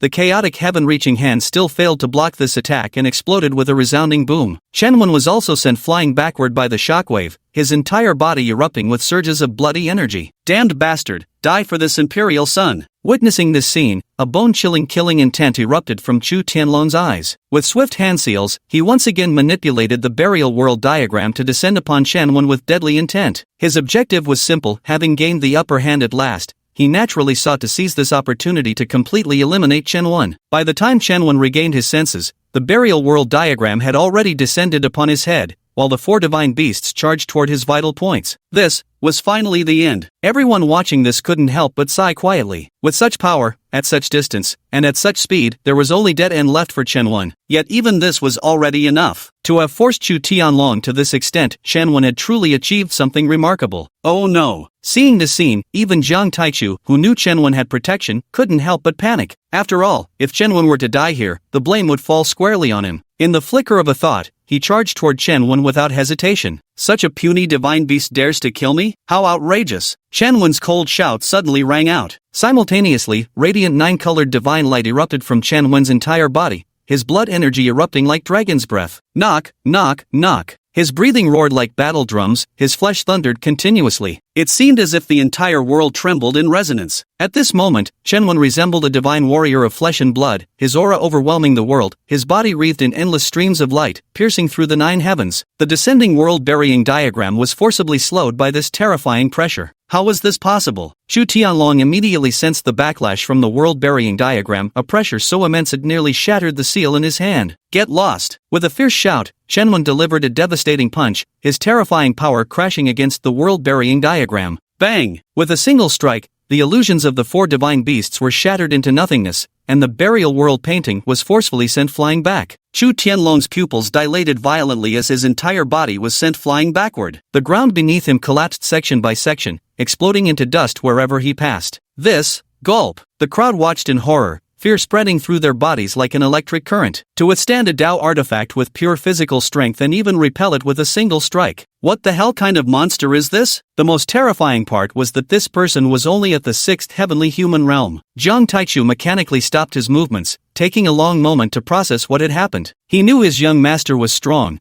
but he'd never imagined he could be this ferocious. Flesh deflecting a sacred artifact. This is utterly outrageous. Miss, what in heavens have I just witnessed? That lad actually used his bare body to deflect a sacred artifact. Lulan Luer spoke in stunned amazement. Lulan Xingxue gave no reply, only silently swallowing hard. Let alone Lulan Luer, even she herself was frightened. As she had surmised, the only way Chen Wen could resolve this mortal peril was to summon the Emperor's sword. There was simply no other solution. Yet what she never expected was Chen Wen daring to challenge a sacred artifact with his bare body. If she hadn't witnessed this with her own eyes, she would have thought she was going mad. There was no denying that Chen Wen had once again shattered her expectations. And the image of Chu Tianlong as omnipotent began to show signs of crumbling at this moment. You fucking bastard, you're far too arrogant. Chu Tianlong suddenly erupted from the ground in a frenzied state, golden light coiling around his entire body as a complex mark emerged between his brows. Beyond this, behind him appeared not only the divine form of a Kunping but also the shadow of an ancient emperor. The moment this imperial shadow manifested, the very aura of heaven and earth transformed. It was as if an innate suppression had descended, as though all things must bow beneath its majestic pressure. A dark glint flashed in Chen Wen's eyes as he spotted a gleaming golden bone shimmering at Chu Tianlong's chest,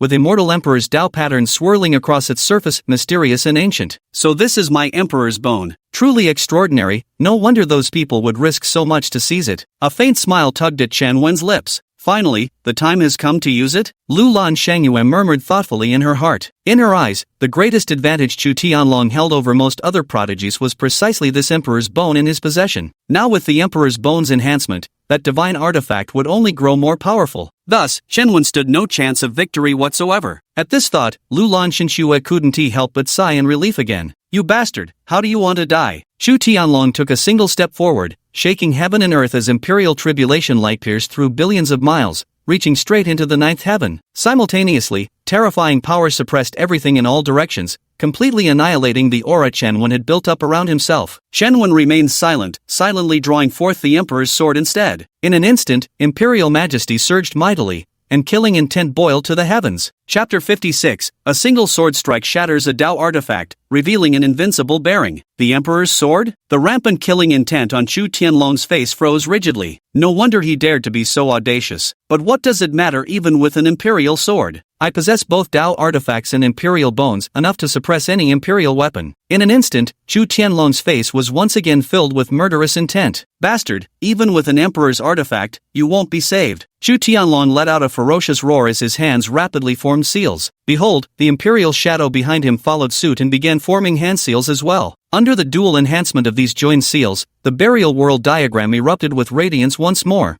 while the power of the 4 divine beasts surged dramatically. A divine beast's apocalyptic burial ground rapidly formed mid-air, with crimson-black currents of power snaking through it like chains, presenting an eerie and bone-chilling sight. Grave of worlds, prison of heaven's shackles. Then, Chu Tianlong moved both hands abruptly. The countless chains writhed once more, intertwining with each other to form a sinister array diagram. This formation diagram leaves no blind spots, even trapping the power of heaven and earth within it. Dead! Seeing the formation take shape, Chu Tianlong hesitated not a moment, directly pressing it down toward Chen Wen's location to suppress him. As the formation descended, every shred of energy in the space around Chen Wen was imprisoned and annihilated, a sight of terrifying extremity. Sword of Heaven's Defiance, strike! Chen Wen slowly raised his eyelids, and a pitch-black formation diagram as dark as a black hole came into view. Within this formation diagram, there was not a trace of vitality left, only despair to be felt. Slash! Chen Wen let out a cold exhale as the Emperor's might and sword energy suppressed within the blade suddenly erupted forth. The Emperor's might was vast and mighty. The sword energy cleaves through 1,000 leagues.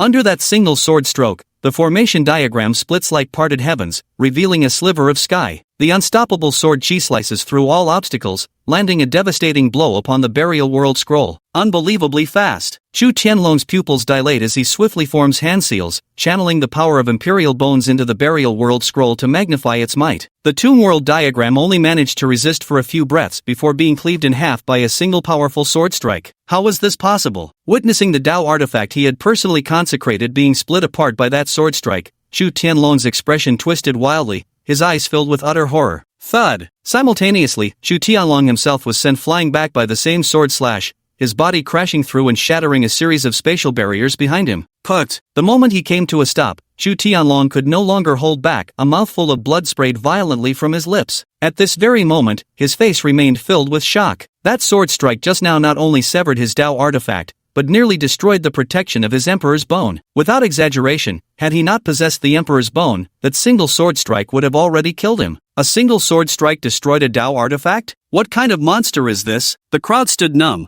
watching everything before them in utter shock. Mu Chongtian's face underwent wild shifts of expression at this moment. These people had come specifically for the imperial heir Chu Tianlong. But what do they see now? The imperial prince exhausted all his means, yet was utterly crushed by an unknown nobody. Since when have the scions of imperial clans become so weak? By this point, Lulan Xingxue had already frozen in shock where he stood. Clearly, she hadn't anticipated such an outcome either. A single sword strike severed that Tao artifact. The sight made her scalp tingle with fear. At this moment, her gaze towards Chen Wen transformed completely. At the same time, her unwavering confidence in Chu Tianlong's victory was gradually crumbling. Chen Wen slowly raised his sword, its tip gleaming with deadly intent. Now it's my turn to speak, he growled. How do you want to die? Chu Tianlong's ghostly pupils flickered with blood-red light as the deepest reserves of his power stirred ominously. Yet he remained restrained, knowing full well that unleashing such dreadful strength would inevitably provoke a storm of righteous fury. Better have the forces you've gathered take action. You're far from capable, Chen Wen said coldly. With just these words, Chu Tianlong's wavering resolve was completely shattered. You filthy bastard, you've successfully provoked this imperial heir. At that moment, Chu Tianlong slowly rose to his feet, the aura around him rapidly turning icy cold as a sinister chill enveloped the entire heavenly maiden Holy Land. What is this aura? The crowd's expressions changed uniformly as they looked at Chu Tianlong in such a state. They had never seen Chu Tianlong like this before. All along, Chu Tianlong had always given them the impression of a sunny, scholarly, and upright image. Even as the son of an emperor, he gave them a sense of approachability. But now, they were witnessing a Chu Tianlong who was so sinister and malevolent. If they previously considered Chen Wen a demon for his bloodthirsty nature, then the current Chu Tianlong was a horrifying devil through and through. Seeing this situation, a faint smirk lifted the corner of Chen Wen's lips. Is he finally revealing his true nature? No matter how well disguised, when faced with life or death danger, everyone inevitably exposes the darkest evil within their hearts. This is the eternal truth. Perfect. Let those who worship him see what kind of person he truly is. With Emperor's bone as the foundation, sacred land's myriad phenomena as the formation, and countless disciples as the catalyst, the Azura's life-taking array arises. As Chu Tianlong swiftly formed hand seals, the phantom of the Emperor's bone within him surged forth, towering mid-air. At the same time, the entire Holy Land transformed into a sinister formation, gathering dark red Azura killing intent that coalesced into a hellish domain. One by one, the shades of the dead began reviving, crawling out from the depths of hell. These spectral figures wailed incessantly, as if enduring excruciating torment. Look, isn't that our elder He over there? And there's senior brother Zhao, senior sister Yi, junior brother Li, and the others. What's going on? How did they end up in that formation diagram? Do you think, could they have been killed by the Imperial Sun? I've heard some arrays are designed to refine people into formations. These words instantly set the entire crowd abuzz. Looking back, every year at their sacred grounds, quite a few elders and disciples would disappear without reason or even die. Originally, they thought these people had been killed by hostile factions, but now it seems they probably all died at the hands of their own emperor's son. In that instant, all the disciples' expressions toward Chu Tianlong changed. Damn it! Ji Yue and the others' expressions instantly turned cold and grim. Perhaps the disciples were merely speculating about this, but these peak masters and elders could immediately discern the hidden technique within. This formation was actually an incomplete sacred array left behind by the first-generation Saint Lord. Because it was a flawed formation and excessively cruel, it had long been banned. But to their surprise, Chu Tianlong not only stole the formation but also refined the elders and disciples of the sacred land into it. Such actions are utterly despicable, condemned by both gods and men.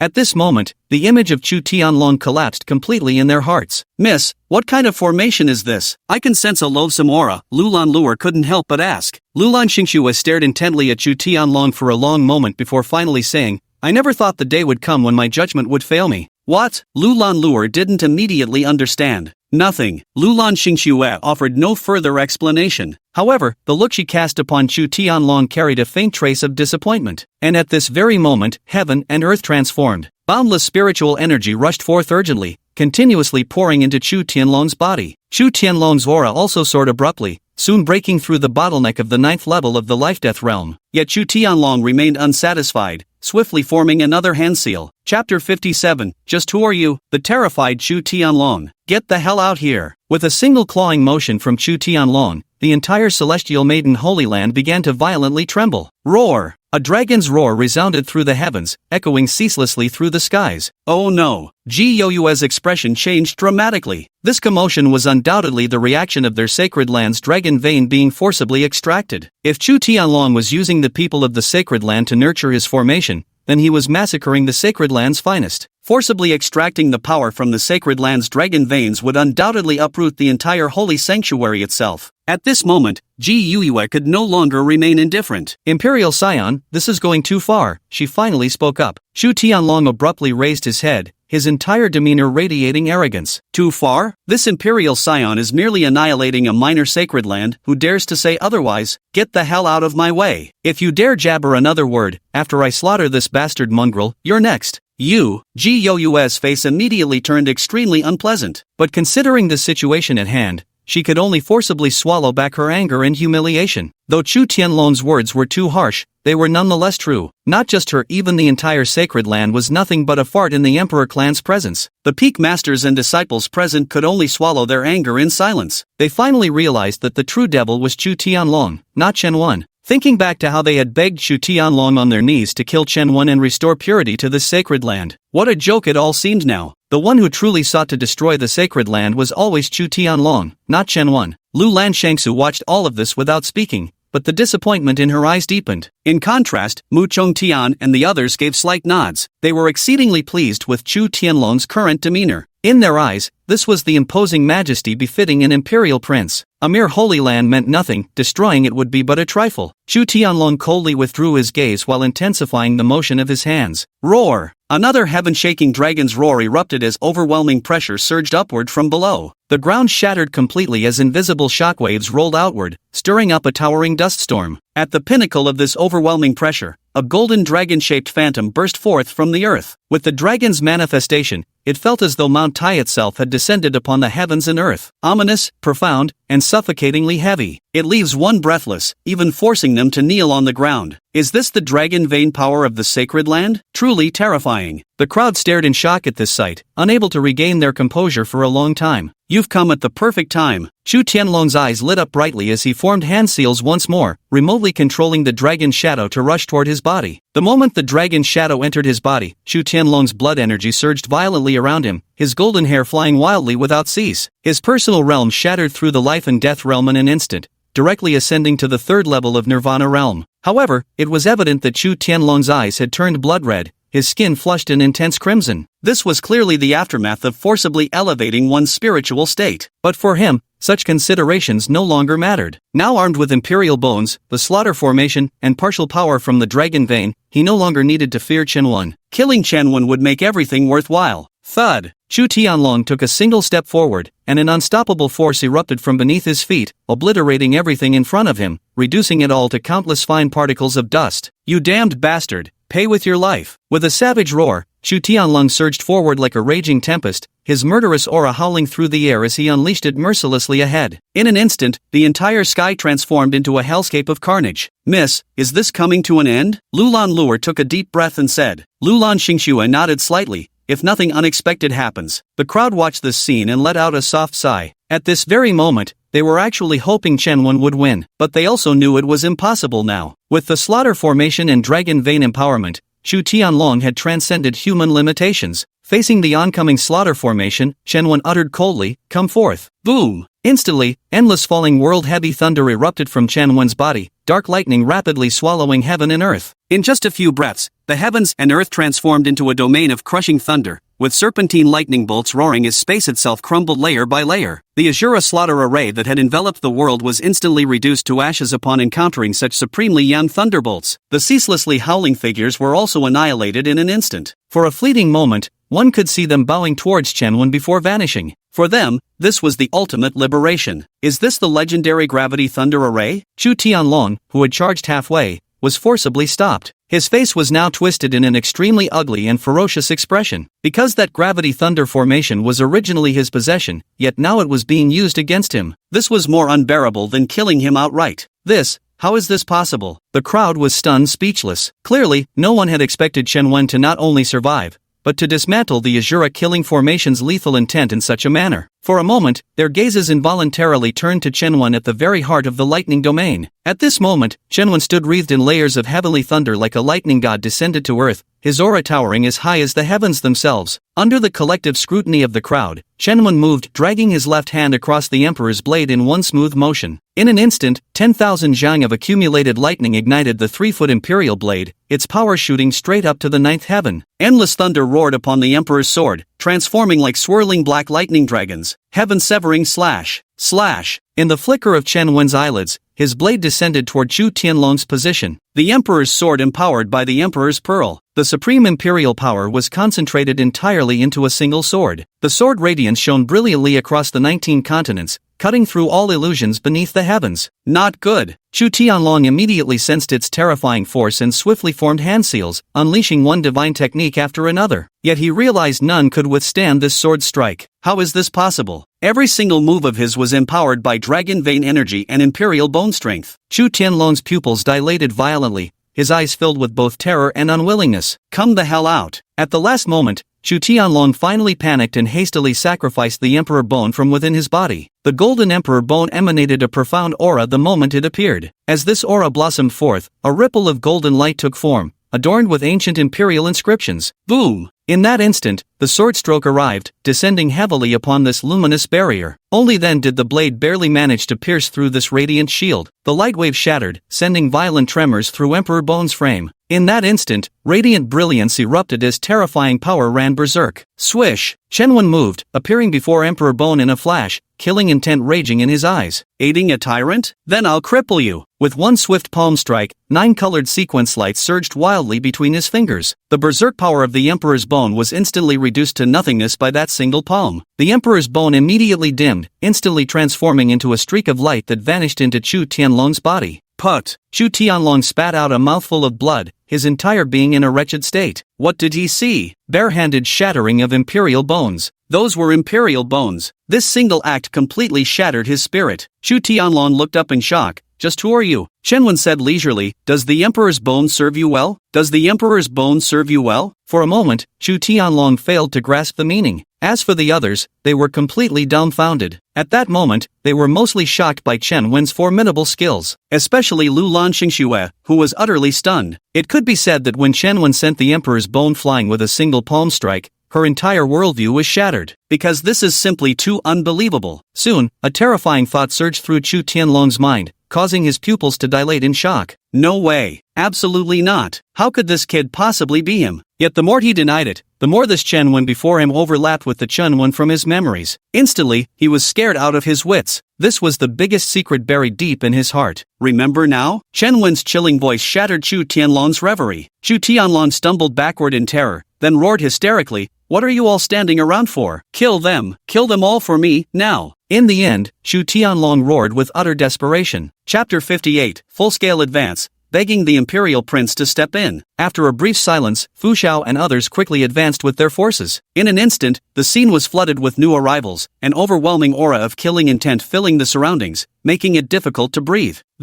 It's over. When they saw the scene, everyone's hanging hearts immediately leapt to their throats. Originally, when they saw Chen Wen defeat Chu Tianlong, they had instinctively let out a sigh of relief. But now it seemed they had overlooked the most crucial point. Even if Chu Tianlong were utterly worthless, he was still the emperor's son. This status alone was enough to crush everything beneath it. Amidst the shock of the crowd, Chen Wen remained completely unfazed, instead calmly surveying the scene. Before him stood over 1,000 formidable figures, representatives from powerful factions across various realms. The strongest had reached the Saint Emperor realm, while the weakest were at the Heavenly King realm. If he truly came only from a hidden aristocratic family, then these arrivals would indeed be like heaven's collapse, and killing him would be as easy as slaughtering a dog. But it so happened he wasn't. After slowly retracting his gaze, Chen Wen turned to look at Chu Tianlong once more. To gather so many factions in just 6 short years, your ability is indeed impressive. But today, I will make you watch as everything turns to ruin before your eyes. Chu Tianlong's pupils contracted violently, his terror growing even more intense. What are you standing around for? Kill them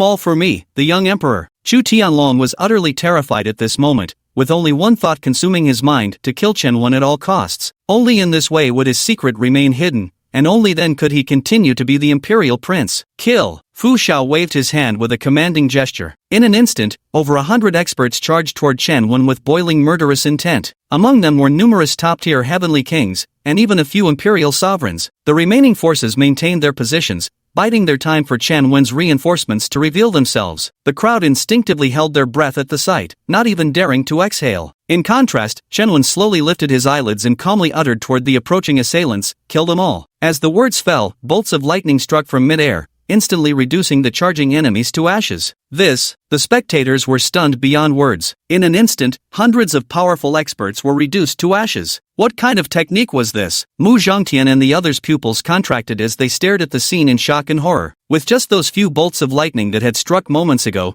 even they had felt the threat of life and death looming over them. This means the strength of the attacker is no less than theirs. What are you stunned for? Keep going. Keep attacking. After a brief silence, Chu Tianlong shouted urgently once more. Yet the fear churning in his eyes was visibly intensifying. Attack again. Mu Zhongtian's group hadn't made a move, but his subordinate Fu Xiao immediately barked a cold command. As the words fell, another 100 experts surged forward. These newcomers were stronger than the first wave, most of them reaching the Imperial Sovereign Realm. The Imperial Sovereign Realm, there weren't even a handful of such experts in the ancient Yuan world, and these individuals represented the very core of Chu Tianlong's power. To nurture and bind such talents to his cause, Chu Tianlong had paid an incalculable price. Keep killing, Chen Wen commanded once again. In an instant, streaks of lightning struck once more, reducing the charging 100-plus powerful figures to ashes again. Silence, a deathly stillness enveloped the entire arena. At this very moment, everyone's gaze toward Chen Wen shifted completely. In one fell swoop, another 100 experts were obliterated into drifting ash. They didn't even have time to react in this process. So exaggerated, so terrifying. Chu Tianlong slumped onto the ground, his pupils trembling with immense shock. Mu Zhongtian and the others' expressions also changed dramatically, especially Fu Xiao, who was trembling uncontrollably. These were forces he had personally gathered, yet now they were all gone in an instant, vanishing in less than a single breath. Such overwhelming power that left him gasping for air. Keep going, why did you stop screaming? Chen Wen turned his head to look at Chu Tianlong and said leisurely. Chu Tianlong stared fixedly at Chen Wen, his eyes filled not only with fear but also endless resentment. In his eyes, Chen Wen was clearly a loser, so why was he still struggling at death's door? Why was he bent on destroying everything he had built? Chen Wen smiled coldly. I told you, I'd make you watch everything you've built turn to nothing. You? Chu Tianlong gritted his teeth in fury,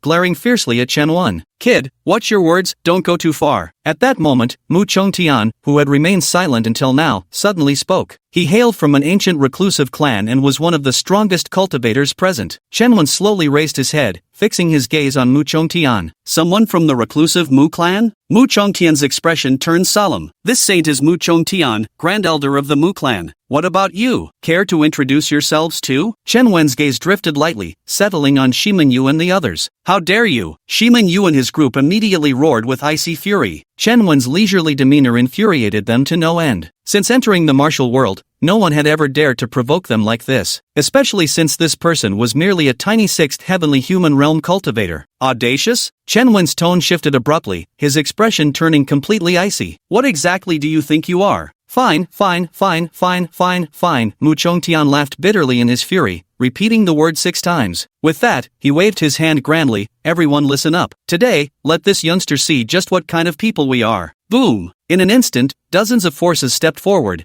shaking the heavens and earth without pause. Their overwhelming auras surged fiercely toward Chen Wen. The scene was instantly suffused with a murderous tension, pressing down on the already oppressive atmosphere until not a single shred of vitality remained. All eyes turned to Chen Wen, their gazes silently mocking. What will you do now? You must understand, these were dozens of factions we're talking about. If we truly offended them, even Chen Wen with his backing from a reclusive sect wouldn't be able to withstand the pressure. Using factions to pressure me? Then I'll show you what real influence looks like. Chen Wen waved his hand grandly and commanded, all of you, come out now. As soon as he spoke, the very atmosphere of the world transformed. The previously clear sky instantly became a boundless domain of 10,000 flashing thunderbolts. Figures emerged one after another from the thunder domain. In an instant, hundreds of silhouettes appeared in succession. They stood towering mid-air, surveying everything below while locking down all traces of energy. The crowd instinctively looked up, their expressions shifting from shock to boundless awe. Sovereign realm? No, all are sovereign realm. Wait, there are also supreme realm cultivators. How is this possible? This kid definitely isn't just from some reclusive faction. Absolutely impossible, he's merely from a reclusive faction. Mu Chongtian and the others were instantly overwhelmed with terror. Especially Mu Chongtian and Shimen Yu, both of them hailed from hidden world factions, but they knew full well that getting hundreds of supreme realm cultivators and over 100 paramount realm experts dispatched was absolutely impossible. Of course, they did have it, but simply cannot mobilize. Just like in reality, valuation is the same concept as how much money one can mobilize. Oh no, they've been scammed. They've probably stirred up serious trouble this time. In an instant, Mu Chongtian and the others realized what had happened, their bodies trembling uncontrollably. Miss, he couldn't possibly be from some ancient kingdom, perhaps even of imperial descent? Lulan Luer's petite face turned slightly pale. Lulan Xingxue neither confirmed nor denied, yet dared not be certain. Even if he isn't, he can't be far off. With a sigh, she murmured, it seems we've all misjudged him. And what about the crown prince? What are we to do with him? Lulan Luer couldn't help but ask again. Lulan Xingxue remained silent this time. Why so quiet? Don't tell me you're naturally taciturn, Chen Wen said leisurely, looking at Mu Zhongtian and the others. Instead of responding, Mu Zhongtian turned to Chu Tianlong and said, Young Emperor, won't you say something? We came here specifically for you. We beg the young emperor to take action and destroy our enemies. Shimen Yu and the others chorused in unison. In their eyes, only Chu Tianlong could break this deadlock now. As long as someone from the Imperial clan arrives, they won't have to die. Chapter 59, Imperial Prince? I'm a fraud, damn it. Imperial Prince? I'm fucking fake. What the hell do you want me to call, bitch? Chu Tianlong's face kept changing colors, but in the end, not a single fart of protest escaped him. Now he had completely admitted defeat, with only one thought left in his mind, to survive by any means possible. As for whether you lot live or die, what the hell does that have to do with me, Chu Tianlong? What's going on here? Seeing Chu Tianlong remain silent for so long, the crowd couldn't help but grow suspicious. Logically speaking, Chu Tianlong shouldn't remain indifferent after suffering such humiliation, especially since people like Mu Chongtian had come specifically to target him because of his status as the divine son. So unless one is a fool, everyone should know it's time to rise to the occasion and uphold the reputation of the imperial son. Miss, the imperial son isn't responding? Lulan Luer couldn't help but ask Lulan Xingxue. Lulan Xingxue sighed softly. The imperial son's status is special, so he has unspeakable difficulties. Chen Wen possesses the fate pattern of life robbery, a secret rarely known even in the upper realm, let alone in the ancient Yuan realm. Therefore, Chu Tianlong's behavior seemed perfectly reasonable to her. What do you mean? Lulan Luer couldn't help asking. Lulan Xingxue didn't explain. Don't worry, he won't die. Alright. Knowing her lady didn't want to elaborate, Lu Lanluer pressed no further. Meanwhile, Mu Chongtian and the others were growing increasingly grim-faced. We beseech the imperial prince to act and slay the invaders. Before long, Mu Chongtian and his group raised their voices in unison once more. As time trickled by, Chu Tianlong still gave no response. At this point, the hearts of Mu Chongtian and others completely sank into despair. Chen Wen suddenly burst into laughter. Seems even your imperial son isn't up to the task. At these words, Mu Chongtian completely lost control, roaring madly, aren't you the imperial son? Where are you? Where are you? Mute now? Speak up. Damn your ancestors. Even if I die, I'm taking you with me. Swish. In an instant, Mu Chongtian lunged towards Chu Tianlong with unimaginable speed. This situation took everyone by surprise. A faint smile tugged at Chen Wen's lips. It seems the show is about to begin. Xiaoxue, save me. Xiaoxue, save me. Chu Tianlong was instantly gripped by terror, scrambling backward in desperate retreat. Lulan Xinxue let out a soft sigh. Old one, make your move. Although some of Chu Tianlong's actions had left her somewhat disappointed, but the feelings they had shared over these years still remained, no matter what. Therefore, Chu Tianlong had to be saved, no matter what. At that moment, a shadow flashed past, and Mu Zhongtian was sent flying backward, spitting out a mouthful of blood midair. What's going on here? Who had struck? Everyone shuddered and turned in unison toward the flickering silhouette. Their eyes met with an ethereal beauty, a woman with flowing silver hair. In truth, although referred to as a woman, she must be of considerable age. Her aura and presence were overwhelmingly powerful, undoubtedly a supreme realm expert. Chen Wen's expression gradually darkened. He had originally thought Lu Lanshengsu wouldn't make a move, but unexpectedly, she still did. Whatever the reason might be, the two of them were now completely on opposite sides. From this moment onward, there was absolutely no possibility of reconciliation between them. With this in mind, Chen Wen slowly turned his head and asked Lu Lanshengsu, "Are you sure you want to intervene?" Everyone was profoundly shaken as realization dawned upon them. So this silver-haired woman was one of their holy maiden's people. But why would their holy maiden intervene to assist Chu Tianlong? Merely because the two were friends? Don't be ridiculous. What kind of friendship is worth sacrificing an entire clan for? Lu Lanshengsu stepped out from the crowd, stopping not far from Chen Wen, and said coldly, officially, the imperial clan he belongs to has deep ties with our ancient kingdom. Personally, he is my fiancé. So today, no matter what, I must spare his life. Fiancé? Holy shit! The scene immediately erupted in chaos. This was a relationship they had never considered before. No wonder, I thought only Chu Tianlong could freely enter and exit Lu Lanshengsu's residence. So that's the reason. In the distance, Jiang Taichu was absolutely dumbfounded. He knew very well that Chu Tianlong was a fake imperial heir. In that case, wasn't this Lu Lanshengsu actually his young master's fiancé? Yet now his own betrothed was helping an imposter deal with him. What the hell, this was way too much information to process. Chen Wen stared fixedly at Lu Lanshengsu and said coldly, anyone who helps him is my enemy, and that person must die. This is my bottom line, my stance, and your final opportunity. Lu Lanshengsu shook his head. I have no intention of making an enemy of the people behind you. You already have. Chen Wen roared with murderous intent surging around him. Lu Lanshengsu's expression darkened. She could sense the chilling aura emanating from Chen Wen, along with the murderous intent laced within his words, but she had to protect Chu Tianlong no matter what. At this thought, Lu Lanshengsu's tone turned frosty. I know the forces behind you are formidable, but this is far from enough. With that, she glanced at Chu Tianlong behind her. His paternal lineage belongs to the Fate Imperial clan, and his maternal lineage is also from the Fate Imperial clan. As for me, I represent a hidden ancient kingdom. With the combined power of our three factions, no force in this world can stand against us. If you leave now, I can still pretend nothing happened. Otherwise, I'll immediately summon the Imperial clan forces. When that happens, not only will you die, but everyone associated with you will perish as well. Remember this well, I'm not discussing this with you, I'm giving you an order. At this point, Lu Lanshengsu's demeanor was ice-cold and unyielding, but what Lu Lanshengsu didn't know was that Chu Tianlong behind her was already trembling with fear. If he were truly the Emperor's son, none of this would matter. But he's a fake. Once the Imperial clan arrives, he'll undoubtedly meet his death. Kill me, and everyone behind me too? Ha ha ha. Suddenly, Chen Wen burst into laughter as if he had heard the most hilarious joke. Lu Lanshengsu slightly furrowed her brows, utterly perplexed by Chen Wen's reaction. Logically speaking, after she had exposed their identities, shouldn't Chen Wen have turned and left immediately? To put it exaggeratedly, even if the Tianming faction were to appear before their three major powers, they would still have to bow their heads in submission. The crowd also stared at Chen Wen in bewilderment, their eyes filled with confusion. After a few breaths, Chen Wen's laughter finally subsided, replaced by an icy tone. "No need for you to inform me, I'll handle this myself." With that, he pulled out a communication talisman and growled, "Bro, sis, someone just threatened to wipe me out and our whole family. What do you think we should do? Wait for us." Chen Wuyi dropped those words and severed the connection instantly. Brother? Sis? Lulan Xingshue's brows furrowed sharply as a sudden ominous premonition crept into his heart. Anyone who dared summon reinforcements at such a moment was either a fool or possessed absolute confidence. Clearly, Chen Wen belonged to the latter category. Gradually, the atmosphere grew heavy and tense. "We'll go first. This young emperor won't bother with these meaningless people anymore." Just then, Chu Tianlong suddenly spoke up. Truth be told, he was more anxious than anyone else inside. He had a feeling that if those two people came over, his true identity might be exposed. Lulan Xingxue turned abruptly, fixing his gaze on Chu Tianlong. "What are you afraid of?" "Afraid?" Chu Tianlong forced an unnatural smile. "Why would I be afraid of some kid?" Lulan Xingxue studied Chu Tianlong for a long moment before saying pointedly, "As long as you stand firm, no one can kill you today."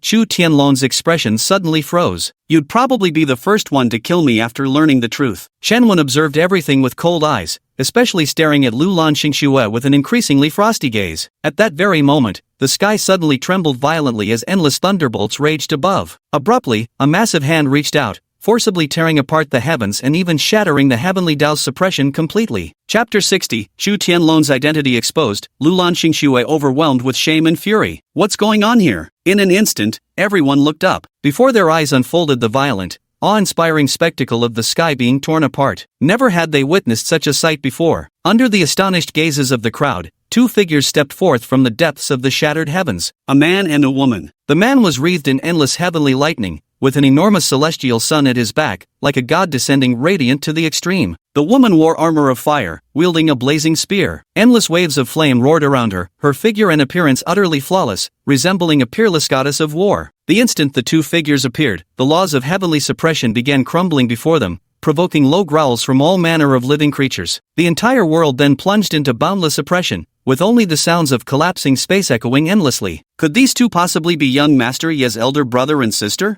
How absolutely terrifying. The crowd gazed at those two figures suspended in midair, looking down upon everything with unrivaled supremacy, their eyes filled with sheer awe. They had witnessed quite a few prodigious youths before, yet never had they encountered such an overwhelming aura, such supremely commanding prodigies. This must be the true bearing that only children of the upper realm possess. Lulan Xingxue now clearly saw who had arrived. Her pupils contracted abruptly as unprecedented shock erupted in her eyes. These two individuals were familiar to her. One was the infamous primordial tyrant, whose lightning fists had pierced through all forbidden zones of the primordial realm, forcing the entire younger generation to bow their heads. A peerless beauty known as the Scarlet Prison Queen of the primordial world, she led armies under a woman's name upon reaching adulthood. With but a single spear, she slaughtered 1,000,000 foreign invaders, securing a century of peace beyond the domain's borders. If the primordial tyrant was invincible against external foes, then the Scarlet Prison Queen reigned as their absolute sovereign, revered by hundreds of millions of domain path warriors. Yet none of this was what truly mattered. What mattered most was this: both were descendants of the Chen clan. Thinking back to Chen Wen's recent voice transmission, Lulan Xingxue's expression shifted repeatedly. The unease in his heart grew increasingly intense. At this moment, Chen Hongmian spoke up. "Little brother, who said they would annihilate my Chen clan?" Little brother? Sure enough, those were the people he'd called. All eyes turned toward Chen Wen's location in unison. Wait, that doesn't seem right. Isn't his surname Yi? How is he connected to the Chen clan again? Soon, everyone was bewildered again, their faces filled with confusion. Chen Wen smiled leisurely. "It's her." As he spoke, he pointed toward Lulan Xingxue. Chen Hongmian suddenly turned her head, her icy gaze falling squarely on Lulan Xingxue. "How dare you!" An invisible killing intent erupted, causing space to crumble layer by layer as endless gusts of wind twisted and collided violently. "No!" Lulan Xingxue's expression changed drastically. In that single strike, she felt the presence of death. Bang! At the moment the attack was about to land, Lulan Wanwan made her move, thrusting out a forceful palm to barely block the impact of the blow. Put! After dissipating all her energy, Lulan Wanwan couldn't hold back and spat out a mouthful of blood. "Elder Wan, how are you?" Lulan Xingxue was immediately alarmed and rushed forward to support her. Lulan Wanwan shook her head, but her gaze remained intently fixed on Chen Hongmian. Truly terrifying. This was the only thought occupying her mind. The name Chen Hongmian was one she'd heard more than once, even as a veteran powerhouse of the older generation. Yet she had never imagined this junior would prove so formidable. The title of Queen of Crimson Prison lived up to its fearsome reputation. Then you may die. Chen Hongmian gave a cold snort while pulling the Red Lotus prison-suppressing spear with one hand, causing the heavens and earth to tremble violently amid thunderous echoes. In an instant, crimson flames roared as the very fabric of space twisted uncontrollably, reducing all energy in the surroundings to drifting ashes. Young mistress, retreat. Quickly, quickly. Lulan Wanwan shouted repeatedly, her face filled with terror. Lulan Xingxue did not retreat this time. Instead, she stepped protectively in front of Lulan Wanwan. Sister Mian, it's me, Xiao Xue, the little girl you once took to hunt spirit beasts. Xiao Xue? Little girl? Chen Hongmian's movements paused briefly before realization dawned on her. So it's you. Yes, it's me. Lulan Xingxue immediately sighed in relief. Destroy my Chen clan? You've got quite the bold tone, Chen Hongmian said coldly. Lulan Shengsu's eyes flickered as he hurriedly replied, Sister Mian, there must be some misunderstanding here. I only said those words to protect Shenwen. Protect Xiaowen? Ha!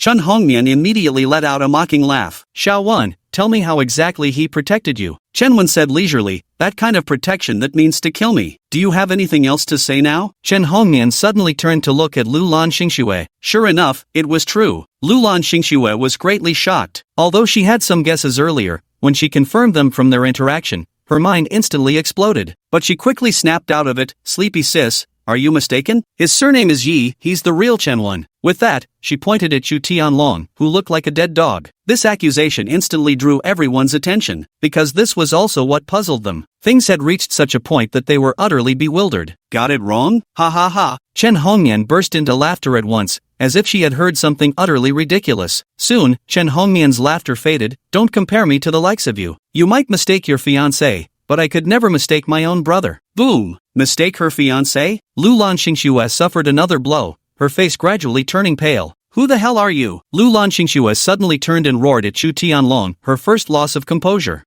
Chu Tianlong's lips moved, but in the end, nothing came out. Chen Hongmian glanced at Lulan Shengsu and laughed coldly once more. Let me tell you then. His name is Chu Tianlong, a beast who, 6 years ago, colluded with outsiders to forcibly excavate my younger brother's emperor bone. On top of that, he impersonated my brother's identity as the emperor's heir to throw his weight around, trying to usurp what wasn't his. Now, I suppose you understand. As soon as these words were spoken, the entire room was stunned. The sheer weight of this revelation was explosive. Boom! Lulan Xingxue was completely dumbfounded, her mind reduced to a scrambled mess. The person who had been approaching her all along was a fake? Was the person she'd been protecting a fraud? Was the one she truly loved a lie? In the end, did she really shield an imposter to oppose her own fiancé? What nonsense was this? What had Lulan Xingxue done? At this thought, Lulan Shengshu's face had turned completely pale, overwhelmed by a humiliated fury that made her wish for death. Lulan Lver's delicate face also drained of all color. The person she had always defended, always held in high regard, turned out to be nothing but a counterfeit. The one we supported was actually a fraud? On the contrary, they actually protected a fake to kill the true imperial son. My god,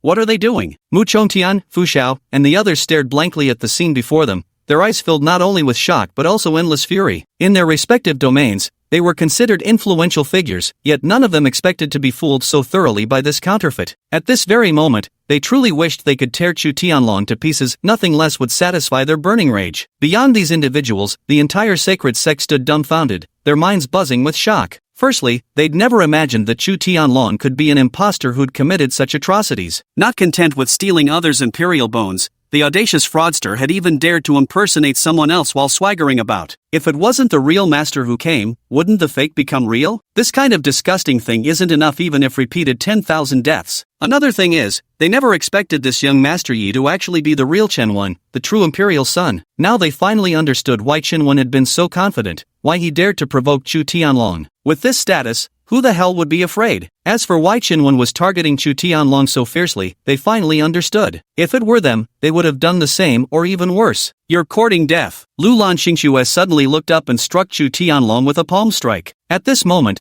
boundless killing intent permeated Lulan Xingxue, as endless fury surged forth. Chapter 61, Humble to Fury, How Do You Wish to Die? Chu Tianlong naturally wouldn't submit without a fight, countering with a palm strike of his own. Bang! When the two palms collided, their opposing forces erupted instantly, causing the ground beneath them to shatter simultaneously. Lulan Xingxue shuddered violently, yet her killing intent remained undiminished as she charged toward Chu Tianlong once more. In her view, nothing short of Chu Tianlong's death could wash away this humiliation. Who did he think she was? Lu Lan Xingxue, born in a reclusive ancient kingdom, inheriting techniques passed down through countless millennia. From the moment she was born, she had stood tall through wisdom, nothing could escape her sharp eyes. Yet now, she was being played for a fool by a counterfeit. So no matter what, Chu Tianlong had to die. As for whatever feelings existed between them, to hell with feelings. As for Chu Tianlong, due to his fierce battle with Chen Wen, he was already struggling to maintain his strength. After exchanging a palm strike with Lu Lan Xingxue, he couldn't hold back another mouthful of blood,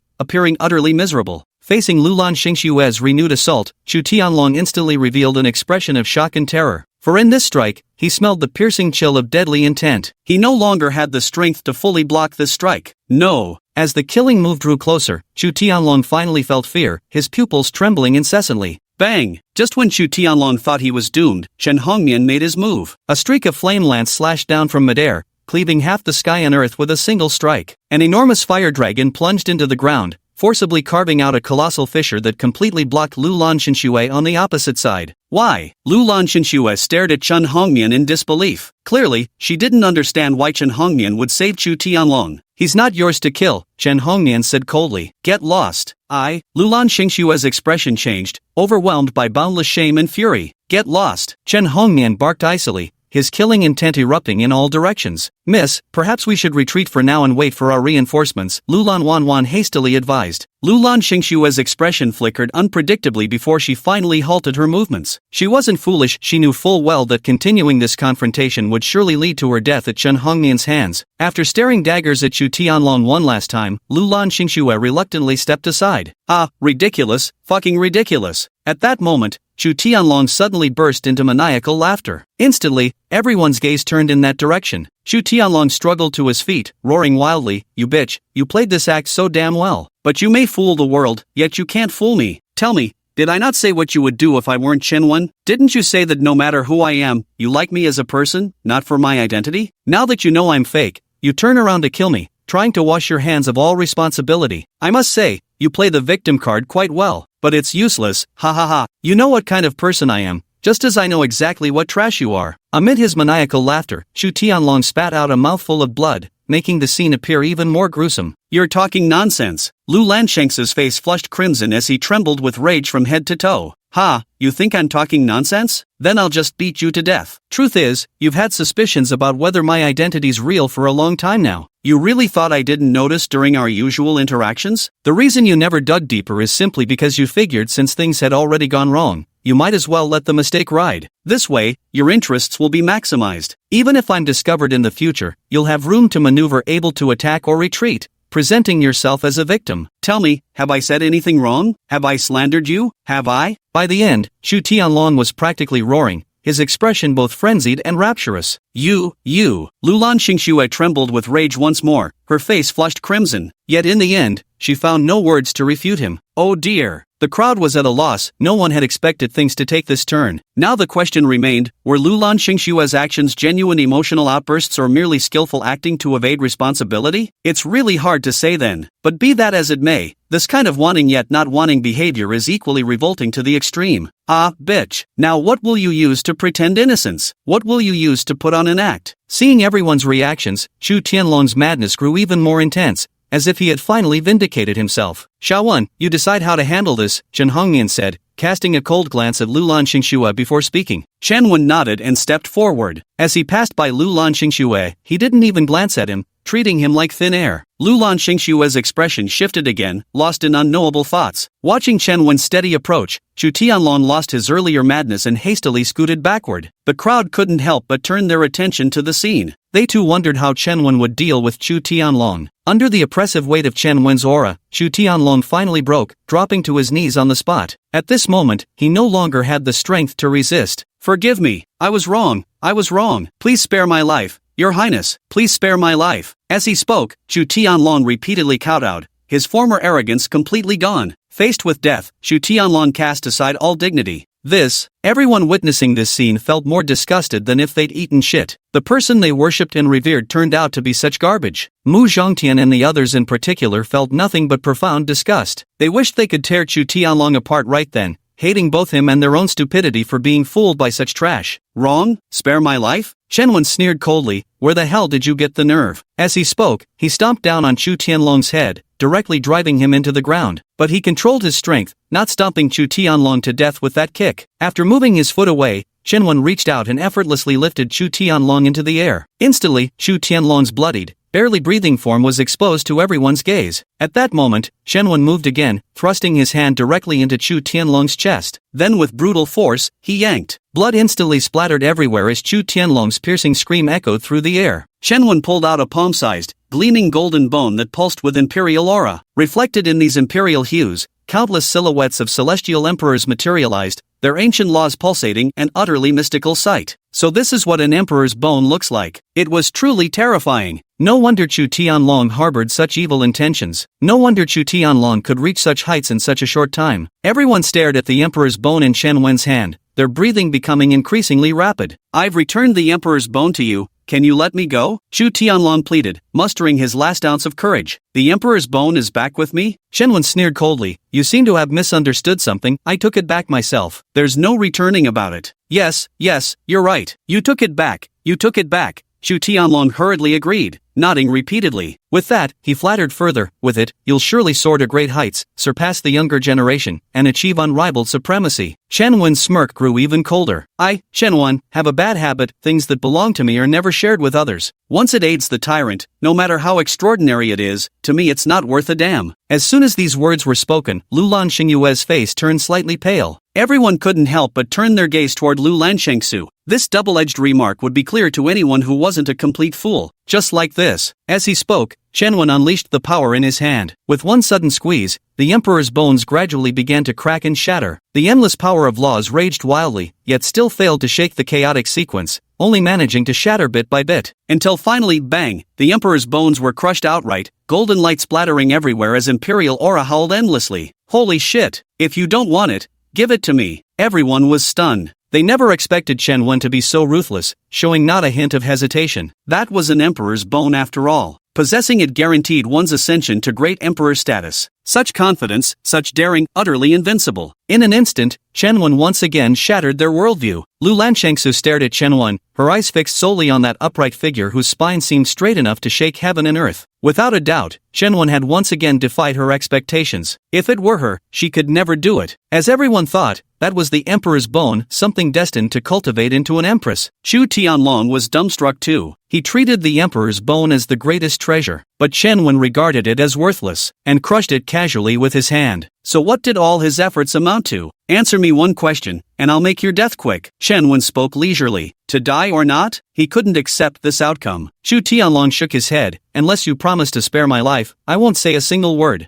I do admire your kind of unyielding spirit. Chen Wen tossed Chu Tianlong to the ground with a single motion, first stomping and crushing his spiritual aperture beneath his foot, then slowly grinding his bones and flesh to pulp. Ah! Instantly, the entire area was filled with Chu Tianlong's blood-curdling screams, chilling everyone to the bone. How ruthless. This was the only thought that crossed everyone's minds. Chu Tianlong didn't last long before urgently screaming, "Stop! Stop! I'll answer! I'll answer!" You've lost your chance. Chen Wen paid no attention to Chu Tianlong's howls, never pausing his movements. Chu Tianlong lost count of how many times he passed out from agony, only to be revived by fresh waves of pain. The ground soon turned crimson, with unrecognizable lumps of flesh mixing into the muddy mess below. Until Chu Tianlong was left hanging by a thread, Chen Wen finally tossed him to Chen Wudi. Brother, I'll leave this to you. Mum. Chen Wudi caught Chu Tianlong with one hand and immediately began searching his soul. The most direct and effective method was undoubtedly soul searching. This, gulp. Everyone watched the scene unfold, instinctively swallowing hard. It's your turn now. Chen Wen slowly raised his head and looked towards Mu Zhongtian and the others. Mu Zhongtian and the others turned pale with terror, immediately falling to their knees. We were deceived by Chu Tianlong in our ignorance, leading us to commit such an act of defiance. We begged the young master for mercy. At this very moment, they truly felt remorse. In my presence, ignorance is no excuse, Chen Wen snorted coldly before declaring, kill them all. I won't. Mu Zhongtian and the others still wanted to resist, but they were soon terrified by the approaching killers, shouting urgently in panic. In an instant, the entire scene was filled with murderous tension, with various screams ringing out incessantly. As silhouettes fell one after another, blood splattered everywhere like rain, quickly dyeing the ground crimson. The scene appeared extremely bloody. This massacre lasted for over 100 breaths, exterminating representatives from dozens of factions entirely. Everyone from the Holy Land dared not even breathe loudly, trembling as they watched. Shenwen slowly shifted his gaze, fixing it directly on Lulan Xingxue as he demanded, "Speak, how do you wish to die?" Holy shit! The crowd stared at Chen Wen in astonishment. They hadn't expected Chen Wen to actually follow through, because when Lu Lansheng's shielded Chu Tianlong earlier, Chen Wen had explicitly warned that anyone who helped Chu Tianlong would become his enemy, and that enemy would die. Chapter 62 The Ancient Kingdom's former monarch arrives. You Lu Lanshengxue are divorced. Lu Lanshengxue trembled violently, unable to believe what was happening before her eyes. Chen Wen wanted to kill her? Just because of that single act where she protected Chu Tianlong? Just because of what Chu Tianlong said? Just because of this misunderstanding? Lu Lan Wanwan glanced at Chen Wen and said, "Young master, please allow this humble one to speak a word." Chen Wen's expression remained ice-cold, his killing intent undiminished. Lu Lanwanwan took a deep breath. Actually, this whole matter arose from a misunderstanding. Our young mistress was deceived by Chu Tianlong, which led her to make such a decision. In truth, she is also a victim, so treating her this way isn't fair to her. Shen Wen laughed coldly. Deceived? That's utterly ridiculous. Would you like to ask your young mistress first, was she truly ignorant and deceived, or had she already seen through everything from the start? Shouldn't you ask your young mistress again whether she indirectly caused this mess, now that things have come to this?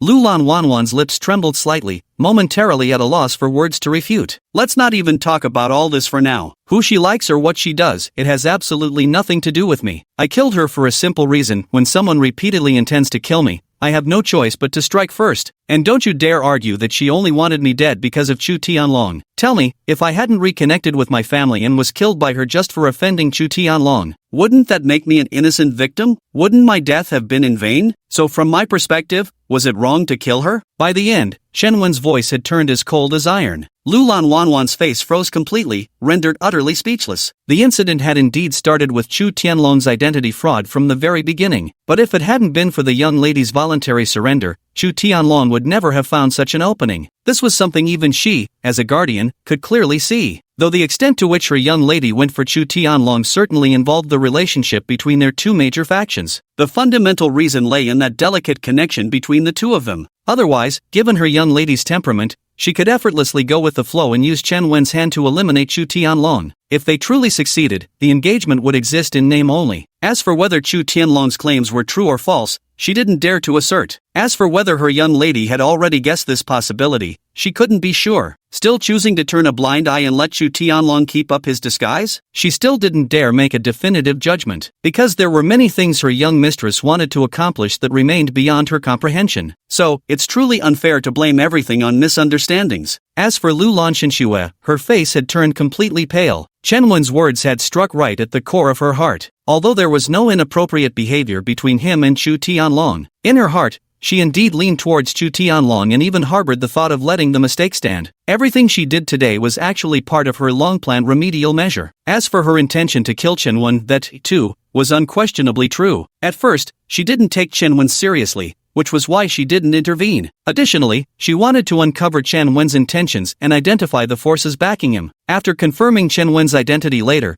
she was nearly frightened out of her wits. Her worst fears had come true. Yet she swiftly regained her composure and began using words and actions to craft an image of innocence. This was also the escape route she had prepared for herself after making conjectures about Chu Tianlong's identity. But from beginning to end, she miscalculated two things. First, she never expected that Chu Tianlong had seen through it all along and chose to expose her at this awkward moment. Second, what she also didn't anticipate was Chen Wen's temperament being so fiercely uncompromising. It was precisely because of this that things had come to this point. But even so, she didn't believe what she had done was wrong. In this world, no one owes anyone anything. Everyone will choose to pursue gain and avoid harm. Move aside, or you die. Chen Wen suddenly raised his sword, pointing directly at Lu Lan Wanwan with a murderous intent so fierce it seemed to boil the heavens. Lu Lan Wanwan stared at Chen Wen, then glanced at Chen Hongmian not far away, unconsciously swallowing hard. This was indeed a deadlock that couldn't be resolved by her efforts alone. Sister one should answer for what one has done. Lu Lan Xingxue stepped forward and said. At this moment,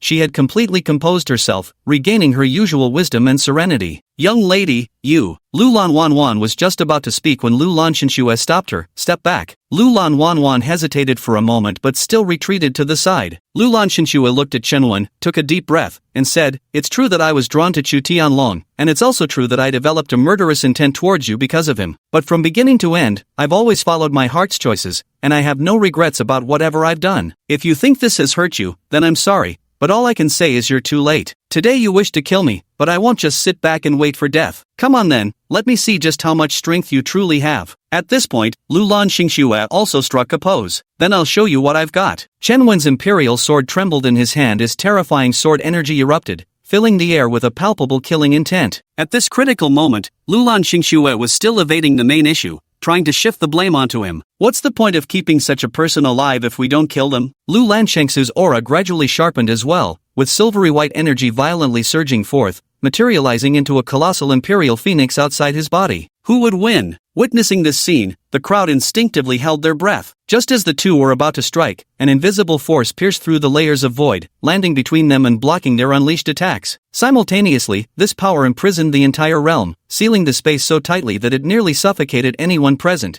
evoking an overwhelming urge to faint. Who is it? Instinctively, everyone turned their gaze toward the sky above. There, space distorted violently as a bottomless fissure trembled uncontrollably, seemingly on the verge of collapse at any moment. Truly terrifying. Everyone couldn't help but swallow hard, their pupils filled with sheer terror. Chen Wen frowned deeply. In this overwhelming force, he sensed absolute suppression. In contrast, Lu Lan Xinxue slightly lowered her head, like a child who had done something wrong. She knew immediately who the visitor was, but she never expected it would be the person she respected most. "Xiao Wan, it's been over 10 years. I'm so happy to see you grown up," said an elderly woman's voice. Just then, the elderly woman spoke again. "Great aunt?" Chen Wen's heart stirred slightly. At some point, Chen Hongmian had approached Chen Wen's side. She was the former ruler of the ancient Lulan kingdom, and also Lu Lan Xinxue's grandmother. But, she was as close as sisters with our grandmother, sharing a deep friendship. Speaking of which, you still owe her a favor. When you were besieged by the forces of destiny during the life tribulation incident, it was she who brought people to help you. Later, the marriage arrangement between you and Lu Lan Shengsheng was also facilitated entirely by her efforts. This time she went through the trouble of crossing dimensions to send a message. She must be coming to plead on their behalf. This matter is entirely up to you. Whatever decision you make, we'll support you. Understood. Chen Wen nodded. With that, he withdrew his internal energy and bowed respectfully to the sky. Xiao Wen greets great aunt. Excellent. Whether it's appearance, temperament, or talent, you're more than worthy of my unpromising granddaughter. I'll have to find time to have a good chat with my old sister, to thank her for sending me such an outstanding grandson-in-law. Ji Qingyin chuckled lightly as she spoke. Lu Lan Xinxue silently lowered her head without refuting. In her view, matters had developed to this point, leaving her with no choice. Of course, from the very beginning, she had held Chen Wen in high regard. Especially after this incident, her favorable impression of Chen Wen only continued to grow. This is also the primary reason she silently acquiesced once more. See, this is the art of speaking. Not a word mentioned about coming to the rescue, yet with just one sentence, the matter was decisively framed. Ji Qingying's implication was clear. This was Lu Lansheng's mistake, but for her sake, they would let it pass. As for the marriage engagement, it will proceed as usual. Everyone couldn't help but admire Ji Qingying's sophisticated way of handling affairs. But when you think about it, this outcome isn't bad for Chen Wen either. After all, the forces behind Lu Lan Xinxue originate from an ancient reclusive kingdom with a heritage spanning countless millennia. Whether in heritage or individual strength, they are nearly on par with the imperial clan of destiny. Once Chen Wen joins forces with Lu Lan Xinxue, it would be a formidable alliance. By then, Chen Wen would truly be able to roam freely across all realms. Moreover, Lu Lan Xinxue herself is a heaven-blessed genius, combining wisdom, beauty, and innate talent in one. Under the heavens, there are very, very few who can surpass her. So unless you're an idiot, anyone should know how to choose. Just as everyone thought the matter was settled, Chen Wen bowed once more to Ji Qingying. First, I am deeply grateful for Grandaunt's praise and affection toward me. But while this matter may be over for you, it will never be over for Chen Wen. With that, he began advancing step by step toward Lu Lan Shengsu. With each step, the surrounding temperature seemed to drop another degree. Until he came within 10 feet of Lu Lan Xinxue, the surroundings had already turned deathly cold, with icy killing intent howling like a gale. With a swift motion, Chen Wen flipped his hand and produced a marriage certificate from nowhere. Then, he abruptly raised his head, glaring straight at Lu Lan Xinxue. Out of respect for your grandmother, I might spare your life. But starting today, you are no longer my fiancé. Between you and me, there shall henceforth be no ties. Having said that, Chen Wen slashed his fingertip with his sword and wrote a bold character for repudiation on the marriage certificate. The crimson font glared blindingly. Witnessing this sight, Lulan Xingshua's pupils trembled violently. The bleeding stopped, the fingers stilled. Chen Wen abruptly snatched the marriage contract and hurled it fiercely before Lulan Xingxue. Lulan Xingxue, you are hereby divorced. Chapter 63. So what? I, Chen Wen, will erase this marriage bond myself. You, Lulan Xingxue, are hereby divorced. For a moment, only Chen Wen's cold, resolute declaration echoed through the silent hall. Holy shit, now that's a real man. The crowd looked at Chen Wen in shock, their hearts boiling with indescribable emotion. He divorced his wife right in front of the old monarch of the ancient Lulan kingdom. Faced with the temptation of power from a reclusive ancient kingdom, he rejected it without hesitation. Who the hell else could do this? Who else in this world could possibly compare? At this very moment, everyone's gaze towards Chen Wen had completely transformed. For reasons unknown, looking at Chen Wen's retreating figure, he appeared more majestic and upright than ever before. It was as if in that instant, Chen Wen's spine alone could prop up the very heavens. Jiang Qingrun, who had initially harbored some misunderstandings about Chen Wen, now gazed at him with sparkling admiration. Now this is what you call a real man. This is it. In contrast, Lulan Xingxue wore an expression of utter disbelief, her beautiful eyes vacant and lifeless as she stared at the marriage contract embedded at her feet. She, Lulan Xingxue, had actually been divorced. For her, this was more unbearable than death itself. What's more, it wasn't just done before the entire sacred land, but also in the presence of her most beloved grandmother. At this moment, apart from feeling boundless shame and humiliation, she was also filled with endless fury. After a long silence, Lulan Xingxue finally snapped back to reality, slowly raising her head with eyes as cold as frost. You've gone too far. So what if I have? So what if I haven't? Chen Wen replied indifferently, not a ripple of emotion in his eyes. Lulan Xingxue glared at Chen Wen with unwavering intensity. After what seemed like an eternity, she suddenly let out a cold laugh. Just for this alone, I'll never let you have your way. From the day we made our marriage pact, this matter ceased to be ours to decide. Since you detest me so much, very well, I'll make sure you're disgusted for the rest of your life. As she spoke, Lulan Xingxue's aura took on an eerie quality, giving her the visage of an uncanny, bewitching beauty. Chen Wen's brows knitted sharply. Anyone who wasn't a fool could hear the hidden meaning in Lulan Shengsu's words. Could it be that there was more to their marriage arrangement than met the eye? Just as Chen Wen was puzzling over this, Ji Qingying suddenly spoke up. Little one, your grandaunt never expected you to have such an unyielding character. It makes my heart glad that you're willing to concede for your grandaunt's sake. But Xiaoxue being your fiancé was not only arranged by our elders, but also destined by heaven. From the day Xiaoxue was born, her marital destiny was imprinted on the eternal dragon phoenix stone of the ancient kingdom, and you happen to be her predestined Tao companion, as revealed by the guidance from Eternal Mountain. The moment your marriage covenant was sealed, your own destiny line was also imprinted upon the eternal stone. So, your affairs aren't something a mere marriage certificate can decide. At this point, Ji Qingying changed tack. If you're really bothered, your grandaunt can personally bring Xiaoxue to apologize to you, or to the Chen clan. Lulan Shengsu clenched her teeth, her fists hidden beneath her sleeves turning white from the pressure. To her, every concession her grandmother made felt like another humiliation. This humiliation was directed not only at her, but also at her grandmother. Wasn't it just a misunderstanding? Why keep harping on it? Can't a man be more magnanimous? Yes, she did have feelings for Chu Tianlong and had even crossed swords to defend him, but she never crossed the line. Never. Now she had lowered her head, and so had her grandmother. What more do you want from her? What more do you want from them? Chen Wen didn't respond immediately. Instead, he turned to Chen Hongmian and asked, Sis, is there any way to resolve this? Chen Hongmian took a deep breath. There is one way, to personally visit the eternal dragon phoenix mountain and erase one's own marriage fate line.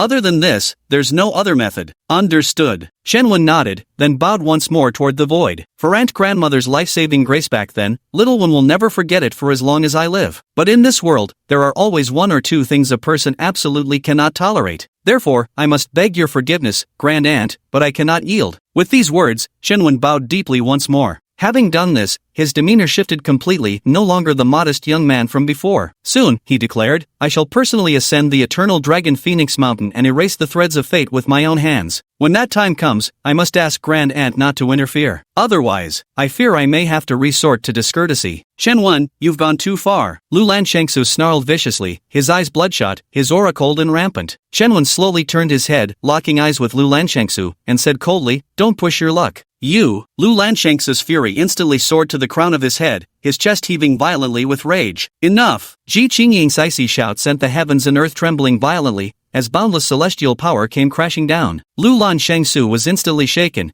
withdrawing his power with resentment. Chen gave Lulan Shangsu a cold glance but did not make another move. Lulan Shangsu was someone he could utterly disregard, but Ji Qingying's dignity was something he had to respect. Little one, are you truly determined to go this far? With that, Ji Qingying shifted the topic abruptly. Throughout all ages, no one has ever managed to erase the threat of fate on the eternal Phoenix Dragon Mountain. Every single person who entertained such an idea ended up dead there. You have a bright future ahead of you. Is it really worth risking it all for a momentary fit of anger? If you take back those words now, your great-aunt can still pretend she never heard them. Chen could detect the shift in Ji Qingying's tone, sensing a veiled threat beneath her words. But Chen had already died once. What did he have left to fear from threats? With this thought, he suddenly raised his head and declared word by word, "So what if I die in Eternal Dragon Phoenix Mountain? I'll accept my fate." Damn! What steely resolve! Everyone couldn't help but gulp at these words. Despite Ji Qingying's threats and the dangers of Eternal Dragon Phoenix Mountain, he stood his ground without retreating a single step. It must be said that Chen lived the kind of life everyone aspired to. Very well, I'll be waiting for your arrival in the ancient kingdom. Ji Qingying's voice gradually turned cold. She didn't even address her as Granddad anymore. Within 6 months, I will reach the ancient kingdom of Lulan, Chen responded adamantly, ignoring Ji Qingying's threat. As far as he was concerned, if reasoning was demanded, he too could reason. If force was the choice, then damn right he could be even tougher. Awesome! The crowd couldn't find words to describe what they were feeling. Boom! The next instant, heaven and earth suddenly began to quake, myriad spaces shattering from the tremors. Massive spatial fragments fell like rain as innumerable primordial creatures were pulverized into bloody mist within the chaotic spatial currents. The tremors lasted for 10 breaths, nearly crushing the entire heavens and earth beneath their force.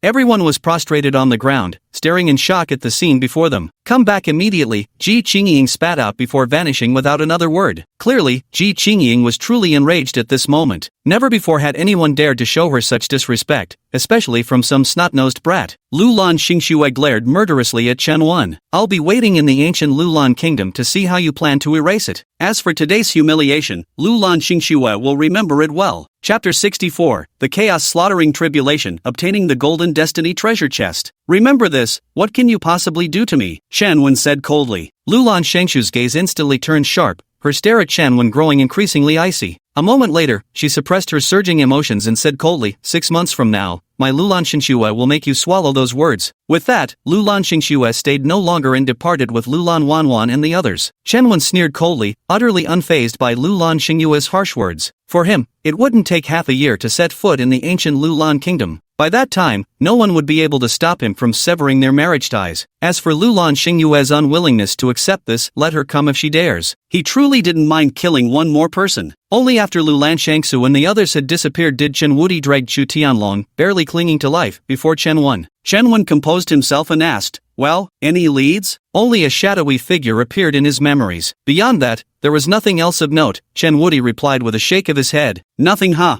Seems those people are extremely cautious. Chen Wen's expression gradually turned icy cold. Trying to find traces of those people through me? Don't even dream about it. With that, Chu Tianlong forced a bleak, chilling smile. Those people will cling to you like maggots to bones, giving you no peace day or night. Just wait and see. It won't be long before not only you die, but everyone connected to you will perish too. Ha, pft. Amid his maniacal laughter, Chu Tianlong aggravated his wounds and spat out a mouthful of blood. For a moment, he appeared even more broken and defeated. Chen Wudi cast a cold glance at Chu Tianlong, then threw him to the ground. You deal with him. Without even looking at Chu Tianlong, Chen Wen lifted his foot and said, whether I'll die or not remains unknown, but you're about to die now. With that, he brought his foot down hard. When death truly loomed before him, Chu Tianlong still struggled in terror despite his predicament. But Chen Wen didn't give Chu Tianlong another chance, stomping his body into a bloody mist with a single step. The next moment, a spatial ring flew out. Chen Wen caught it with one hand and then tossed it into his own spatial ring. Refining complete. Congratulations! You have obtained a vial of Golden Fate Nirvana liquid. Congratulations, you have successfully refined a Golden Destiny, achieved a new milestone, and obtained a Golden Destiny treasure chest. Congratulations, you have successfully slain 10 chosen ones of destiny, achieved a new milestone, and obtained the supreme divine ability, Chaos Life Extinguishing Calamity. Upgradable. Note,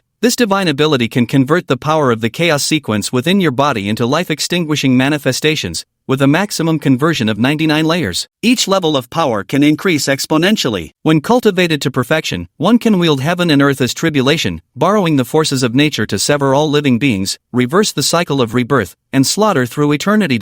Damn, this is good stuff. While confirming the details of the chaos life-severing tribulation, Shenwen couldn't help but exclaim in awe. Without a doubt, this was something far more powerful than the chaos striding hand. Congratulations, you have successfully smelted the Eternal Reincarnator, triggering a hidden reward. You've obtained one ultimate revelation of Ian's experience card. Note, this arcane art can harness the destiny of an individual, tracing back through lifetimes past or delving into the ultimate future. All people or objects connected to the subject cannot escape its revelation. Note, this experiential arcane method can be used immediately without cultivation. Holy shit, is there a reward for exposing those who hide their identities? Shenwen was momentarily stunned. Most importantly, this ultimate fate tracer is incredibly overpowered. It can actually trace someone's past lives and future. The only pity is that it's a trial card limited to targeting just one person, and with an expiration time too. At this thought, Shenwen couldn't help but feel a tinge of regret. Meanwhile, within a hidden dimension of the Chun clan in the upper realm, a frail yet scholarly-looking middle-aged man glanced at those below and said, "Everything's been arranged, hasn't it?" "All arrangements are in place. They must have uncovered the trail by now," a black-clad man hastily responded. "Are you certain there are no flaws left?" The man slightly furrowed his brow. The figure in black nodded. "Absolutely no issues. Everything is proceeding exactly as you directed, Master." "Good. You may go then." The middle-aged man gave a slight nod. "This humble servant takes his leave." Responding thus, the black-clad figure vanished from sight. The middle-aged man's eyes flickered incessantly. "I never expected things to turn out this way. How intriguing it's becoming." "Shenwen, was it? You have indeed exceeded my expectations. To be honest, I truly wish to meet you now." With that, a strange smile faintly curved upon his pale face. At the same time, the communication talisman in Chen Wudi's hand began to vibrate. "Come back. We've dug out the person behind this," came Chen Badeo's voice. "Dug them out?" Shenwen shuddered violently. Chen Wudi also turned serious. "Who? How did you find them?" Chen Baiyuan of the second faction, his illegitimate son Chu Tianlong was discovered by tracing all clan transaction records over the past decade, Chen Badou said coldly. "Did the search of his memory yield any findings?" Chen Wudi pondered for a moment before speaking. "He destroyed all the related memories, but the evidence is irrefutable. He can't deny it," Chen Badeo responded. "Then I'll return at once." In Chu Tianlong's memories, I saw that figure. Chen Wudi immediately made his decision. "Bring Xiaowen back with you," Chen Baodao said. "All right," Chen Wudi agreed without hesitation. After cutting off contact, Chen Wudi turned to look at Chen Wen. "So, it went too smoothly, but I can't find any issues with it," Chen Wen replied after a moment's thought. "Exactly. Wait till I verify it when we get back, hopefully.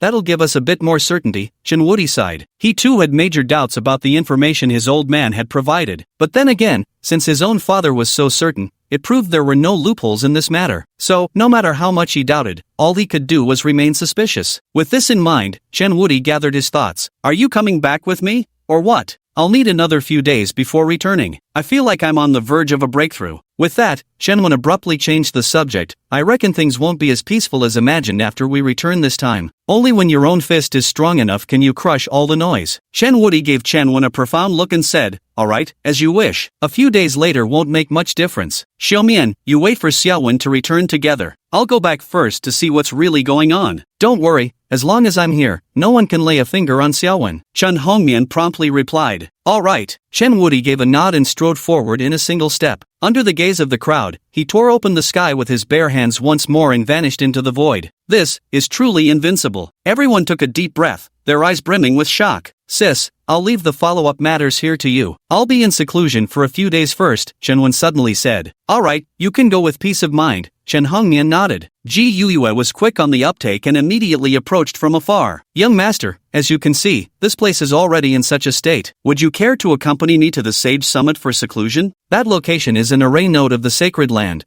where all spiritual energy converges. You needn't worry about running low on spiritual energy." "Good," Shanwen agreed without hesitation. "My lord, this way, please." Ji Yuyue promptly led the way. Shenwen didn't say anything more and stepped forward to follow her. Watching Shenwen's receding figure as he left with Ji Yuyue, everyone felt as if an entire era had passed. To put it bluntly, who the hell could have predicted it would end like this? Most importantly, everything Shenwen had displayed could only be described with one word: it defied all conventions. They truly witnessed what it means to be a monster and what true dominance looks like. Jiang Taichu glanced at Jiang Qingren, who was somewhat dazed, and said leisurely, "Now you realize how ignorant you were, but it's already too late. A man like the young master, once he returns to the Imperial clan, could have any woman he desires. You'd better restrain your temper from now on, or you'll bring about your own destruction sooner or later." Jiang Qingren's lips moved, but in the end, she found herself unable to utter a single word in rebuttal. Chapter 65, The Ultimate Tracking Method, Uncovering the Mastermind Behind the Scenes. Meanwhile, Ji Yue brought Shenwen to the sacred sovereign peak. Young master, this is my exclusive retreat for closed-door cultivation. Please see if it suits your needs, Ji Yue said with a slight bow. Shenwen surveyed the scene and noticed that the cultivation chamber before him was suffused with spiritual energy so dense it had begun condensing into a misty layer visible to the naked eye. Beyond this, an array was imprinted on the ground,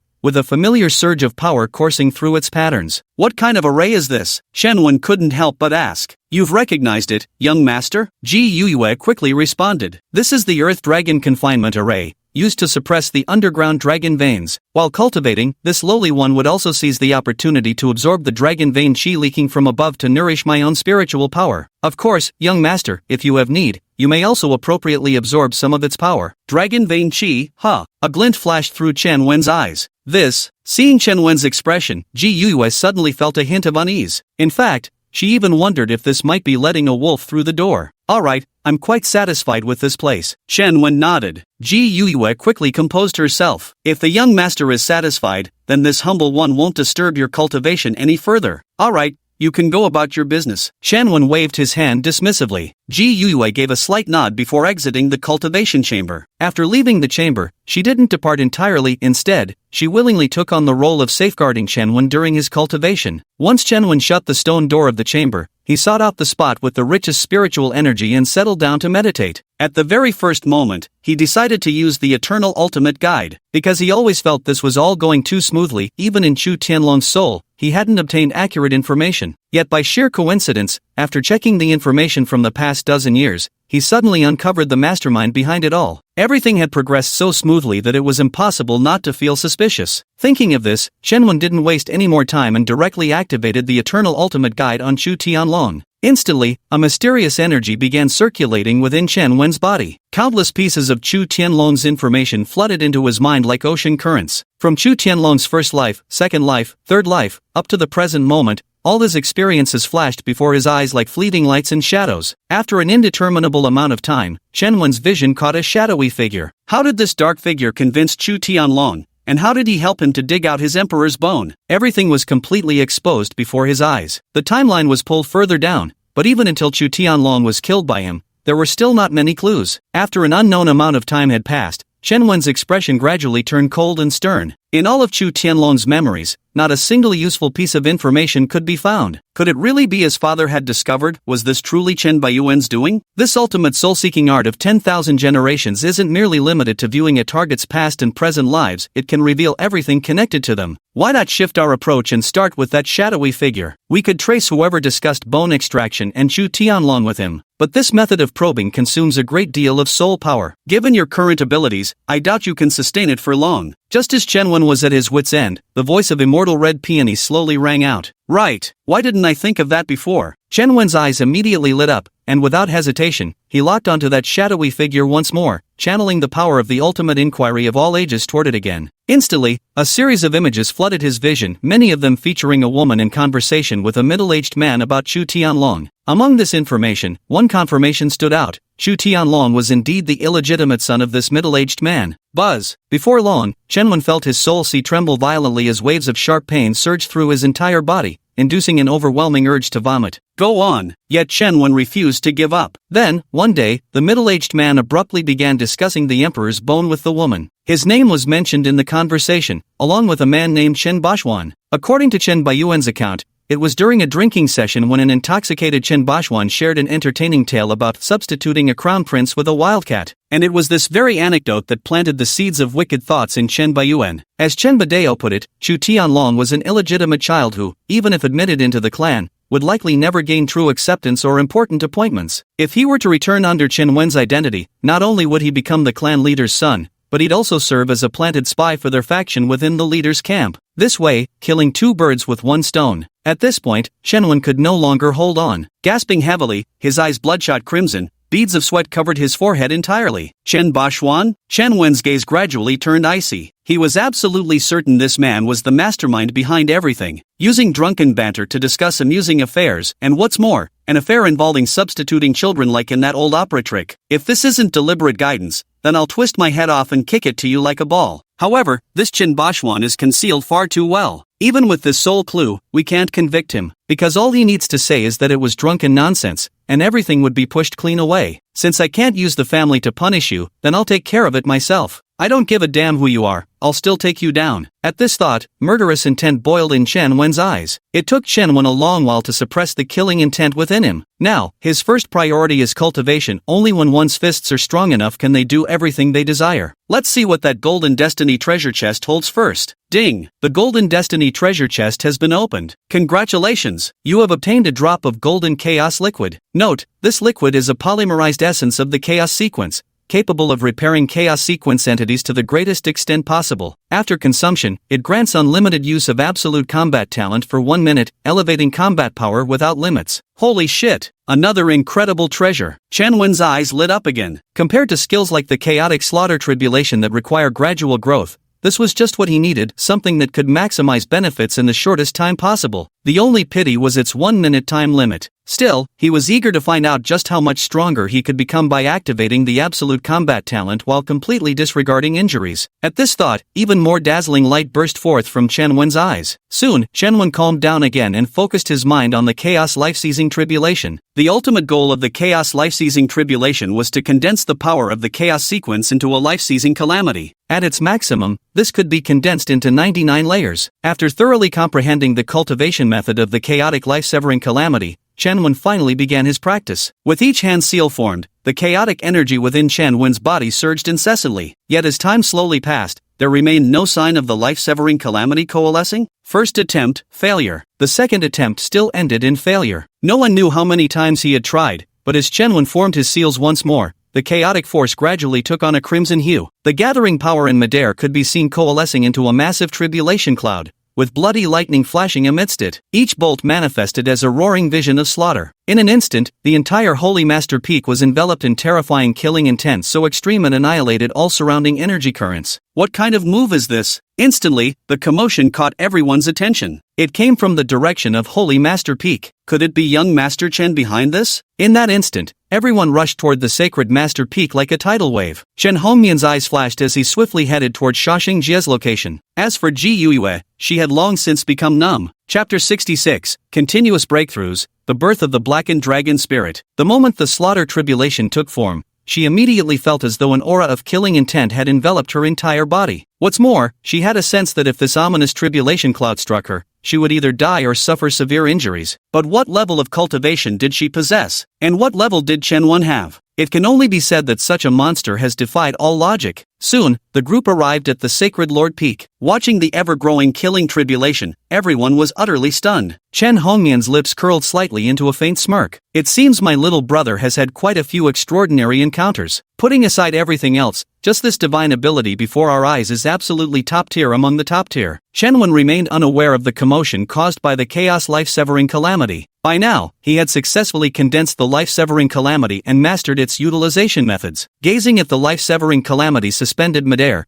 the hand seals in his grasp gradually dissipated. Only by mastering this divine ability could one comprehend its sheer terror. It was an indiscriminate attack of absolute annihilation. Should he unleash this assault, the entire Sacred Master Peak would be reduced to drifting ashes. Seeing the calamity clouds gradually dissipate in midair, Ji Yue finally let out a long sigh of relief, her back already drenched in sweat without her realizing it. She had genuinely feared that Chen Wen would make a move earlier. Had he done so, her sacred sovereign peak would have truly been lost. Now comes the time to consume the Nirvana elixir. I hope you can give me a pleasant surprise. Chen Wen's heart stirred as a single drop of golden liquid, brimming with profound mystery, came to hover above his palm. This was his first time consuming a Nirvana elixir of such a high grade. Let's do it! Chen Wen took a deep breath and swallowed the golden Nirvana elixir in one gulp. Boom! In an instant, an immense power exploded within his body, like a volcanic eruption, swiftly engulfing every cell of his being. However, the energy wasn't violent but rather gentle like heavenly rain, creating a sensation that was both comfortable and euphoric.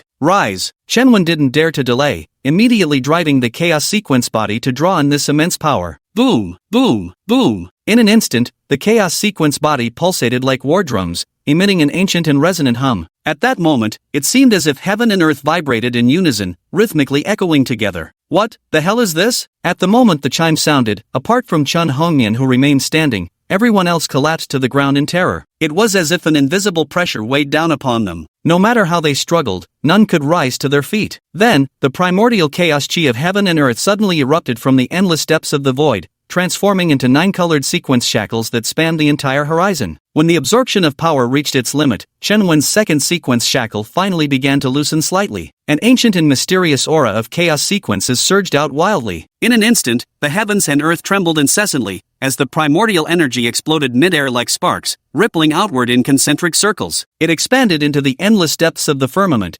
countless chaotic energies diffusing and permeating throughout. One after another ancient phantom was pulled out, as 9 chaotic dragons roared through the boundless void while dragging a battlefield of primordial chaos. Gulp. Witnessing this scene, everyone could only feel their minds trembling with boundless shock and awe. The sight was simply too exaggerated, far beyond anything they could have imagined. But ultimately, the second loosened shackle still did not break open. Seeing this, Shenwen couldn't help but sigh helplessly. He truly understood what Xian Hongxiao had said. The first sequence shackle was relatively easy to break, but the second would be millions of times harder. Still, he wasn't completely without gains. The loosened second sequence shackle unleashed a powerful surge of energy that flowed back to nourish him. In that instant, Shenwen felt the bottleneck of his realm begin to loosen as wave after wave of energy surged upward, relentlessly charging through. Boom! Above him, spiritual energy rapidly gathered in midair, violently undulating like boiling water. At the instant when spiritual energy poured down, the connection between inner and outer realms was established, and the bottleneck of cultivation finally shattered with a resounding crack. 7th Heavenly Human Realm, 8th Heavenly Human Realm, 9th Heavenly Human Realm, 10-fold Celestial Realm.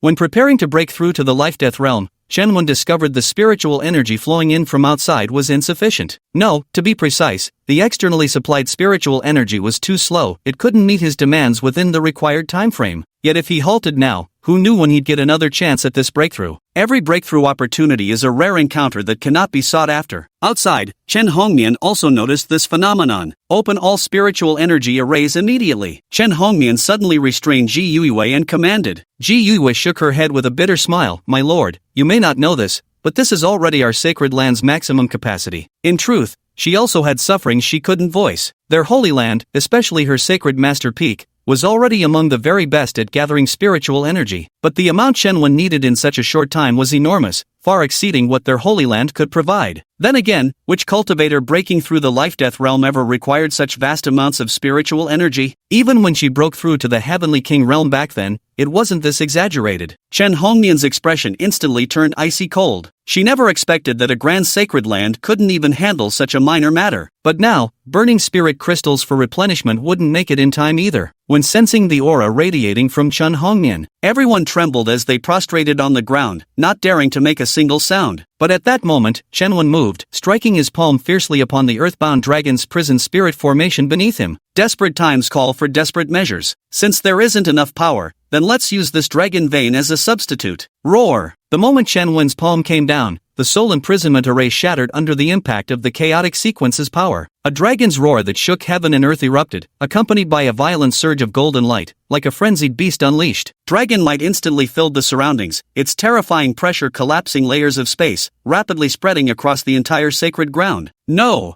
Ji Yuiwei's face instantly changed dramatically. Clearly, she hadn't anticipated that Shenwen would set his sights on the dragon vein. Moreover, he chose to break through it with such violent means. You must understand, this formation is not merely designed to suppress the sacred land's fortune, it's also meant to imprison the dragon vein. Because the dragon vein beneath the Holy Land has already reached the stage of spiritual transformation. If not imprisoned, it would be absolutely impossible to harness its power for sacred purposes. Now, Shenwen has recklessly broken the formation and will undoubtedly become the target of this dragon spirit's fury. When that happens, not only might Shenwen die, but their entire sacred land could also be destroyed. At this moment, Chen Hongmian also faintly furrowed her brows, silently tightening her grip on the prison-suppressing spear in her hand. Clearly, she too had discerned that this dragon spirit had already darkened, corrupted by years of pent-up resentment from its imprisonment. Now, if Shenwen wished to absorb its power, he would first have to defeat it. Otherwise, all this would be pointless. Yet she had no absolute confidence in whether her younger brother could pull it off. Chapter 67, Devouring a Dragon Vein, Breakthrough to the Life-Death Realm. All is lost. Compared to Chen Hongmian's relative calmness, the disciples and elders on the scene had already shut their eyes in despair. In their eyes, even if Chen Wen couldn't defeat this dragon vein, there was still Chen Hongmian standing by his backup. But what about them? They had nothing. Once the sacred land was destroyed, their fate could be easily imagined. Roar! At that very moment,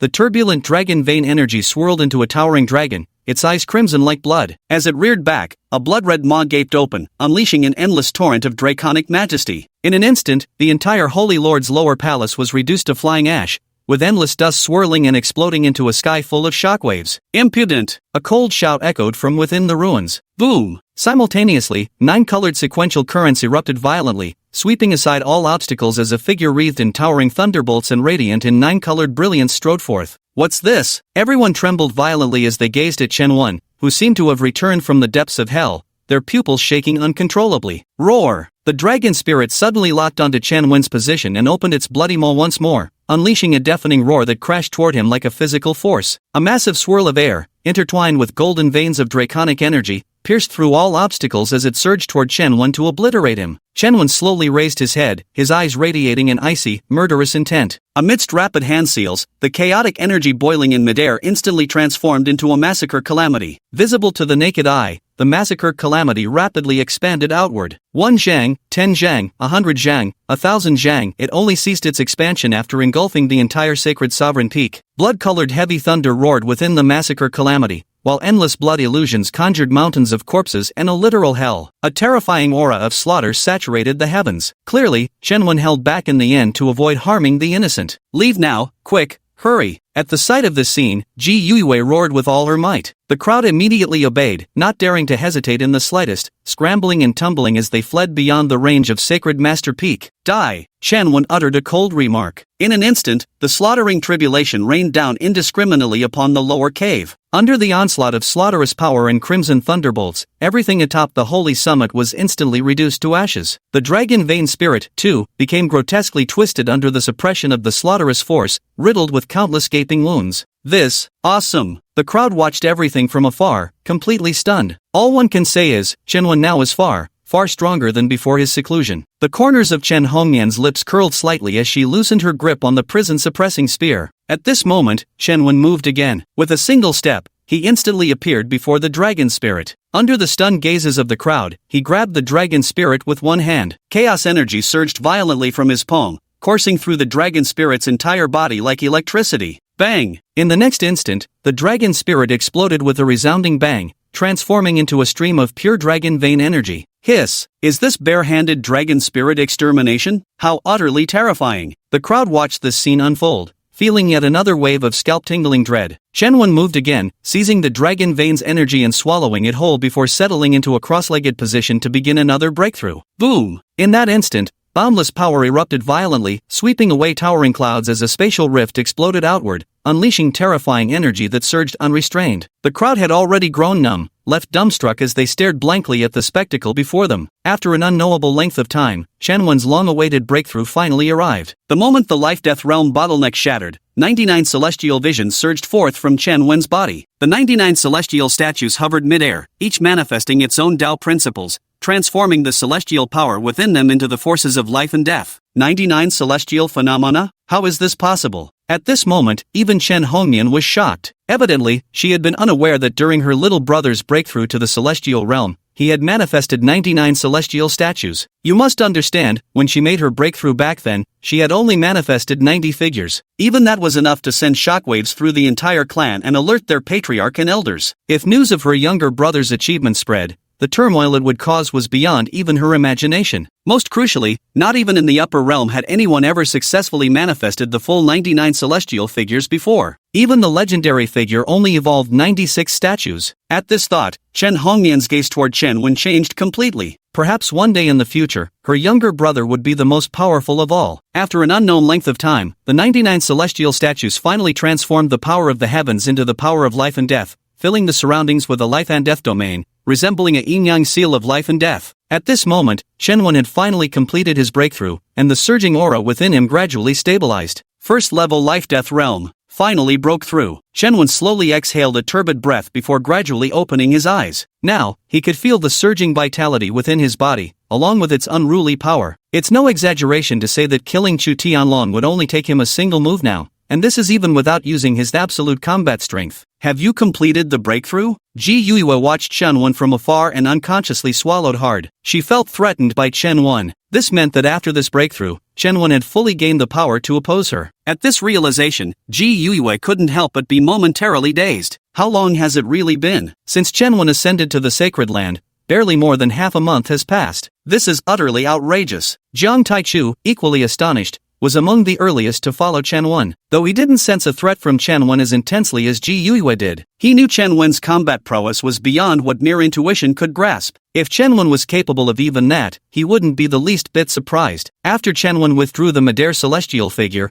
all the energy within him also completely settled. My lord, congratulations on successfully breaking through. Ji Yuiwa immediately assumed a congratulatory posture upon seeing this. The others didn't dare to slack off when they saw this and promptly joined in, chiming, "We congratulate the young master on successfully completing his breakthrough." Chen Wen nodded slightly before descending from midair to the ground. Chen Hongmian had already made her way to Chen Wen's side. "Impressive," she said. "You've really broadened your sister's horizons." Chen Wen rubbed his nose sheepishly. "At best, I'm just showing off in front of experts." "You rascal." Chen Hongmian tapped Chen Wen's head before continuing. "What's your plan now? Just follow your arrangements, sis." Chen Wen understood she was referring to their return to the imperial clan. After this recent breakthrough, his desire to return to the upper realm had grown even more urgent. Though the lower realm was relatively safer, its spiritual energy and resources ultimately couldn't sufficiently support his smooth development. "Take half a day, you can arrange it as you see fit." Chen Hongmian made the decision directly. "All right," Chen Wen nodded. Indeed, for people like Jiang Taichu who had been helpful to him,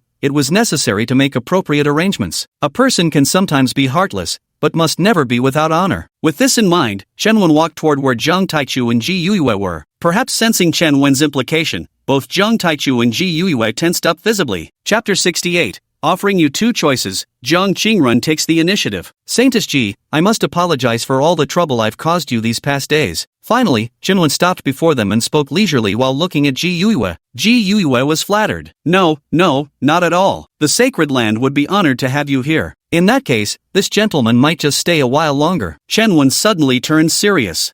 Ji Yuiwa was dumbstruck. She had only been trying to be polite. You actually took it seriously? Swish, swish, swish. All the senior disciples also turned their gaze toward Ji Yuiwa simultaneously, as if to say, "What are you being so polite for? If we let him stay any longer, even the sacred land will be ruined." Noticing the atmosphere growing increasingly tense, Chen Wen suddenly laughed. "Just joking, but it seems I'm genuinely unwelcome here." "No, it's just," Ji Yuiwa hastened to explain, but Chen Wen cut her off directly. "Enough, some things are already clear to everyone." With that, he abruptly shifted the topic. "Just now, during my breakthrough, I absorbed the sacred dragon vein from your holy land. That's a debt I owe your sanctuary. Now I'm giving you two choices. The first is that I'll compensate you with a certain amount of spirit crystals and divine sources. Second, my personal favor. It remains valid forever as long as it doesn't cross certain boundaries." As these words fell, Ji Yuiwa trembled violently from head to toe. Never had she imagined Chen Wen would voluntarily bring up the matter of the dragon vein, let alone take the initiative to offer compensation. To put it bluntly, even if Chen Wen had destroyed the entire sacred land, no one would have dared voice opposition. Suddenly, she realized Chen Wen was different, despite being an imperial prince. The others' gazes toward Chen Wen also changed now. Thinking back on how they'd compared Chu Tianlong to Chen Wen before, it seemed ridiculous now. How could Chu Tianlong even be compared to Chen Wen? The difference was simply too vast. Ji Yuiwa took several deep breaths before finally calming down. This humble servant chooses the second option. Chen Wen raised an eyebrow. "Oh, have you thought it through? This is my personal favor, not the imperial clan's." Ji Yuiwa nodded emphatically. "Yes, what this humble servant wants is precisely young master's personal favor." Over these past days, Chen Wen had shown her far too many miracles, shattering far too many of her long-held beliefs. She firmly believed that given enough time, Chen Wen would surely establish an imperial clan of his own. And even an imperial clan might not be the pinnacle of his achievements. Thus, she was willing to stake a future on Chen Wen. "Fine," Chen Wen nodded. This subordinate thanks the young master on behalf of the entire sacred land. Ji Yuiwa promptly bowed in gratitude. Chen Wen slightly raised his hand, lifting Ji Yuiwa effortlessly through the air. "Very well, rise. Your gratitude is noted, young miss." Yes, young master. Ji Yue offered no resistance and quietly stepped aside. Chen Wen's gaze shifted lightly, settling on Jiang Taichu. Old Jiang, you've been put through trouble these past days. No trouble at all. This humble one served willingly, Jiang Taichu hastily replied. Chen Wen smiled. This was exactly what he liked about Jiang Taichu. She always knew when to advance or retreat, and provided ample emotional support. With this in mind, Chen Wen spoke again. I might grant you two choices. The first is, a favor I owe you will always stand valid, provided it doesn't cross fundamental boundaries. The second option is becoming my attendant, but this choice comes with one requirement: absolute loyalty. If you show even a hint of treachery, I'll personally end you without mercy. Thud. Jiang Taichu didn't hesitate in the slightest. Before everyone's eyes, he knelt directly on the ground. I solemnly swear by the heavens above, in this lifetime I shall pledge allegiance only to Chen Wen. Should I harbor even a trace of disloyalty, may the heavens and earth strike me down. To him, this was never a choice to begin with. He had awaited this moment for far too long. The crowd gazed at Jiang Taichu in this state, their faces filled with envy. This is the personal attendant of the emperor's son, who can even accompany him back to the imperial clan. What does it mean to soar to the heavens in a single leap? This is it. Jiang Qingrun looked at her elder brother with an utterly complicated expression on her face. Although reluctant to admit it, she finally understood what it meant when people say opportunity knocks but once. If she had agreed to her brother's suggestion back then, would she now be standing by Chen Wen's side? At this thought, her fist hidden beneath her sleeve involuntarily clenched tighter. Since you've chosen the second option, I'll give you half a month to settle matters with the Boundary Protection Hall. With that, Chen Wen glanced at Jiang Taichu once more. Once it's done, you may come to the Chen clan to find me. I obey, my lord. Jiang Taichu immediately prostrated himself on the ground. Go now. Chen Wen waved his hand dismissively. Only then did Jiang Taichu rise, then bowed deeply towards the distant Chen Hongnian. After completing these gestures of respect, he lingered no longer and turned to depart. Chen Wen glanced around the scene, his gaze settling on Jiang Qingrun. Jiang Qingrun immediately tensed up upon noticing Chen Wen's movement. Compared to her initial pure aversion, her emotions this time were far more complicated. There was a sense of coy reluctance in her demeanor. What Jiang Qingrun didn't know was that Chen Wen had been staring at the green life soul floating above her head all along. The vast sacred land now had only Jiang Qingrun left as the child of destiny. To do or not to do it. Chen Wen's eyes flickered incessantly. Seeing Chen Wen's gaze lingering without shifting, Jiang Qingrun's clenched palms were already drenched in sweat. Ji Yue, on the other hand, shot Jiang Qingrun a frustrated glance, as if disappointed by her lack of initiative. For fuck's sake, what kind of time is this to still be acting coy? If the young master won't make a move, can't you damn well go to him yourself? To put it bluntly, with looks like yours, even if you stripped naked and presented yourself to the imperial clan, you still wouldn't be worthy of climbing into the young emperor's bed. Whatever, losing one chosen by fate doesn't make much difference. After a long while, Chen Wen still hadn't made his move. He'd just taken someone's elder brother as a slave. It wouldn't be proper to immediately bed their younger sister afterwards. This is really not done properly. With this thought, Chen Wen slowly withdrew his gaze. Seeing that Chen Wen had already lost interest, Ji Yue was scared out of her wits. What are you doing? Hurry up and go forward, quick! Ji Yue whispered urgently into Jiang Qingrun's ear. Jiang Qingrun's face underwent wild fluctuations as images of Chen Wen's tall,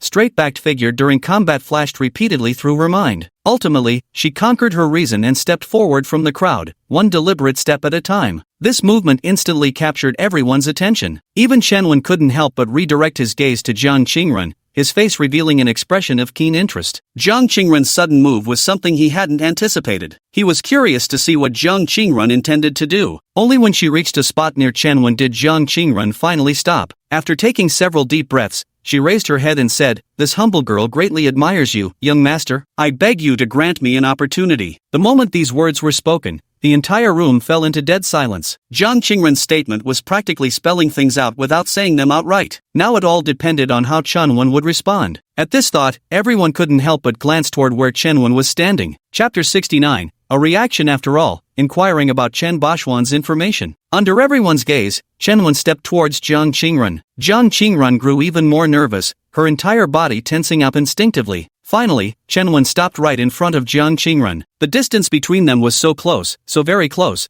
that they could smell each other's unique scent. Just as Jiang Qingrun was about to lose her composure, Chen Wen suddenly reached out with a finger, lightly tilting her chin upwards. Jiang Qingrun's eyes inadvertently met Chen Wen's. In that instant, she saw a deep whirlpool in his gaze, as if it could swallow all her emotions. Instantly, 2 flushes of bashfulness bloomed on her face, looking utterly captivating. A woman's shy blush surpasses countless charms in this world. That's exactly what I'm talking about. A faint smile curved at the corner of Chen Wen's lips before he withdrew his finger. Taking advantage of Jiang Qingren's momentary daze, Chen Wen turned and walked away without uttering a single word. Ha! What did this mean? The crowd was left stunned. Ji Youyue's face was also filled with confusion. Could it be that he didn't take a liking to Jiang Qingren? But that doesn't make sense. If he didn't like her, why would he repeatedly stare at Jiang Qingren? Why? Jiang Qingren, coming back to her senses, shifted from embarrassment to anger, feeling humiliated. Chen Wen stopped in his tracks, turned his head slightly to glance at Jiang Qingren. You're not worthy. 3 simple words, neither loud nor harsh, yet powerfully domineering. You. Jiang Qingren burned with shame and indignation, yet found herself without grounds for refutation. Get lost. Seeing the situation turning unfavorable, Ji Youyue immediately stepped forward and gave Jiang Qingren a sharp rebuke. Jiang Qingren bit her lip hard, but didn't rebut. Not entirely stupid. Ji Youyue couldn't help but let out a sigh of relief. She was genuinely afraid Jiang Qingren would stubbornly charge forward. Things would truly become irreparable then. Young master, this humble one failed in discipline. I offer my deepest apologies to you. As she spoke,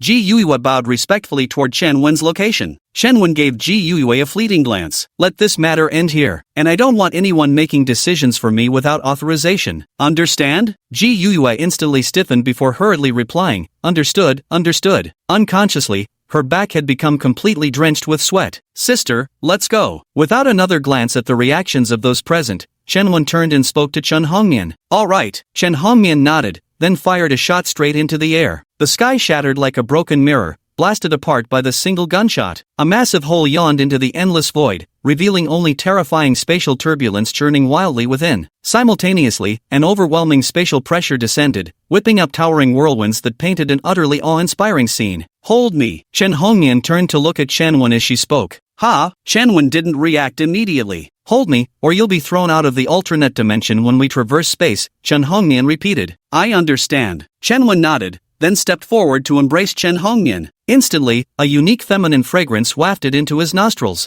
especially that tactile softness, which made him extremely embarrassed. Chen Hongmian glanced at Chen Wen. Are you really this nervous? Likewise, she could also feel Chen Wen's rapidly accelerating heartbeat and skyrocketing body temperature. I'm a fucking man, not a eunuch. How could nothing feel off at all? Chen Wen was utterly speechless. Most importantly, he wasn't the real Chen Wen either. Your hugging posture is all wrong. What's the difference between this and not hugging at all? Chen Hongmian said once again. Chen Wenjin wanted to say, if you hug me any tighter, I might lose my composure. No kidding. You're a man, can't you just be more decisive? Seeing Chen Wenjin remain motionless, Chen Hongmian took the initiative herself, wrapping his arms around her waist. For that brief moment, there wasn't the slightest gap between them. Chen Wen was completely stunned. Chen Hongmian suddenly sensed something and blushed slightly. At this moment, she finally understood why Chen Wen had been so awkward. After shooting Chen Wen a glare, she still didn't pull away from him. Are you ready? Let's go. Only after calming her emotions did Chen Hongmian finally speak. Chen Wen had also composed himself by now, exhaling softly as he said, let's go. Without another word, Chen Hongmian wrapped her left arm around Chen Wen and soared toward the shattered sky. Ji Youyue and the others naturally witnessed all of this unfolding before them. They could only say that interpersonal dynamics in big families were truly complicated. Soon after, Ji Youyue turned her gaze to Jiang Qingren beside her and comforted, don't think too much about it. You won't encounter him again from now on. Without a word, Jiang Qingren quietly turned and walked away. Watching Jiang Qingren's receding figure, Ji Youyue let out a sigh. She had originally thought Chen Wen was genuinely interested in Jiang Qingren, never expecting things to escalate to this point. All she hoped was that Jiang Qingren would come to her senses and not ruin herself. Meanwhile, in the grand hall of the imperial clan, at that moment, Chen Wudao sat solemnly in the main seat, with a gathering of men and women assembled below. Chen Baodao was prominently listed among them. Each of these individuals exuded an aura of terrifying might, all appearing as figures who commanded awe without needing to display anger. We've just received word that Xiaomian is returning with Xiaowen. This is a monumental event for our imperial clan and must be treated with the highest protocol. Upon hearing this, many in the crowd below began exchanging furtive, flickering glances. With that, Chen Wudao shifted his tone. On the day of Xiao Wen's return, everyone must be present except those in seclusion. The coming-of-age ceremony will be held in advance, scheduled for 3 days after Xiao Wen's return. At that time, we'll invite all clans to witness the ceremony. We must make them understand that our Chun clan fears no threat from any force. Whether it's destiny or calamity, Only our Chen clan members have the final say. Am I clear? Understood. No one dared to object, responding in unison. Good that you understand. Then take your positions and recall your respective faction members, Chen Wudao said impassively. Yes. With this acknowledgement, the assembly gradually dispersed. Before long, the Great Hall held only Chen Badao and Chen Wudao. What do you plan to do about Chen Baiyuan? Chen Wudao spoke first. Chen Badao's killing intent instantly surged. Kill him. Chen Wudao stared at Chen Badao for a moment before saying, be mindful of the consequences. Don't cause unnecessary panic. Chen Badao remained silent. Seeing this, Chen Wudao didn't say anything more. Xiao Wen is back. Keep an eye on him and make sure no one with ill intentions harms him. Whoever touches my son, Chen Badao's voice was as cold as iron, his murderous intent unconcealed. I'll kill them even if it costs me my position as clan leader. Leave us, Chen Wudao sighed before waving his hand in dismissal. Without another word, Chen Badao turned and left immediately. Alas, when children grow up, not half a thing is left to their father's will. Taoist Chen Wudao heaved a long sigh. Meanwhile, Chen Wen had already arrived in the upper realm. Before his eyes stretched an immense cosmos, where spiritual energies saturated the air to an extraordinary degree. Auspicious clouds drifted lazily, and cultivators could be seen soaring through the skies everywhere. Beyond what met the naked eye, he could perceive that the universal laws and heavenly Tao principles here were incomparably more complete than in the ancient Yuan realm. Perfect rules and heavenly laws can directly influence a cultivator's future, even determining their ultimate heights. It is no exaggeration to say that even an ant here is superior to those in the lower realms. But this is even better, it gives me room to fully display my abilities. Ancient wilderness realm, Chen Wen has arrived. At this thought, a dazzling brilliance erupted from the depths of Chen Wen's eyes. Come down already. How much longer do you plan to keep holding me? While Chen Wen remained immersed in his observation, Chen Hongmian's voice abruptly shattered the atmosphere. Got a little carried away there. Chen Wen hastily deflected, immediately releasing his arms. Chen Hongmian shot Chen Wen a glare, but chose not to pursue the matter with him. Speaking of which, sis, do you know Chen Bashuan? Chen Wen thought for a moment before deciding to first inquire about Chen Bashuan's information. This way, he could make preparations earlier. Chen Bashuan? Chen Hongmian froze instantly, looking at Chen Wen with astonishment. Why are you asking about him? Chapter 70, Summoning 100,000 Scarlet Prison Army, finally returning to the Imperial clan. No, how do you know about Chen Bashuan? Before Chen Wen could respond, Chen Hongmian frowned and added. Chen Wen remained expressionless, half-jokingly saying, what if I told you that the mastermind behind the plot to harm me is Chen Bashuan? Would you believe me, sis? Chen Hongmian's pupils constricted,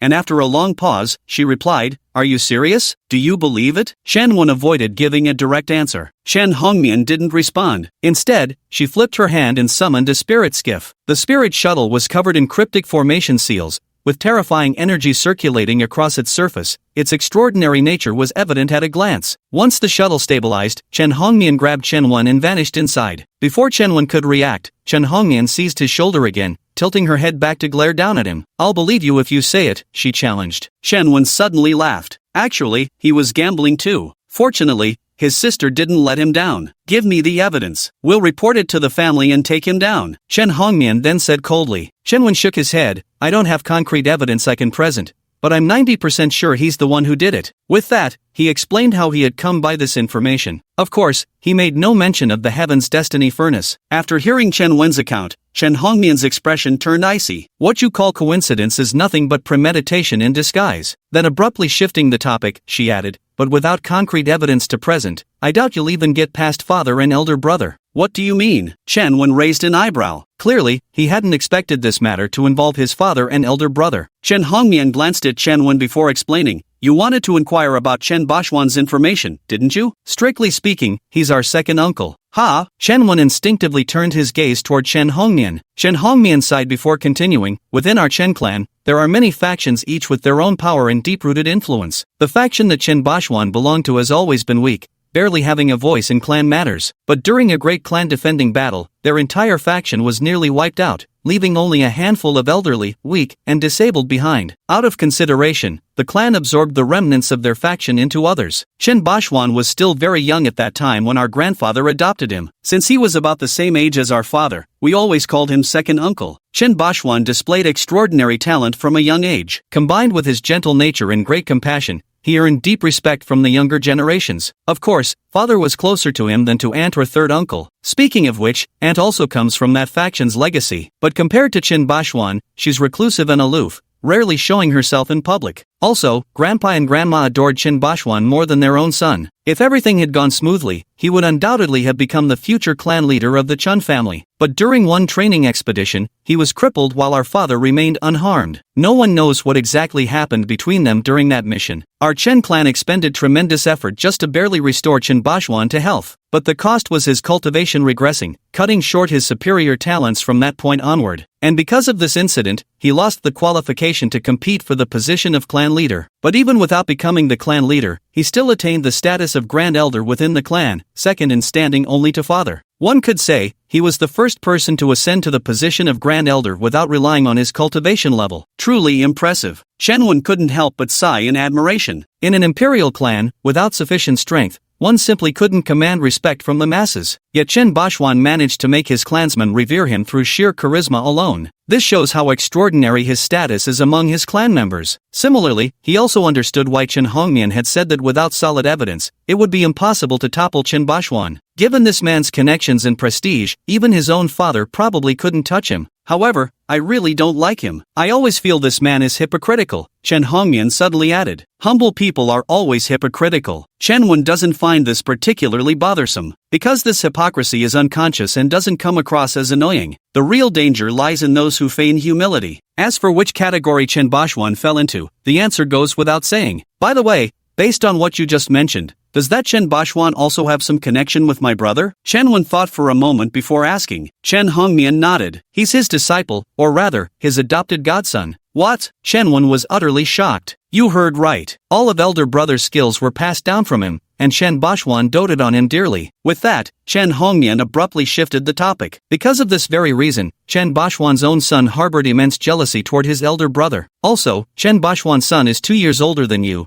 and he'll probably attend the rite of passage ceremony with you. At that time, he might give you a hard time because of your brother. You'd better watch out for him. Shenwen couldn't care less about the provocations from Qin Bashwan's son. What troubled him now was the relationship between his elder brother and Qin Bashwan, because he absolutely had to take down Qin Bashwan. But just as his sister had said, if he wanted to deal with Qin Bashwan, he'd have to get past both his father and elder brother first. Perhaps sensing Chen Wen's dilemma, Chen Hongmian gently placed a hand on his shoulder. Just between you and me. From now on, do whatever you think is right. As for dad and older brother, don't worry about them. Once the wood has already been made into a boat, how could they possibly blame you? Shenwen gave a violent start, staring at Chen Hongmian in shock. Clearly, he hadn't expected Chen Hongmian to support him so wholeheartedly either. You're my little brother. And what the hell is Qin Bashwan? Of course I'll support you unconditionally. Then, changing her tone, Chen Hongmian added, I bet big brother and dad would think the same way. Anyways, let's do it first. At worst, we'll just stand with you against the whole family. Understood. Shenwen stared at Chen Hongmian for a long moment before nodding firmly. Alright,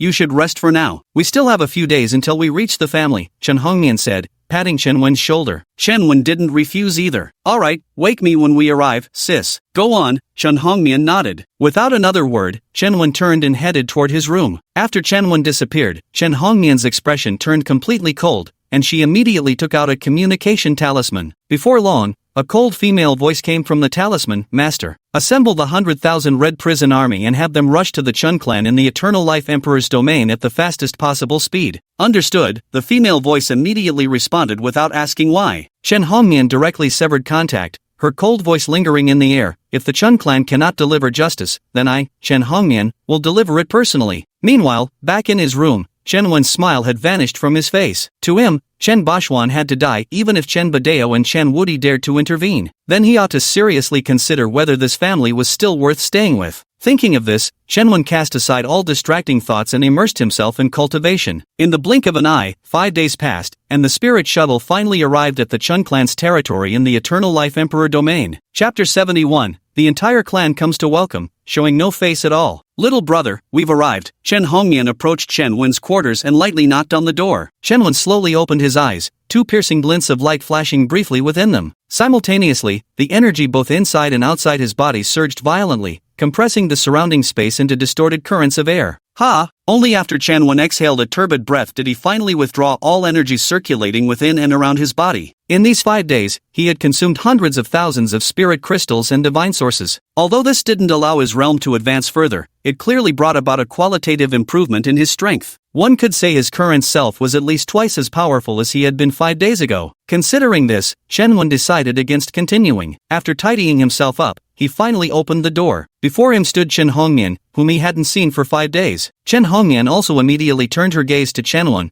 a flicker of astonishment flashing in her eyes. There weren't many geniuses in this world who could shock her, because she herself was an extraordinary talent. In just 5 days, she could sense a distinct transformation in Chen Wen, one that was fundamental in nature. Such terrifying talent. At that moment, she suddenly had the realization that she might have underestimated her younger brother's innate gifts. Perhaps before long, the family's established order would shift because of him. What's wrong? Is there a problem with mine? Chen Wen couldn't help but speak up. Chen Hongyan gathered her thoughts and shook her head. I was just startled by what you've achieved. Compared to you, sis, I'm still light years behind, Chen Wen joked. Chen Hongmian also smiled and said, what's the matter? Trying to surpass your sister so soon? Yeah, doesn't that mean I can protect you then? Chen Wen chuckled. Chen Hongmian froze for a moment, then tiptoed and tapped Chen Wen's head. Your mouth sure knows how to sweet talk, huh? Not bad, your sister approves. Chen Wen didn't respond to the banter and instead asked, has the family arrived? Chen Hongmian immediately straightened up with a serious expression. Yes, we're here. Then let's go, Chen Wen replied with a smile. All right. Chen Hongmian nodded and took the lead in walking out. Without any hesitation, Chen Wen immediately followed behind. Soon, Chen Wen stepped out of the room, and a breathtaking scene unfolded before his eyes. Upon gazing outward, an unbroken stretch of ancient and magnificent palaces came into view. Layer upon layer of magical formations enveloped the palaces, with mysterious runes shimmering within their depths. Above, amid the clouds, terrifying spirit beasts could be seen crouching, their thunderous snoring shaking hearts and minds,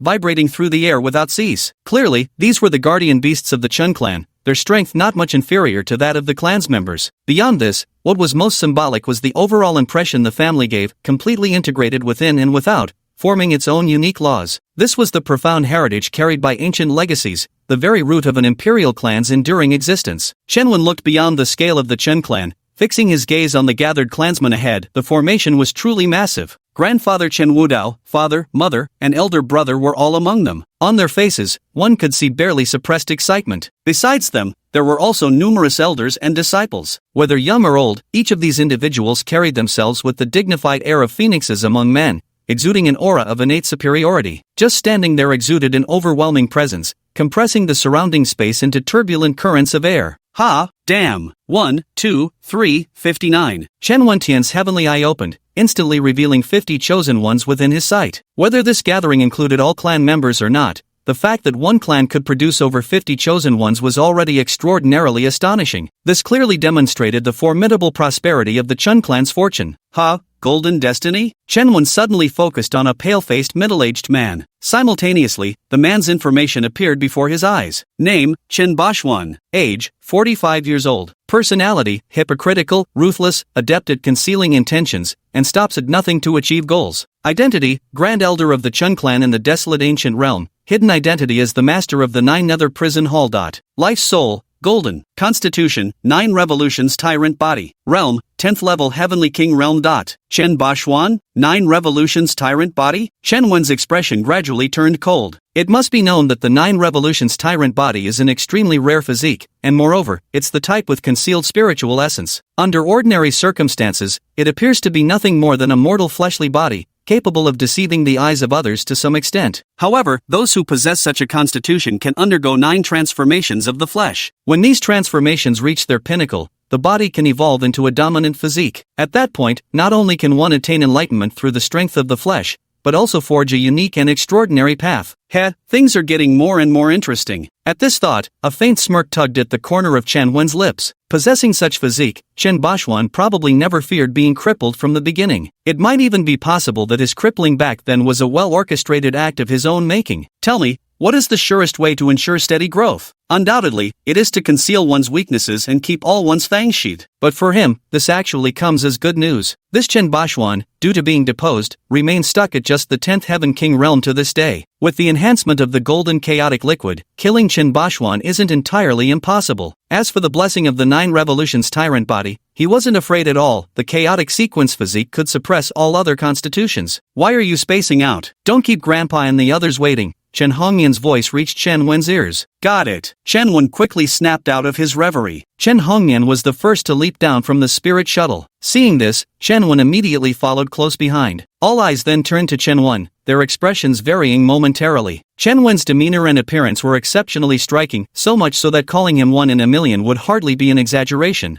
But in their eyes, a 16-year-old at the first level of the life and death realm was still slightly lacking. Moreover, the matter of Chen Wen having his divine body essence and emperor bones extracted was no secret within the Chen clan. Thus, in their view, Chen Wen was already someone with no future prospects. Soon after, Chen Wen landed steadily on the ground. "Kid, greet your grandfather and all the seniors here." Facing the crowd's scrutinizing gazes, Chen Wen unhurriedly clasped his hands in salute. His posture was perfect, neither submissive nor arrogant. Watching Chen Wen's composed demeanor, both Chen Badeo and Yi Chenyen couldn't help but reveal faint smiles. This son has brought them great honor. Despite the large crowd coming to greet him, few were genuinely sincere, most came hoping to witness a spectacle. In their hearts, they had already filtered Chen Wen through a lens of prejudice, believing that having grown up outside the imperial clan, he must have picked up many of the crude habits of the lower realms. Though such perception is harsh, those in power often view lower-level cultivators this way. "It's good that you're back. It's good that you're back." Chen Wudao was also very pleased with Chen Wen, repeating the phrase twice. "This must be Xiao Wen, truly a rare gem among men. Your eldest brother is truly blessed." At that moment, Chen Bashwan suddenly spoke up. A gentle smile rested on his face, effortlessly drawing people to him. Chen Wen turned his head to look at Chen Bashwan and blinked, saying, "And who the hell are you?" The moment these words were spoken, dead silence fell over the entire hall. Chapter 72, Killing at the Slightest Provocation, Shocking the Entire Clan. Chen Bashwan hadn't expected anyone to speak to him like this either, and the smile on his face froze in an instant. After everyone came to their senses, many faces changed expressions. Not to mention Chen Bashwan being a descendant of heroes, he himself had rendered loyal service to the imperial clan. For Chen Wen, a junior who had just returned to the family, to be so disrespectful was simply outrageous. Chen Badeo quickly intervened, introducing him. "Little one, this is your second uncle, Chen Bashwan. Hurry up and apologize to him." "An apology? Humph." Chen Wen looked at Chen Bashwan and said, "Oh, so it's second uncle here. Then he surely wouldn't mind my rudeness." Chen Badao slightly furrowed his brows,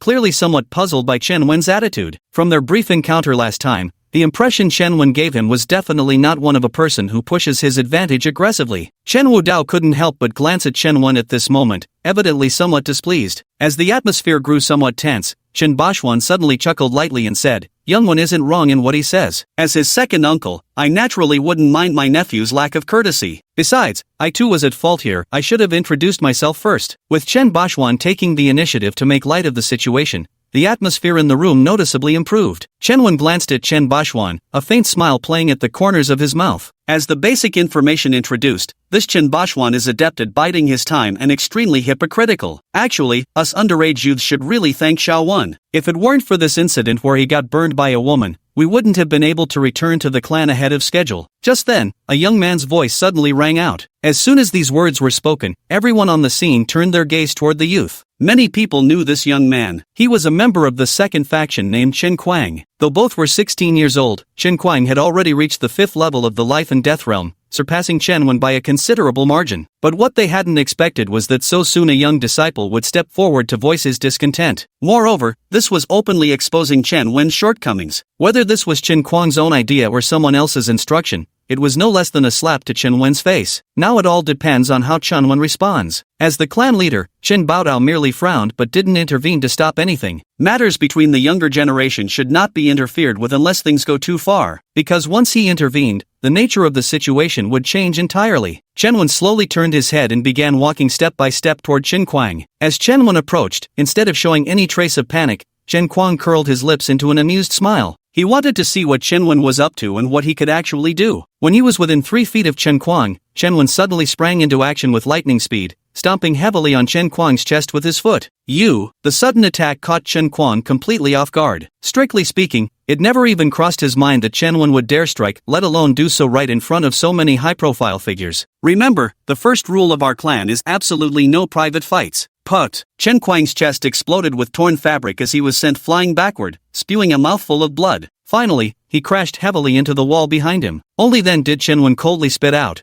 "A worthless piece of trash like you, trying to act like some big shot in front of me." He looked around at the scene again and said, "Every single one of you here, if you want to take me on, come at me yourself. Don't just hide in the sewers like a damn rat." The expressions of everyone present darkened instantly. Chen Wen's words had just insulted every single one of them. A young man who had just returned not only openly defied the clan rules but also dared to challenge their authority. This is sheer audacity. "You damned bastard, asking for death." Chen Kuang suddenly charged forward, killing intent fully revealed. Chen Wen moved instantly, extending a hand that reached across the air to seize Chen Kuang. All of Chen Kuang's defenses shattered upon impact as that palm descended upon him like Mount Tai. Not good. Chen Kuang's expression suddenly changed dramatically as he formed hand seals one after another, continuously bombarding the descending palm strike. How was this possible? Soon, a look of horrified realization appeared on Chen Kuang's face. In just an instant, this palm strike obliterated all of Chen Kuang's defenses and smashed squarely onto the crown of his head. An overwhelming torrent of power surged from top to bottom, sweeping through Chen Kuang's entire body. Chen Kuang's flesh exploded violently, blood splattering in all directions. Stop! At that moment, an urgent roar rang out. Simultaneously, a terrifying pressure came crashing toward Chen Wen's location. Die! Chen Wen let out a cold snort, using his finger as a sword, and abruptly slashed out with one fierce strike. In an instant, a chilling sword energy swiftly passed across Chen Kuang's neck. As a crimson line soared upwards, a head promptly flew through the air. Silence. A deathly silence fell over the scene. Obviously, no one dared to believe that Chen Wen actually had the guts to kill. He had just come back. This is fucking insane. Get the hell back inside. At the same moment, Chen Hongmian made his move, firing a shot that blasted the oncoming air pressure into oblivion. A terrifying killing intent surged violently from Chen Hongmian's body, piercing straight through half the sky. "You're asking for death." Witnessing his son's murder, Chen Batson's fury soared to the heavens as a murderous aura erupted around him. "Come then." Chen Hongmian stood with spear leveled, the power within him surging rapidly. As the battle between the two was about to erupt, Chen Wudao finally spoke up. "Enough. Have you no regard for rules?" "What rules? If there were any rules, my son wouldn't be dead." Chen Bakong snarled furiously. Chen Wudao's voice turned icy. "Listen well, these words I shall say but once. Get out." "Very well, but I hope the elder patriarch will grant this humble one justice and uphold the iron laws of the imperial clan." Chen Bakong glared fiercely at Chen Wen one last time before stepping back. The assembled crowd remained silent, but their thoughts were unanimous. From their perspective, Chen Wen had only just returned, yet already dared to act with such reckless audacity. If this momentum isn't curbed in advance, isn't he going to turn the world upside down next? Chen Wudao's gaze shifted lightly, settling on Chen Wen. "Did you know that unauthorized killing within the clan is a capital offense?" "All I know is, when someone tries to kill me, I have no choice but to eliminate them first," Chen Wen said calmly. "You're twisting right and wrong. Who's killing whom here?" Chen Bakong suddenly roared, appearing extremely agitated. Chen Wen remained unfazed. "The witnesses aren't blind. It was your son who tried to kill me first. At most, I was just defending myself. If you hadn't struck first, he wouldn't have lost control." Chen Bat-song roared again. Chen Wen said coolly, if he hadn't jumped out pretending to be hot shit, I wouldn't have had to deal with him." "So that's your fucking excuse? Does that mean Xiangu should come after you next?" Chen Bat-song grew even more furious. Chen Wen shrugged his shoulders. "What's that got to do with me? I've only got one principle here. Life and death are trivial. If you don't accept it, then fight. If you still don't submit, then we'll fight to the death." By the end, Chen Wen's voice had turned as cold as steel. The corners of everyone's mouths twitched repeatedly. From their perspective, Chen Wen was too unrestrained, too audacious. Yet ironically, they couldn't refute him because it was indeed Chen Kuang who started the passive-aggressive remarks. But then again, if everyone behaved like this, wouldn't the entire family descend into chaos? "You're fucking spouting nonsense." Chen Batson's lungs nearly exploded with rage in that instant. The next moment, he whirled toward Chen Wudao and Chen Badeo, his eyes bloodshot and bulging with fury.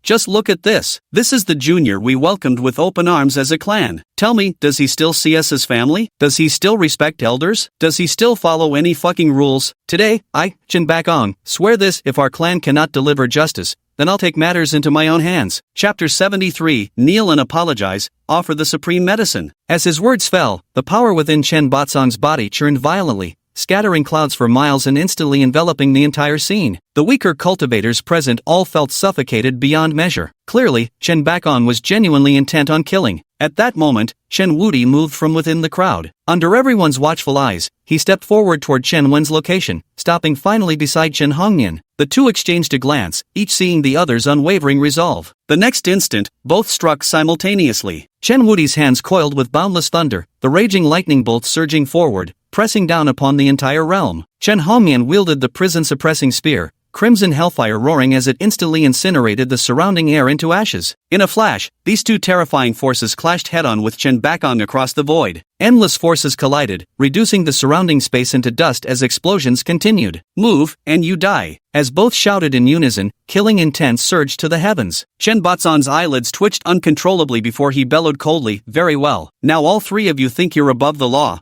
Is that it? Today, I, Chen Bakong, will see just what the three of you have to kill me with. They're not three, they're four." Yi Chenyan's voice drifted leisurely into the scene. The moment these words were spoken, the entire venue erupted in shock. If Cheng Hongnian and Chang Wudi's previous moves were mere child's play, hardly worth mentioning, with Yi Chenyan getting involved, everything became different. This was the matriarch of the Chen clan. Chen Batson's expression changed drastically in an instant. Even against Chen Wudi and Chen Hongnian joining forces, he'd still been confident about suppressing them. But Yi Chenyan was someone no weaker than him, especially since Yi Chenyan was notorious for being a complete madman. Why did Chen Hongnian assume command under a woman's name, standing alone to guard beyond the frontier? It was inheritance from Yi Chenyan. One could say Chen Hongnian was simply her younger counterpart. "I don't give a damn who you are, those who touch my children must die." Yi Chenyan strode toward Chen Hongnian and the others. Those icy words drifted clearly into every listener's ears. In an instant, the air was thick with a murderous aura. Chen Bakon blared fiercely at Yi Chenyan. "As the matriarch of our clan, would you also disregard the ironclad laws of our family?" Yi Chenyan slowly raised her head. "If you want to talk to me about ironclad laws, clean up your own mess first." "You." Just as Chen Bakon was about to retort, Yi Chenyan cut him off sharply. "Silence, did I permit you to speak?" As she spoke, her gaze swept around, exuding authority effortlessly. "First, my son never knew it was forbidden to take action within the clan, so his actions were understandable. Second, in his initial strike, my son had no intention to kill, it was Chen Bakon who acted with deadly intent first. Thus, his death was well deserved. Third, the clan's rules explicitly state that disputes among juniors must be settled by the juniors themselves. Elders are forbidden from intervening. And you, Chen Bakong, violated this ironclad rule more than once, so if anyone deserves to die, it was you first."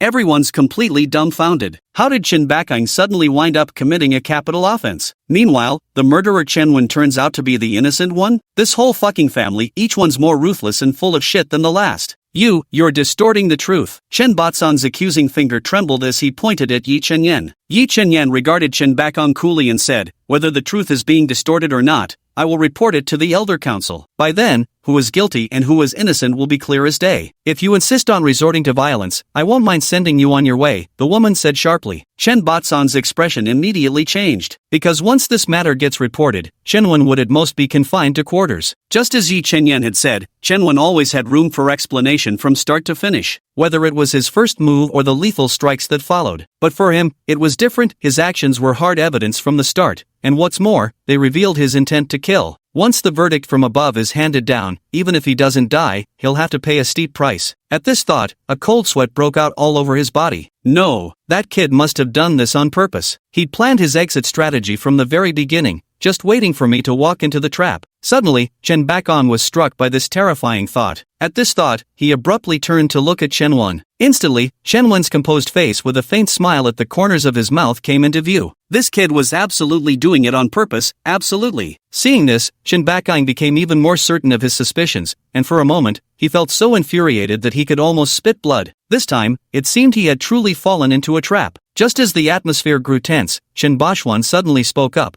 "Look at how this has turned out. Old Song, you truly can't shake off that impulsive nature of yours." Then, shifting his tone, he added, "Sister-in-law, your maternal love is understandable, but Old Song also cares deeply for his son. Let me mediate this, why don't we just let it go?" Chen Batsong's face remained stiff with displeasure, but his silence already spoke volumes. Yi Chenyan said coolly, "This isn't my call, only my son's word counts here." "What do you mean, Xiaowen?" Chen Bashwan looked at Chen Wen and said. Chen Wen smiled and said, actually, I'm not the type to take advantage when I'm in a dominant position. How about this, let him cripple his own cultivation, and we'll consider the matter settled. I at *N% hashtag. Everyone had the urge to spit right in Chen Wen's face. What a merciful winner you are. Seems you've got some fucking misunderstandings about that phrase. Chen Bashwan's lips kept twitching uncontrollably. Even a hypocrite like him couldn't stomach Chen Wen's shamelessness. Forcing someone to cripple their own cultivation, this was worse torture for Chen Bakong than outright killing him.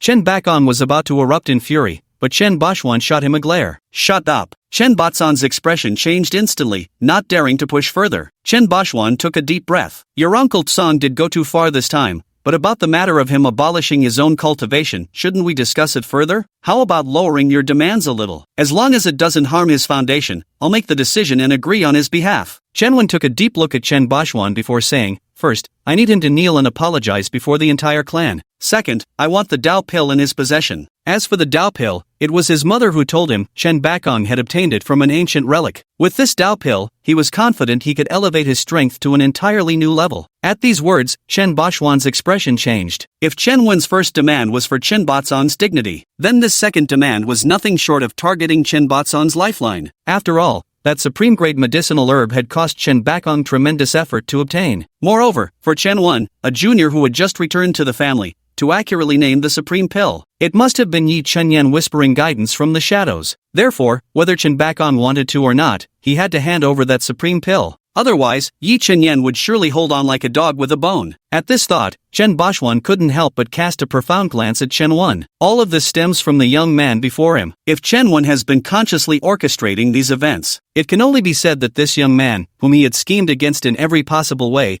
was far more remarkable than he'd ever imagined. Still, thinking about it made him sigh with mixed emotions. Before this mastermind behind the scenes could even make his move, he had already sensed the opponent's terrifying capabilities. Things are getting more and more interesting. At this thought, Chen Bashwan couldn't help but curl the corners of his mouth slightly upwards. Is there no room for negotiation anymore? After collecting his thoughts, Chen Bashwan turned his gaze back to Chen Wen once more. Chapter 74, The Man I Killed, The Supreme Medicine I Still Want. Certainly, just cripple your cultivation, Chen Wen said coolly, devoid of any emotion in his voice. Chen Bashwan took a deep breath and turned to Chen Bakong, who was suppressing his fury, saying, agree to his terms. Absolutely not. Chen Bakong roared instinctively. Forgotten your place, have you? If you're itching to die, I'll gladly oblige. With those words, Yi Chenyan scanned the surroundings and declared, let's see who dares to lift a finger to help you. In an instant, a terrifying aura erupted from Yi Chenyan, bearing down directly toward Chen Bakong. Chen Batsong's expression shifted once more. At that moment, Chen Bashwan spoke up again, agree to it. Brother Xian, how am I supposed to answer this? Seeing that Chen Bakong was still indignant, Chen Bashwan sighed, if you're truly unsatisfied, then I won't involve myself in this matter anymore. Chen Batsong's face flickered through a succession of expressions, his eyes gradually tinged with crimson. But under Chen Bashwan's steady gaze, he finally gritted his teeth and spat out resentfully, fine, I agree. Hearing this, Chen Bashwan slowly withdrew his gaze. He actually agreed? The crowd couldn't help but gasp in shock. Under everyone's watchful eyes, Chen Bakong slowly lowered his proud head and said to Chen Wen, I apologize. Kneel. Chen Wen gave Chen Bakong a cold glance. Don't push me too far. Chen Bakong suddenly raised his head, his eyes crimson like blood. Chen Wen remained expressionless. That's right,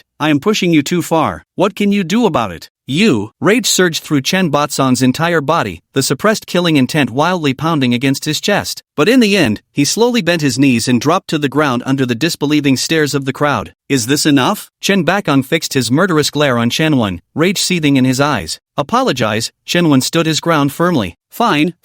I, Chen Bakong, will remember this day. Chen Bakong snarled before suppressing his murderous intent and speaking word by word, soar. What do you want? Chen Bakong suddenly turned to look at Yi Chenyan, his face filled with shock. He saw that Yi Chenyan had already placed a hand on his shoulder. That terrifying power immobilized his body before he could react. At the same moment, Chen Wen made his move. With a single sword stroke, he aimed to decapitate Chen Bakong. Sword energy rioted and surged as a flash of primordial sequence power streaked through the air. Thud! Chen Batsong's head rolled to the ground just like that. Chen Wen calmly sheathed his spirit sword and said indifferently, I've changed my mind. His voice wasn't loud, but it struck like thunder, piercing through everyone's eardrums. The entire crowd stared at this scene in shock, unable to regain their composure for a long time. What do you mean I changed my mind? A brat who just returned dares to toy with the clan like this, treating lives as playthings. How dare he? How dare he? Xiaowan, isn't this going too far? Chen Bashuan said, suppressing his fury. Chen Wen's actions were not just a challenge to the ironclad rules of the family, they were a slap in the face to Chen Bashuan himself. Since he debuted, no one had ever dared to slight him like this. Never. Chen Wen glanced at Chen Bashuan and said coolly, showing me killing intent over and over again, does he think I'll tolerate it? I, Chen Wen, may not have many virtues, but one thing's for sure, I never hesitate when it's time to strike. You, Chen Bashuan suddenly found himself unable to retort, because Chen Bakong had indeed shown murderous intent more than once. But then again, after subjecting someone to such great humiliation, how could you expect them to greet you with a smiling face? That's just fucking impossible. Yi Chenyan spoke up then, this is my execution as the mistress of the house, a criminal who defied punishment and repeatedly harbored murderous intent. If the Elders' Council deems the execution unjust, they are welcome to strip me of my position as mistress. Everyone was utterly dumbfounded. This whole damn family really knows how to spin a tale. Originally, Chen Bakong had already been framed as the party at fault. Now, not only has he been branded as a repeat offender with murderous intent, but he's even lost his life. Where the hell is the justice in this? The next moment, Yi Chenyan coldly declared again, first there was Chen Baiyuan, now Chen Bakong. Do you people from the second faction really think our patriarch's faction has no one left? As the words fell, a terrifying murderous intent erupted, causing the temperature of the entire scene to plummet. Many elders from the second faction couldn't help but slightly change their expressions. The matter of Chen Baiyuan was no secret within the clan. Because of this, members of the second faction quickly distanced themselves from Chen Baiyuan, aiming to avoid being implicated. After all, currently the Chun clan's factional power is strongest within the Patriarch's faction. No one would willingly offend the Patriarch's faction without good reason. As for Chen Baiyuan, he was simply abandoned by them. With that, Yi Chenyan changed her tone sharply. Today, I'm putting it out there clearly, this matter isn't over. Whoever is secretly pulling the strings behind the scenes, I will investigate thoroughly until every person involved is dug out. As these words were spoken, the complexion of many present changed instantly, especially a certain youth in the crowd, whose hands hidden within his sleeves clenched tightly. Anyone with clear eyes could see that Chen Kuang had been acting under someone's orders in today's incident. Now that Yi Chenyan insists on holding on to this matter, it's truly going to be troublesome. Without a doubt, it won't be long before another storm of bloodshed erupts within the clan. Enough, let's end today's matter here, but I don't want the same thing to happen again. As many were feeling uneasy, Chen Wudao spoke up, his words effectively concluding the matter with finality. Yi Chenyan glanced at her father-in-law but did not object. At least, her goal had been achieved. As the matriarch of the clan, no one understood better than her the importance of knowing when to stop. In a great family, to gain benefits, one must first earn the right to make others yield. Phew, that was close. Many secretly let out a sigh of relief, but others cast uncertain glances at Yi Chenyan and Chen Wen, their expressions flickering with suspicion. This mother-son pair had unknowingly put on quite the show for everyone. Meanwhile, Chen Bashuan's gaze fell upon Chen Wen, his brows slightly furrowed. Before Chen Wen returned, he had wanted to meet him. Now that they'd met, not only had he suffered 3 covert setbacks in quick succession,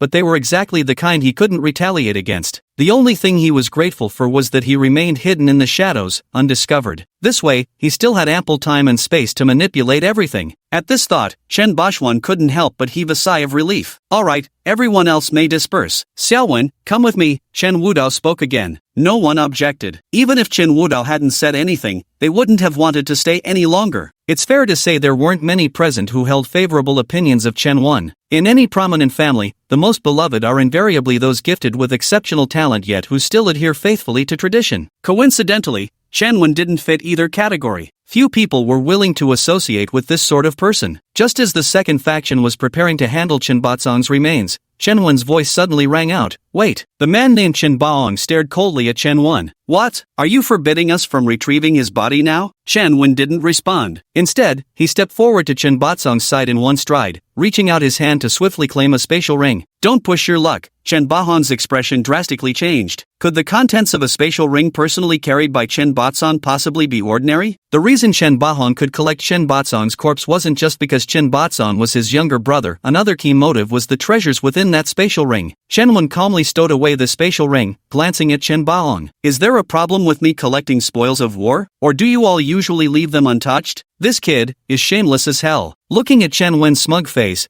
the crowd genuinely felt the urge to punch someone. You, fine. Chen Baong, won't forget this, Chen Baong gritted out through clenched teeth before carrying Chen Bakong away. Oh, Then you must remember to carry a spatial ring with you at all times, Shen Wen said leisurely. Let's go. Chen Baong suddenly paused, then growled deeply. The others didn't linger any longer. After giving Chen Wen a profound look, they left one after another. Chen Bashuan stepped forward to Chen Wen and smiled. Little one, you've truly broadened your second uncle's horizons. Go ahead, tell me what you want. Second uncle will give you a welcome gift. A welcome gift? Hee hee, I'm gonna screw you over good. Thinking this, Chen Wen's lips curved slightly into a faint smile. Chen Hongnian had been closely watching Chen Wen's movements. When she saw this situation, she knew Chen Bashuan would probably have to pay dearly. Chapter 75, Siblings Join Forces, Obtaining Another Ancient Imperial Pill. Then I won't hold back? Shen Wen said to Chen Bashuan. Chen Bashuan chuckled. If you start being polite with your second uncle, then you're really treating me like an outsider. Chen Wen pretended to think for a moment before replying, Uncle, you know my situation too. I've just returned to the clan and already I'm being targeted. If we stay any longer, even our personal safety might be at risk. In that case, I don't need anything too fancy, just casually give me an imperial artifact or some emperor's elixir and we'll call it even. If all else fails, just give me some emperor-grade elixir that can instantly boost me by 1 or 2 major realms. Chen Bashuan's face darkened, his lips twitching repeatedly. Damn kid, you really dare to ask for anything, and what nonsense about anything will do and if all else fails? Do you fucking think I'm an idiot? The expressions on Chen Badeo and the others' faces were absolutely priceless. Only Chen Hongnian was suppressing her laughter, barely keeping herself from bursting out. Truly my little brother, you've done brilliantly. Chen Wen tugged at the corner of his mouth, revealing an innocent smile. Uncle, my request shouldn't be too much to ask, right? Ha, not too much my ass. But of course, Chen Bashuan couldn't say these words out loud. He could only force a smile and say, Little one, your uncle's capabilities are limited, I truly can't produce these things. This time, Chen Bashuan wasn't actually lying. Items like Emperor's artifacts and Emperor's medicine, while the Qin clan could indeed produce them, were not the kind of resources to be casually distributed to subordinates. Generally, only those who had achieved extraordinary merits or possessed immense potential would be granted such treasures by the clan. As for Chen Bashuan himself, though he had some resources at his disposal, there was no way he would hand them out merely to curry favor, especially when the person in question was someone he intended to manipulate. Oh, since second uncle has difficulties, let's just forget about it then. With that, Shen Wen changed the subject. Actually, I'm not too particular about gifts. Second uncle, you don't need to feel too obliged by what you said earlier. Chen Bashuan's mouth twitched once more. If you truly didn't mind or need it,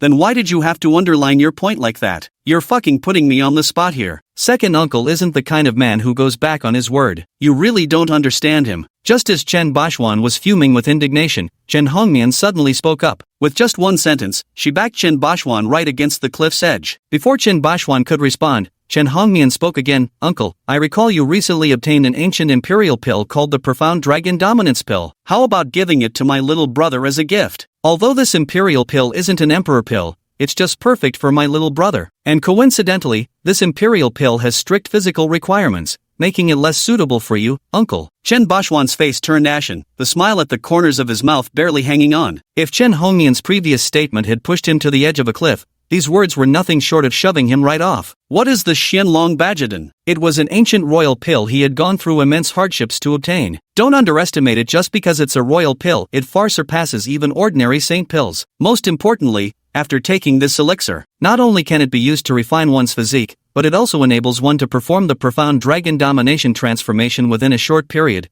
maximizing personal strength. As someone who possesses the 9 revolutions indomitable body, he can fully unleash this elixir's potential to its utmost limits. Although without this elixir, he wouldn't necessarily lose the opportunity to break through with his 9 revolutions indomitable body. But asking him to give it to Chen Wen would truly be harder to bear than slapping him across the face. Sensing the growing tension, Chen Badao also noticed Chen Baxian's dilemma and said, Xiao Wan, come with me to grandfather. It wouldn't do to keep him waiting. The rest of you can head back first. Make arrangements for Xiao Wen's accommodation. Alright then, uncle, no need for the gift. I appreciate the thought. Chen Wen seemed oblivious to his father's intentions, emphasizing his point once more to Chen Badeo before leaving. Damn it! Chen Badeo truly wanted to curse out loud. Chen Badeo also shot Chen Wen an annoyed glance, as if to say, are you really this dense? Or are you just pretending not to understand me? Chen Bashuan knew it would be truly unreasonable if he didn't show some gesture now. At the very least, Chen Baodao and Yi Chenyan would form unfavorable opinions of him. Before achieving his goal, he had to maintain his carefully constructed persona. With this thought in mind, Chen Bashuan made a decision. Indeed, Xiaomian is right, this profound dragon domination pill is of little use to me anyway. If it suits Xiaowen, then then it's his gift, consider it his second uncle's welcoming present. Speaking such, Chen Bashwan handed over an antiquated pillbox to Chen Wen. These kids are just fooling around. How could you take it seriously, Brother Xian? Chen Badeo immediately interjected. Chen Bashwan placed the pillbox in Chen Wen's hand with a smile.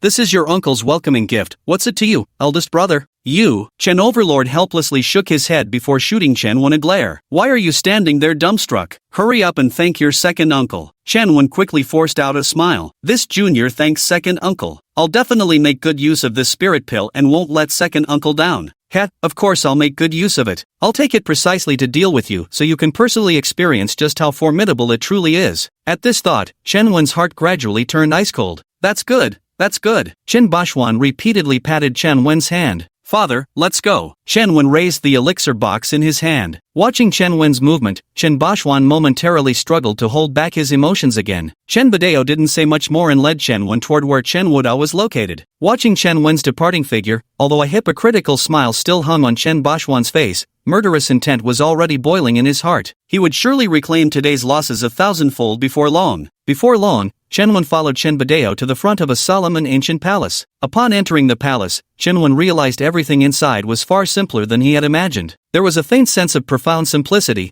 as if embodying the principle that the greatest truths are the simplest. Sit, Chen Wudao gestured with a downward press of his hand. Only after seeing his father take a seat did Chen Wen sit down beside him. For Chen Bashwan and the others, he could be unrestrained or even rude, but when it came to his own grandfather, he had nothing but respect. How does it feel to be back home? Chen Wudao asked first. Chen Wen replied, very good. I just got back and already received so many welcoming gifts. Chen Wudao glanced at Chen Wen before speaking. This is how big families are. You did well today. But remember one thing, always know when to stop whatever you're doing. Otherwise, you'll only push yourself to the edge of a cliff. When that time comes, there's truly no retreat left. Understand? Your grandson will keep this in mind. Chen Wen understood Chen Wudao was cautioning him, so he offered no rebuttal. But there were times when certain matters allowed absolutely no room for negotiation with him. Take Chen Bashwan, for example, he had to be eliminated without exception, and no amount of plea bargaining would change that.